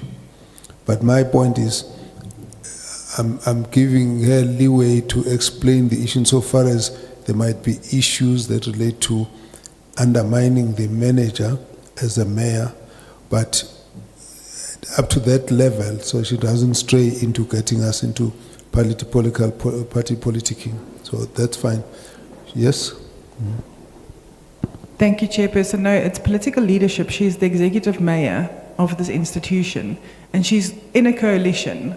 I would like to know, because this causes instability or stability, and I'd like to know what her opinion is, because she is a minority party in this whole issue. So I'd like to know her opinion, because it's about the political leadership and the stability, and it's on the council, on the effectiveness of the council. Thank you, Chair. There's a thin line. There's a thin line. That's why I'm saying she's a political leader. She can explain, but I wouldn't like her to be pushed onto an uncomfortable line. I don't disagree with the fact that there are political parties involved, and that's the allegation that's in the media. She must see how she deals with it. But if we have to get her to respond, we need her view in a way that she must then sustain. But I don't want her in a situation where she's going to be feeling put under pressure on the basis of party politicking. That's what I'm just wanting. I'm just wanting to put that as a rider. You will answer the question, you are the leader, you understand the issues, and I'm just saying to you, we'll be waiting to get the answer because we're interested. But I want to see if you are not straying to issues that really we shouldn't be getting dragged into. But if there are issues that you want us to be aware of, then of course you are by all means free to tell us. Thank you, Chairperson and honorable members. I will start with the issue of Hammanskraal water. And just to re-explain the project, but also the long-term project on the issue of Hammanskraal water. So the decision was taken to find an interim solution to the issue of Hammanskraal water. This followed the visit by the president to Hammanskraal after the outbreak of the cholera. Budget was made available through the Department of Water and Sanitation. Now we're still talking on the short-term intervention. April 2024, the then Minister Senzo Mchunu launched the project. At the time of launching the project, there were 4 phases which were divided in terms of the areas. In terms of that schedule of building a package plant, the first module was supposed to be finished end of September, the second end of September 2024, February 2025, April 2025, June 2025. There was a delay in the first module. So also just to understand, the implementing agent is Magalies Water. The owner of the contract and the budget is Water and Sanitation. As the City of Tshwane, we are responsible for reticulation. The delays the first time, it was all technical, Honorable Member Laboskachni. It included issues like the rock that they encountered. They were supposed to start with module 1, and because they encountered the rock, they had to start with module 4. That was the first one. While we were monitoring that, there was a fire in Ekurhuleni that delayed the mechanical work that is electronic work that is done. It pushed it that we launched the project in January instead of September. Then the schedule had to be revised. From what was supposed to be February 2024, it was supposed to be April. That April was further moved to June. And I don't want to render engineering opinions, but the responses that we get is either the technical or the scope of the project was big or not anticipated. And this is what I'm saying. These are the responses that we've been getting from Khalis Water as we have been monitoring the project. End of June, with the Minister of Water and Sanitation, we went to Hammanskraal and we said the commissioning of Module 2 is completed. What us as the city had to say, how long will it take to purify the water so that it's clean and drinkable? We then said it will take 2 to 3 weeks. Only to realize Khalis Water doesn't have the necessary volumes of water, because what was promised was delivery of 12.5 megaliters. When we were launching, the subsequent deadline was that on the 3rd of August, we will go back to commission the 3rd module, and the last module will be September. Where we are the past few weeks, honorable members, there's a lot of work that Khalis has been doing in Hammanskraal. The first one was to supply water through a bypass, Boss Plus line. And obviously that came with its own limitations because the capacity is not what the community of Hammanskraal were used to. And we only getting updates this morning where the residents themselves are saying the water is clean, and we saying please don't drink the water until we confirm. But COO will be able to then say what are the core infrastructure or technical reasons for the delay. But in terms of the reports that we've been engaging with, I can confirm there have been significant delays in terms of the Clipdrift package plant. It's something that all the leaders in all the different spheres are aware of, have been working with the Khalis in trying to resolve and trying to expedite. And it's not an issue of we have run out of budget. No, it's not issues like that. It's technical issues and infrastructure related issues. But in terms of, you are correct, the issue of Hammanskraal water will not be resolved by the package plant. That is supposed to be an interim intervention. And an intervention is the first of its kind in South Africa. So without making excuses about the complications of the project, but building a package plant of that size is the first of its kind in South Africa. Now we do have the refurbishments that are supposed to happen at the Rooiwal because that's where the solution lies. Phase 1A and Phase 1B that started is supposed to run through these 18 months, or is it 18 months? 36 months, sorry. The project is now, we've entered the last financial year with a budget allocated 450 million. The expenditure, the COO can update on the expenditure side. But Phase 1A, so Phase 1 is focusing on the quality, improving the effluent being discharged from the plant. You would understand that the issue of Hammanskraal water doesn't only affect Hammanskraal, but also the farmers in the Rooiwal community. So there's been a lot of concerns about, and we've worked very well with those farmers insofar as keeping them updated about the progress there. So the project was in 2 phases. Phase 1A, which largely included completing the work that was started by Blackhead. And that process was finished in February, Phase 1A. We then moved timelines. We were supposed to start 1B in September, but we were able to move it up to March 2025. We are on track in terms of Phase 1. And by June 2026, that project, the Phase 1, should be completed. And I must say, our fear on both projects was the issue of construction mafia or unrest. And I can confirm that these are 2 projects that after, I think the social facilitation was well handled, that we don't have those issues. Whenever we have issues, it's issues that are technical or infrastructure related. And also in terms of the budget, both projects, they have had issues where we run out of budget or we overspend. The 5 officials are still on suspension while we wait for Labour Court to give us the dates. There was an order that came from the bargaining council, but the accounting officer can just explain the decisions that were taken, but I can confirm that the 5 officials are still on suspension. In response to my opinion, I don't think my opinion matters. What matters is the legislation here.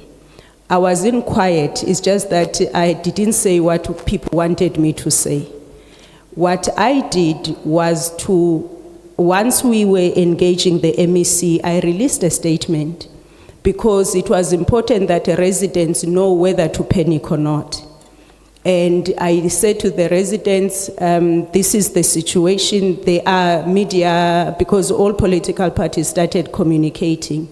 I noted the media reports and the media interest. However, the issue has been escalated to the MEC. Because the arbiter on this matter is going to be Cogta, it's not my opinion. So I will confine myself to what Cogta will guide us in terms of the legislation. I didn't keep quiet, it's just that maybe I didn't say what people expected of me to say. The issue of the irregular salary increase, when you are asked about yourself, Chair, you incline to defend yourself, so I'll ask City Manager to just talk us through the issue of the 78 employees, and if necessary, I can talk about myself if that's still required, but I think it's best that he deals with that issue. Then the other issue that I want to cover, no, I think I will leave it here and then leave other colleagues. I think, Speaker, the issue of the councillors that are owing. You done on your side? Okay. And then, are you comfortable that you've answered the question that was raised by the mayor, by the member in relation to the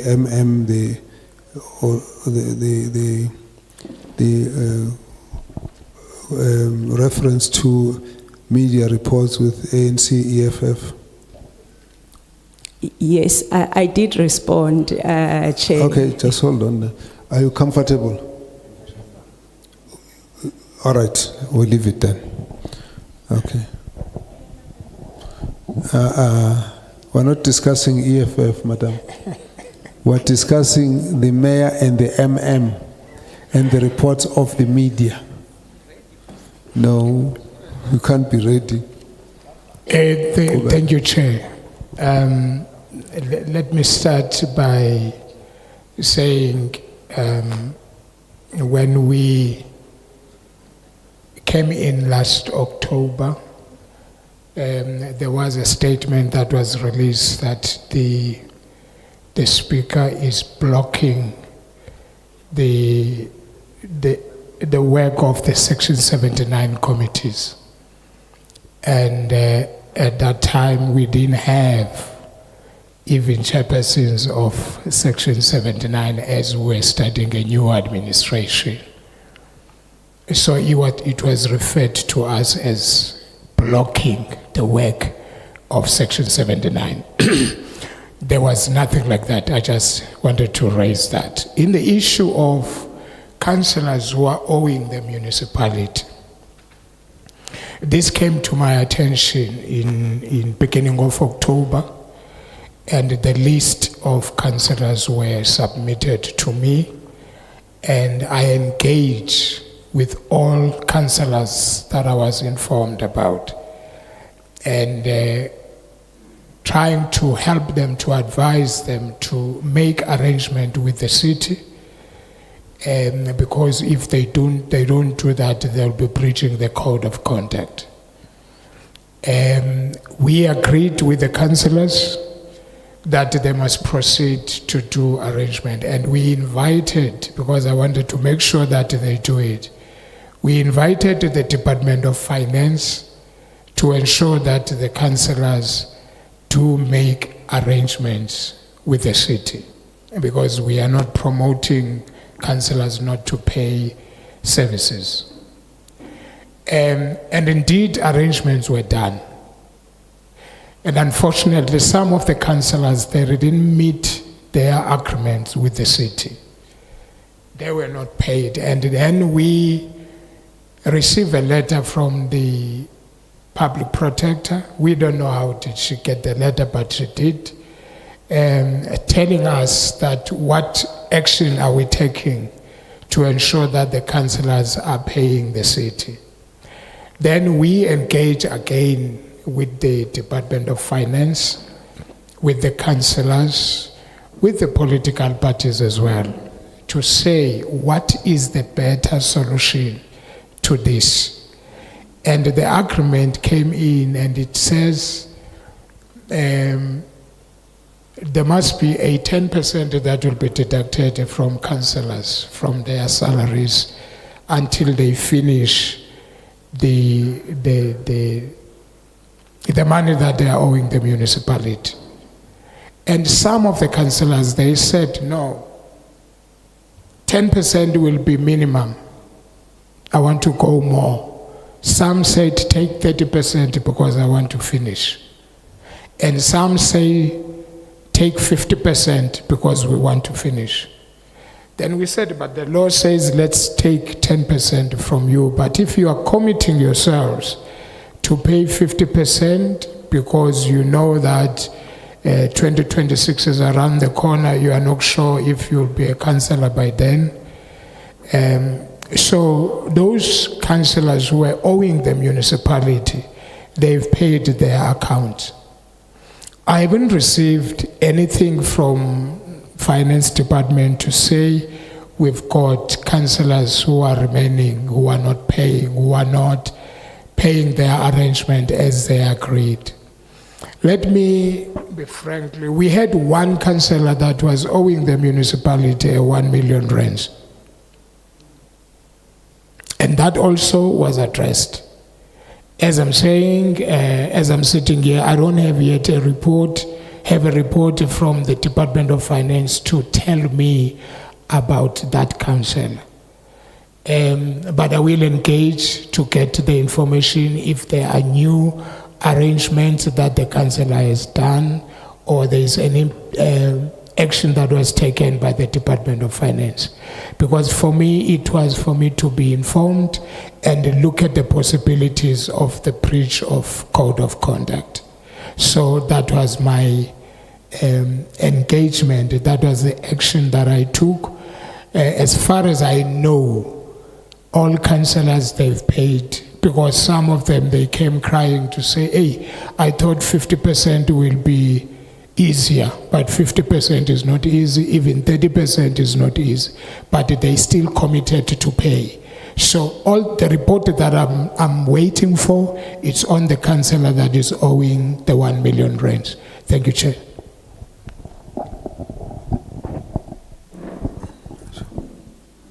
Proceed. Thank you, Chairperson. Chairperson, on the blacklisting of Blackhead and others, we started the process quite a while ago, but we ran into procedural issues. Just give us a bit of background. The member understands it better than us. Give us a bit of a background so we can follow when you respond. With a company, Blackhead, there were two other companies that were part of the Rooiwal construction tender. They were the consultants. And then there were two other companies, JCS, and there was one other. Now, because there was a finding by the AG that there was no value here, that there was fraud perpetrated, and that which we had to then investigate. Because that project came to a standstill, so there was nothing going on, and the project was then cancelled. So clearly there had to be consequences with regards to the consultants and contractors that were appointed. So part of that was that because they breached contract, they had to be blacklisted. In other words, that we report them to that we go through a process, and then we report to the National Treasury that we have gone through a particular process of blacklisting, and here are the names of the 3 companies that must now be blacklisted, and they would then no longer be able to do business with the state. Chair, if that's enough background, then I can continue. So what happened then? We did not diligently follow all of these steps that had to be taken, and the National Treasury pointed these out to us. We have gone through that process again, and we have also learned from that. So there's now a standard operating procedure which will tell you step by step what exactly needs to be done, how many days, who must be notified, etc., how long do you have to wait. It's a fairly comprehensive process so that both sides of the story can be heard. Our main problem was that we could not find them. They were no longer at their registered addresses.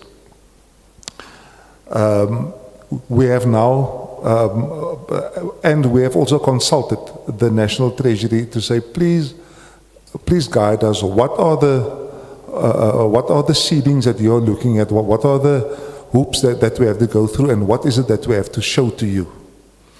They took us through a process, and we have now submitted our case to our internal audit to say, you audit whether we complied before we submit again to National Treasury, because we can't make the same mistake twice. So that was the hold up. So there is no question of us not going to do it. We are doing it. And there are also other companies that we are also placing restrictions on, but that is something else with nothing to do with Blackhead. So I do expect very shortly to submit to the National Treasury the full package, asking them to blacklist those 3 companies. We can, Chairperson, perhaps as part of, I think, a national consequence, is that we can then give you feedback formally on the process, as well as the fact that we have now submitted, when we do. I do expect that to be soon. It's not a long story. So we can then we would then be able to make that available to you. Then, with regard to the payment of the executive mayor, or the repayment, I have received an offer of repayment. I am currently dealing with Group Finance to give me a full breakdown, so that the acknowledgement of debt that would be drawn up can be precise. So there's one outstanding issue that I would want them to give to me, so that I can finalize this matter. I intend to finalize this matter. I was hoping to finalize it by tomorrow, but certainly there's nothing that's going to stop me. I think, based on today's proceedings, I will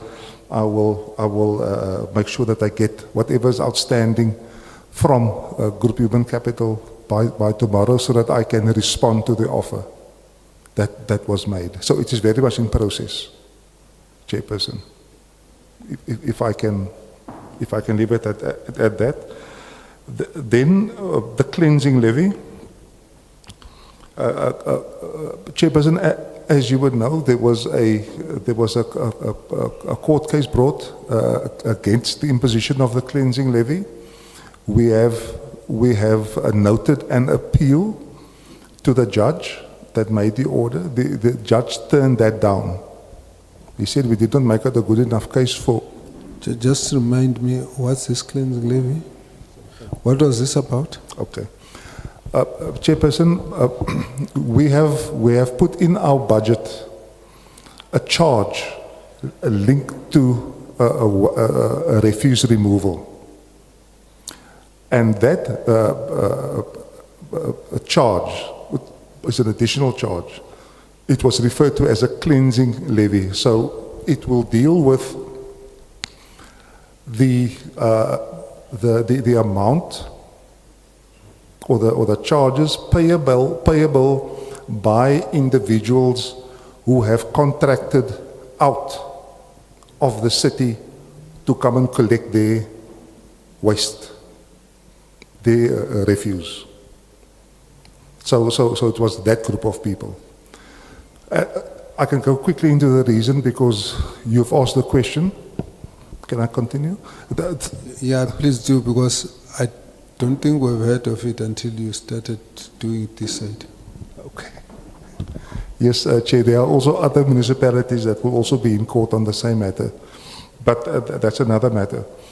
No. So what we have said was that there is a complete value chain in respect of keeping the city clean.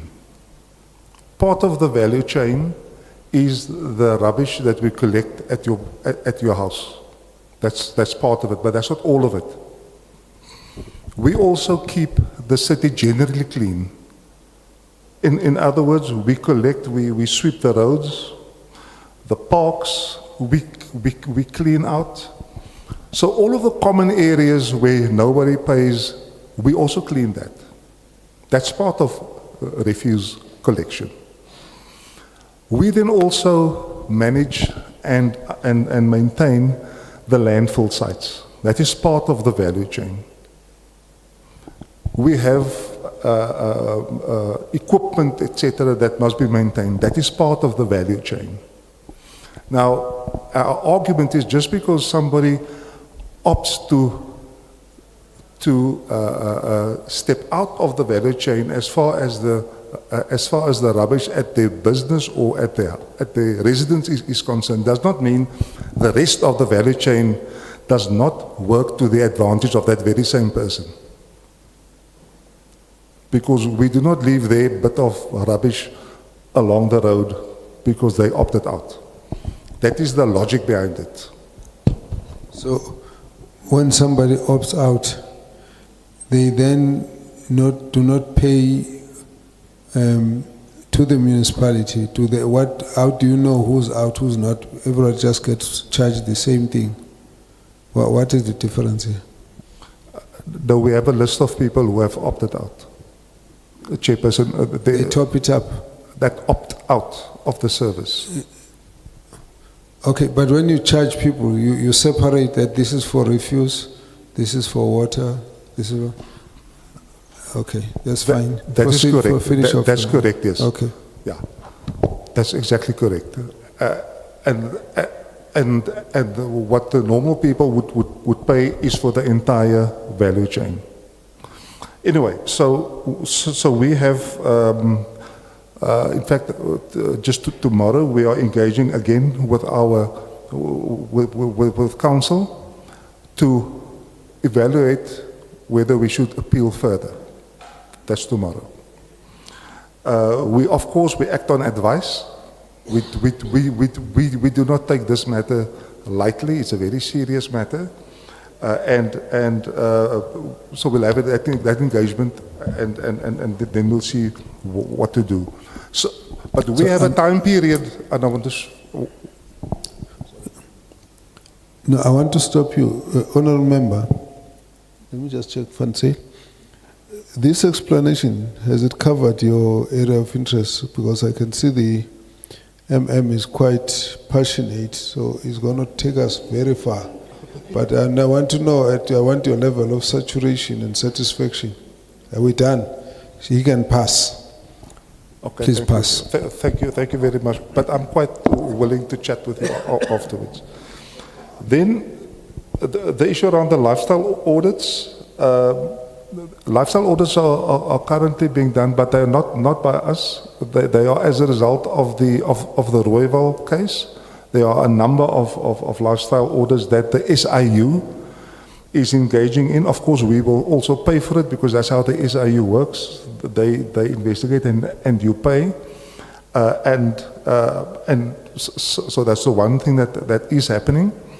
We have also worked into our HR policy, the right that we have as administration to launch lifestyle audits.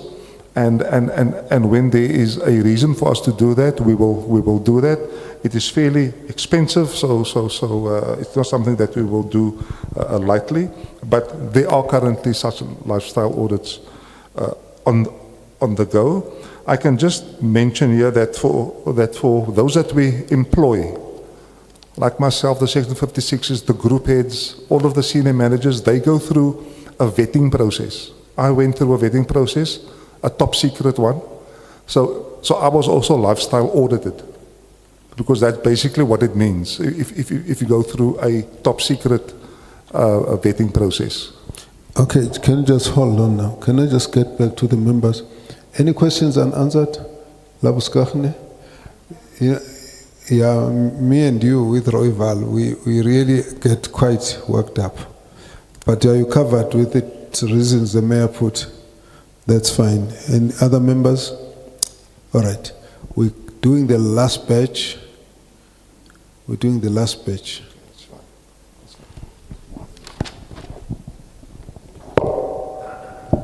Yeah, no, thank you very much, Chair, for the opportunity.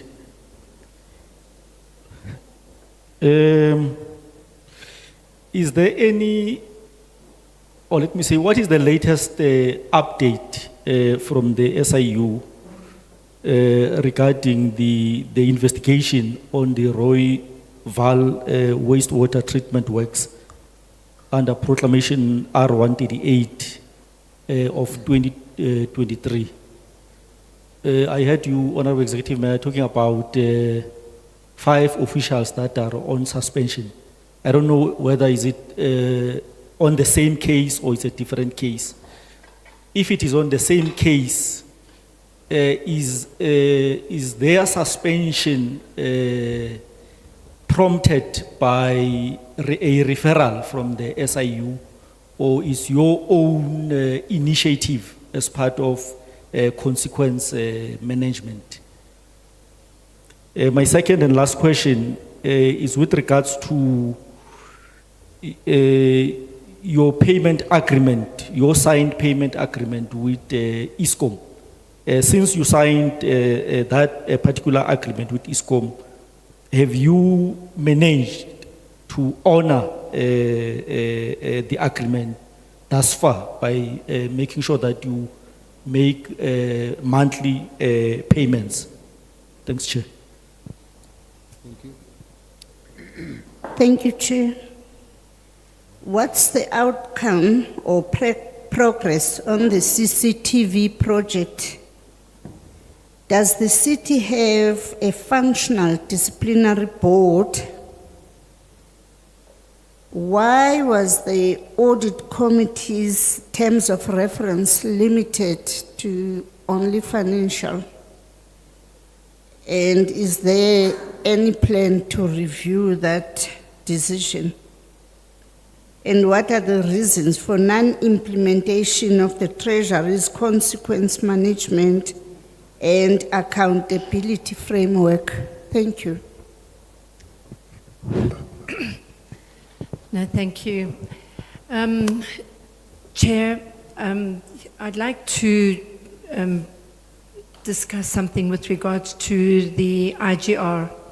In terms of Chapter 3 of the Constitution of the Republic of South Africa and the Intergovernmental Relations Framework Act number 13 of 2005, municipalities are required to participate in intergovernmental structures that promote coordination and alignment of planning, budgeting, and service delivery across spheres of government. Can the leadership of the city provide a report on the functionality of your intergovernmental relations structure, including whether the city has established a functional municipal intergovernmental forum, MIF, as contemplated in Section 24 of the Intergovernmental Relations Framework Act, the frequency of meetings held in the past year, and evidence of decisions or outcomes from these forums that have resulted in improved coordination, funding alignment, and shared service delivery. Chair, given the city's fiscal challenges, how has the IGR forum, if you have one or not, but been used to escalate urgent financial concerns to provincial and national government for coordinated support or intervention? Chair, in light of the Premier's recent confirmation, and he spoke extensively this morning about intergovernmental relations, in light of the recent confirmation that province has a real-time system to monitor land invasions, and your earlier submissions regarding illegal occupation of informal settlements, including by undocumented foreign nationals, can the leadership of the Metro explain how the City of Tshwane is collaborating with the Gauteng Provincial Government through intergovernmental mechanisms to respond to land invasions and illegal occupation of municipal and state land? Whether the city is integrated into the provincial land invasion tracking system mentioned by the Premier, and if so, what role does the Metro play in enforcement, intelligence sharing, and response? What specific joint operations, if any, have taken place in the past 12 months to address illegal land occupation, and what have been the outcomes? The last question was with regards to your collaboration, and that is the Premier of Gauteng has recently launched and operationalized several anti-crime task teams in collaboration with local municipalities, SAPs, and other stakeholders. These task teams are intended to address urban crime, cable theft, extortion syndicates, illegal mining, and related offences. Can the leadership of the city confirm whether the Metro is a member of any of the Gauteng Premier's anti-crime task teams? If yes, which specific teams does the Metro participate in? Illegal mining, land invasion, extortion, or at construction sites? And what role does the city play in these teams? Operational, intelligence gathering, intelligence sharing, logistical support? And what tangible results have been achieved through this collaboration, particularly in high crime zones in Tshwane? Thank you. Please respond. Thank you so much, honorable members. Let me start with the Royval 5. I will answer it partially and then give to the city manager. So what prompted the process was a motion that was submitted to council to investigate what has happened in Royval. This was in 2022, after the previous contractor had basically abandoned the project and left site. The motion didn't carry in council, but with a commitment that the investigation will be done anyway. The investigation was done, recommending a disciplinary process for those 5 employees. So that's what prompted it. But in terms of then what happened in the disciplinary process, I want the accounting officer to take that part. And then the issue of ESCOM, yes, honorable member, it's one of the key priorities for us to keep within the court order, because whatever we agreed with ESCOM, we made it an order of the court. So in terms of the court order, there are specific amounts per month, how much we're supposed to pay. And we have been keeping to that. We got in the court order, we had a holiday during winter season, but the monies that have been due, they've all been paid. Obviously, the court order came with conditions that if we will be able to freeze the interest for as long as we pay within the current account, and I can confirm that we are within the current account. In terms of our budgeting, there's no risk that we're gonna lapse in terms of the agreement, and of course it's not in the interest of the city not to honor the payment. I think the issue of FDB, Honorable Member, I raised it when I was initially, when I started presenting, that FDB was established in 2019. There has never been a report that went to council.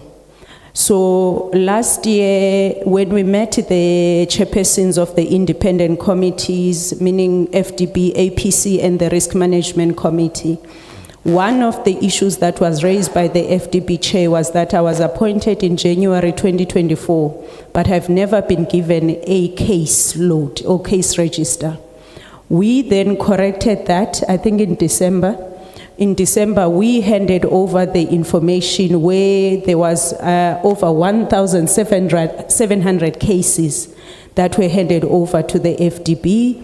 They've been working through that process. On the 7th of August, in my one-on-one with the chairperson of the FDB, they've confirmed that they've gotten to a point where they've got 129 cases that are suspicious or suspected financial misconduct that will be processed to come to council for consideration and approval.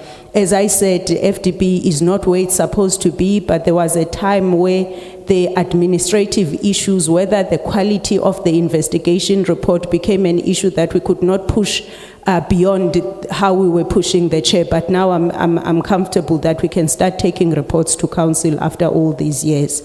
The issue of the audit committee, Honorable Member, I can confirm, because this is one of the support that I provide, and also just having a good relationship with these chairpersons. The APC as a committee, they actually have the entire scope. Even the way that they are structured in the quarterly work or reports that they consider, it covers the entire scope, so there is no issue in terms of that. At least I can say there's no issue now in terms of the powers or the mandate of the APC. In fact, APC is one of those committees that guide us as council. The APC chair comes to present at MECO and goes to present at council as well when it's time for the presentations. In terms of IGR, Honorable Member, I think one of the commitments that we have given to province as well as national was that City of Tshwane will fully participate in all the IGR structures.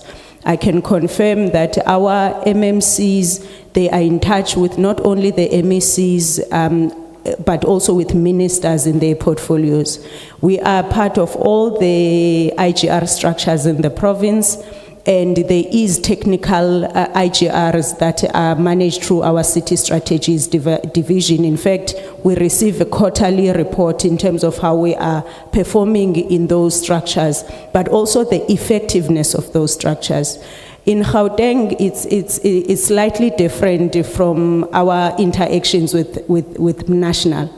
Gauteng, I believe we are more coordinated in a sense that for us as mayors, we are under the MEC of Cogta, and we meet, if not weekly, every other week if it gets postponed.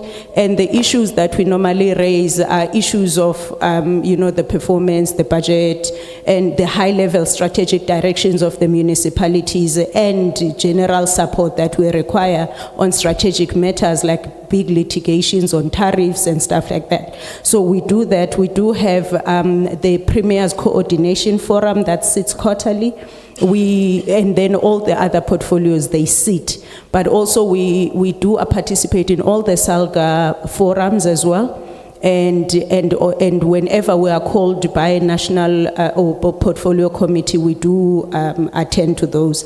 But when it comes to then the issue of effectiveness of IGR, in Gauteng,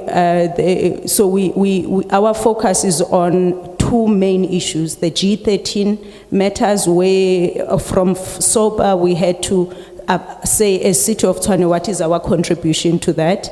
We have started, I think for 2 months now, we have started meeting every Tuesday where we report on service delivery issues.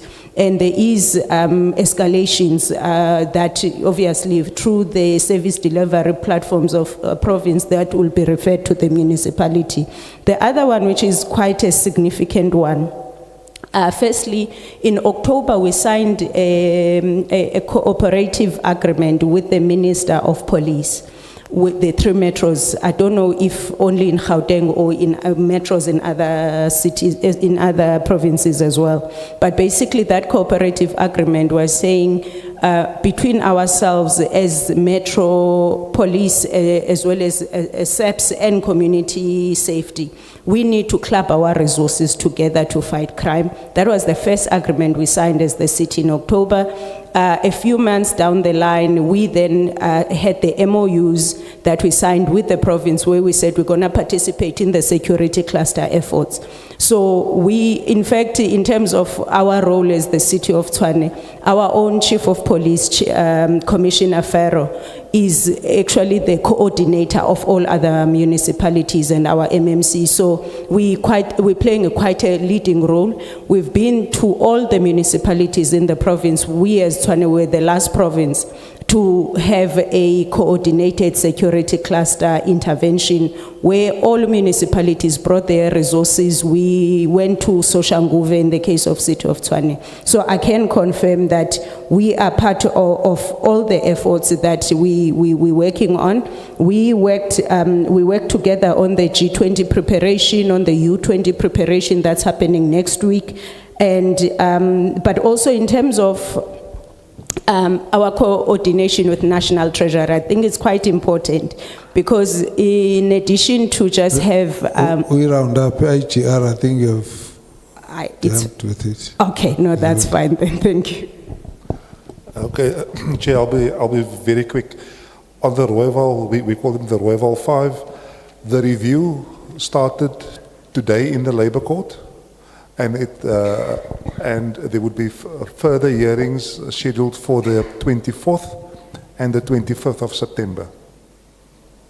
So that court will then decide on whether they will continue to be, or whether the city has a case in asking for harsher penalties on them. And then, yeah, I think then it's only the CCTV project. I'm not sure whether anybody has information on the CCTV project. If no one has, we can get back to you in writing on that particular one, a chairperson. But I think then the mayor has then dealt with the rest of the things. Thank you very much. Do you think you can convince us nobody knows about the CCTV? It looks like you've become too careful. I can see that. I didn't want to assume what the honorable member meant by CCTV, because we do have a forensic investigation on the CCTV that was proclaimed by the SIU. Oh, that's the one. Yes. So we can then get back to in terms of where we are now. But there was a CCTV contract a few years ago, even before 2019, that was investigated, but it was also terminated. So we can provide specific responses, honorable member, with your permission, in terms of what happened to that SIU proclamation, because I know that there was progress last year, but with your permission, we can submit it in writing, please. Okay. No, that's fine. That ends it. Well, no, you didn't want to respond. No, I just want us to have a closure of how this matter will be dealt with. Chair, but there is a question that is not answered on SIU. There's a question not answered. All right, that's fine. I don't So want you to gonna- go back to this because we're going to get a report. That's fine. Yeah, let's deal with the outstanding question. That's Okay, thank you different. very much, Chair.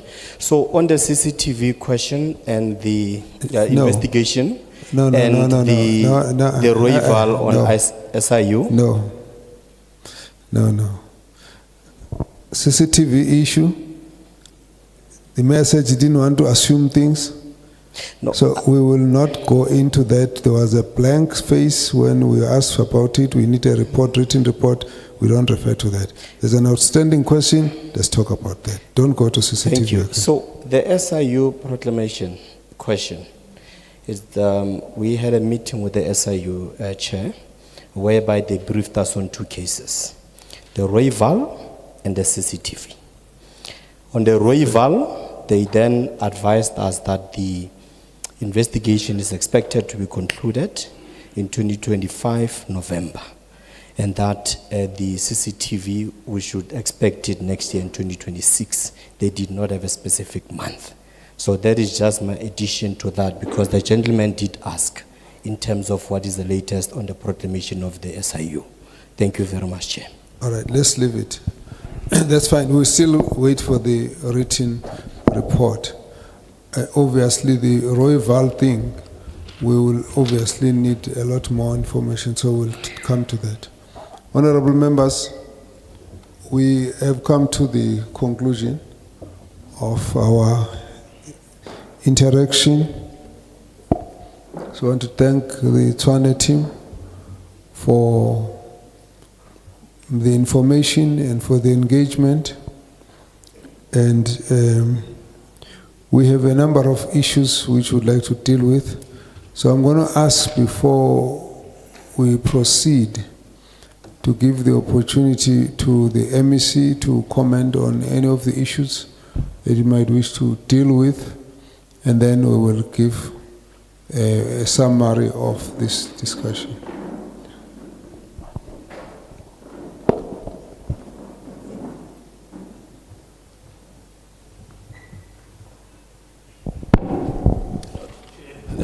Thank you very much, Chair and honorable members. Just to save time, Chair, I propose that if you permit, I make the conclusions or the response, some of the comments when we wrap up. It's on the program, so I can use that opportunity, if it's okay, Chair. I will deal with a number of issues. You might want to come in at that point, so we know what are the issues we want to cover. I'm just saying. Want to come before? Yeah. Yeah, I'm just saying tomorrow before you close, I saw on the program it made provisions for comments. So I wanted to use that opportunity. For tomorrow? Yes. No problem. Okay. No problem. That's fine. Let's then move towards summarizing the issues.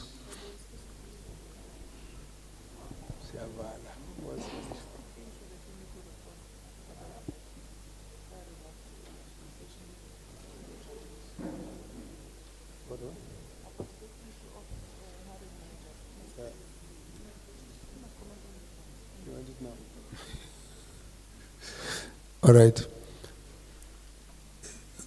Can you deal with this one of the investigation? If you say you are not ready and you want to come in tomorrow with it, that's what you're saying. Okay.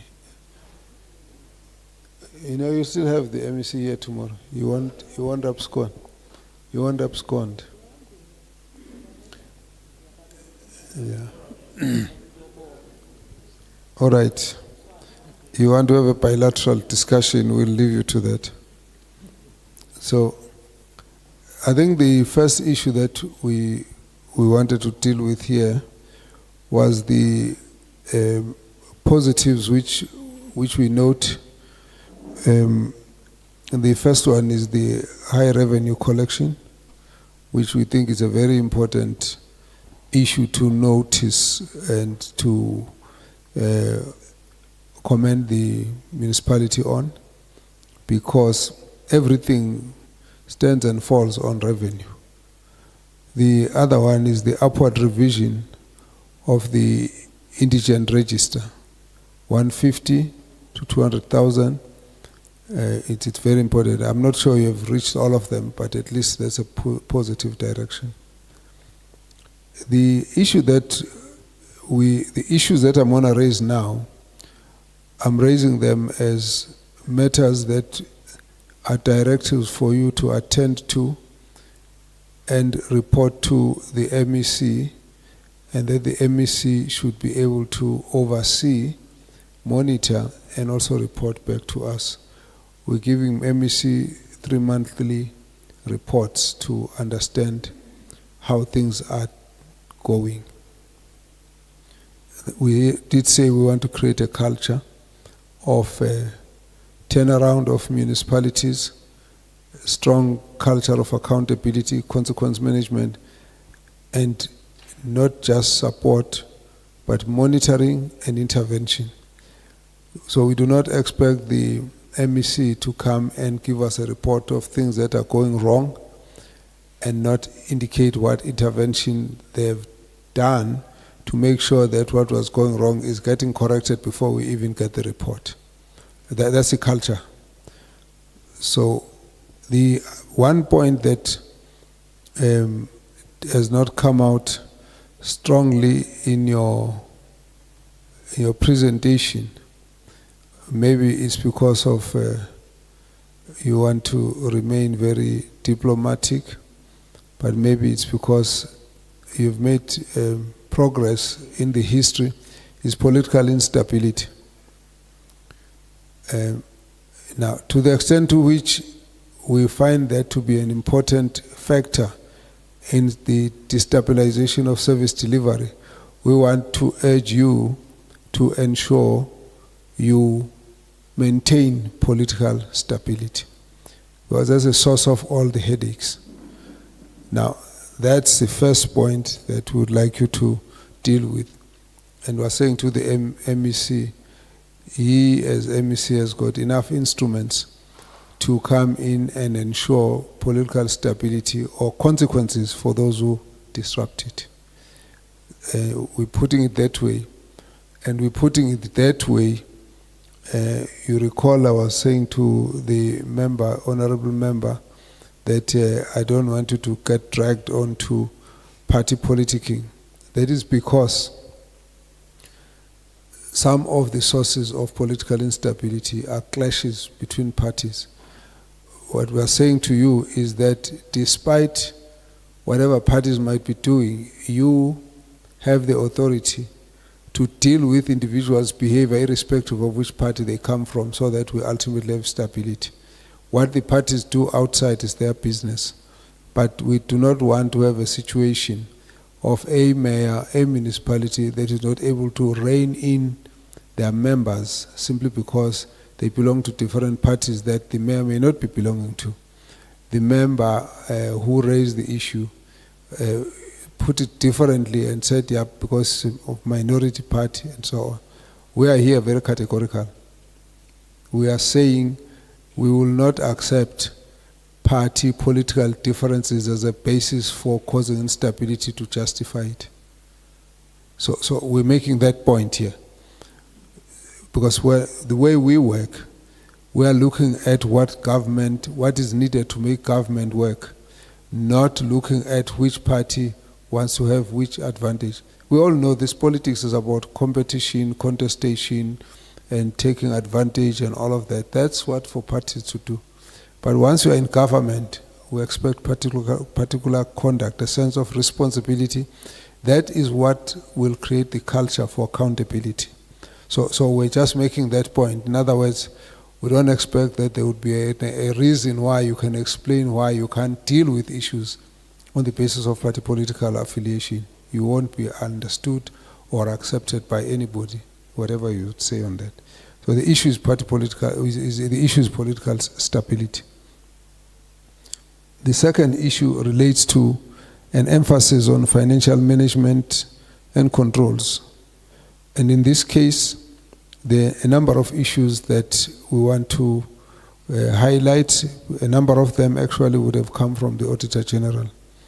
So, for example, issues of the preparation and submission of annual financial statement, published financial statements or performance reports, and quarterly budget reports. That whole area is an area that you need to tighten up, because Auditor General pointed a number of weaknesses on that part. The issue of maintaining a funded budget, the last report was saying unfunded. You have said here, no, now you are sorted. That's fine, we'll take that, but we're saying you maintain that. We don't want to come back and say now it's unfunded. And certainly we want to deal with the question of going concern status of the municipality. And within that basket, we also want you to focus on the budget oversight by the council. Now that issue is an issue that's been flagged by the AG. And so, Speaker, that actually is on your call. The third group of issues relate to the implementation and monitoring of audit action plans by council with consequences and timelines. And this again, you will give us that, and the MEC will monitor that you keep to your targets and timelines. In that group of issues, we want to focus on the role of the mayor to ensure that the issues from the Auditor General are addressed. We're saying so because it was reported as not happening. Now, we don't want a debate. If you are doing it now, there was a time when it wasn't being done. The next issue relates to rectification of the terms of reference of the audit committee. They need to be rectified, not ratified, rectified. The Auditor General believes that these are restricting and they need to be attended to. The next aspect relates to MPEC, strengthening, and in this case I can see you've got a very enthusiastic chairperson there. And I think that's a good start. We need a confident leadership of MPEC that does not retreat on dealing with issues. So we would like you to make sure that there is adequate capacity for investigation and adequate capacity for influence, in the sense of being listened to when they've got issues to table, and that there must be actions thereafter. The next aspect with that impact structure is the UIFW investigation. Now, there was an issue that for 3 years there was no investigation. You may have started doing those investigations.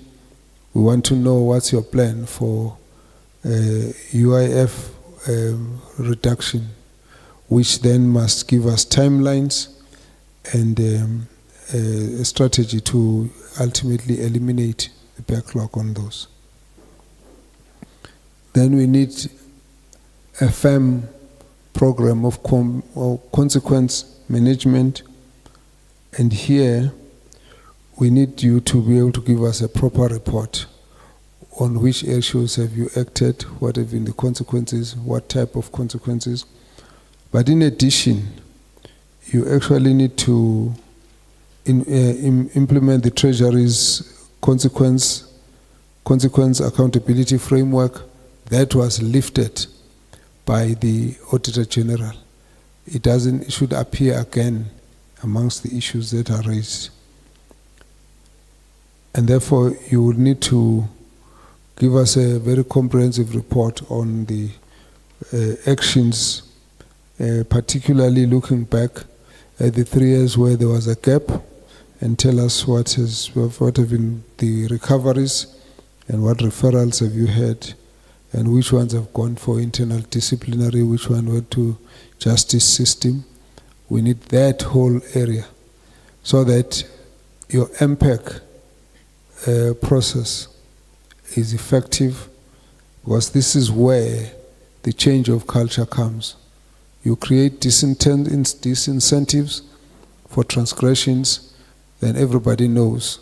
If you go back again and have the flaws that were identified, it's actually attached on a person's name. And so that needs to be dealt with. The next aspect that you need to deal with is the vacancy rate. It's high, and we need to make sure that these are filled.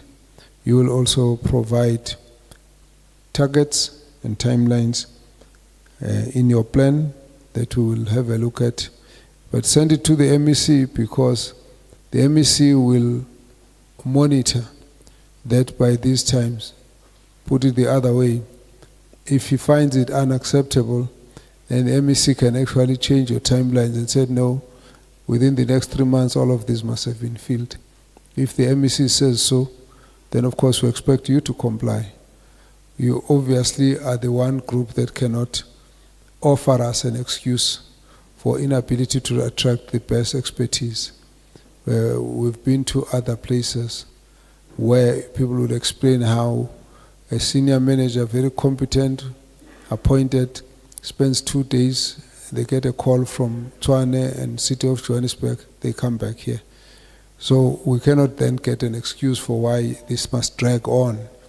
And so if your timelines don't make sense, the MEC will have a right to say, no, I do not accept this, this is what I'm imposing on you. Then we also need the consultant's replacement plan. We don't want to debate again on the matter. We know why you had the consultants. We don't agree you should have. And so from that point of view, we want a plan, timelines, and when they're going to be completely out. So that takes care of the actions from the point of view of what we will monitor, and if affected, we then need to have your target as to when we're getting the clean audit. Publicize it. Let's all watch out and see whether you meet it. Somebody was saying, yeah, in the next time we'll see a better outcome. Yes, we want to see that, all of us. Otherwise we wouldn't have come here, because we believe that when we work together we can change this culture. The following are largely issues where we need you to submit. Provide the following. The first one for us is a plan to prevent water contamination. Okay, sewage contamination of drinking water. We need to know what is your plan to prevent that. From this discussion here, we're not happy. We want a proper plan. How are we going to prevent that? Because as I said to you, the issue of sewage contamination is negligence. It doesn't get explained by technical issues that the mayor was saying. We are listening. We're not excited with those explanations. Sewage contamination is simple. It's negligence, full stop.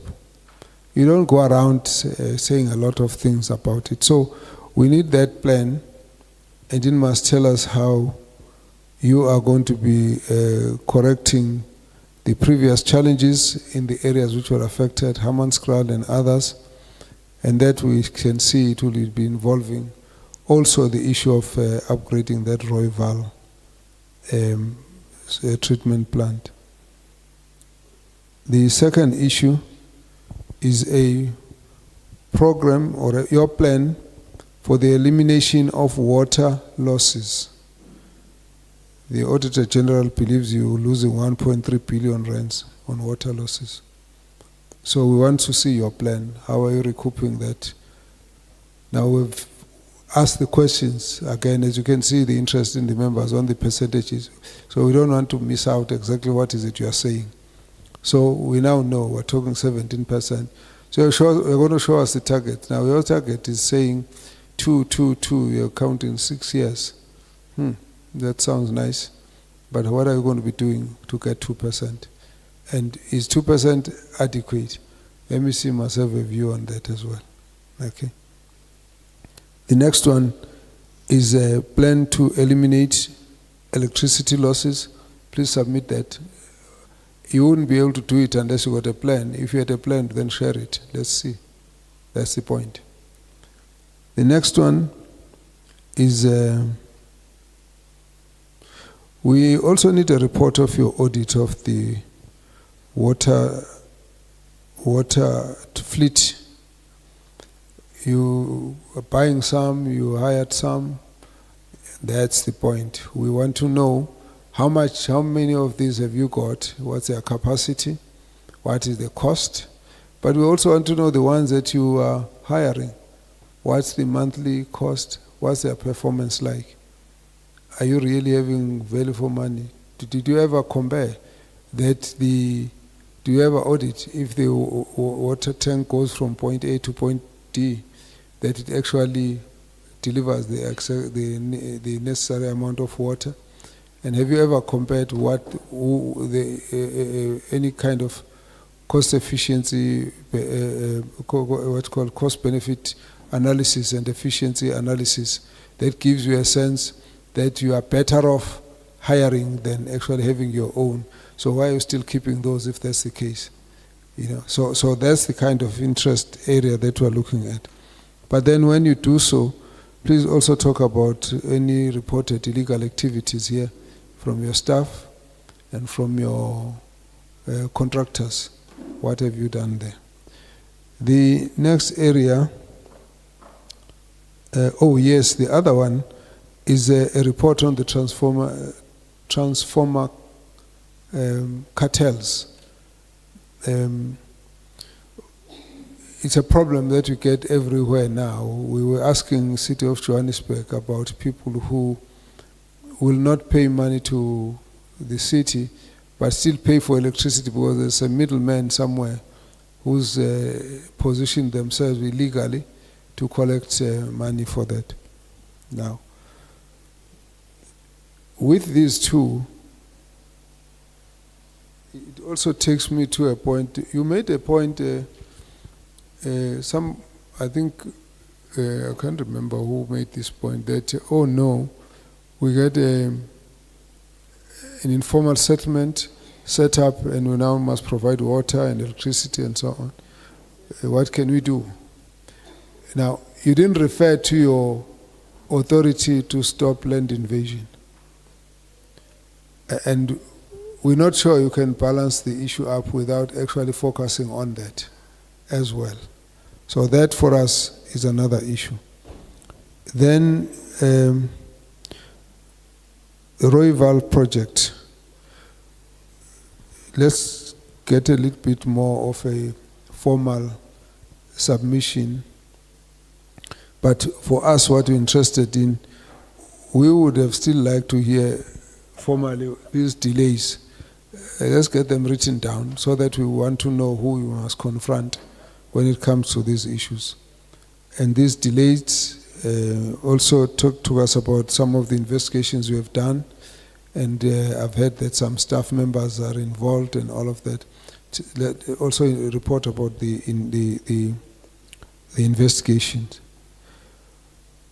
The committee generally is very interested in the list of fraud corruption cases that you have investigated with case numbers to know what is happening there. But we also want a comparison. Which of these were picked up as a result of your investigation of the unauthorized, irregular, fruitless and wasteful expenditure, and which ones were actually occasioned by your own internal control mechanism? You understand the difference that, in fact, here you've got an oversight person. So the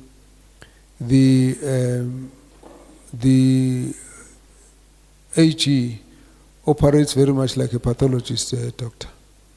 He goes already to find what went wrong when it has gone wrong and you can't correct it. But your internal checks and balances will give you a diagnosis and treatment so the process can actually be arrested before it's affected. So that is what we're interested in. The next issue is a report which we have graciously offered to deal with. You have kind of been all over about it, but we will get it from the MEC, the appointment issues with the CFO, COO, etc. We'll get a comment tomorrow, but we still need a formal report on that one. Then there's also the investigation on the allegations regarding the deputy mayor, security companies, and so on. That, of course, we are interested in. The other one is there's also another allegations around corruption, fraud involving revenue collection and imposter. I have no idea what that is all about, but so you seem to have a sense as to what it is, so you will give us that report as well. If you were not able to recall what it was, we're going to ask the members to give us additional details, but now that you do, we won't ask that, we'll simply ask for the report. That would also include the CCTV contract, which you will also report about. The last on these issues is for the MEC to provide us with a list of all the debts owed to municipalities by government at provincial and national. We also don't want it just as a snapshot. We want some kind of comparison. If you go back, say, 5 years in the term of this municipality, what was it in 2021, what is it now, so that we are able to see. We were encouraged by the Premier's attitude that for those departments that don't pay, just cut them.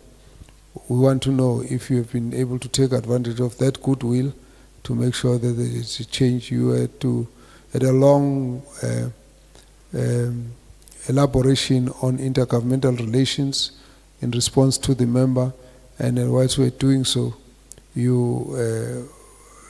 hopefully will be able to see how the good intergovernmental relations have resulted in the elimination of this major debt, which we believe does need to be given attention.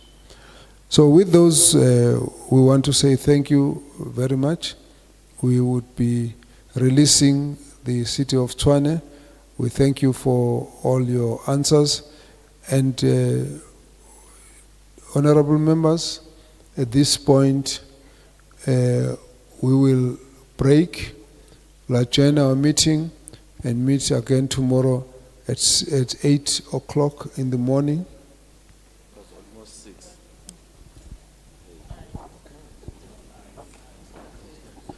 Yeah, you can't.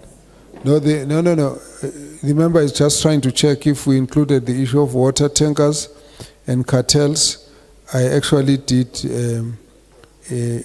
Okay, in the issue of dealing with the water tankers and the fleet issues, please include the investigations on the cartels. That all comes together. Otherwise, there's not much basis unless we know how we are managing the wrong things that are going on there. So, honorable members, we meet tomorrow at 8 o'clock. We meet at 8 o'clock. Thank you. Meeting adjourned. Thank you.